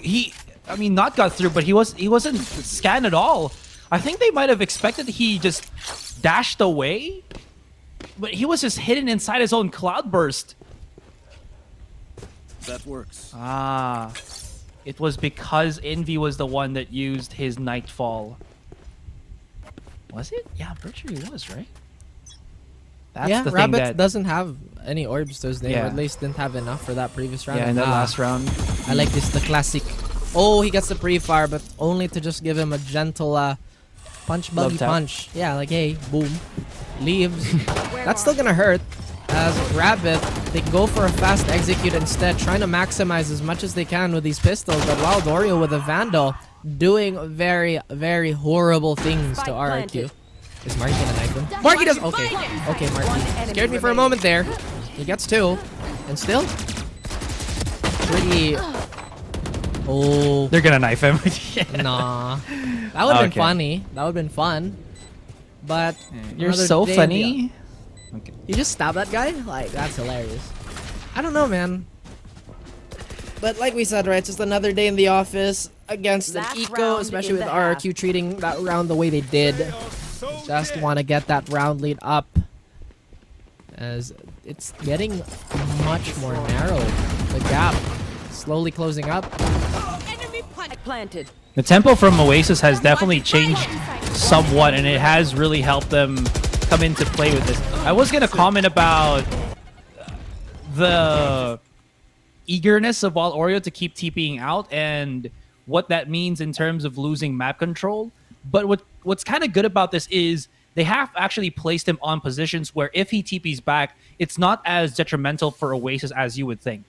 U-Haul, for sure it is, but the B site is, I think, much more plausible for him because, as you saw with that particular replay, he does have angles, positions that he can always just fall back on and set crossfires. And because Rabbit isn't playing as like a Sage or something in this particular game, he can actually do that and have a percentage chance of getting a kill or so, which is actually really good. I don't know if Oasis took notice of this or anything, but at least with the adjustment per se with that, it has really worked in the favor of Oasis. And that's probably the reason why they kind of shifted Wild Oreo here as well, is because he can always just create pressure on Hookah, fall back, and if he loses Hookah, that's fine, because that's not really a position that is still very strong that RQ can take advantage of that.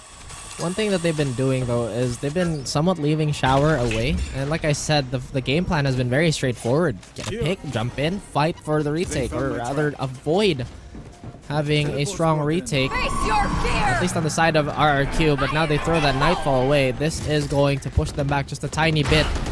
Oh my goodness, that could have been huge. But the trade is there. An undiscovered Envy and Elbow. Now look at this, everybody's looking there. Are they just gonna ignore the pincer attack? Coco gets Draxi. Uh-oh, and I feel like they put themselves in a corner here.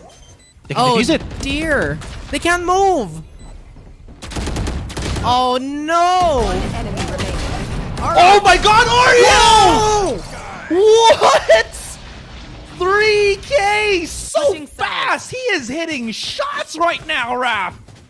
Oh my god. Okay, before anything else, that first kill on Nexi was absolutely huge. Because again, I know. reminder, Tour de Force does have that AoE slow. So exactly that allowed, who was it, Ripper, to start defusing the spike. Because if they tried to push through an elbow, they would have been hella slowed by the Tour de Force. And they would have just been kindles. What is this? Wood to the chipper that is Wild Oreo, and it kind of shows. They wanted to go wrap around, but then at that point they're like, we can't wallbang, we can't do anything. We just have to try against this 3 versus 3, which, as you saw, this did not bode well for RRQ. So that's the problem, right? When you put everybody in the same position, there's just linearity that the enemy team can really capitalize on. Had they had a player in Octagon, anywhere else really, that would have split the attention of Wild Oreo, who is pretty much out in the open, but he's a sentry gun, he's a turret. He does find everything, and it's the impact of all of that slow that the Tour de Force provides. Well highlighted by Aserai here, guys, but now we have a halftime pause. I feel like that was a potentially big brain play because they did have a lot of utility that would go through walls. But I feel like it kind of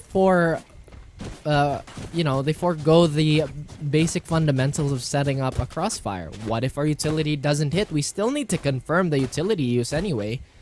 So it was an interesting choice. I think they were trying to set up for a wallbang also, but they just couldn't flush out the remaining Oasis players. Either way, it is definitely innovative, an attempt, but it's just going to stop there. Potentially in the future, we could see that happen again. Yeah. We're going to remember... I mean... Go ahead. Yeah, I was going to say it just could have gone both ways as well, right? 'Cause Yeah. if Wild Oreo faltered with that, that would have been 3 players of RRQ just peeking Ripper and saying, "No! Do not defuse this spike. This is ours. It'll explode. It'll give us a 7-5. You know how, like... Well, I feel like we've explained everything that could have been explained in that play. Absolutely. I was about to say, well, what if they just kind of swung out and won the gunfight at elbow? Again, guys, if you win the gunfight, you're basically going to win there no matter how bad your strat is or no matter how messy your positioning is, because that's just how mechanical bailout works. Right now, Marky push forward with a frenzy, and yet again, pushing RRQ into chasing. elbow. They are chasing. They're absolutely chasing, but Nexi hates getting followed. He loves his privacy. He wants to know, but doesn't want to be known. As Wild Oreo gets Draxi, he TP's out. He has a little bit of space, a little bit of range to work with. But 1v3, the numbers, they're against him. Quite a bit, actually. He will jump down. That is going to be very, very audible.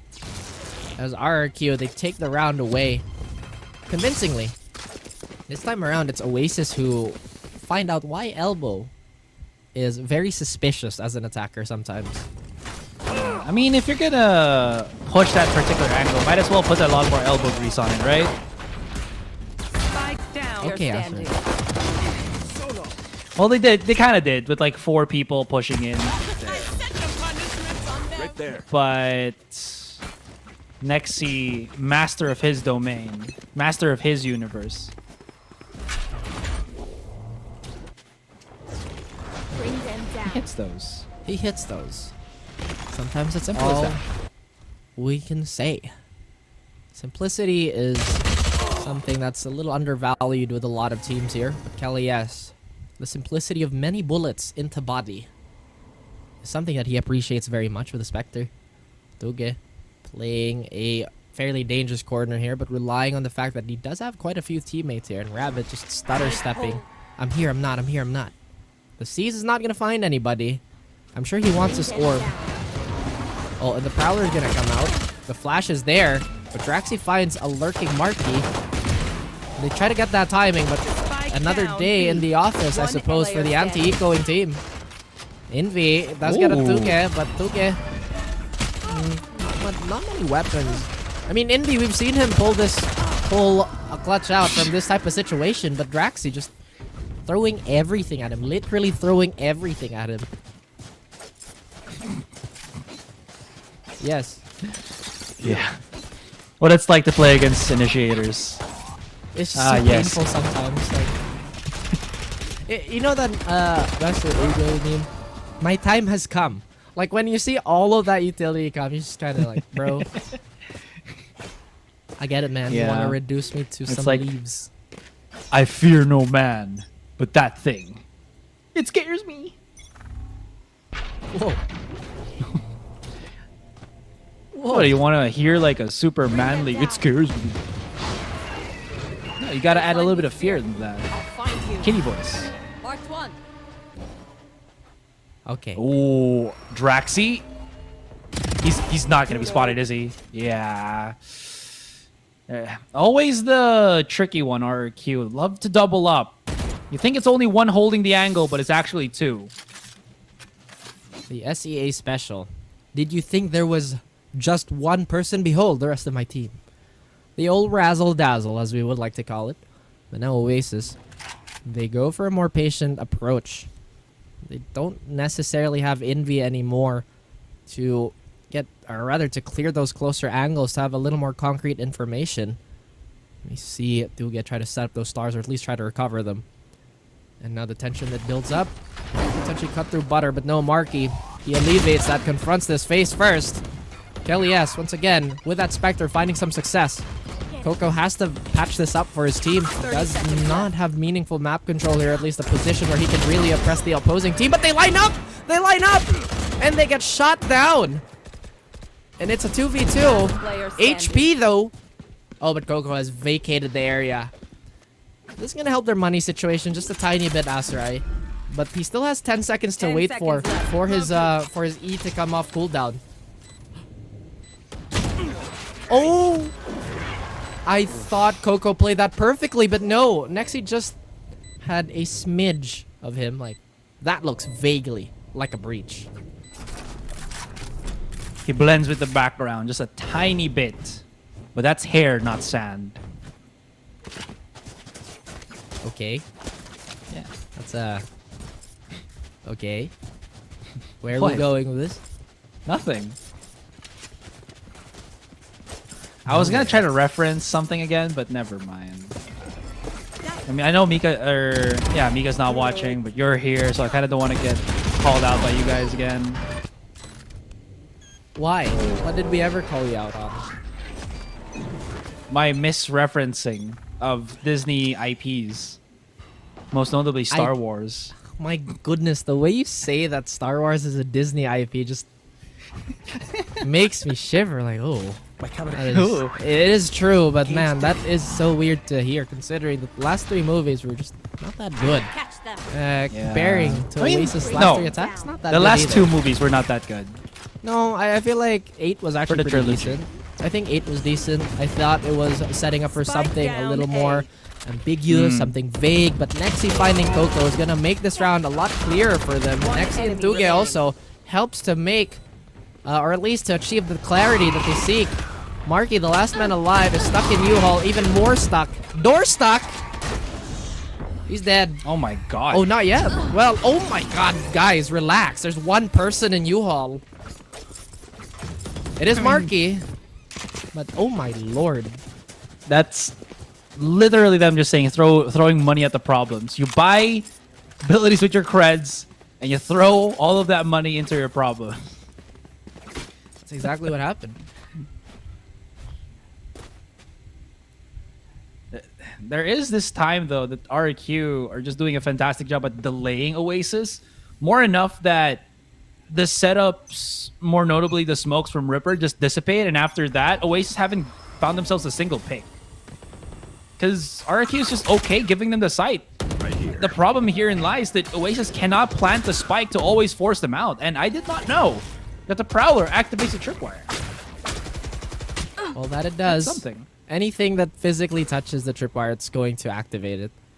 Here. And people are like, oh wow, that's such a gold mistake, bro. Well, I'm gonna defend Aserai for you. He's actually immortal, so shush. Anywho, back to the game.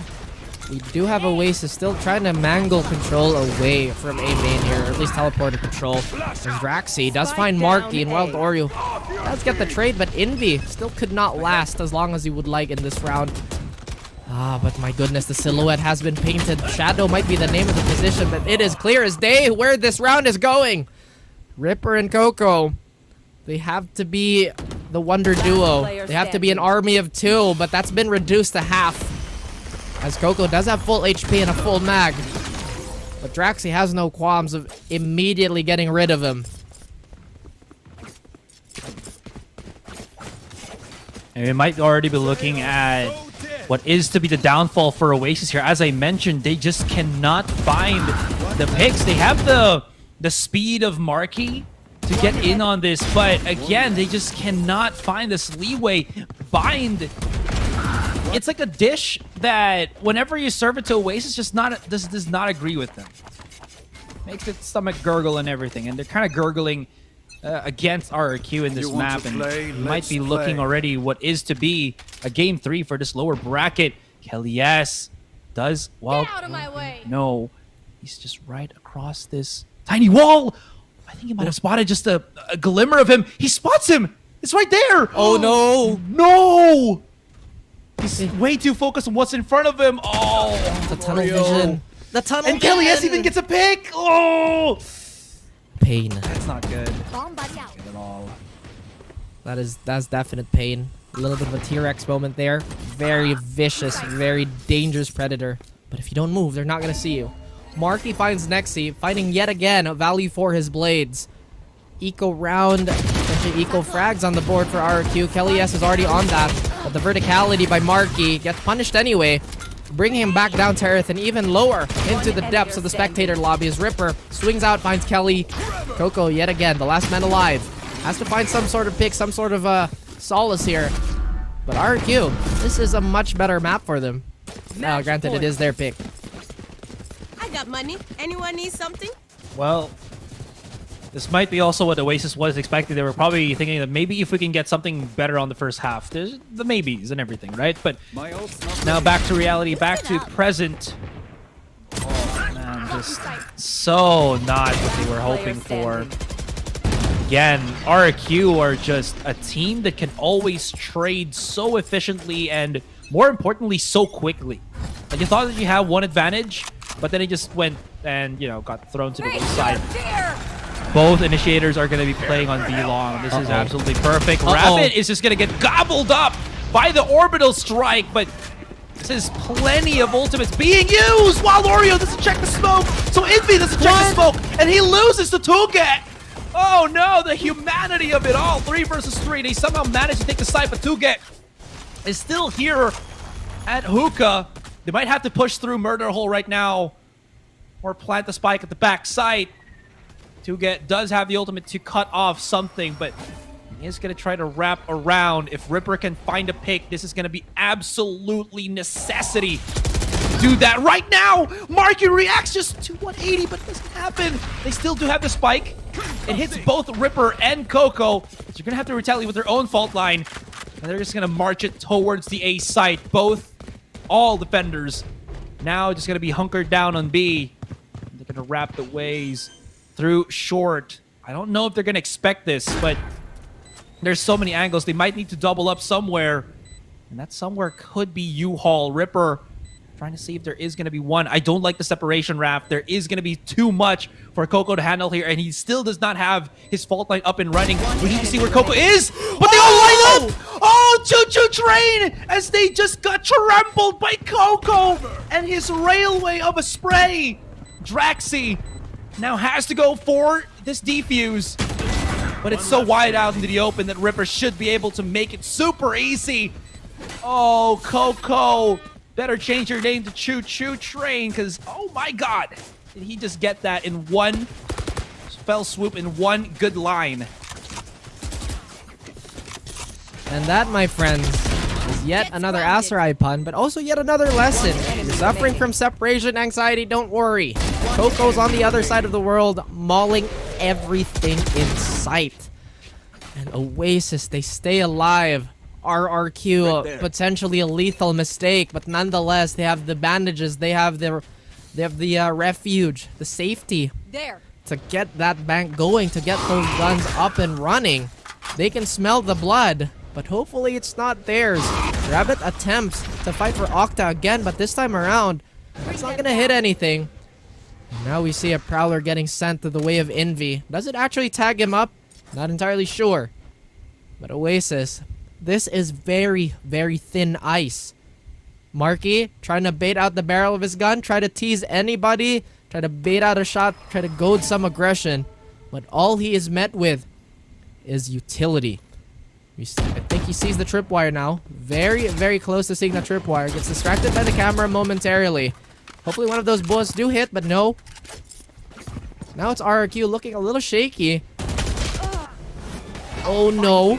Oh no indeed. Envy, could he potentially be online? He gets a second.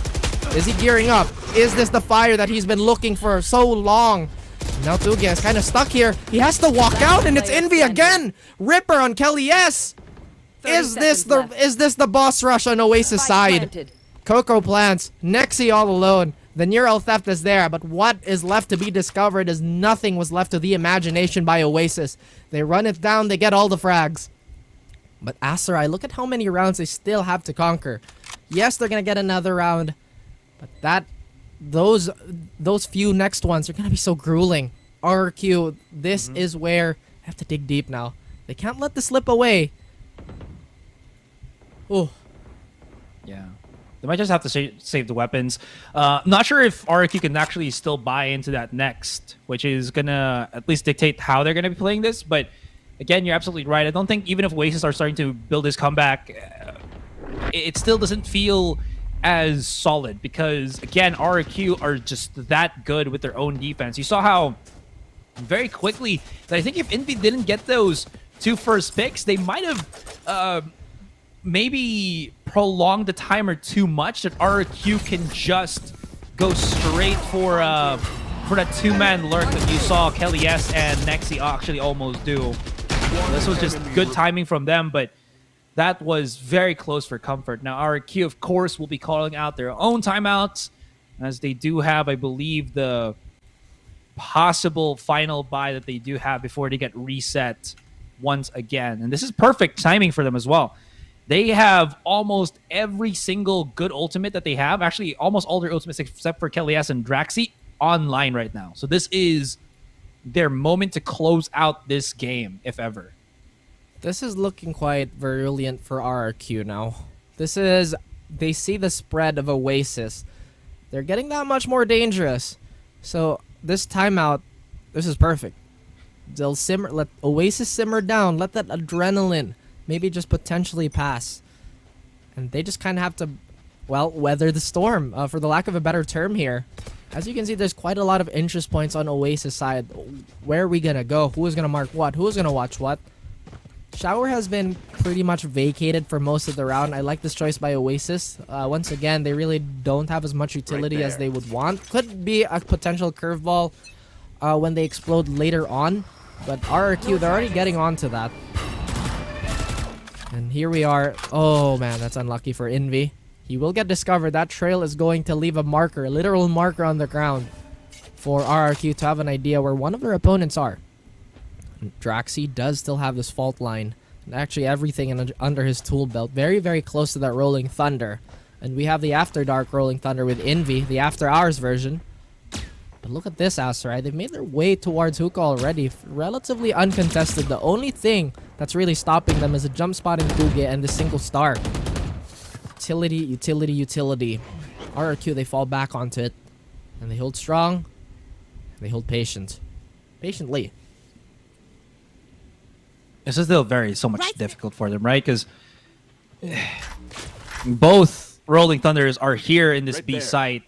Coco is going to have to plant this perfectly, but again, he's waiting for it because he needs to wait for Ripper to set up the smokes first, but they're about to strike onto the site. But again, if there is a star that is placed on the default plant and it delays them even further, this could be catastrophic for Oasis. Somehow they still manage to get through. They still need to set up all of those utilities because Tuga lines up too! Oh, this is bad! Marky gets into the spawn, which is what they were hoping for. Oh, Spike, he needs to pick it up again! Oh, this is just terrible, terrible, terrible for Oasis! Marky now hoping that maybe he can just sneak through 8 seconds left on the clock, but he just got spotted! They didn't even have to bat an eyelash there. 4-5, and we go to game number 3. Like I said, that pause, perfect for damage control. In the night, the games, they linger on, they continue, they march forward as RRQ. They secure a bit of a lifeline here, Asarai. And my goodness, the war on attrition still ongoing. The supply lines, they remain very, very steady and stable, apparently. Wow, what a nail-biter of a series so far. Definitely, and a very much well-deserved game number 3 for all of us right now. My goodness, that was so good. RRQ's defense is nothing to be laughed at. Such a solid performance overall. Nothing Oasis did really worked out for them, and I was so afraid of what was to come in that one. And you saw they were really banging on the fact that they have a Rolling Thunder that could make it work, but again, when Market didn't spot anything, and again, B-site being B-site, there is still somewhat of a small window of opportunity there for Murder Hole from Elbow. You can shoot as defenders, and even though you don't spot anything, you still have that nice little line of fire that you can start popping shots, and Tuga gets 2, which is crazy. And that really hurt the case for Oasis because they couldn't have more bodies to help them secure the site. RQ was already coming in from all cylinders. There's just really lower chances for him surviving that. Marky just cannot get lucky enough to get more than just the one pick he got. There were many decisions that could have been influenced by impulse, by brashness, who knows. This time around, I feel like the grit and grind playstyle of RQ was just a match made in heaven for this map. Now Oasis, they have one more shot at redemption. RQ as well. It's all about stamina now though. When we come to that third map, when we go to that third map, it's really about endurance. And my goodness, is this incredibly draining for our players to have so much mental strain. Especially in a situation like this, Aserai. But in any case, they're willing to provide, they're willing to keep going, to chug along, even if it's just on raw willpower alone. Well, the next map that we will be having is, I believe, Ascent. We weren't giving the solace of Haven or Icebox because both of those maps were actually taken away from the board. And now this is something that I don't think we've seen that often for Oasis specifically. I don't think they've played as much Ascent as I would like. I think they did play it very recently, but not as much as compared to like Icebox or Haven. So that would really test their mettle because we know RQ can do so much more damage on that particular map. At least they did take away at Bind already, so that's off of their how do you say this, worries now. With all that being said, this is still so commanding from RQ in the end. Can't wait to see that third game already. Yeah. Oh yeah. Haven, I feel like this is pretty even for both these teams, albeit it's stylistically a clash. I feel like there's a little more aggression on the side of Oasis. Maybe this is something that RQ are banking on though.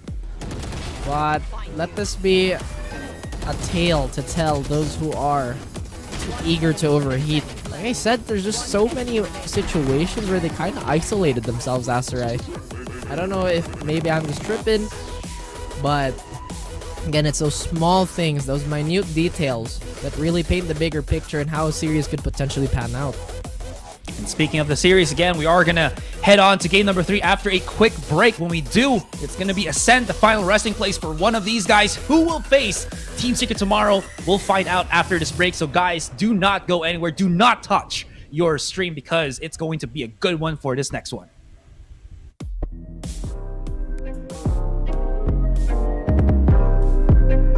Undefined for life.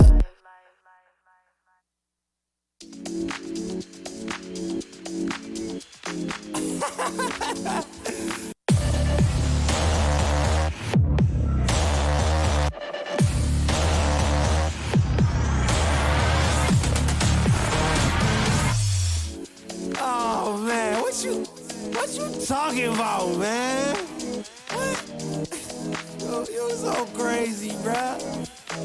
Wasn't too long before I realized a whole lot of truth just realized. Two groups faking the real guys, and both of them plotting on your meal size.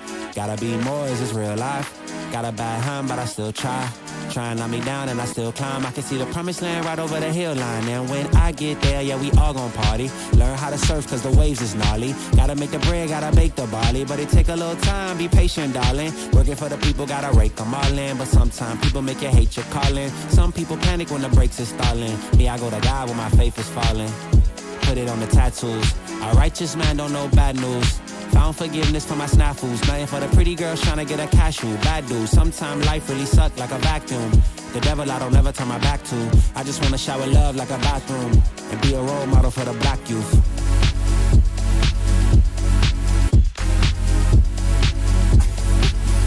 Here you go. Here you go again. Talking all that. What? What are you talking about, man? Wasn't too long before I realized a whole lot of truth just realized. Two groups faking the real guys, and both of them plotting on your meal size. Gotta be more, is this real life? Got a bad hand, but I still try. Trying to knock me down and I still climb. I can see the promised land right over the hill line. And I broke a lot of hearts in my lifetime, thinking that their heart wasn't like mine. Finally got through a lifeline, and I stumbled upon a right mind. Love showed up at the right time. Put her in a white dress, get the white wine. Some people do it for the nighttime, but I'm thinking more make your life mine.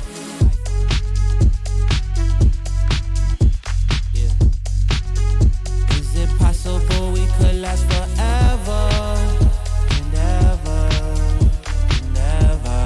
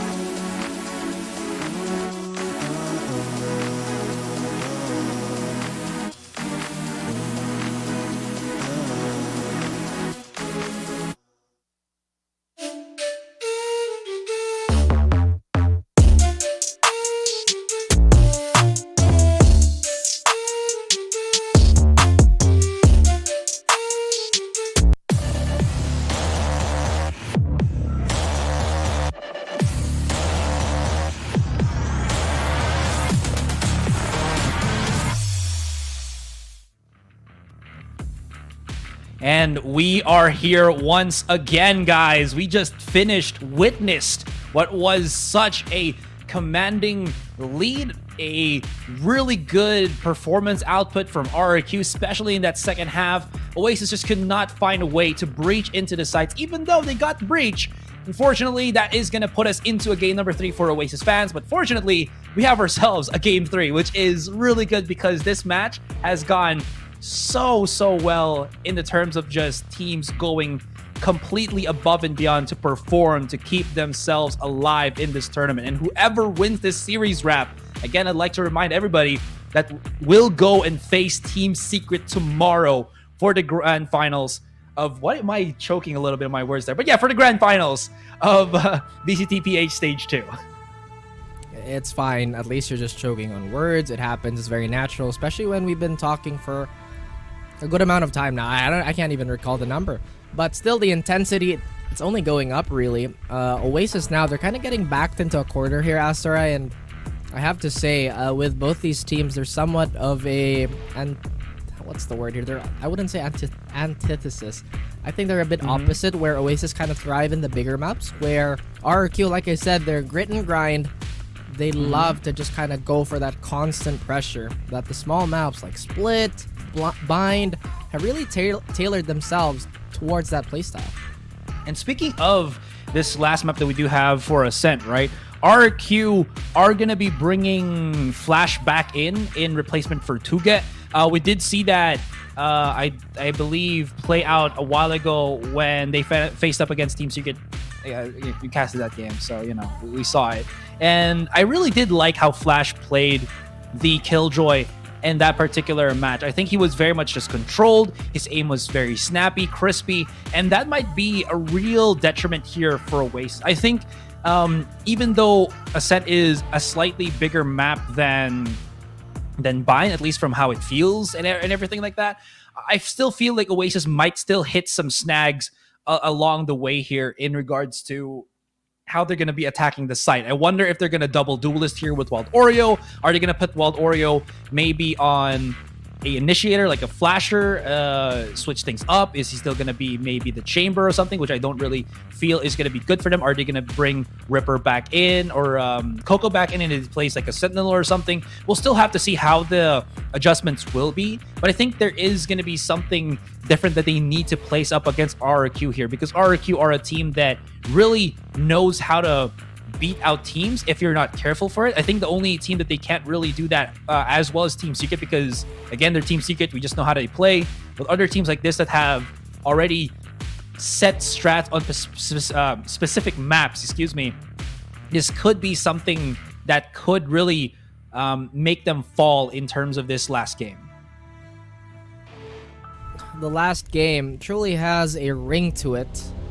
Ascent ironically enough, is the last map where we definitely will see one of those teams do that. But one will eventually fall as we keep emphasizing the importance of staying alive. Flash on Sentinel. Well, we've seen that a few times. I think we'll see it again. I think the last map they did this too was on Ascent, Rabbit on that signature Sova, and Draxi, per usual, is on that Omen. Very, very signature, very vintage stuff here. Coco is going back on that Initiator as Ripper and Wild Oreo are back being fielded. Envy is on that Sova, which we've seen quite a bit as well. Mark, I feel like, had a relatively quiet game on Bind. Really did not have the space for him to maneuver. It could be a very different story. Like you said, Ascent is a map which provides many avenues of play. There's long-range engagement from mid, potentially from heaven, etc., etc. Astra, I feel like we are at the stage of our series where this is really going to come down. Who's going to swing the hardest? Oh man, I'm honestly not the biggest fan of the Wild Oreo putting himself into the Astra. They did use this specific composition when they faced up against Bren Esports previously, but they also have an iteration where they use the Omen. The thing is with this one, RQ are very fluid, right? And there's only 4 stars to the Astra, so if they're going to be looking for maybe smokes to help them control, this is going to be atrocious. But and this is just, again, my opinion, and probably going to just get called out on, but what I do see the Astra doing well that the Omen might not is if they need that extra oomph in terms of crowd control, the CC, right? The Concuss plus that Gravity Well is incredibly strong. So if Wild Oreo can time that, this could actually be a really good endeavor for them. But it's a really big map. And again, 4 stars after the nerf, not as versatile anymore, I think, for bigger maps, at least for the Astra this time. So if we're going to derive how RRQ want to play, they love the tight spaces, they love the tight corners, so they're going to be avoiding mid quite a bit. That's exactly what they do. Occupy one of the more straightforward routes as they take main. Draxi, I think he sees... No, he doesn't. Uh-oh! Ripper, no! Oh, dear. That was a major whiff. And now they're struggling to plant their feet. Well, never mind. Marky gets one. Marky gets everything! Oasis get everything. And once again, things can change in the blink of an eye. That was fast. Wow. There was a crossfire, but... well, that cross did not check out Oasis's ferocity and just pure cut accuracy in that engagement, especially at the doorway. 1 second, peeps. I gotta visit the I thought it was actually going to be RQ first round again, because they were already at B site so hunkered down. Wow! What? What is this? Okay. 4-star. Okay, he's giving a 4-star review on A main. You know, I've been there. That's a nice little restaurant at the corner, a nice little bistro where they serve great pasta, and there's also a nice little place there with gelato. So 4-star review from Wild Oreo. As now they actually got 1 on Kelly. So I mean, it worked, right? So Is it a 4-star review or 4 Michelin stars? Nexi has something to say about the Astra. I believe this establishment has proven to be quite hazardous for me and my companions. Rabbit has done his best to try and resist, but the automatic fire is a little too much. Maybe he stopped trying to kill us and serve us some food. But now we've exited quite beautifully as Coco, done with that review, wants to establish dominance here. He's gonna go for the Jenny Dart. He's not gonna find anybody here. Fairly expensive already, but Coco does find Rabbit. He's cooking it up. And, well, Envy finishes off Flash as Draxi does get the trade. But like you said, that is a very dangerous restaurant. I would love some food. I do not enjoy getting shot at. As Oasis, they take the opening salvo of rounds in a pretty clean manner. Losing a few bodies here and there, but nothing to deter them. I wonder if Valorant is still gonna do the same thing. But it is a good example of what I wanted to talk about again. That reduction of the 5 to the 4 stars for the Astra, as you can see, in some ways really hampers if you spread out the stars a bit too much. Right? So ideally, what you'd want is just maybe 1 or 2 stars used, and then the extra 2 stars for reserve so that you can use it somewhere else. Speaking of which, that was exactly what Wild Oreo has done. He's going to be probably placing another star in AMA, which he has already initially.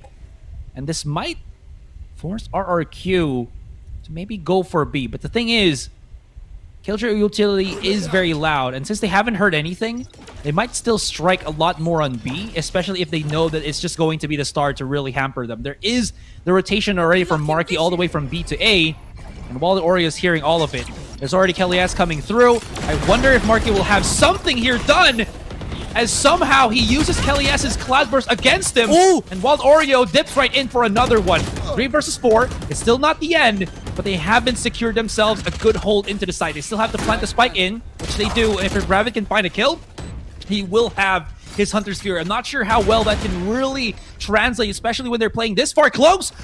This one are waiting for somebody to peek right through, but Oasis come in from heavens to rain justice down below. And RRQ get gobsmacked on the A site. Gobsmacked. Punched in the mouth. In the teeth. RRQ. Yet again, another repeat. This time with just different weaponry. It looked like they had a clear avenue. But potentially a wrong turn. Potentially finding a ghost in the middle of the road. Scaring them. Instead of ghosts, they found specters and phantoms to stop their advance, to stop their drive. Boogity boogity. Let's crack them open.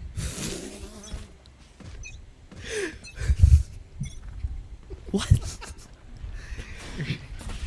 Really? Director says. Really? My man. You should be ashamed of yourself. No, I'm kidding. That was perfect. That was absolutely perfect. But like you said, or rather like we said earlier in the discussion, where RRQ, they just really prefer to fight close quarters, right? You know, they're somewhat foregoing mid. I think this is making them a little predictable, potentially. But they have to be a little more creative than this. At least apply some pressure. At least have a lurk presence. Do something to push Oasis away from these nests, these pillboxes that they've set up for themselves. Because look, they're still pretty much doing the exact same thing. Kind of like banging their head on the wall until they bleed. Marky has the perfect swing! Oh, but it's actually Wild Oreo. Oh my goodness. And they're still adamant on taking the site. I love the courage. I love the faith. I love the belief. But is this going to be successful this time around? Is it 3rd time's a charm? How does Coco miss that? But Wild Oreo doesn't. My goodness. Bit of a mechanical error. But something that they shouldn't cry over. Nexi reduced to 32 HP. Envy and Ripper. They get scanned out. Ripper. He lets it rip now. Controlled bursts as the Sentinel is truly the anchor. Ripper's... What's he doing? Looking as like, no, no, no. Don't do it. If you reach, I teach. That was also through the flash of Coco, by the way, as he saw that. What a setup. So, budget smoke. That's what I call the Astra smoke. That's not the full one. Then as soon as it disperses, they were counting 1, 2, flash, and then just gets the double pick there. Beautiful. Really, really strong. I think, oops, sorry. But I do think that they might have just invested that round to really pull the attention of Oasis. So hey, they keep going A. Maybe, just maybe, they're pulling on the habit of Oasis getting kind of greedy on defense. Or, well, maybe not the habit of going greedy, but again, I think the most natural reaction to getting a heavy-handed attack 4 rounds in a row towards the same site, this is kind of stacked, right? But maybe this is what RRQ's banking on. But talk about banks, Asterai. Not looking too good for them. Not looking too good. Well, that's what them and me have in common. Bank's not looking too good. Man, just don't look at it. Does it sound just don't good? look at it. If I don't look at it and if I don't acknowledge it, it doesn't exist. Truly the approach of the modern day adult. Yes. The Diaries of a Shopaholic. Oh man, what a movie. Just be responsible with your finances, kids. All right, hang on. Marquis is about to peak. Well, he has actually spent his finances on purchasing this very expensive weapon that he is just gobsmacked, blinded. Kelly's does not find a pick. Could not hit the shot with the sheriff in time. He's expended basically everything that he needs to just to survive, and he hits the shot onto Rabbit. Kelly's had to dash in as he was very afraid of what was to come, maybe through short. The shock darts to just create a little bit more electricity here on B main, as this is such a weird setup. Okay, now with that smoke on mid short or on middle mid, deep mid, yeah, they're still gonna be able to get in possibly to the market side. Where am I going with this? As RRQ is also kind of a little bit lost. Now they're finding a little bit of foothold, but again, they're still up against the rifles. Being picked off by Ripper one by one. Envy still at the back of the side. He cannot really lose this fight, and Draxi comes in to swing, but gets embraced by Envy with his Phantom. I like that read. I like to hold down. Or at least I like that spray being held down. It's one of those situations where you should spray just to deter them from pushing you in. Because look, you already had a teammate, I think, going into stairs, or at least there was a moment. The intention was there, I suppose. Anywho. Oh my lord. That first encounter, the jet to jet, it's like, oh hey, wait a minute. We can't have two jets in the same.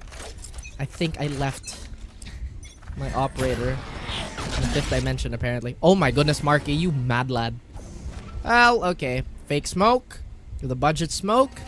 Peer into the ice cream shop. What flavor is it? Is it operator o'clock? Nobody knows. As finally we see a little bit more deviation and movement away from just going A until they die. RQ. They look much more dominant trying to take this B site. Oh! Rabbit gets one. Ripper though, he does get a freebie, get a bonus. And Kelly, yes, trying to hold down CT. The stars are going to be set, but they have a B site right for the taking. They clear boathouse and they have the go signal, the green light. RQ, is this the round where they get the comeback, where they string along for that momentum that they also covet? 3 people silenced. They don't want any of those funny business here. Coco is quite a few away from Malcommand, so he's just very hesitant to take control of B main here. The Hunter's Fury by Rabbit doesn't get anybody, but fortunately buys his team enough space, and RRQ drives away Marky. RQ, they get the first round on the board. We know how resilient this team is, Asarai. Despite being down in rounds, they will not give up. They're just the type of team that is so tilt resistant. True. Well, they got that mental coach. Yeah. Oh yeah. Again, like, really, actually both these teams are honestly so hard to tilt. They're both very tilt resistant, but I have to give like kudos to RRQ because as a group, again, we've seen a lot of these names compete in multiple circuits. Of course, our official one included. Ooh, getting hit by the back scratcher there. Just have to react to that. Oh, my back. As Marku. Anyway, RQ, a fairly new team, but already going the distance, making Oasis sweat in that previous round, and now potentially mounting a comeback. Marky does have his blades, and still letting it be known that he has the operator. Finally, RQ, they put more attention towards mid now, and they have 2 players holding down those flanks just in case. Tree and into Hot Dog is the plan of attack, and Envy. Oh my god, wow. From a spectator's view, that has to be the most irritating thing known to man. True. Ooh, that Nanoswarm survives. What? It did? Huh. What do you know? I think Flash activated it prematurely, though. Oh, that recon dart. Okay, there he goes. It's still there. Yeah, those shock darts could have done something to stop the Nano, but this only delays the inevitable. Marky has activated the blades, and that paranoia completely blinds him. Coco's gonna have to bail him out, at least for the moment, which Marky is very thankful for as he hits shots left, right, and center. Comes back with the shorty. How does he survive? And Flash, last man standing out in no man's land. Envy spots him already, lurking through the gardens. This gnome has been plucked from the grass. And Oasis again dismantling the offense from RRQ. It's so minute, the differences, but these tiny bits, Raph, is what is allowing Oasis to make it so, to make these rounds their own. Marky was a force of nature. If you're from where he was from, at least with the jet, you'd be dead. But again, that was a round that made absolutely no sense in just those last two frags. Aha! 5 blades cannot kill this man. But behold, the shorty of legend. But again, back to the game, folks. Marky yet again. He wants to constantly challenge tiles here. And maybe RRQ avoiding mid has been for good reason. Ooh, he's gonna hear that. They are gonna hear that, but look at this. A crossfire has been set up. I'm not entirely sure if Marky has a safe way of evacuating. But oh my goodness. Nobody's running. This is yet again one of those parallel lines type of thing. They're so close, yet so far. Ripper, I think his Ripper senses are tingling. But beautifully executed by RRQ. They're patient now. They know the utility is here. They're just waiting. And they do it perfectly. There's no KO. There's nothing. It's only Ripper. The numbers are against him. And he has to go against the tide here. Kelly S takes 1 damage from that nano sword. 1 damage. And Kelly S, he makes a great case. But Ripper, not to be underestimated. They have to flush this out. They have no choice. Oh my god! Oh my goodness, the shorty. Oh no, the jazz hands. He has to run away. He's gonna get clubbed. Okay, well, there you go. I thought he was gonna get clubbed. Like, come here. That's it. I'm getting my mallet. My snow globe.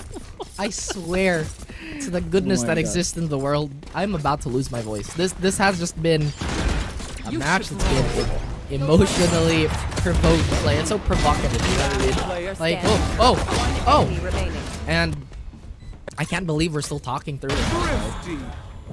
Marky's like, jazz hands. Look at me, mom. Oasis, they bleed just a tiny bit. Yeah, they still have an arsenal to work with too. But RQ is much more impressive. Wow. Yeah. Next, he can actually just secure himself an orb here. Probably also the reason why he's sticking through B main. Wants to see if he can maybe get the early pick. Get that null command up and running as soon as. But I do love this rotation back and forth from RQ. They're not really waiting anymore for Oasis to peek out because I don't think they expect Oasis to be that kind of team anymore. Or at least for these next couple of rounds. So they just showed themselves just a teeny tiny bit. And their A-side executes have been pretty spectacular, to be honest. Even though they have been thwarted somewhat, I think their A executes are still a very, very strong way for them to actually get things started. But as they could not close the door, Marky just charges out of his damn mind and just barrels through the opposition. Now, the thing still is that Nexi can actually get revived, which he does not. As Wild Oreo punishes through this. Coco keeping him at bay with the flashes, closes the door. Maybe is a bit afraid of somebody that could come through on short here, which actually no one is there. And now the re-smoke from Wild Oreo once again, 14 seconds. It's now or never. 10 seconds left. It seems like they are going to say never. Save the weapons for the next round. Is Oasis going to peek into this? I don't think so, because they're also not too heavy in the pocket in terms of cred, so might as well just save the weapons as well on their end. Oh, what a round. What a blitz by Oasis. And, well, this is looking very good for them. Again, they are hungry. They are very, very happy. I'm not talking about these two stuffed animals. I'm talking about Oasis getting all these rounds. RRQ, we know the strength. We know that they can materialize that very, very quickly. But for now, they seem to not have a proper plan of attack, Asura. I think they're trying to be flexible, but Oasis, they're just so incredibly resistant to this. Still try to inch away. One step is, or at least the first step is the most important. Kelly S actually gets a Kelly ouch. Has to move back. This time around, they're still trying to explode towards B site. I think they might be banking on Nexi's 0 point here when it does come off cooldown. Rabbit has a recon in 10 seconds, so they have a lot of time. They're just kind of prepping to see if anybody's close. Maybe a premature dash prompt by Kelly S. Dash is gonna ult. Oh, no, he doesn't. He gets the drone. Does he get the door? He's still trying to get for the switch, but the delay is too good. Where did Flash come from? He finds Ripper. And now, once again, RRQ. They're foaming at the mouth. They just want to annihilate every single person in front of them, and that's what they're doing. Wild Oreo takes a stand, but RRQ, they've activated something. It's a 3v1, and they are all very compact into sight. I think Kelly S was discovered here, and Coco, not meant for this world, as Rabbit will overload his circuits. 7-3. Possibilities are endless here now.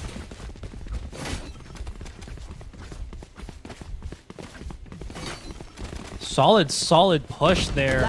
There was that smoke that Wild Oreo provided for Envy, but he just couldn't really find the opening to actually get a pick. I think he swung and he saw Rabbit and a teammate, and unfortunately just wasn't really able to get there. And because he did that, he exposed himself. So there really was such a small window of opportunity for Envy to have made something happen. While that was also transpiring, or rather happening in between, Oasis were also trying to do something. Marquis, such a cheeky boy!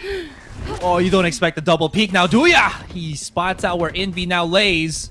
Does have to crossfire with Ripper, and they're both just charging right in. What a aggressive player! And Marquis, he bumps right in, but still tracks where Rabbit was! Who does this?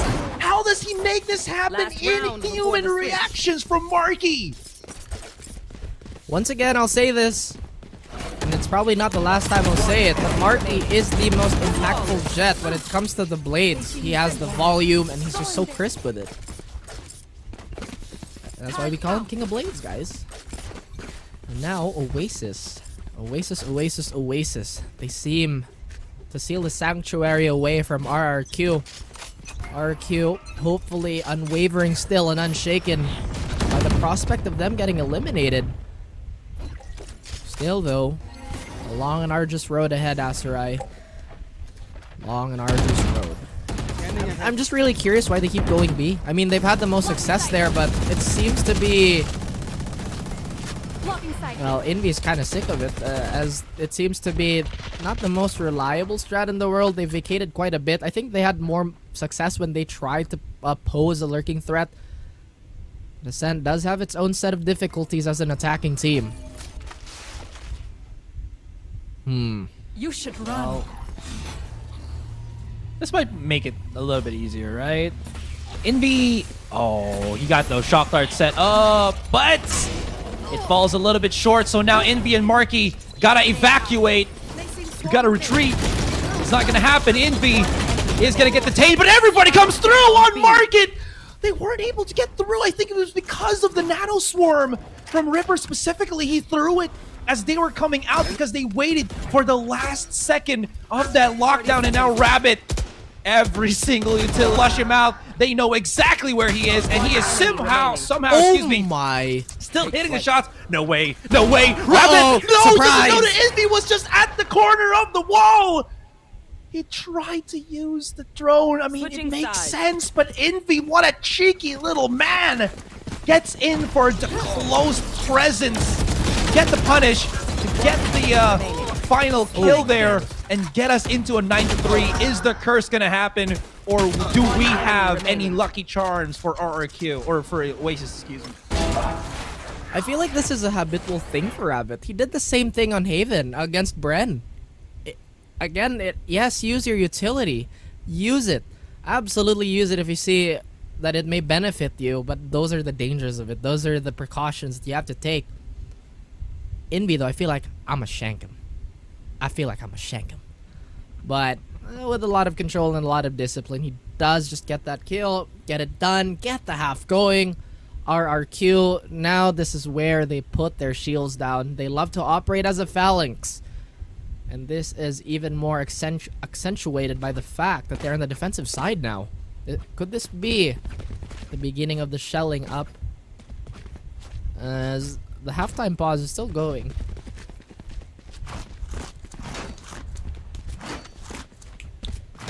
Well, just a bit of time for us to, take a breather ourselves. And what is happening with Marky? 17 kills. This man is unchained.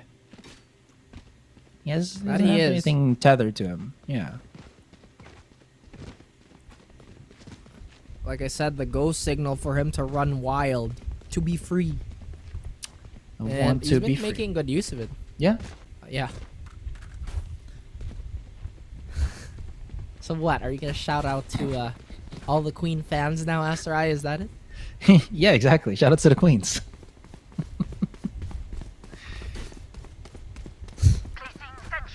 I should have known. I did know. I did it anyway. Yeah, you set it up for me perfectly. Yesterday it was the Kings. Today it's the Queens that we shout out. That's why I'm a point guard. I know how to pass the rock. Oh, thank you. In more ways than one, apparently. Anywho, we go back to the game where quite a number of people are very interested in. Oasis, they have an attack that they have to formulate. And tiles.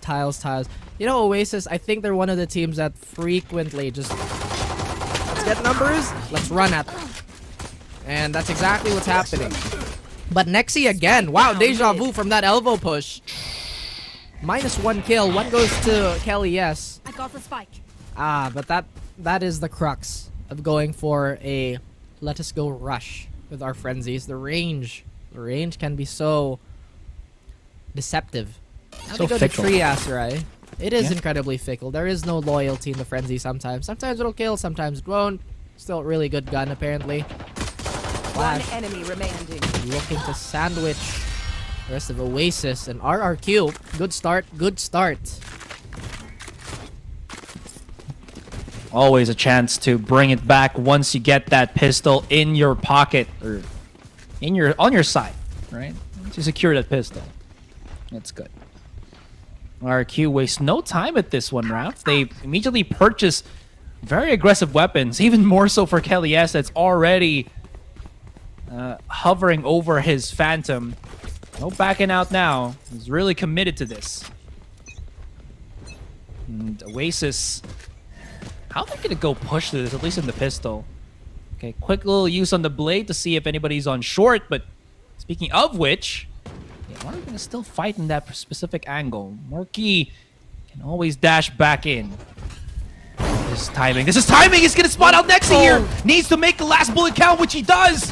He will get spotted by Kelly S and cannot save the Spectre, but they might have opened the side. Flash into the corner now, hiding. He does get smacked in with the suck, and Ripper hits too with the Sheriff. What is this? He might not be done just yet, but Draxi finally punishes him. Both coming in through the corner. And what? Wait, hold on. Waldorio 180'd. What? I think he... Oh, it's because Coco flashed. I think he was trying to react to that in time, but the damage definitely done. And they almost secured that from just purely going aggressive through short. What timing. I thought if the KO Blade would be faster, then maybe that wouldn't have been what happened, but Marky was just so opportunistic with that dash of his. Smokes and mirrors. Or in this case, smokes and flashes. Marky's been so reliable with the shorty, but that is a truly oh no moment as he jumped into the wall there. Not the most pleasant experience, but rip. He tried to enforce who was the sheriff in this town. But yeah, like you said, an unfortunate flash. Tried to go for the anti-flash angle, but instead eats a face full of blinding light. RQ, they did win, but at what cost? They still don't have the round advantage, and the economy is not so good. Marky expends the Cloudburst. Quick thinking. Although I think it was shot out. I guess they just didn't want to give the positions away. Rabbit. So patiently waiting. Roll 1. No dice. No pull. He might get caught out again by Marky, who's prepping the dash. He doesn't go for the vertical route. He will occupy stairs. If he just clicked. There you go. Kelly's gets 2 though. And now Oasis, they answer back. 2 for themselves too. 3. But look how low they are. Look how low Oasis is. They are wounded. They are limping. And RRQ, they look to sweep the leg. As Kelly's, oh, for the ace. Coco gets it through the blind, but RRQ's flash. Not the flash bang, but the flash man on that sentinel. Well, I guess if he keeps hitting these, he might be able to reach that pinnacle of becoming Flash Gordon. Savior of the universe. 1 enemy remaining. Okay. Ah, yes. This 80s references that I'm pretty sure the chat might not even know. It's okay, chat. You'll learn a few things here. Mostly unrelated to the game. Well, a lot of things you might learn. A little bit of both. A little both. Yeah, a little bit of both. A little bit of flavor, a little bit of culture, a little bit of reference. A whole lot of gunfighting. And a whole lot of ecos this time around on Oasis. They have to be careful. This is just one slip away from a potential snowball from RRQ. Here we go again. Nexi tries to hold down Tree here. Flash is here patiently waiting behind this box and a bunch of barrels. So he could play support. He could play for the baiter. Now, Oasis, they take their attention elsewhere. They try and prod into mid. Nobody is in the market as it is not open for business, for gunfights either.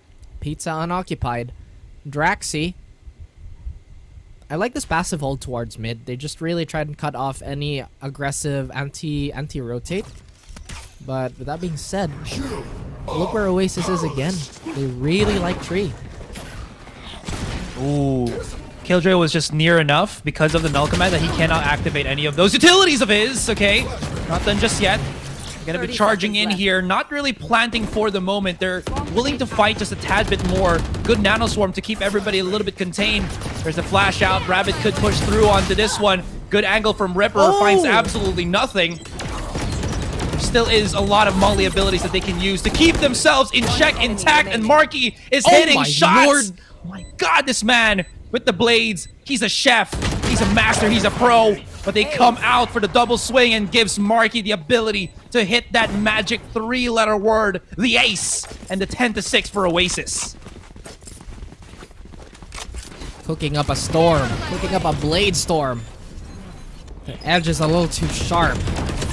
RRQ, they get diced. Oh my goodness, Marky. How many times do you want me to call you the King of Blades? We get it. We get it. That is just a cherry on top and something. Just something for the player card. As everybody has to stop this beast of a man from just kind of ripping them to shreds. Literally. And now we have Oasis having a commanding lead yet again. The first to touch double digits. Wild Oreo. Does he hear the amount of footsteps? Oh, the aggression from Kelly S. He can do it. Marky, this is a challenge, an open invitation. Now they get a weapon. They get a Vandal in their hands. But everybody has seemed to flow towards B now. Or at least they're going for a retake. Huh. That's an interesting choice. But now this eco round looking already fantastic. They have a Vandal and Flash. If they can somewhat set him up. You should run. This could potentially go their way. Oh, but they actually invest the ult already. They have nowhere to go, actually, RRQ. Yeah. So they'll just have to patiently wait. They have nothing to stop this. Might as well, right? Ooh, oh, that's a really well-placed blade.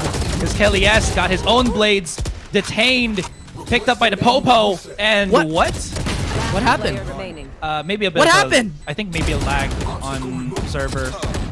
But now it's a 1v1 with Coco and Rabbit in a tussle.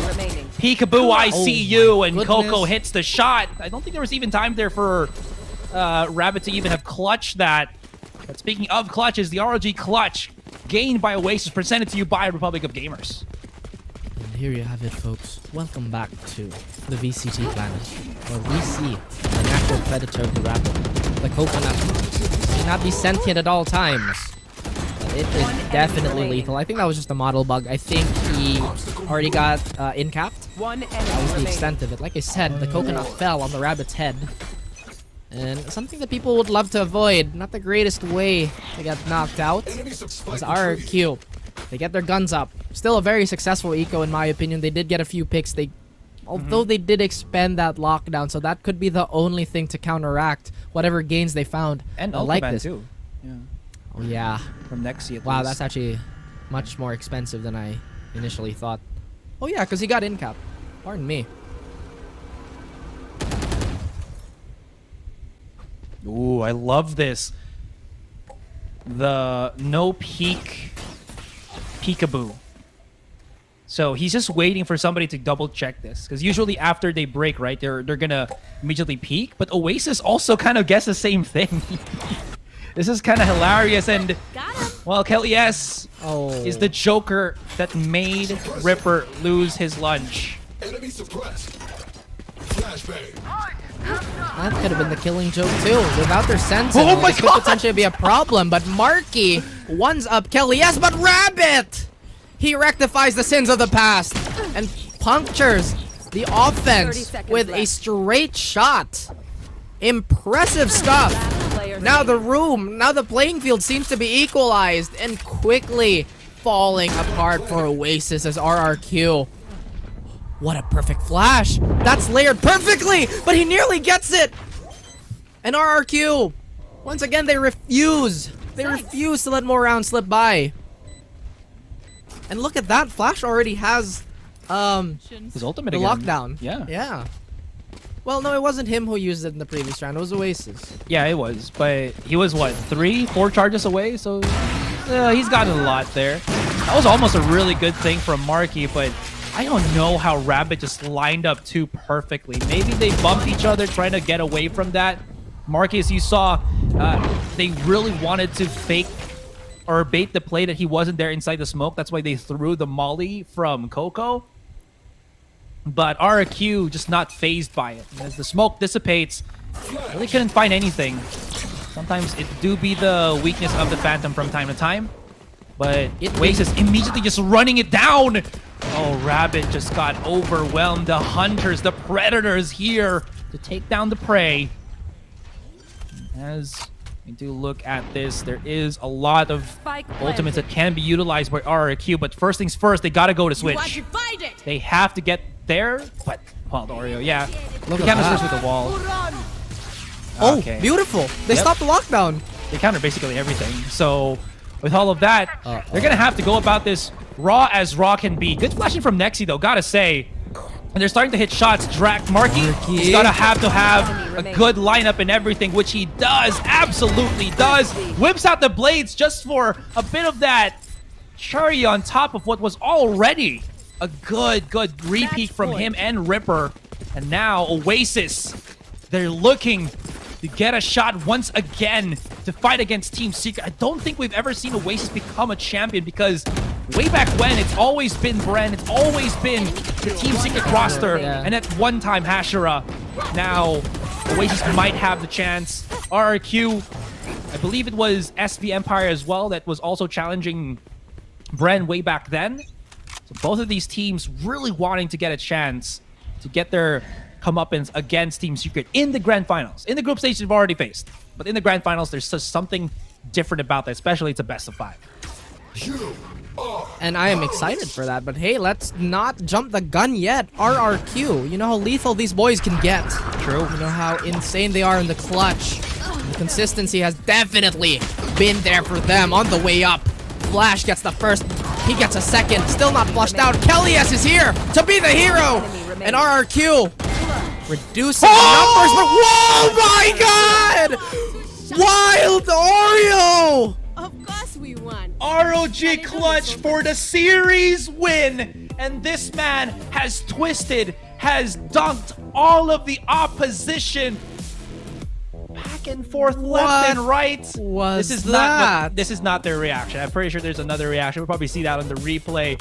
But what a comeuppance from dude. Wild Oreo. Yeah. Oh my god, he dunked on 2 defenders.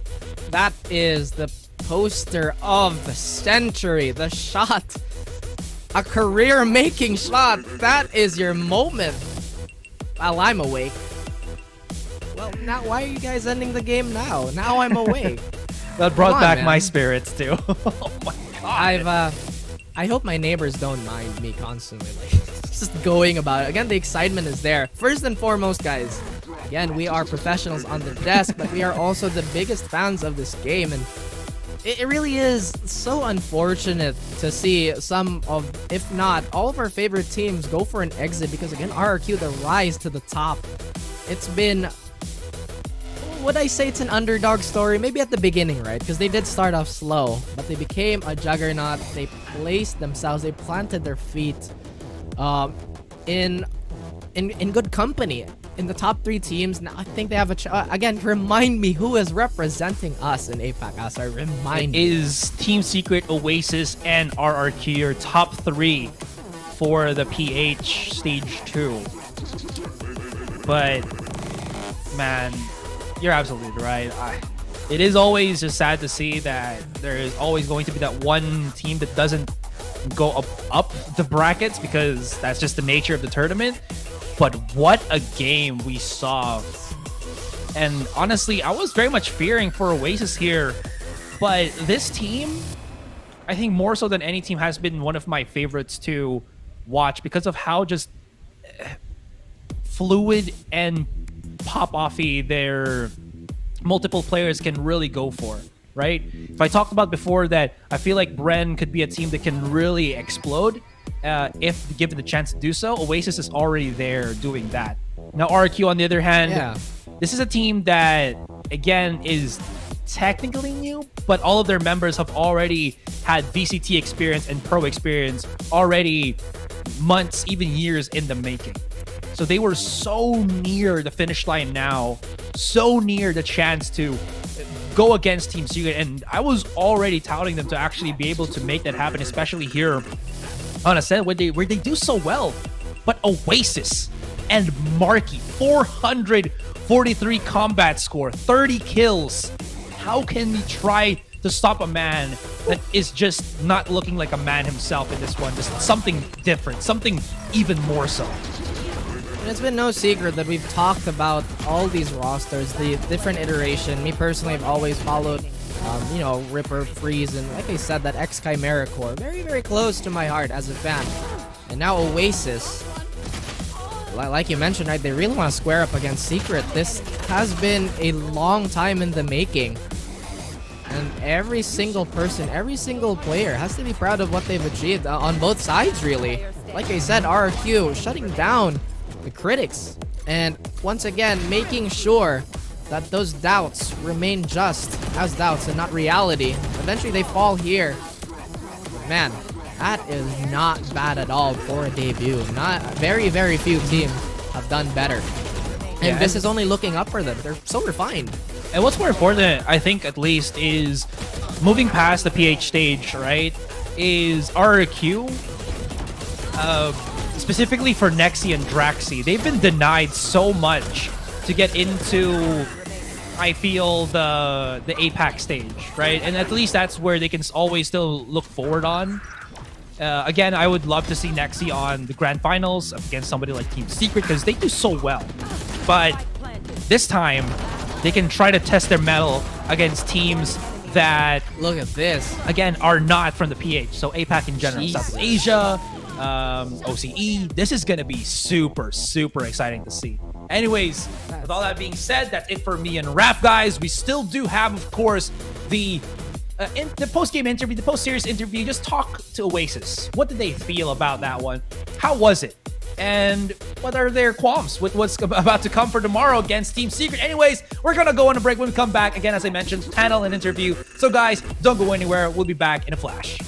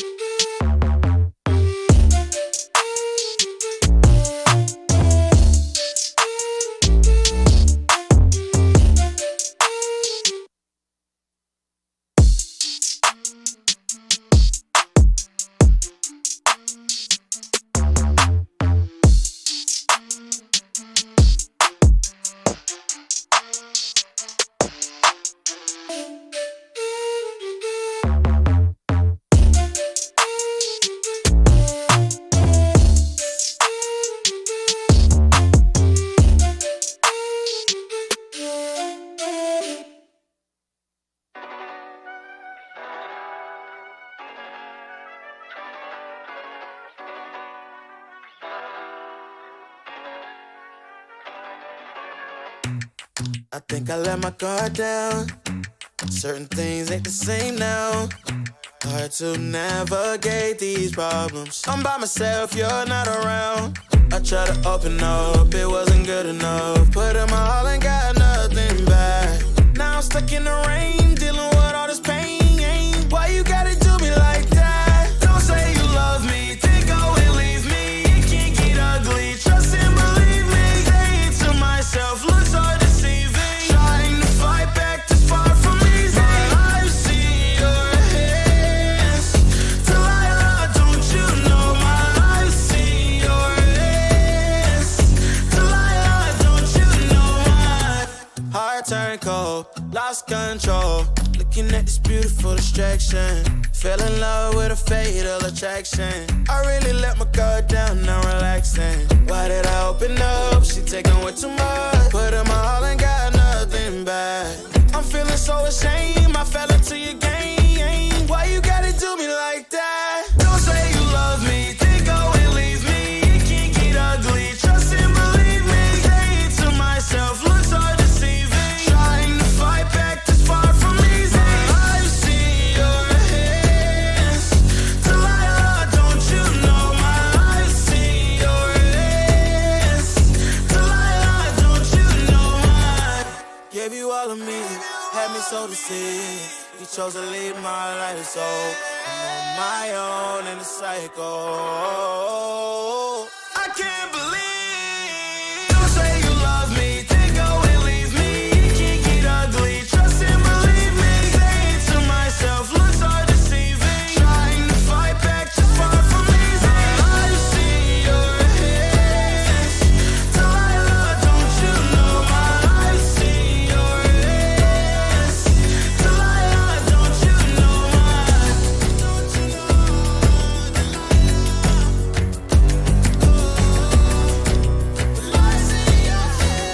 Delilah, don't you know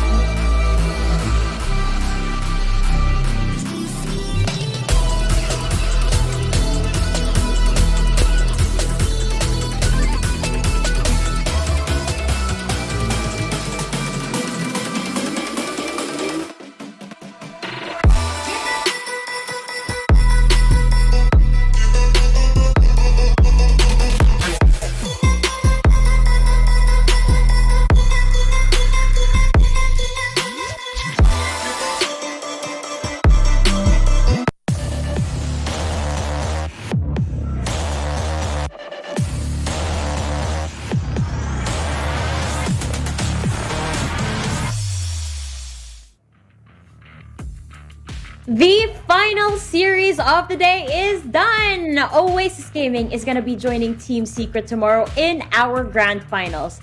My goodness, this is it. We are down to the last game of the stage. Tomorrow we find out who gets to be crowned as the best in the country and who gets to take home the lion's share of $30,000 US. Now again, we just saw Oasis Gaming take control of this series, and this match was just too good. So many aces, so many 4Ks, and I gotta see the replays already, so let's go with the series highlights. Start of the game, Oasis was having a little bit of trouble with utility and economy, and RRQ's patience was just something else. But by the second half, rather, Fluffy, right after Envy's ace, I think the team's morale just got boosted, and I saw more of the confidence plays that we were looking for from Oasis. Yeah, I mean, Oasis Gaming, during the first game, we hit them with the Oasis special, winning pistol and bonus, and losing every round after. But, you know, we did come back during the second half with a commanding lead on Oasis Gaming, ending the game 13-10. No thanks, a big part of the amazing plays coming in from Marky and Envy, as well as the other teams. Courtesy stepping up as well in this overall, even landing himself 20 kills. I feel like it's 20-20-23, something like that. So the team itself really working really hard for that. But unfortunately for them, we're in the bind cursed map. Not the best map for Oasis Gaming, if I'm being honest. RRQ very showing their prominence during the map. They had a commanding first lead during the first half and a dominating second half. So many of their players stepped up here. Kelly S, Team E, And at the end of it, we had to fall all the hopes and dreams for both teams in a best-of-1 effect in Ascent, where Oasis Gaming really showed their comeback potential, winning a streak of rounds in the start and ending the series here. Oh, of course. G10, we saw the great duels here. But I did see a little addition of some tactical crouching on the side. I don't know if you got to see that. Yes, the tactical crouch, absolutely needed in that situation, just spamming the crouch key. But honestly, if I'm being real with you, that Ascent was something else from Oasis Gaming, man. It really felt like RRQ was, they were kind of red here, if I'm being honest. I mean, you didn't hit them with the Oasis special this time. The first 5 rounds did go the way of Oasis, and sporadically gaining rounds here and there was RRQ. But the rest of this game, man, Oasis just had it on lock. Marky even dropped that 30 bomb from all of his multi-kills, and that is just Marky being a god, basically. And this kind of just goes to show that Oasis Gaming, when they are on fire, and that's what I hope will bring tomorrow to versus Team Secret. And as you just mentioned, Marky, he is our MVP for this series. This is him, the king of the blades. Look at him, Fluffy. Marky is a phenomenal Jet player. Once the Blade Storm comes out, it's almost impossible to stop him. I mean, Marky's phenomenal as always, the most explosive player in my opinion in Oasis Gaming, but somehow also the most consistent in doing so. He has a fine way of finding the kills that are important and making a big impact during a round. And sometimes he can even solo carry on, as we've seen in all the multi-kills that we've seen throughout the series. Marky, consistent as always, is one of the star players of Oasis Gaming. Oh, he is. And as an amazing performance by Marky, I can't wait to see more of him tomorrow. But in the meantime, we'll be seeing Coco as we do our player interviews. So let us welcome to the panel Coco of Oasis Gaming. Wait up. There we go. Oh, with a little bit of Marky on the side and courtesy too. Hello, everybody. Congratulations. Hello. Thank you so much. Thank you so much.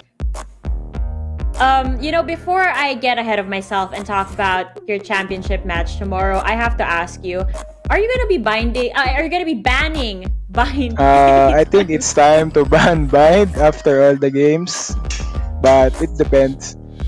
If you want to lose the first map again, then we will not ban it. I mean, in this case, it wasn't the first map, it was the second one. Yeah. Now, what was it like going up against RRQ in that series?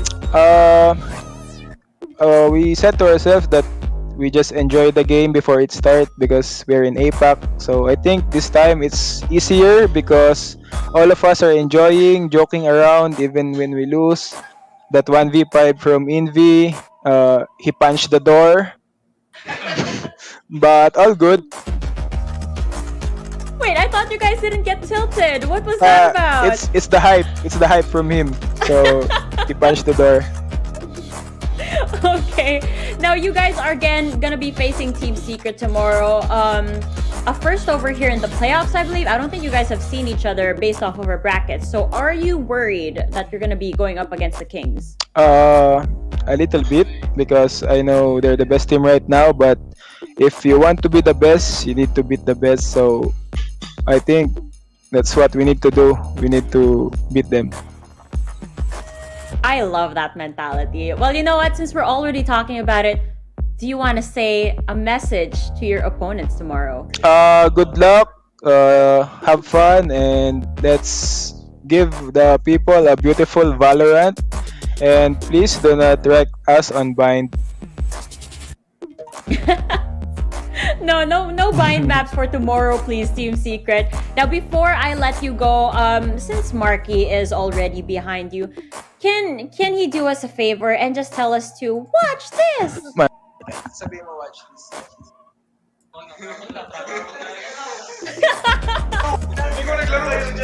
Watch this.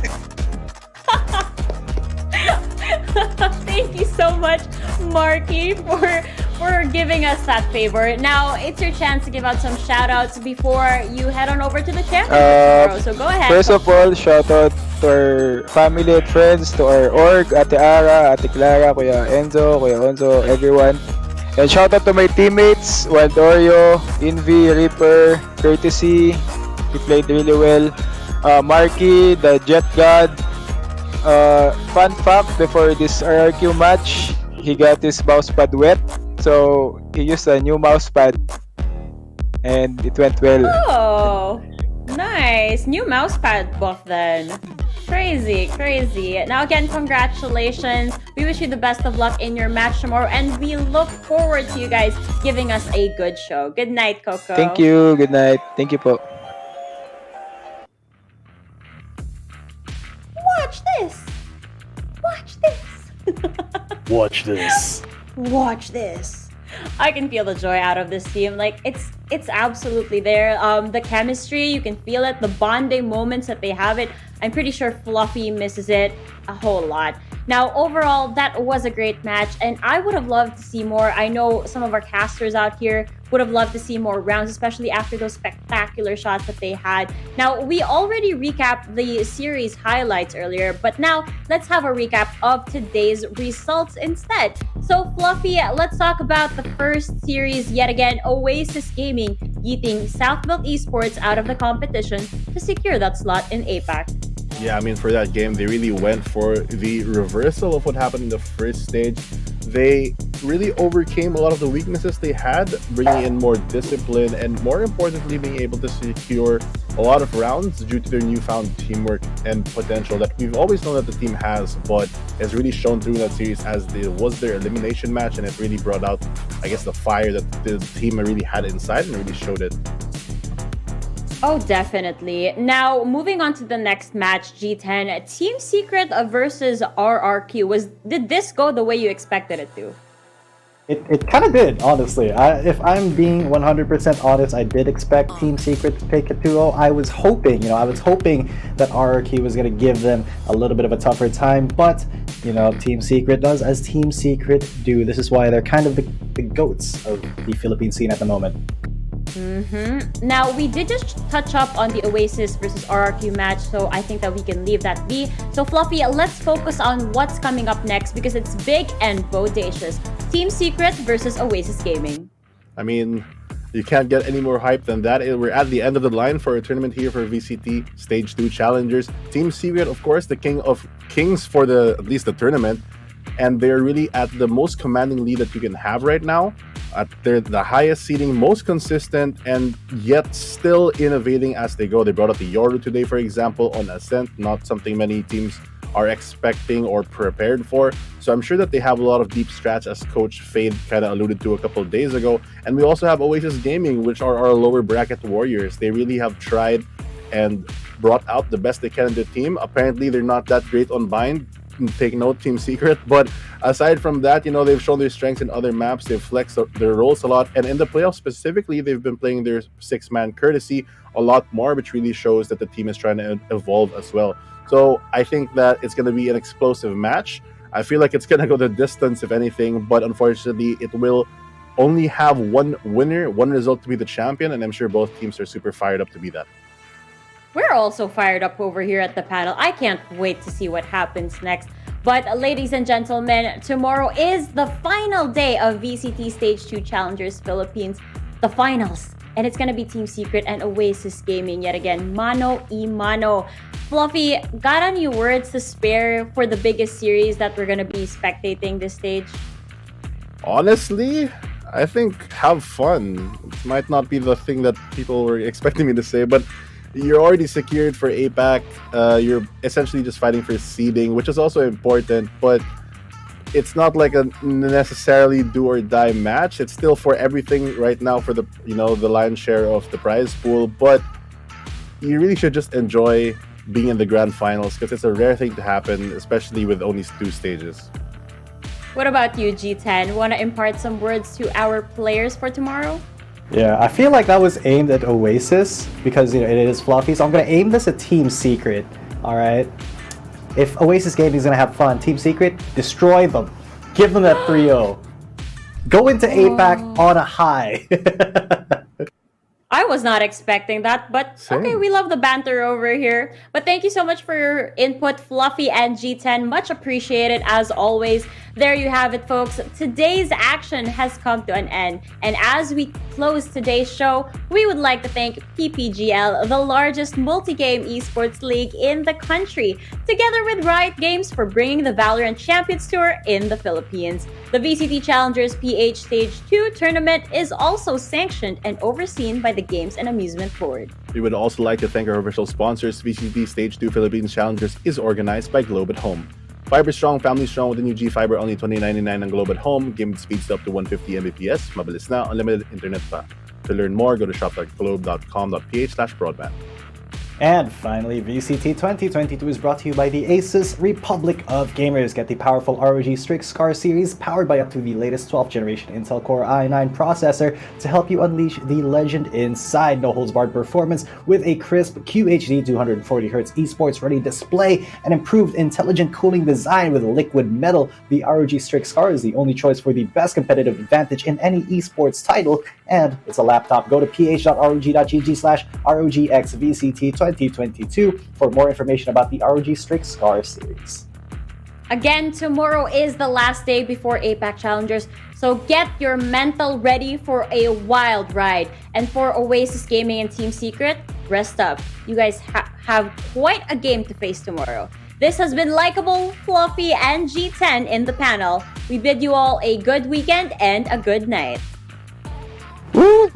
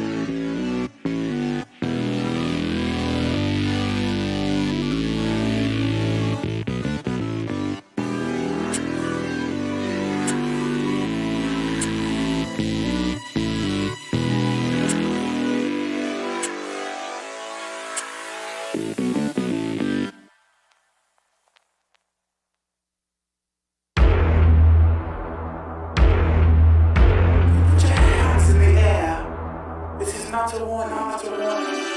think that I'm running in place? Y'all really testing my patience. Right before I blow up the spot, I had to get back to the basics. What if my talent is wasted? And see what I'm lacking the placement. Thought since I rap in the basement, but my come up is legend, is greatness. I don't care now, it's pedal to the metal. I can never quit now, I will never settle. Puppet to the game, I'm pulling strings like Geppetto. We in the same game, but I'm on a different level. I passed it. Gotta keep grinding.